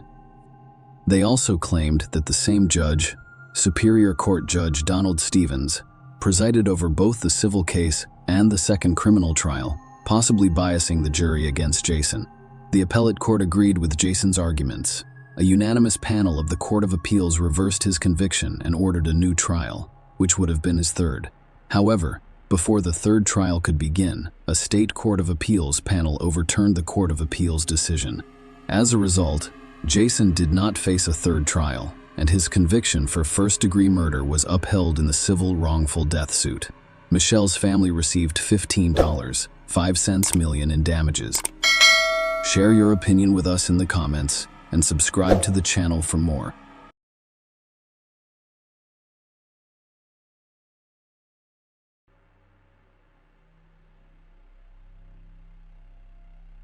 On November 6, 2014, Mexico City police discovered human remains. Part of the torso was discovered in a vacant lot near the city's exit. A few days later, bags containing arms and legs were discovered in various areas of the capital. The fact that there were no fingers on the limbs was horrifying. The police sounded the alarm. Apparently, a particularly violent criminal was operating in the region. Squads of officers were formed and patrolled the streets. The main goal was to find the unfortunate man's head and limbs and prevent future crimes. At the time, everyone was certain that this was the work of a brutal serial killer. The fingers and head were never located. However, the professional work of forensic experts revealed that the remains belonged to the same person. However, the absence of fingers and teeth made it impossible to determine who this person was. The story takes place in North America, with the main character, Alejandra La Fuente, a stunning brunette with gorgeous hair and bright brown eyes that highlight her thick black tar lashes. She had an athletic, trim figure, which he attempted to maintain through fitness, yoga, and breathing exercises. Alejandra enjoys taking care of herself. She could frequently be seen at a beauty salon, massage spa, or spa. In warm weather, she lounged on the beach doing scientific research, and on cloudy days she could go to tanning salons. Overall, we can conclude that the young woman adored herself and saw herself as the pinnacle of female attractiveness. Alejandra did not lag behind in her career. Her father, Alberto La Fuente, is a doctor of sciences and a well-known psychiatrist. He is a scientific luminary who works on psychiatric disorders such as schizophrenia and manic depression. He is also well known for his experiments on patients, in addition to his scientific work. Alejandra regarded her father as an idol. She followed in his footsteps, hoping to achieve the same level of success. She enrolled in the best university for psychiatry and graduated with honors. Her perseverance, resourcefulness, and extraordinary intelligence, combined with her father's connections, assisted her in writing and defending her thesis on manic syndrome. Alejandra did not, however, pursue a career in psychiatry. Instead, she was drawn to the work of a psychotherapist. With her father's money, the young woman obtained a license and established her office in a new business center in the heart of the capital. There were plenty of clients, but she only saw women. Women with eating disorders, depression, relationship problems, and low self-esteem sought counseling. Alejandra helped to resolve family issues. However, as is often the case, her personal life left a lot to be desired. The young woman's first marriage failed, but the couple did have 2 children, 2 lovely girls with Alejandra's eyes and her father's sense of humor. However, Alejandra was not discouraged. She did not believe that having 2 children was an excuse to abandon herself. She still hoped to meet her other half, a man who could be a good father to her daughters. After the couple separated, Alejandra's ex-husband, whose name is unknown, returned home. It was a common practice for the couple. The man would come on weekends to spend time with his daughters and assist his ex-wife with household chores as needed. However, the ex-husband had no idea this would be his last visit. Alejandra asked him to enter the house from the backyard, claiming that the front door lock was jammed. The man entered the house. Alejandra explained that her youngest daughter was currently bathing and invited him into her bathroom. The man went in with no suspicions. There was a ringing silence throughout the house. There were no sounds, just the usual cartoons and children's laughter. The man entered the bathroom. There was tape on the floor and no daughter in the filled bathtub. He became aware that something was going wrong. Right at that moment, his ex-wife appeared behind him, wielding a hammer, and delivered a powerful blow to his head. The man fell, and blood poured out of the gaping hole in his skull. Everything around him was blood-stained. As the experts later discovered, the man had no chance of saving himself. Death occurred almost immediately following the first blow from a heavy, blunt object. The eldest daughter, who had unexpectedly returned early from a friend, was an unwitting witness to this truly horrifying scene. The children frequently witnessed their parents' quarrels. Alejandra was determined to be mentally disturbed. She frequently took it out on her friends, who noticed how the young woman could hit her husband. They frequently noticed scratches on his arms and neck. The housemates were constantly observing her temper tantrums and poor behavior, but this time the situation spiraled out of control. The daughter dashed out of the house and began calling for help. Almost immediately, a neighbor came running and called the police. The psychologist has been arrested and charged with murder. At the station, the young woman was placed in a cell and had to stay there for a month until her first hearing. Alejandra denied guilt during the trial. Lawyers proposed a version of self-defense. According to them, Alejandra's ex-husband was extremely jealous of her and made up stories about her bringing men into the house, which could have a negative impact on the psyche of young girls. On the day of the crime, he showed up unexpectedly at his ex-wife's house and entered through the back door, hoping to catch her with another man. Then he pounced on Alejandra, who was in the bathroom attempting to put together a nightstand. She then had to use self-defense, and he delivered 2 blows to the back of her ex-husband's head. On June 14, 2012, the sentence was imposed based on the defense's evidence and the presence of 2 minor children. Alejandra was sentenced to 1 year and 4 months. Thanks to the coordination of lawyers and his father's money, a suspended sentence replaced the term behind bars. A few months later, the appeal was filed again, this time requesting that the charges be dropped. The claim was that the assault was in self-defense. Human rights activists demanded a jury trial and felt deeply sorry for the poor woman, who was presented as a victim of domestic violence. As a result, the court reviewed the case and acquitted the accused. After her release, the young woman continued to provide her psychological counseling. She portrayed Alejandra as a victim of gender inequality who fought for her rights in the same way that most women in North America do, and this image helped her gain even more popularity with potential clients.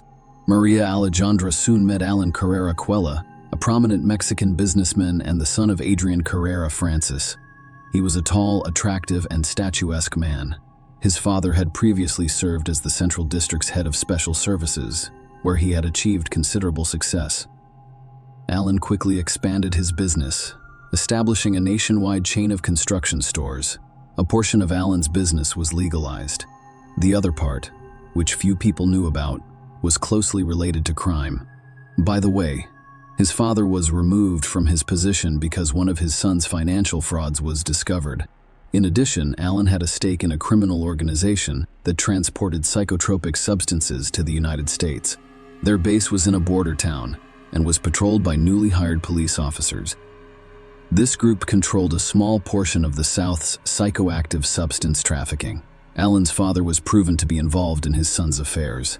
The police were able to obtain a statement from him, and he faced a 20-year prison sentence. However, Adrian Carrera was released early on July 18, 2000, as a result of the Witness Protection Program. Following his release, he devoted all of his time to his son and his legitimate business. The son matured quickly, adopting his father's perspectives and experiences. After graduating from college, Alan Carrera decided to follow in his father's footsteps as an entrepreneur. He was very interested in the store of household appliances, and despite his young age, he completely let himself in. This business was not as large as his father's, but it provided a good income. There were always a lot of women around him, but Alan had been in love with a classmate who he thought was smart, beautiful, and came from a good family since childhood. The marriage was brief but bright. Daddy had a gorgeous daughter. However, a lot of work and Alan's almost complete absence from home caused this marriage to end. It was extremely difficult for Alan to part with a woman he had loved since high school. New novels did not bring pleasure, and loneliness and sadness drove the man to drink. This became a bad habit over time. Alan tried many things to cope with his long-term depression and addiction to alcohol, including books, circles, and drips, until fate led him to a consultation with the famous psychiatrist Alberto, Maria Alejandra's father. Alan's now ex-wife was also dealing with a difficult divorce. Alan was the only male in the young woman's life. Despite their separation, she could not allow anyone else to be with her. To alleviate her loneliness, Alan's ex-wife also decided to see a therapist. The psychiatrist who rehabilitated Alan explained that he couldn't lead both spouses for ethical reasons and suggested the woman turn to Alejandra. However, he did not inform the clients that Alejandra was his daughter. Alejandra quickly realized that her patient's ex-husband could be an ideal match. He was described as a pleasant man in his prime and quite wealthy. Alejandra did not think long before asking her client to bring her ex-husband for another consultation. According to the therapist, she would be able to resolve their issue in one session and break the former spouse's strong bond. Alejandra began carrying out her plan to seduce the entrepreneur as soon as the steamy session began. The result did not last long. Following the session, Alan offered the therapist a cup of coffee to discuss family issues. The young woman initially refused to go on a date because she believed it violated medical ethics. However, their date took place on the same evening, and it quickly became an affair. Alan's ex-wife soon learned of the situation. She was shocked. She even planned to report the incident to the doctor's ethics committee. However, she didn't. Alejandra was a highly competent specialist who was able to persuade her client to let the situation go. After all, it indicates jealousy and a refusal to let go of the former spouse. As a result, the doctor believes that a happy future will be ineffective. Alan's ex-wife decided not to apply both during and after the commission sessions. Meanwhile, the relationship with the newly married couple progressed quickly. A few months after their first date, the young couple decided to live together. After 2 more months, they decided to formalize their relationship, but Alan had no idea what skeletons he had in his closet that were hiding his fiancée. What were her reasons for divorcing her ex-husband? In April 2014, Alan decided to spend the weekend with his parents and flew there. It became an excellent opportunity to talk about his beloved and the upcoming wedding. Alan's parents were taken aback that they would learn such important information so late. They had never heard of Alejandra in their son's life, which seemed strange. A week after meeting with the parents, the marriage was registered. Interestingly, Alejandra asked her husband not to contact her friends and family. No invitations were sent. The wedding was supposed to be modest, and the budget didn't allow for inviting everyone one would have liked. However, as it turned out, the bride's father did attend the wedding ceremony. Initially, the young family's life appeared to be a fairy tale. Young and happy with a lot of plans and desires. However, it did not last long. Alejandra was unable to conceal her hysterical personality as she approached the horrifying conclusion of this story, but no one suspected it yet. The newlyweds' relationship began to undergo dramatic changes. Alan was a very private person, and details about his personal life were not shared with his friends. As a result, very little was known about the couple's personal lives. However, it was clear that the former relationship had cracked, and the couple no longer appeared to be happy. After meeting Alejandra, Alan distanced himself from his family. The final straw was the wedding, to which parents were not invited. Following that, they stopped calling each other. Alan's remaining friends began to notice that his wife became more nervous, sometimes acting inappropriately and quickly losing her temper. After a few such incidents, Alan felt ashamed and decided to limit joint meetings. Family quarrels occurred on a daily basis and were almost always without merit.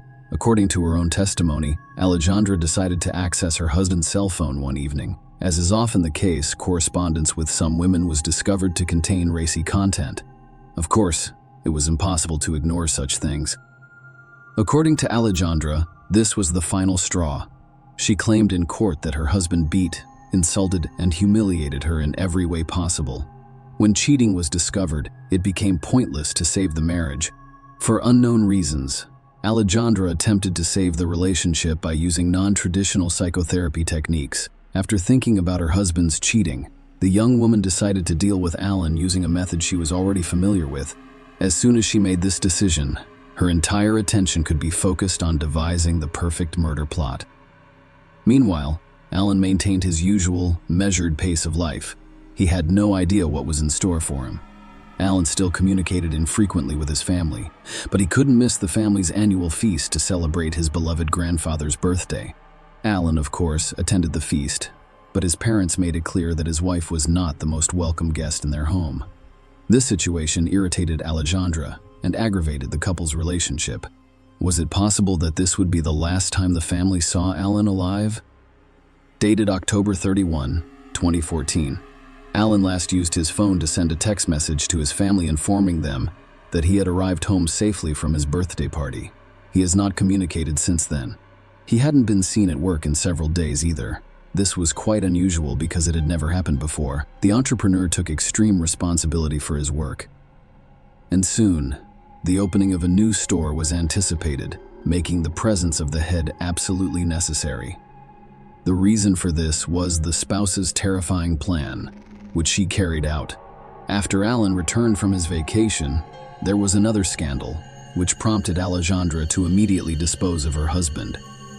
She added a powerful sleeping pill to the milky tea she used to drink before bed.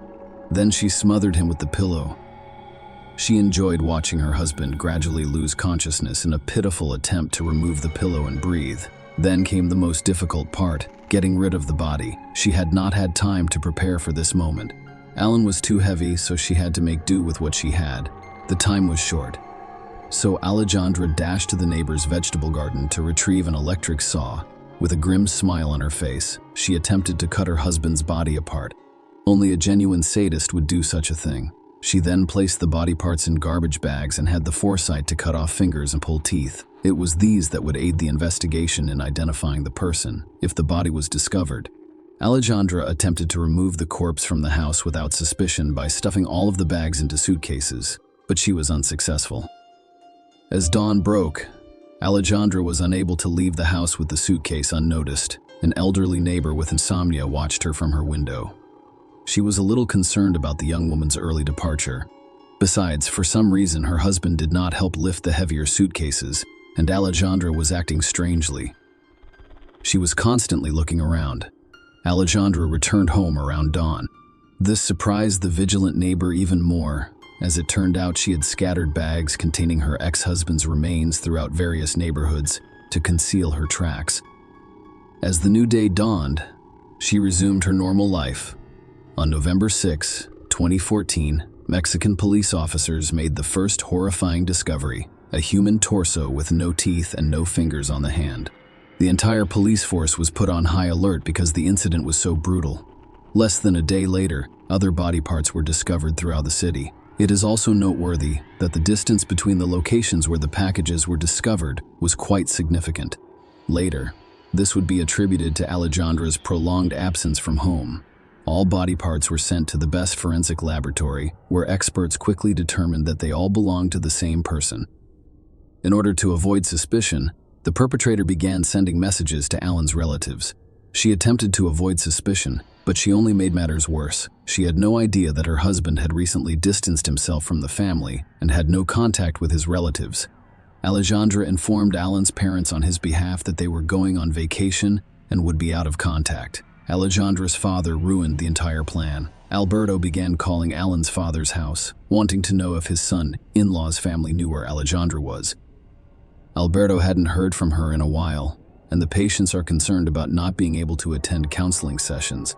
Later, he calls Alan's relatives again to inform them that his daughter has been found and has been forcibly admitted to the clinic because she is depressed as a result of her husband's infidelity. This alarmed the relatives, who attempted to locate Alan but were unsuccessful, prompting the businessman's family to contact the police. The laboratory experts decided to compare the recently discovered corpse to Alan's characteristics. The similarity was 100, and his relatives also identified him. It was especially difficult for Alan's grandfather immediately following the identification. He became ill with heart disease because he was his only grandchild. The investigation issued a search warrant for Alan's residence and office. A hillock of fresh earth was discovered in the backyard of the house. After some digging, the man's fingers and teeth were discovered. The discovery further shocked the capital city. Alejandra was immediately apprehended. Blood traces were discovered in one of the rooms, as well as in the car's trunk and garage. Alejandra initially tried to avoid admitting her guilt. She hoped she'd be able to get away with it as freely as she had with her previous husband. But the investigation quickly resolved the case. The testimony of an elderly witness was helpful. The time she gave matched Alan's estimated time of death. Alexandria took advantage of her position to obtain a powerful sleeping pill, the type of medication that only doctors could obtain. This aggravated the situation. The evidence obtained helped to establish a link between Alexandria and her husband's brutal murder. CCTV cameras also helped to determine that the man entered the house and never left. CCTV footage confirmed that the suitcases had been taken out. On December 10, 2014, the jury returned its verdict. Alejandra was sentenced to life in prison for murder with brutality and attempted to conceal the fact by using her official position. All of this was unfavorable to her father, the former psychotherapist who attempted to save his daughter from imprisonment through connections and bribes, but was also unable to assist. However, he was only able to keep the trial hidden from the public and the press in order to avoid further publicity. However, he did everything for the sake of his own career. Now, few people will consult a specialist who raised such a ruthless monster and failed to diagnose problems with his own daughter in a timely manner. The death of Alejandra's first husband was also brought up during the trial. However, due to the passage of time, the evidence in this case was not discovered. The version about Alejandra's father's involvement in the events was also considered. There were suspicions that he colluded with his daughter and committed crimes for scientific reasons. However, there's no evidence to support this idea. Following several appeals from the victims, the sentence was commuted to death. This is an unprecedented situation. Such sentences are extremely uncommon in Mexico, particularly in these times. The defendant is also not entitled to a review of the proceedings. All of the accused property, including his home, must be given to the victim's family, who can be comforted by this, though, if the person cannot be brought back. Alejandra appears to have been a pragmatic and cruel woman. She had severe mental health issues, despite medical examinations denying this. She also relied on her father's influence and used her official position to carry out her maniacal plans. Impunity for her first crime had only released her. Alejandra felt invincible and continued to do evil. Perhaps Alan would still be alive if this horrible woman hadn't been acquitted the first time, but it was too late to discuss it now. Share your opinion with us in the comments and subscribe to the channel for more.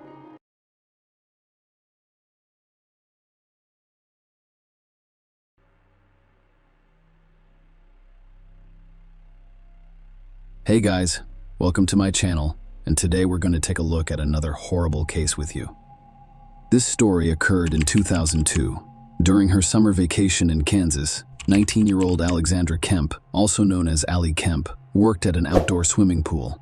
Her brother also worked there, but on different shifts. When he arrived at work one day and was unable to locate his sister, he contacted his father. The guy couldn't believe Allie was closer than he thought. Alexandra Elizabeth Kemp was born on October 11, 1982, in Lawood, Kansas, which is on the border with Missouri. She was the eldest of 3 children and her parents' only daughter. Alexandra graduated from high school with honors and attended Kansas State University. She had big life plans, including taking a trip in 2002.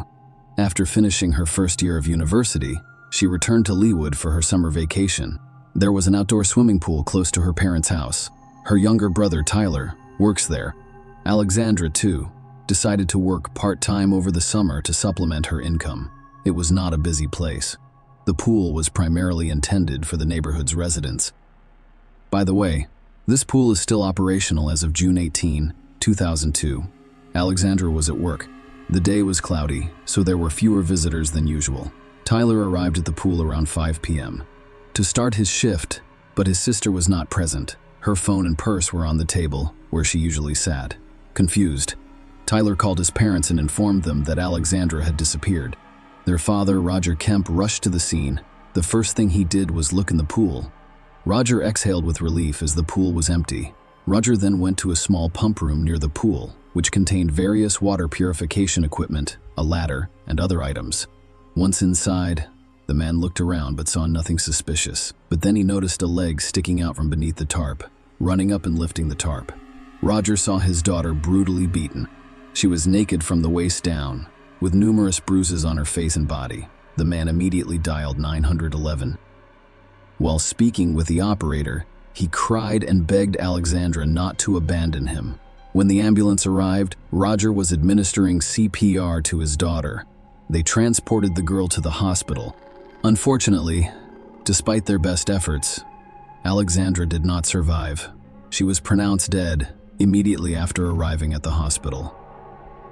Alexandra died from strangulation, despite having suffered numerous severe injuries. Although her body was partially naked, experts discovered no evidence of someone forcing her into intimacy before her death. The police cordoned off the pool while they awaited the results of an analysis of the DNA samples taken from Alexandra's body, hoping to find clues that would help them identify the perpetrator. There were obvious signs of a struggle in the room where Roger discovered Alexandra's body. Her flip-flops were in 2 different locations. The police also discovered an open antiseptic gel with a cap inside. A few days later, while police were desperately searching for the perpetrator, Alexandra's family and hundreds of caring people said their goodbyes at a funeral ceremony. The first suspect was Phil Howes, whom Alexandra had been dating since high school. Phil also worked as the pool administrator. Alexandra died while working the morning shift, and Alexandra arrived at noon. Her shift was scheduled to last 5 hours. Phil used to stay after work to spend more time with his girlfriend Alexandra, but this time he left immediately after his shift because they had planned an evening date. As previously stated, Alexandra's brother arrived at work to find her already under a tarp in the pump room. However, Phil had a solid alibi, so the police quickly removed him from the suspect list. Speaking with detectives, he stated that Alexandra disliked being alone. Lawnmowers frequently stared at her and attempted to flirt with her. The police interrogated the mowers, but all of the men had an alibi.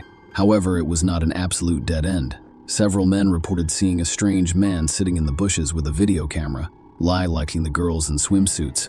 They saw this man near the pool the day before Alexandra died. Furthermore, someone claimed that he left in an old Ford pickup truck to investigate the activity on the girl's mobile phone. Experts discovered that she communicated with a friend named Laurel on the day she died. They even agreed to meet, and Laurel reported to the police station for questioning. She told investigators that Alexandra invited her to sit with her until her shift ended. The weather that day was not ideal, so no one came to the pool, which made Alexandra feel better. According to Laurel, she arrived at the pool around 2:30 p.m. I parked a few yards from the fence, but Alexandra wasn't present. Laurel began honking, hoping that Alexandra would respond to the sound, but instead of her friend, she saw a man emerge from the pool house. The latter gave her a smile and waved. Laurel was unfamiliar with this man. She assumed it was Alexandra's boss and decided to leave so as not to cause any additional problems for her friend. At the time, she believed Alexandra would be in trouble if the boss discovered she was talking to friends during work hours. But that man was not Alexandra's supervisor or co-worker. The police were almost certain that Laurel had seen the criminal based on her description of the forensic artist's sketch of the suspect. The police were looking for a 30-year-old white man with stocky build, short brown hair, and driving a Ford pickup truck from 1980. The authorities received numerous clues. One person stated that the man named James was straight, looked very similar to the suspect's sketch, drove an old Ford pickup truck, and worked as a mechanic about 20 minutes away from the pool. When the police found the man and took him to the station, they were astounded by his resemblance to the sketch based on Laurel's description. James denied being involved in Alexandra Kemp's death. The man's employer confirmed his alibi, stating that James was at work on the day Alexandra died. As a result, they let go more directly. Meanwhile, the police received a report from the laboratory, which revealed male DNA on a tube of antiseptic gel found at the crime scene and on Alexandra's body. However, it was ineffective because the police discovered no matches in the databases when they searched for these samples. Alexandra's friends, family, and boyfriend were officially excluded from the suspect list because their DNA did not match the DNA samples discovered on her body. Alexandra's father, Roger Kemp, was the driving force behind this investigation. Losing his beloved daughter stripped him of the meaning of life, but he regained it by setting himself the goal of finding the person who killed Alexandra. In an interview, Roger stated that you have 2 choices: stay in bed and pull the blanket over your head, or go out and fight. I decided to fight. Roger's perseverance and tenacity impressed the police department, so he was given his own space at the police station, where he collected all of the information he received and shared potential leads with the investigation. After reviewing all available clues, Roger and the investigators contacted the producers of the television show America's Most Wanted and requested that an episode about Alexandra's death be produced. The creators agreed. It was once the longest-running television show, lasting 24 seasons. After the Alexandra story aired, the police began receiving hundreds of calls containing information. They investigated all the clues, but none of them led to a breakthrough. The investigation ended in a dead end. In February 2003, 8 months after Alexandra died, there was a new, seemingly solid clue. As a result of the search activity, a man has been arrested in Utah. They received 3 statements about this person over a span of several days. 2 women and a 114-year-old girl who are unrelated to each other told the police that a man forced them into intimacy. The criminal fled, but was eventually apprehended in Utah. This man turned out to be James Strader, the same man the Kansas police had previously interrogated. Strader's facial features were very similar to the sketch of the suspect. For some reason, no one collected his DNA sample at the time. Perhaps no one did this because Strader's boss convinced the police that he was at work on the day of the crime and had not left. Everyone thought the Alexandra Kemp case was about to be resolved, but Strader denied any involvement in her death. He admitted that he looked very similar to the suspect's portrait, but claimed he had not been by the pool that day. He provided a DNA sample for analysis. However, the outcome disappointed everyone. His DNA did not match that found on Alexandra's body, and the antiseptic gel tube ended up in prison on unrelated charges, and the Alexandra Kemp case investigation was once again stalled. Alexandra died a year ago and the police still have no suspects. Roger Kemp and Phil House, the man Alexandra was dating, continued their fight for justice. Phil, president of the student community, distributed the suspect's portrait via email to students at other universities. He also requested that students at other educational institutions watch an episode of America's Most Wanted featuring Alexandra Kemp. However, despite the best efforts of her relatives and the police, nothing was accomplished. Another year has passed. Roger Kemp refused to give up and continued to fight for justice for his daughter. He contacted America's Most Wanted again, this time requesting that the episode about Alexandra's death be rerun. When the creators asked Roger if there was any new information in the case, he replied, "No such determination of a father who lost his daughter impressed the show's creators. Therefore, the episode was shown again." Following that, the police received a high volume of calls. Roger offered a $25,000 reward for any information that could help identify the person who killed Alexandra. The city of Leawood increased it to $50,000. Roger also published an image of his daughter's sketch of the suspects along with information about the reward in newspapers. One day, he was driving down the highway and noticed the billboards. At that point, Roger realized that a billboard was an excellent way to draw attention. He began calling advertising agencies to see how much it would cost to place the necessary information on one of the billboards. One of the agencies Roger contacted was Lamar Advertising Company.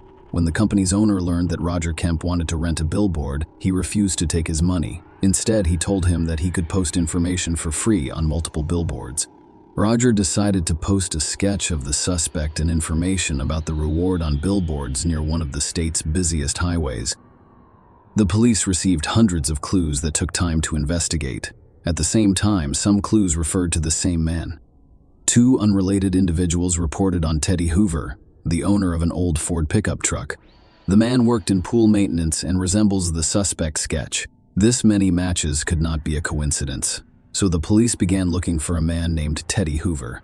They found out his address in Kansas and went there right away. Hoover opened the door. He was surprised and visibly nervous, but it was not his fault. Many people become nervous when the police knock on their door. They inquired about his whereabouts on June 18, 2002.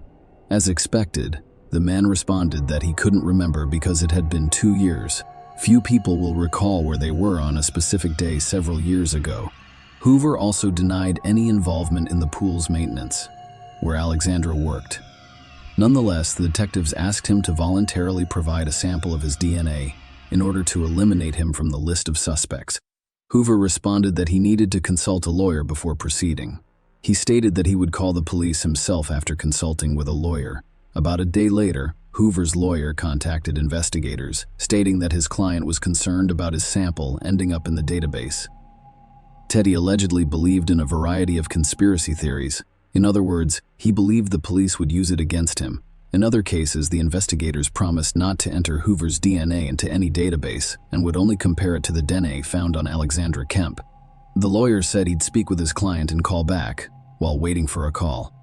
The police searched through the materials for the 100th time and discovered a piece of paper with a familiar name in one of the folders.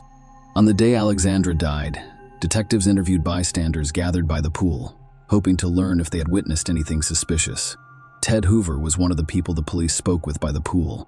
It indicated that he was at the crime scene.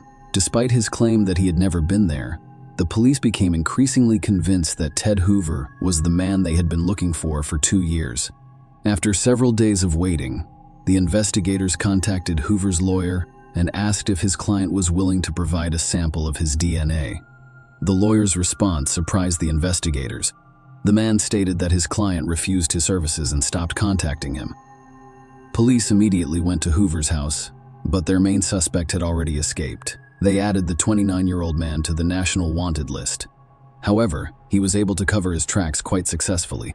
Billboards featuring the suspect's image remained in place, and detectives had been searching for Hoover for months without success. In September 2004, a man called the police and claimed to have information about the suspect. He claimed to know the name of Teddy's girlfriend, with whom he lived in Kansas. Detectives decided to identify this woman, but they discovered that she left the state around the same time that Hoover fled. The woman's name was Laura Barr, and the U.S. Postal Service informed the Kansas State Police that she was receiving mail in Litchfield, Connecticut. A man named Benjamin Appleby also received mail at that address. The house where they lived was in a remote rural area.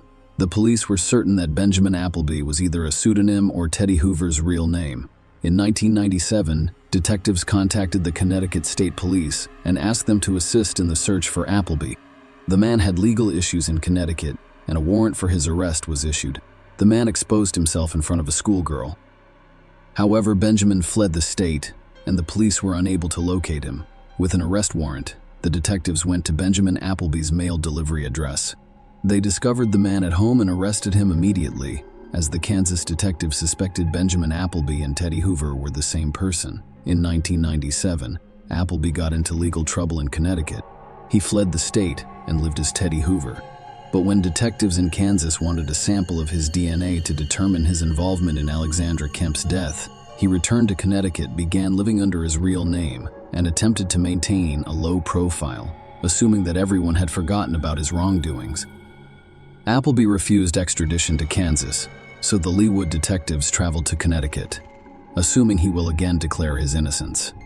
The detectives tricked him. Before bringing the man to the interrogation room, they hung crime scene photos, as well as Alexandra and Appleby's pictures, and placed folders on the table with his name on them. The police went to great lengths to give him the impression that the investigation was thorough.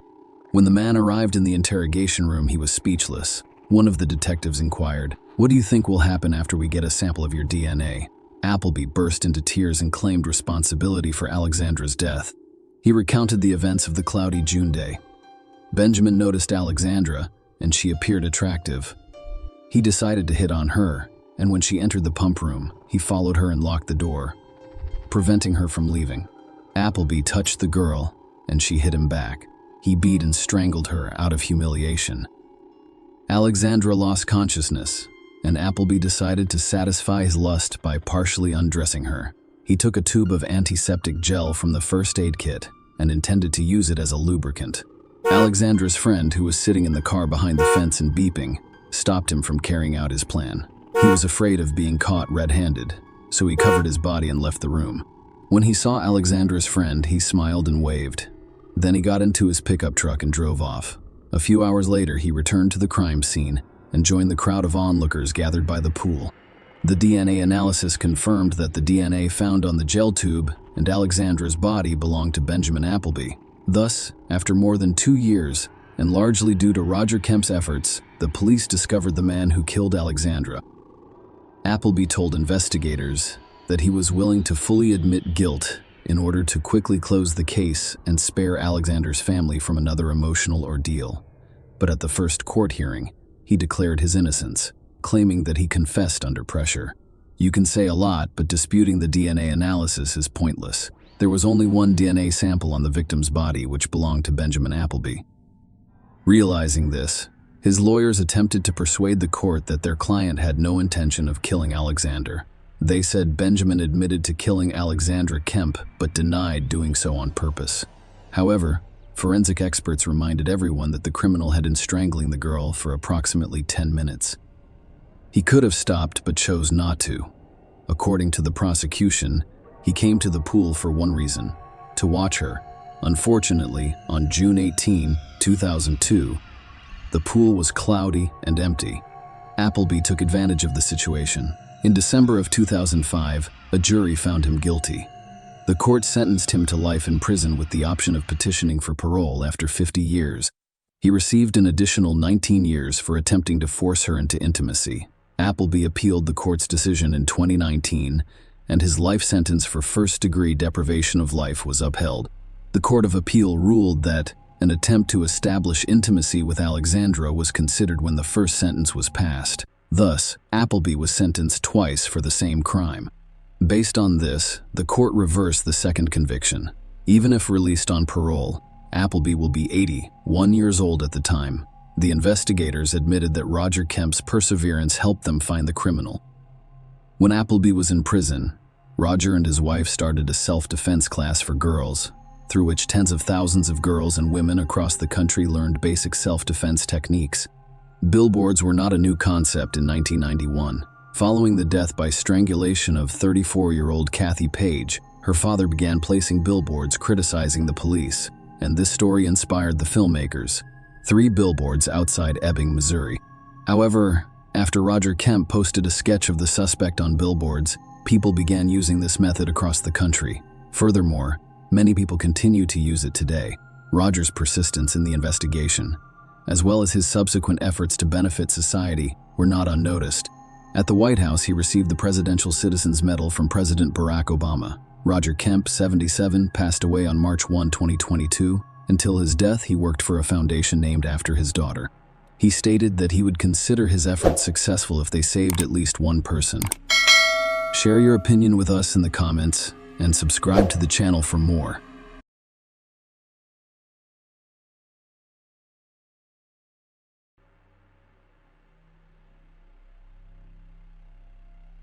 On November 16, 2012, the dispatch center in Lake County, Ohio, received a distressing 911 call. The caller, a highly agitated adolescent girl, struggled to communicate due to her distress. It soon became clear that she was reporting that her older sister was attacking their mother. Law enforcement officers quickly arrived at the residence, where they encountered the frantic caller. She explained that her older sister, Sabrina Zunic, 18, had stabbed their mother. When they arrived, Sabrina emerged from the house, clutching a bloodied knife. The police demanded that she drop the weapon, and she complied. They were met with a gruesome scene inside the house. Lisa Marie McIntosh was born on May 20, 1971. Lisa, the daughter of William and Rita McIntosh, was a single mother who had a daughter from a previous relationship. She married Kevin Noefel in 2006, and he has a son from a previous relationship. The couple had their daughter in 2009. Lisa, a social worker with the Department of Children and Family Services who specialized in child abuse cases, had a strong desire to help others. Demonstrating their dedication to assisting children, Kevin and Lisa have decided to become foster parents. Lisa's friend commented that when she had foster children, she treated them as if they were her own.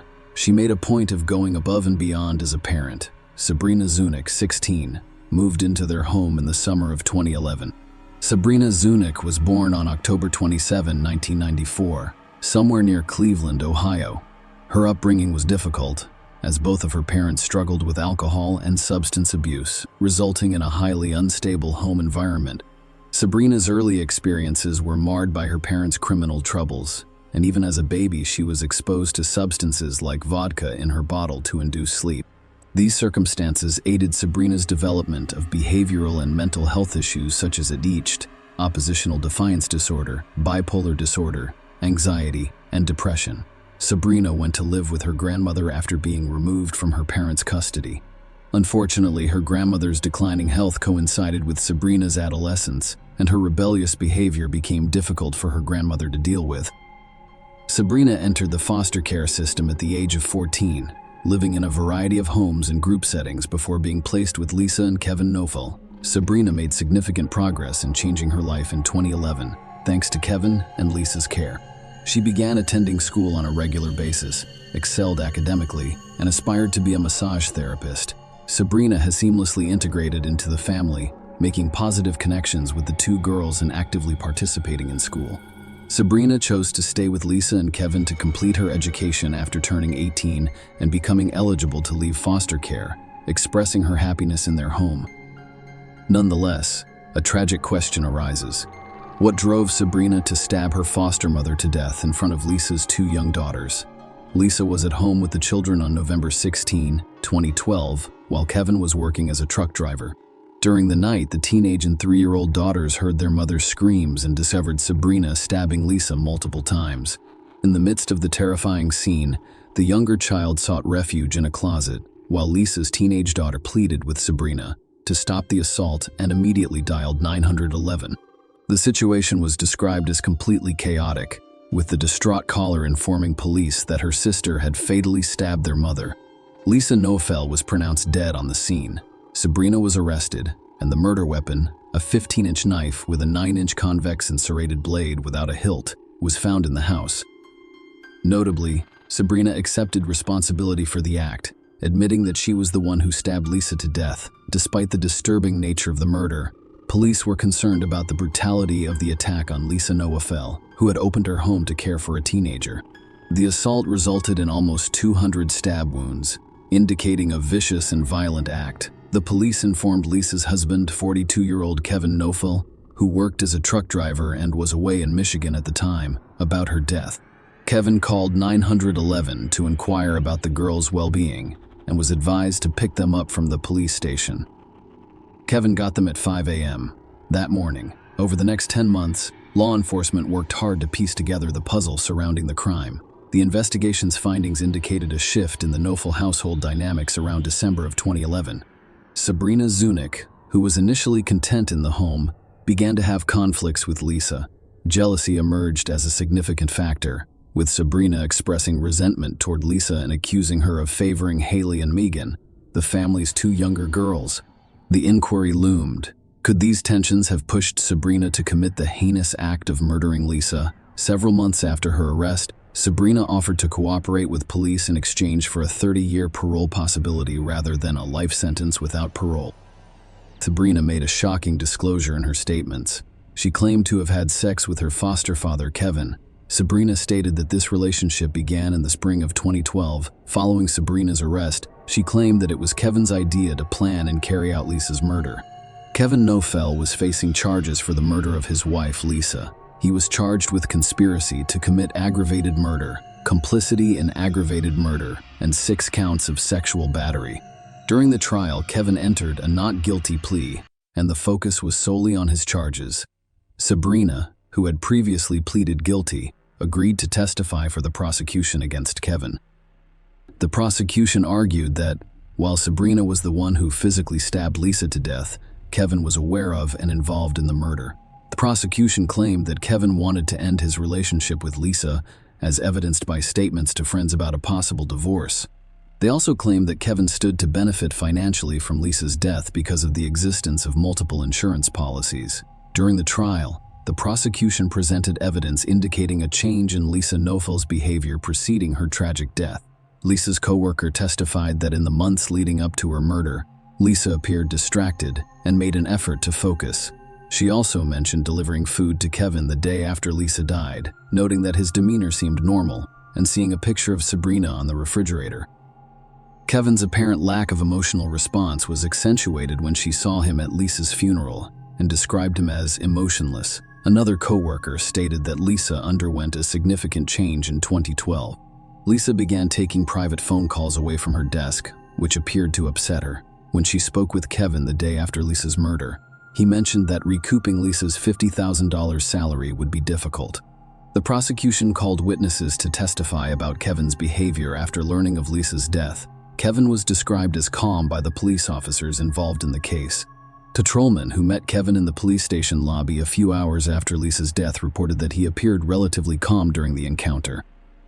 Detective Brian Jackson of the Willoughby Hills Police Department testified during the trial, recounting an interaction with Kevin the day after Lisa's murder. Kevin expressed a desire to enter the house, but Detective Jackson advised against it, explaining that the scene had not been cleaned. Despite the gruesome circumstances, Kevin showed no emotion and insisted on seeing the scene for himself, claiming that he had been in similar situations before. The prosecution presented evidence about the insurance money, revealing that Kevin had collected insurance funds following Lisa's death. Testimonies focused on Kevin Swift's actions on the morning of Lisa's murder. Kevin called Lisa's workplace to inquire about the paperwork required to file a claim on Lisa's life insurance policy with the union. Jill Reynolds, a benefits specialist at Gordon Food Services where Kevin worked as a transit driver, testified that on the day Lisa was killed, Kevin contacted her to report Lisa's death and stated that he planned to file an insurance claim. This information was critical in establishing a timeline of Kevin's actions and decisions in the immediate aftermath of the tragedy, which helped to shape the prosecution's narrative about the financial implications of Lisa's death. The prosecution informed the court that Kevin filed several insurance claims on November 16, including a $250,000 life policy for Lisa No. This policy, which was issued on May 16, 2012, provided coverage for her life. According to Christopher Eddy, a team leader at Guardian Life Insurance Company, which provides insurance for Cuyahoga children and family services, Kevin received a $250,000 check as payment for the claim.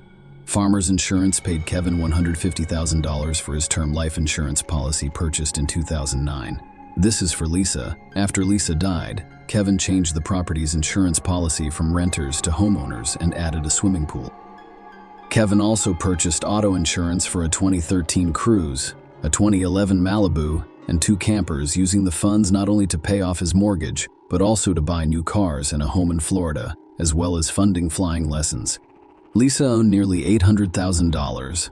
The prosecution called Sabrina as a witness in life insurance policies, which Kevin collected throughout the trial, and she testified that her relationship with her foster father Kevin began in the spring of 2012. Sabrina testified in court that Kevin typically drove her to Willoughby South High School, and that they engaged in sexual activities during these rides. She claimed that Kevin explained that he couldn't divorce Lisa because of concerns about sharing custody of Haley. According to Sabrina, the idea of killing Lisa started as a small thought. Kevin would occasionally text her, expressing his dislike for Lisa and suggesting that once Lisa was gone, they could buy their own home and live together, and Sabrina could attend college while acting as the children's mother. Sabrina told the court that she approached her friend Autumn Pavlik in early October to find someone to kill her foster mother. Autumn testified, asking me if I could get her a hitman. She declared that they were getting a divorce and that she was worth more dead than alive. However, Sabrina eventually decided to handle the situation herself. She testified that on November 15, 2012, Kevin drove her to school but started crying after parking. Sabrina claimed that Kevin revealed that they had a heated argument with Lisa the night before, and that he would consider suicide if Lisa wasn't dead. Sabrina told the court that I was scared for him because I had fallen in love with him. Sabrina responded by assuring Kevin that she would take responsibility for killing Lisa, and Lisa died less than 24 hours later. The prosecution called Dr. Joseph Andrew Philo, a forensic pathologist at the Cuyahoga County Medical Examiner's Office, to testify about Lisa's severe injuries. Lisa's autopsy was overseen by Dr. Philo. According to Dr. Philo's testimony, Lisa died as a result of a mandible jaw injury that penetrated deeply enough to sever the carotid artery connecting the brain. Another lethal wound was discovered in her breast, which penetrated and collapsed the underlying lung. Dr. Philo described several cuts on Lisa's body as intricate and complex, implying that either the knife was twisted upon entry or the body was in a twisting motion. One of Lisa's fingers and one thumb were almost severed. Lisa's body also showed signs of defensive wounds. Dr. Philo concluded that the death was caused by at least 178 stab and incised wounds to the head, neck, torso, and extremities, along with musculoskeletal, vascular, and visceral injuries. The brutality of the assault was highlighted by the fact that the knife used had bent as a result of the extreme violence inflicted during the attack. The defense argued that Kevin was not guilty and that Sabrina bore sole responsibility for Lisa's death.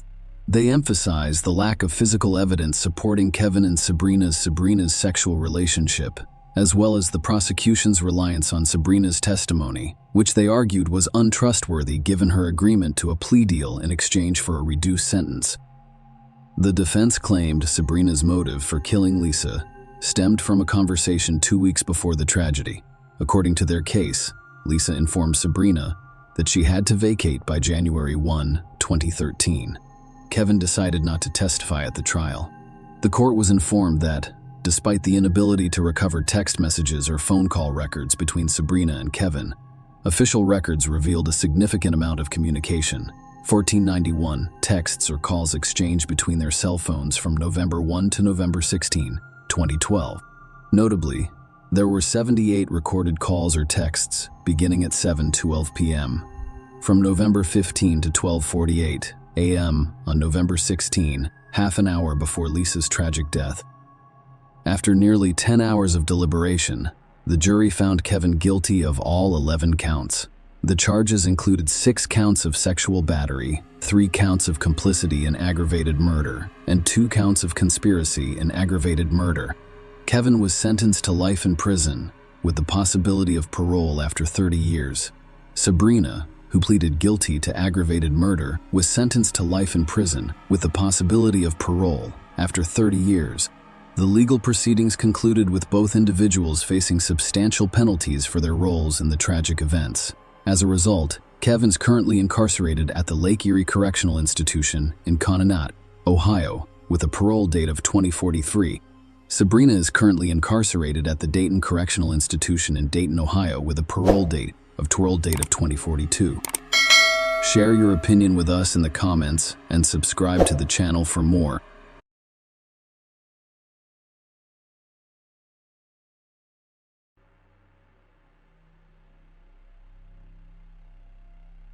Hey guys, welcome to my channel, and today we're going to take a look at another horrible case with you. In this video, we will talk about what happened in Windsor, Canada in 2018. Autumn Taggart, 31, lived on the 3rd floor of this building with her son, Gavin. On June 10, the boy awoke and went into his mother's room.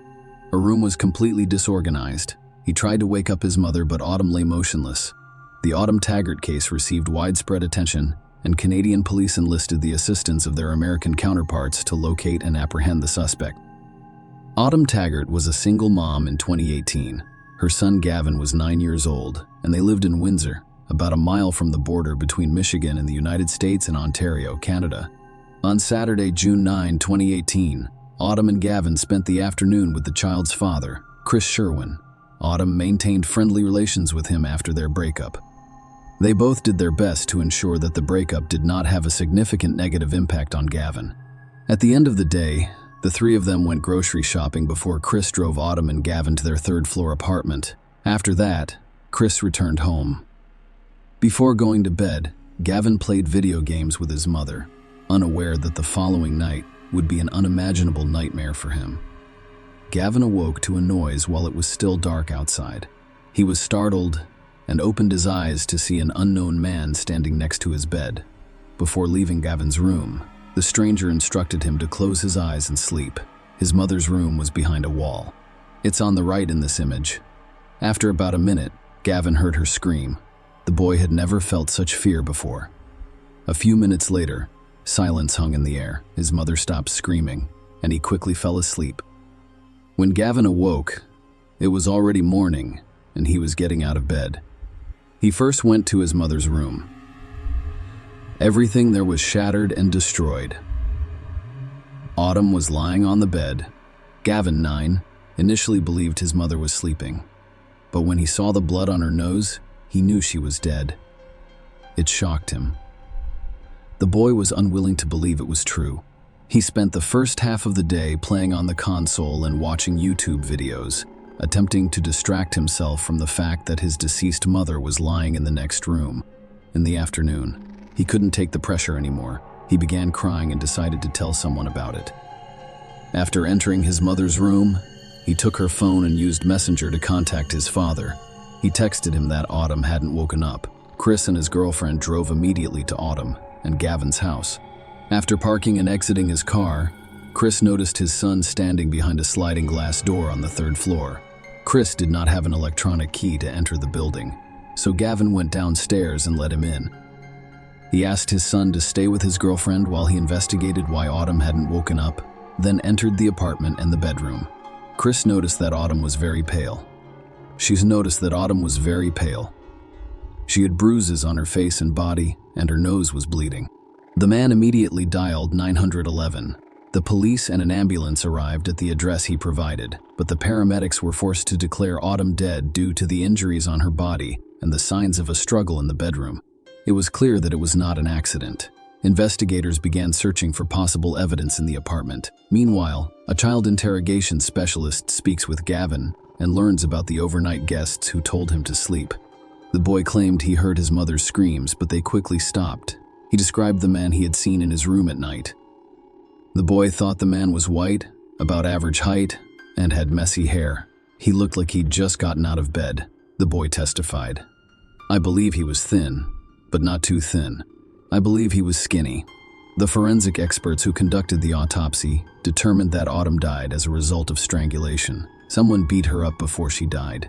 Furthermore, there were injuries in her genital area and male DNA samples found on her body. Among other things, the police had to answer the following questions.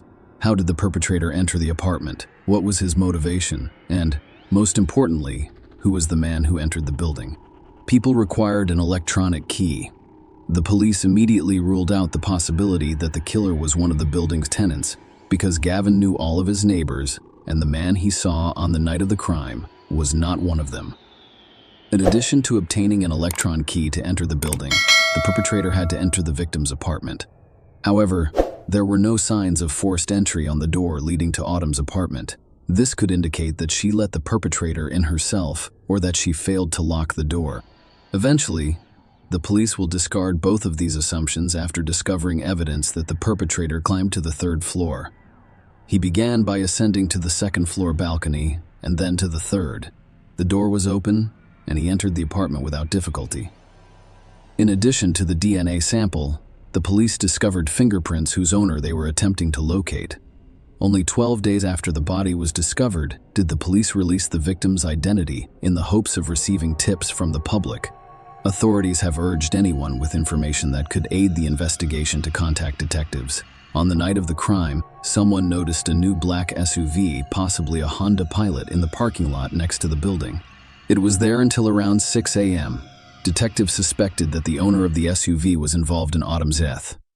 They believed he first climbed onto his car's roof and then went higher from there. The building's corners have repetitive, decorative protrusions that could have served as steps for the criminal as he climbed from the second to the third floor. The crime happened at night, so investigators began looking into the activity of mobile phones in the area where Autumn lived. In this case, the fact that the crime occurred at night simplified the task because most people are asleep at that time. There were few phone numbers that were active near the crime scene. During the investigation, the detectives learned that one of the phone numbers belonged to Autumn's neighbor. Despite living in the same building as Autumn, she stated during the police interview that she knew nothing. However, she was not only talking on the phone in her apartment, she had moved around the city several times and turned off the phone around the same time that someone had killed her. She was either in her apartment or close to it at the time. It was impossible to say for certain because there is always an error rate when determining the phone's location. But there was no doubt that this woman was concealing information from the detectives investigating the case. So they went to speak with her again. Her name was Michelle, and she insisted that she didn't know or hear anything. But the police warned her that if she withheld critical information for the investigation, she could become an accomplice to the crime. She therefore began to speak. She said that around 2 a.m. That night, a man they knew as Jay contacted her boyfriend, who was looking to buy an illegal substance and hire an escort girl. All three drove to the ATM, where Jay took out cash. They then gave Jay some of the substance. Michelle admitted that she and her boyfriend were dealing with the issues themselves. Jay eventually asked them to sell him more. Then, according to Michelle, she directed Jay to the parking lot near her building. The woman admitted that she and her boyfriend intended to rob Jay. When they arrived at the building, all three consumed illegal substances, and Michelle and her boyfriend decided to flee with the remainder. Interestingly, before fleeing, Michelle hid a bag of the substance in her genitals. Fortunately, there are no details on how she did it, but it's worth remembering this moment. It will be necessary in the future. According to Michelle, she and her boyfriend fled, taking not only the substance but also some of Jay's money. They dashed to the building's entrance and then went upstairs to their apartment, where they locked themselves in, sat quietly, and did not turn on the lights. Jay was unable to enter the building because he did not have an electronic key. He couldn't shout or honk because someone would have called the cops. Furthermore, according to Michelle, when they looked out the window, they noticed shoe marks on Jay's car roof. The man drove away around 6 a.m., and investigators assumed Jay climbed into the building to find the people who stole the substance and money from him, but he had no idea where Michelle lived. So he probably entered Autumn's apartment by mistake. The police now had the suspect's phone number and photo. These images are from a camera at the bank's entrance, where he was withdrawing cash to buy the substance, as well as an ATM camera. After checking the phone number, investigators discovered that his name was not Jay. The man's real name was Jitesh Bogle, and he was a 27-year-old Canadian citizen living and working as a car development engineer in Warren, Michigan. He also owned a black Honda Pilot SUV and used to visit Canada almost every day. To get to Windsor, he only needed to cross the river via bridge or tunnel. Authorities were able to track his movements and discovered that he had left Canada on the morning of June 10. The day Autumn died, he left the country and has not returned since. Jitesh sold his car after the police released details about the black SUV incident at the victim's home. The Canadian police contacted their American counterparts and asked for assistance. They learned that Jitesh was planning to relocate from Michigan to Washington State. His parents lived in Kent. After leaving a good job for unknown reasons, he returned to his parents' home. The fact that he decided to relocate, get rid of his car, and stop visiting Canada was very suspicious. However, the police required irrefutable evidence to arrest and extradite him to Canada. The Windsor police asked the U.S. National Security Agency to assist with the investigation and track the suspect's movements. The male DNA discovered on Autumn's body most likely belongs to Jitesh. To prove it, they needed to collect a sample of his DNA for comparison. Agents from the United States tracked the suspect's movements. They were aware that he was planning to relocate to Washington State and were concerned that he might leave for a third country. Jitesh also tried to change his appearance by removing his beard and wearing blue contact lenses. Fortunately, Jitesh was not particularly cautious. One day, he went to one of Warren's bars and drank. When he finished his last glass and left the bar, the agent seized the glass, obtaining a sample of his DNA. It took some time to compare it to the sample on Autumn's body, but the results were not unexpected. The victim's body contained male DNA that matched Jitesh Bogle. On August 17, 2018, more than 2 months after Autumn Taggart's death, Jitesh was arrested at his parents' home in Kent, Washington. The arrest surprised him. The man appeared to believe that the police would not track him down. The U.S. authorities have begun the extradition process to his homeland. In the extradition documents, the prosecutor stated that Jitesh was a threat to society, posing a flight risk and being unpredictable. Shortly after, Canadian police charged him with the murder of Autumn Taggart. The trial was postponed for an extended period of time due to country-imposed restrictions. It started in November 2021. There were 3 separate courtrooms, allowing for social distance. The main courtroom housed the judge, the prosecutor, the jury, and the defendant, along with his defense. The other 2 courtrooms featured large screens that showed the trial to Autumn's relatives and others. Jitesh Bogle pleaded not guilty to first-degree homicide, claiming that he accidentally killed Autumn. He described how some dealers stole money and an illegal substance from his car. It upset him, so he got out of the car to find them. He didn't remember much of what happened that night because he had consumed so much alcohol and other substances.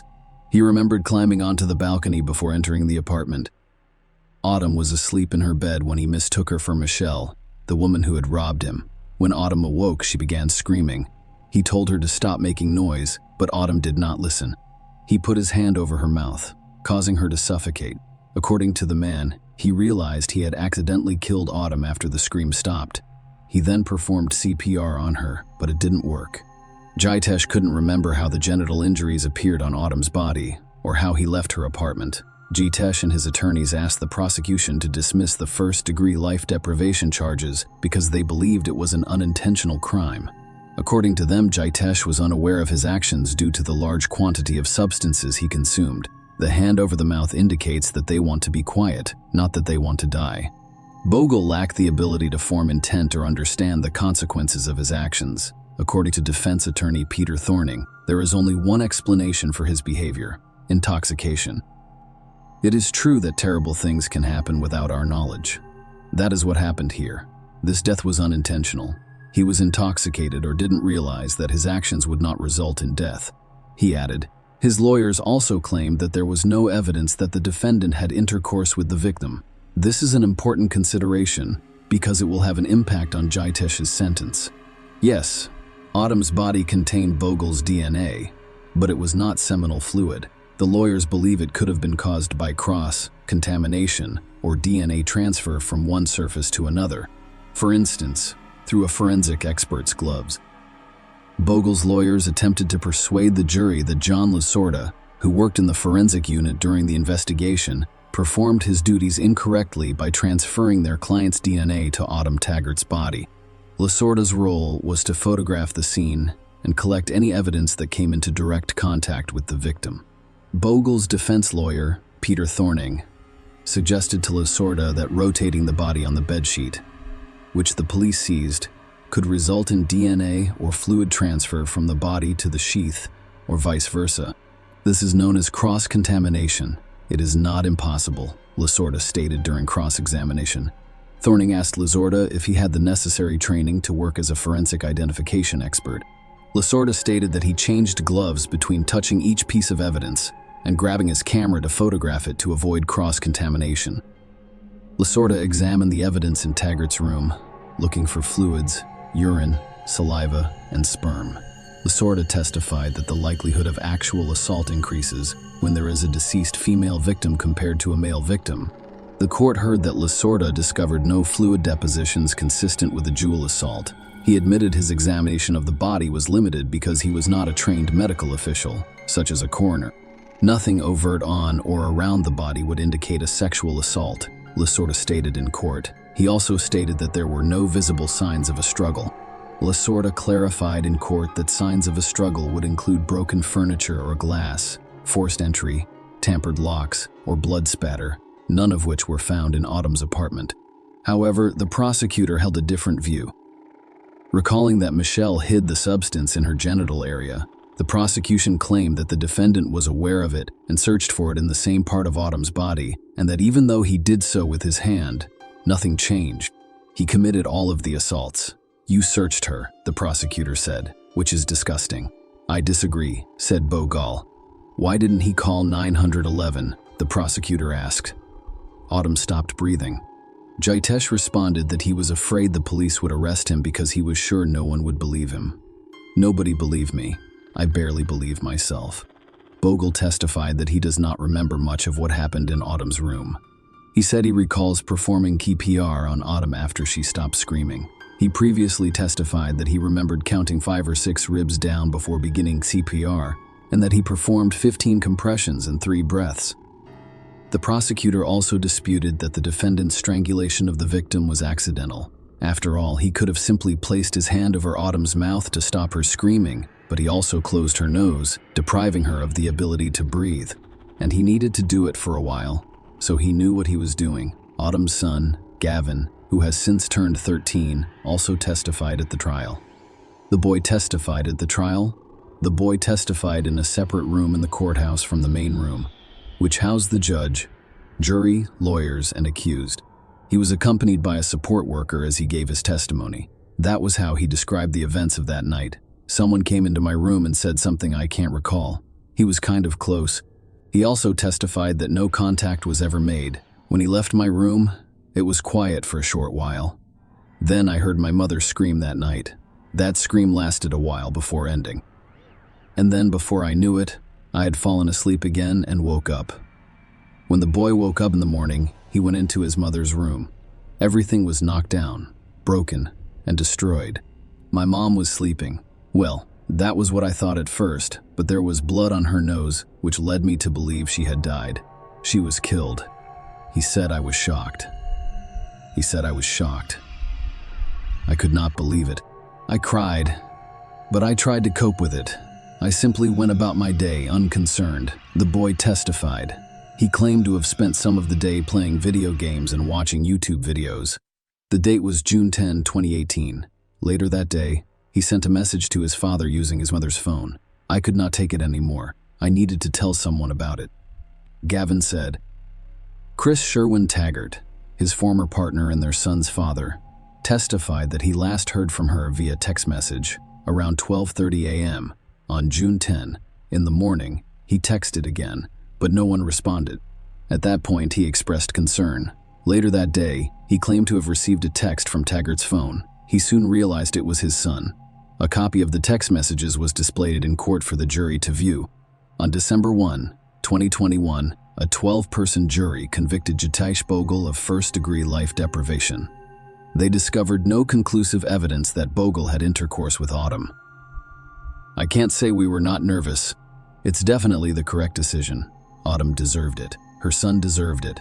John Taggart, Autumn's father. Justice. That's exactly what we wanted. That's what we have. The family members hugged and expressed relief.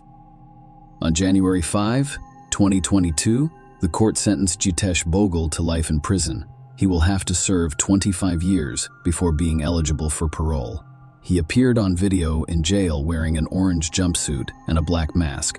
He sat against a wall away from the camera while listening to the victim's impact statements. Finally, the judge asked if he had anything to say. It's difficult to express my sorrow and remorse, but I'm glad for the family that they have a sense of justice and can move forward.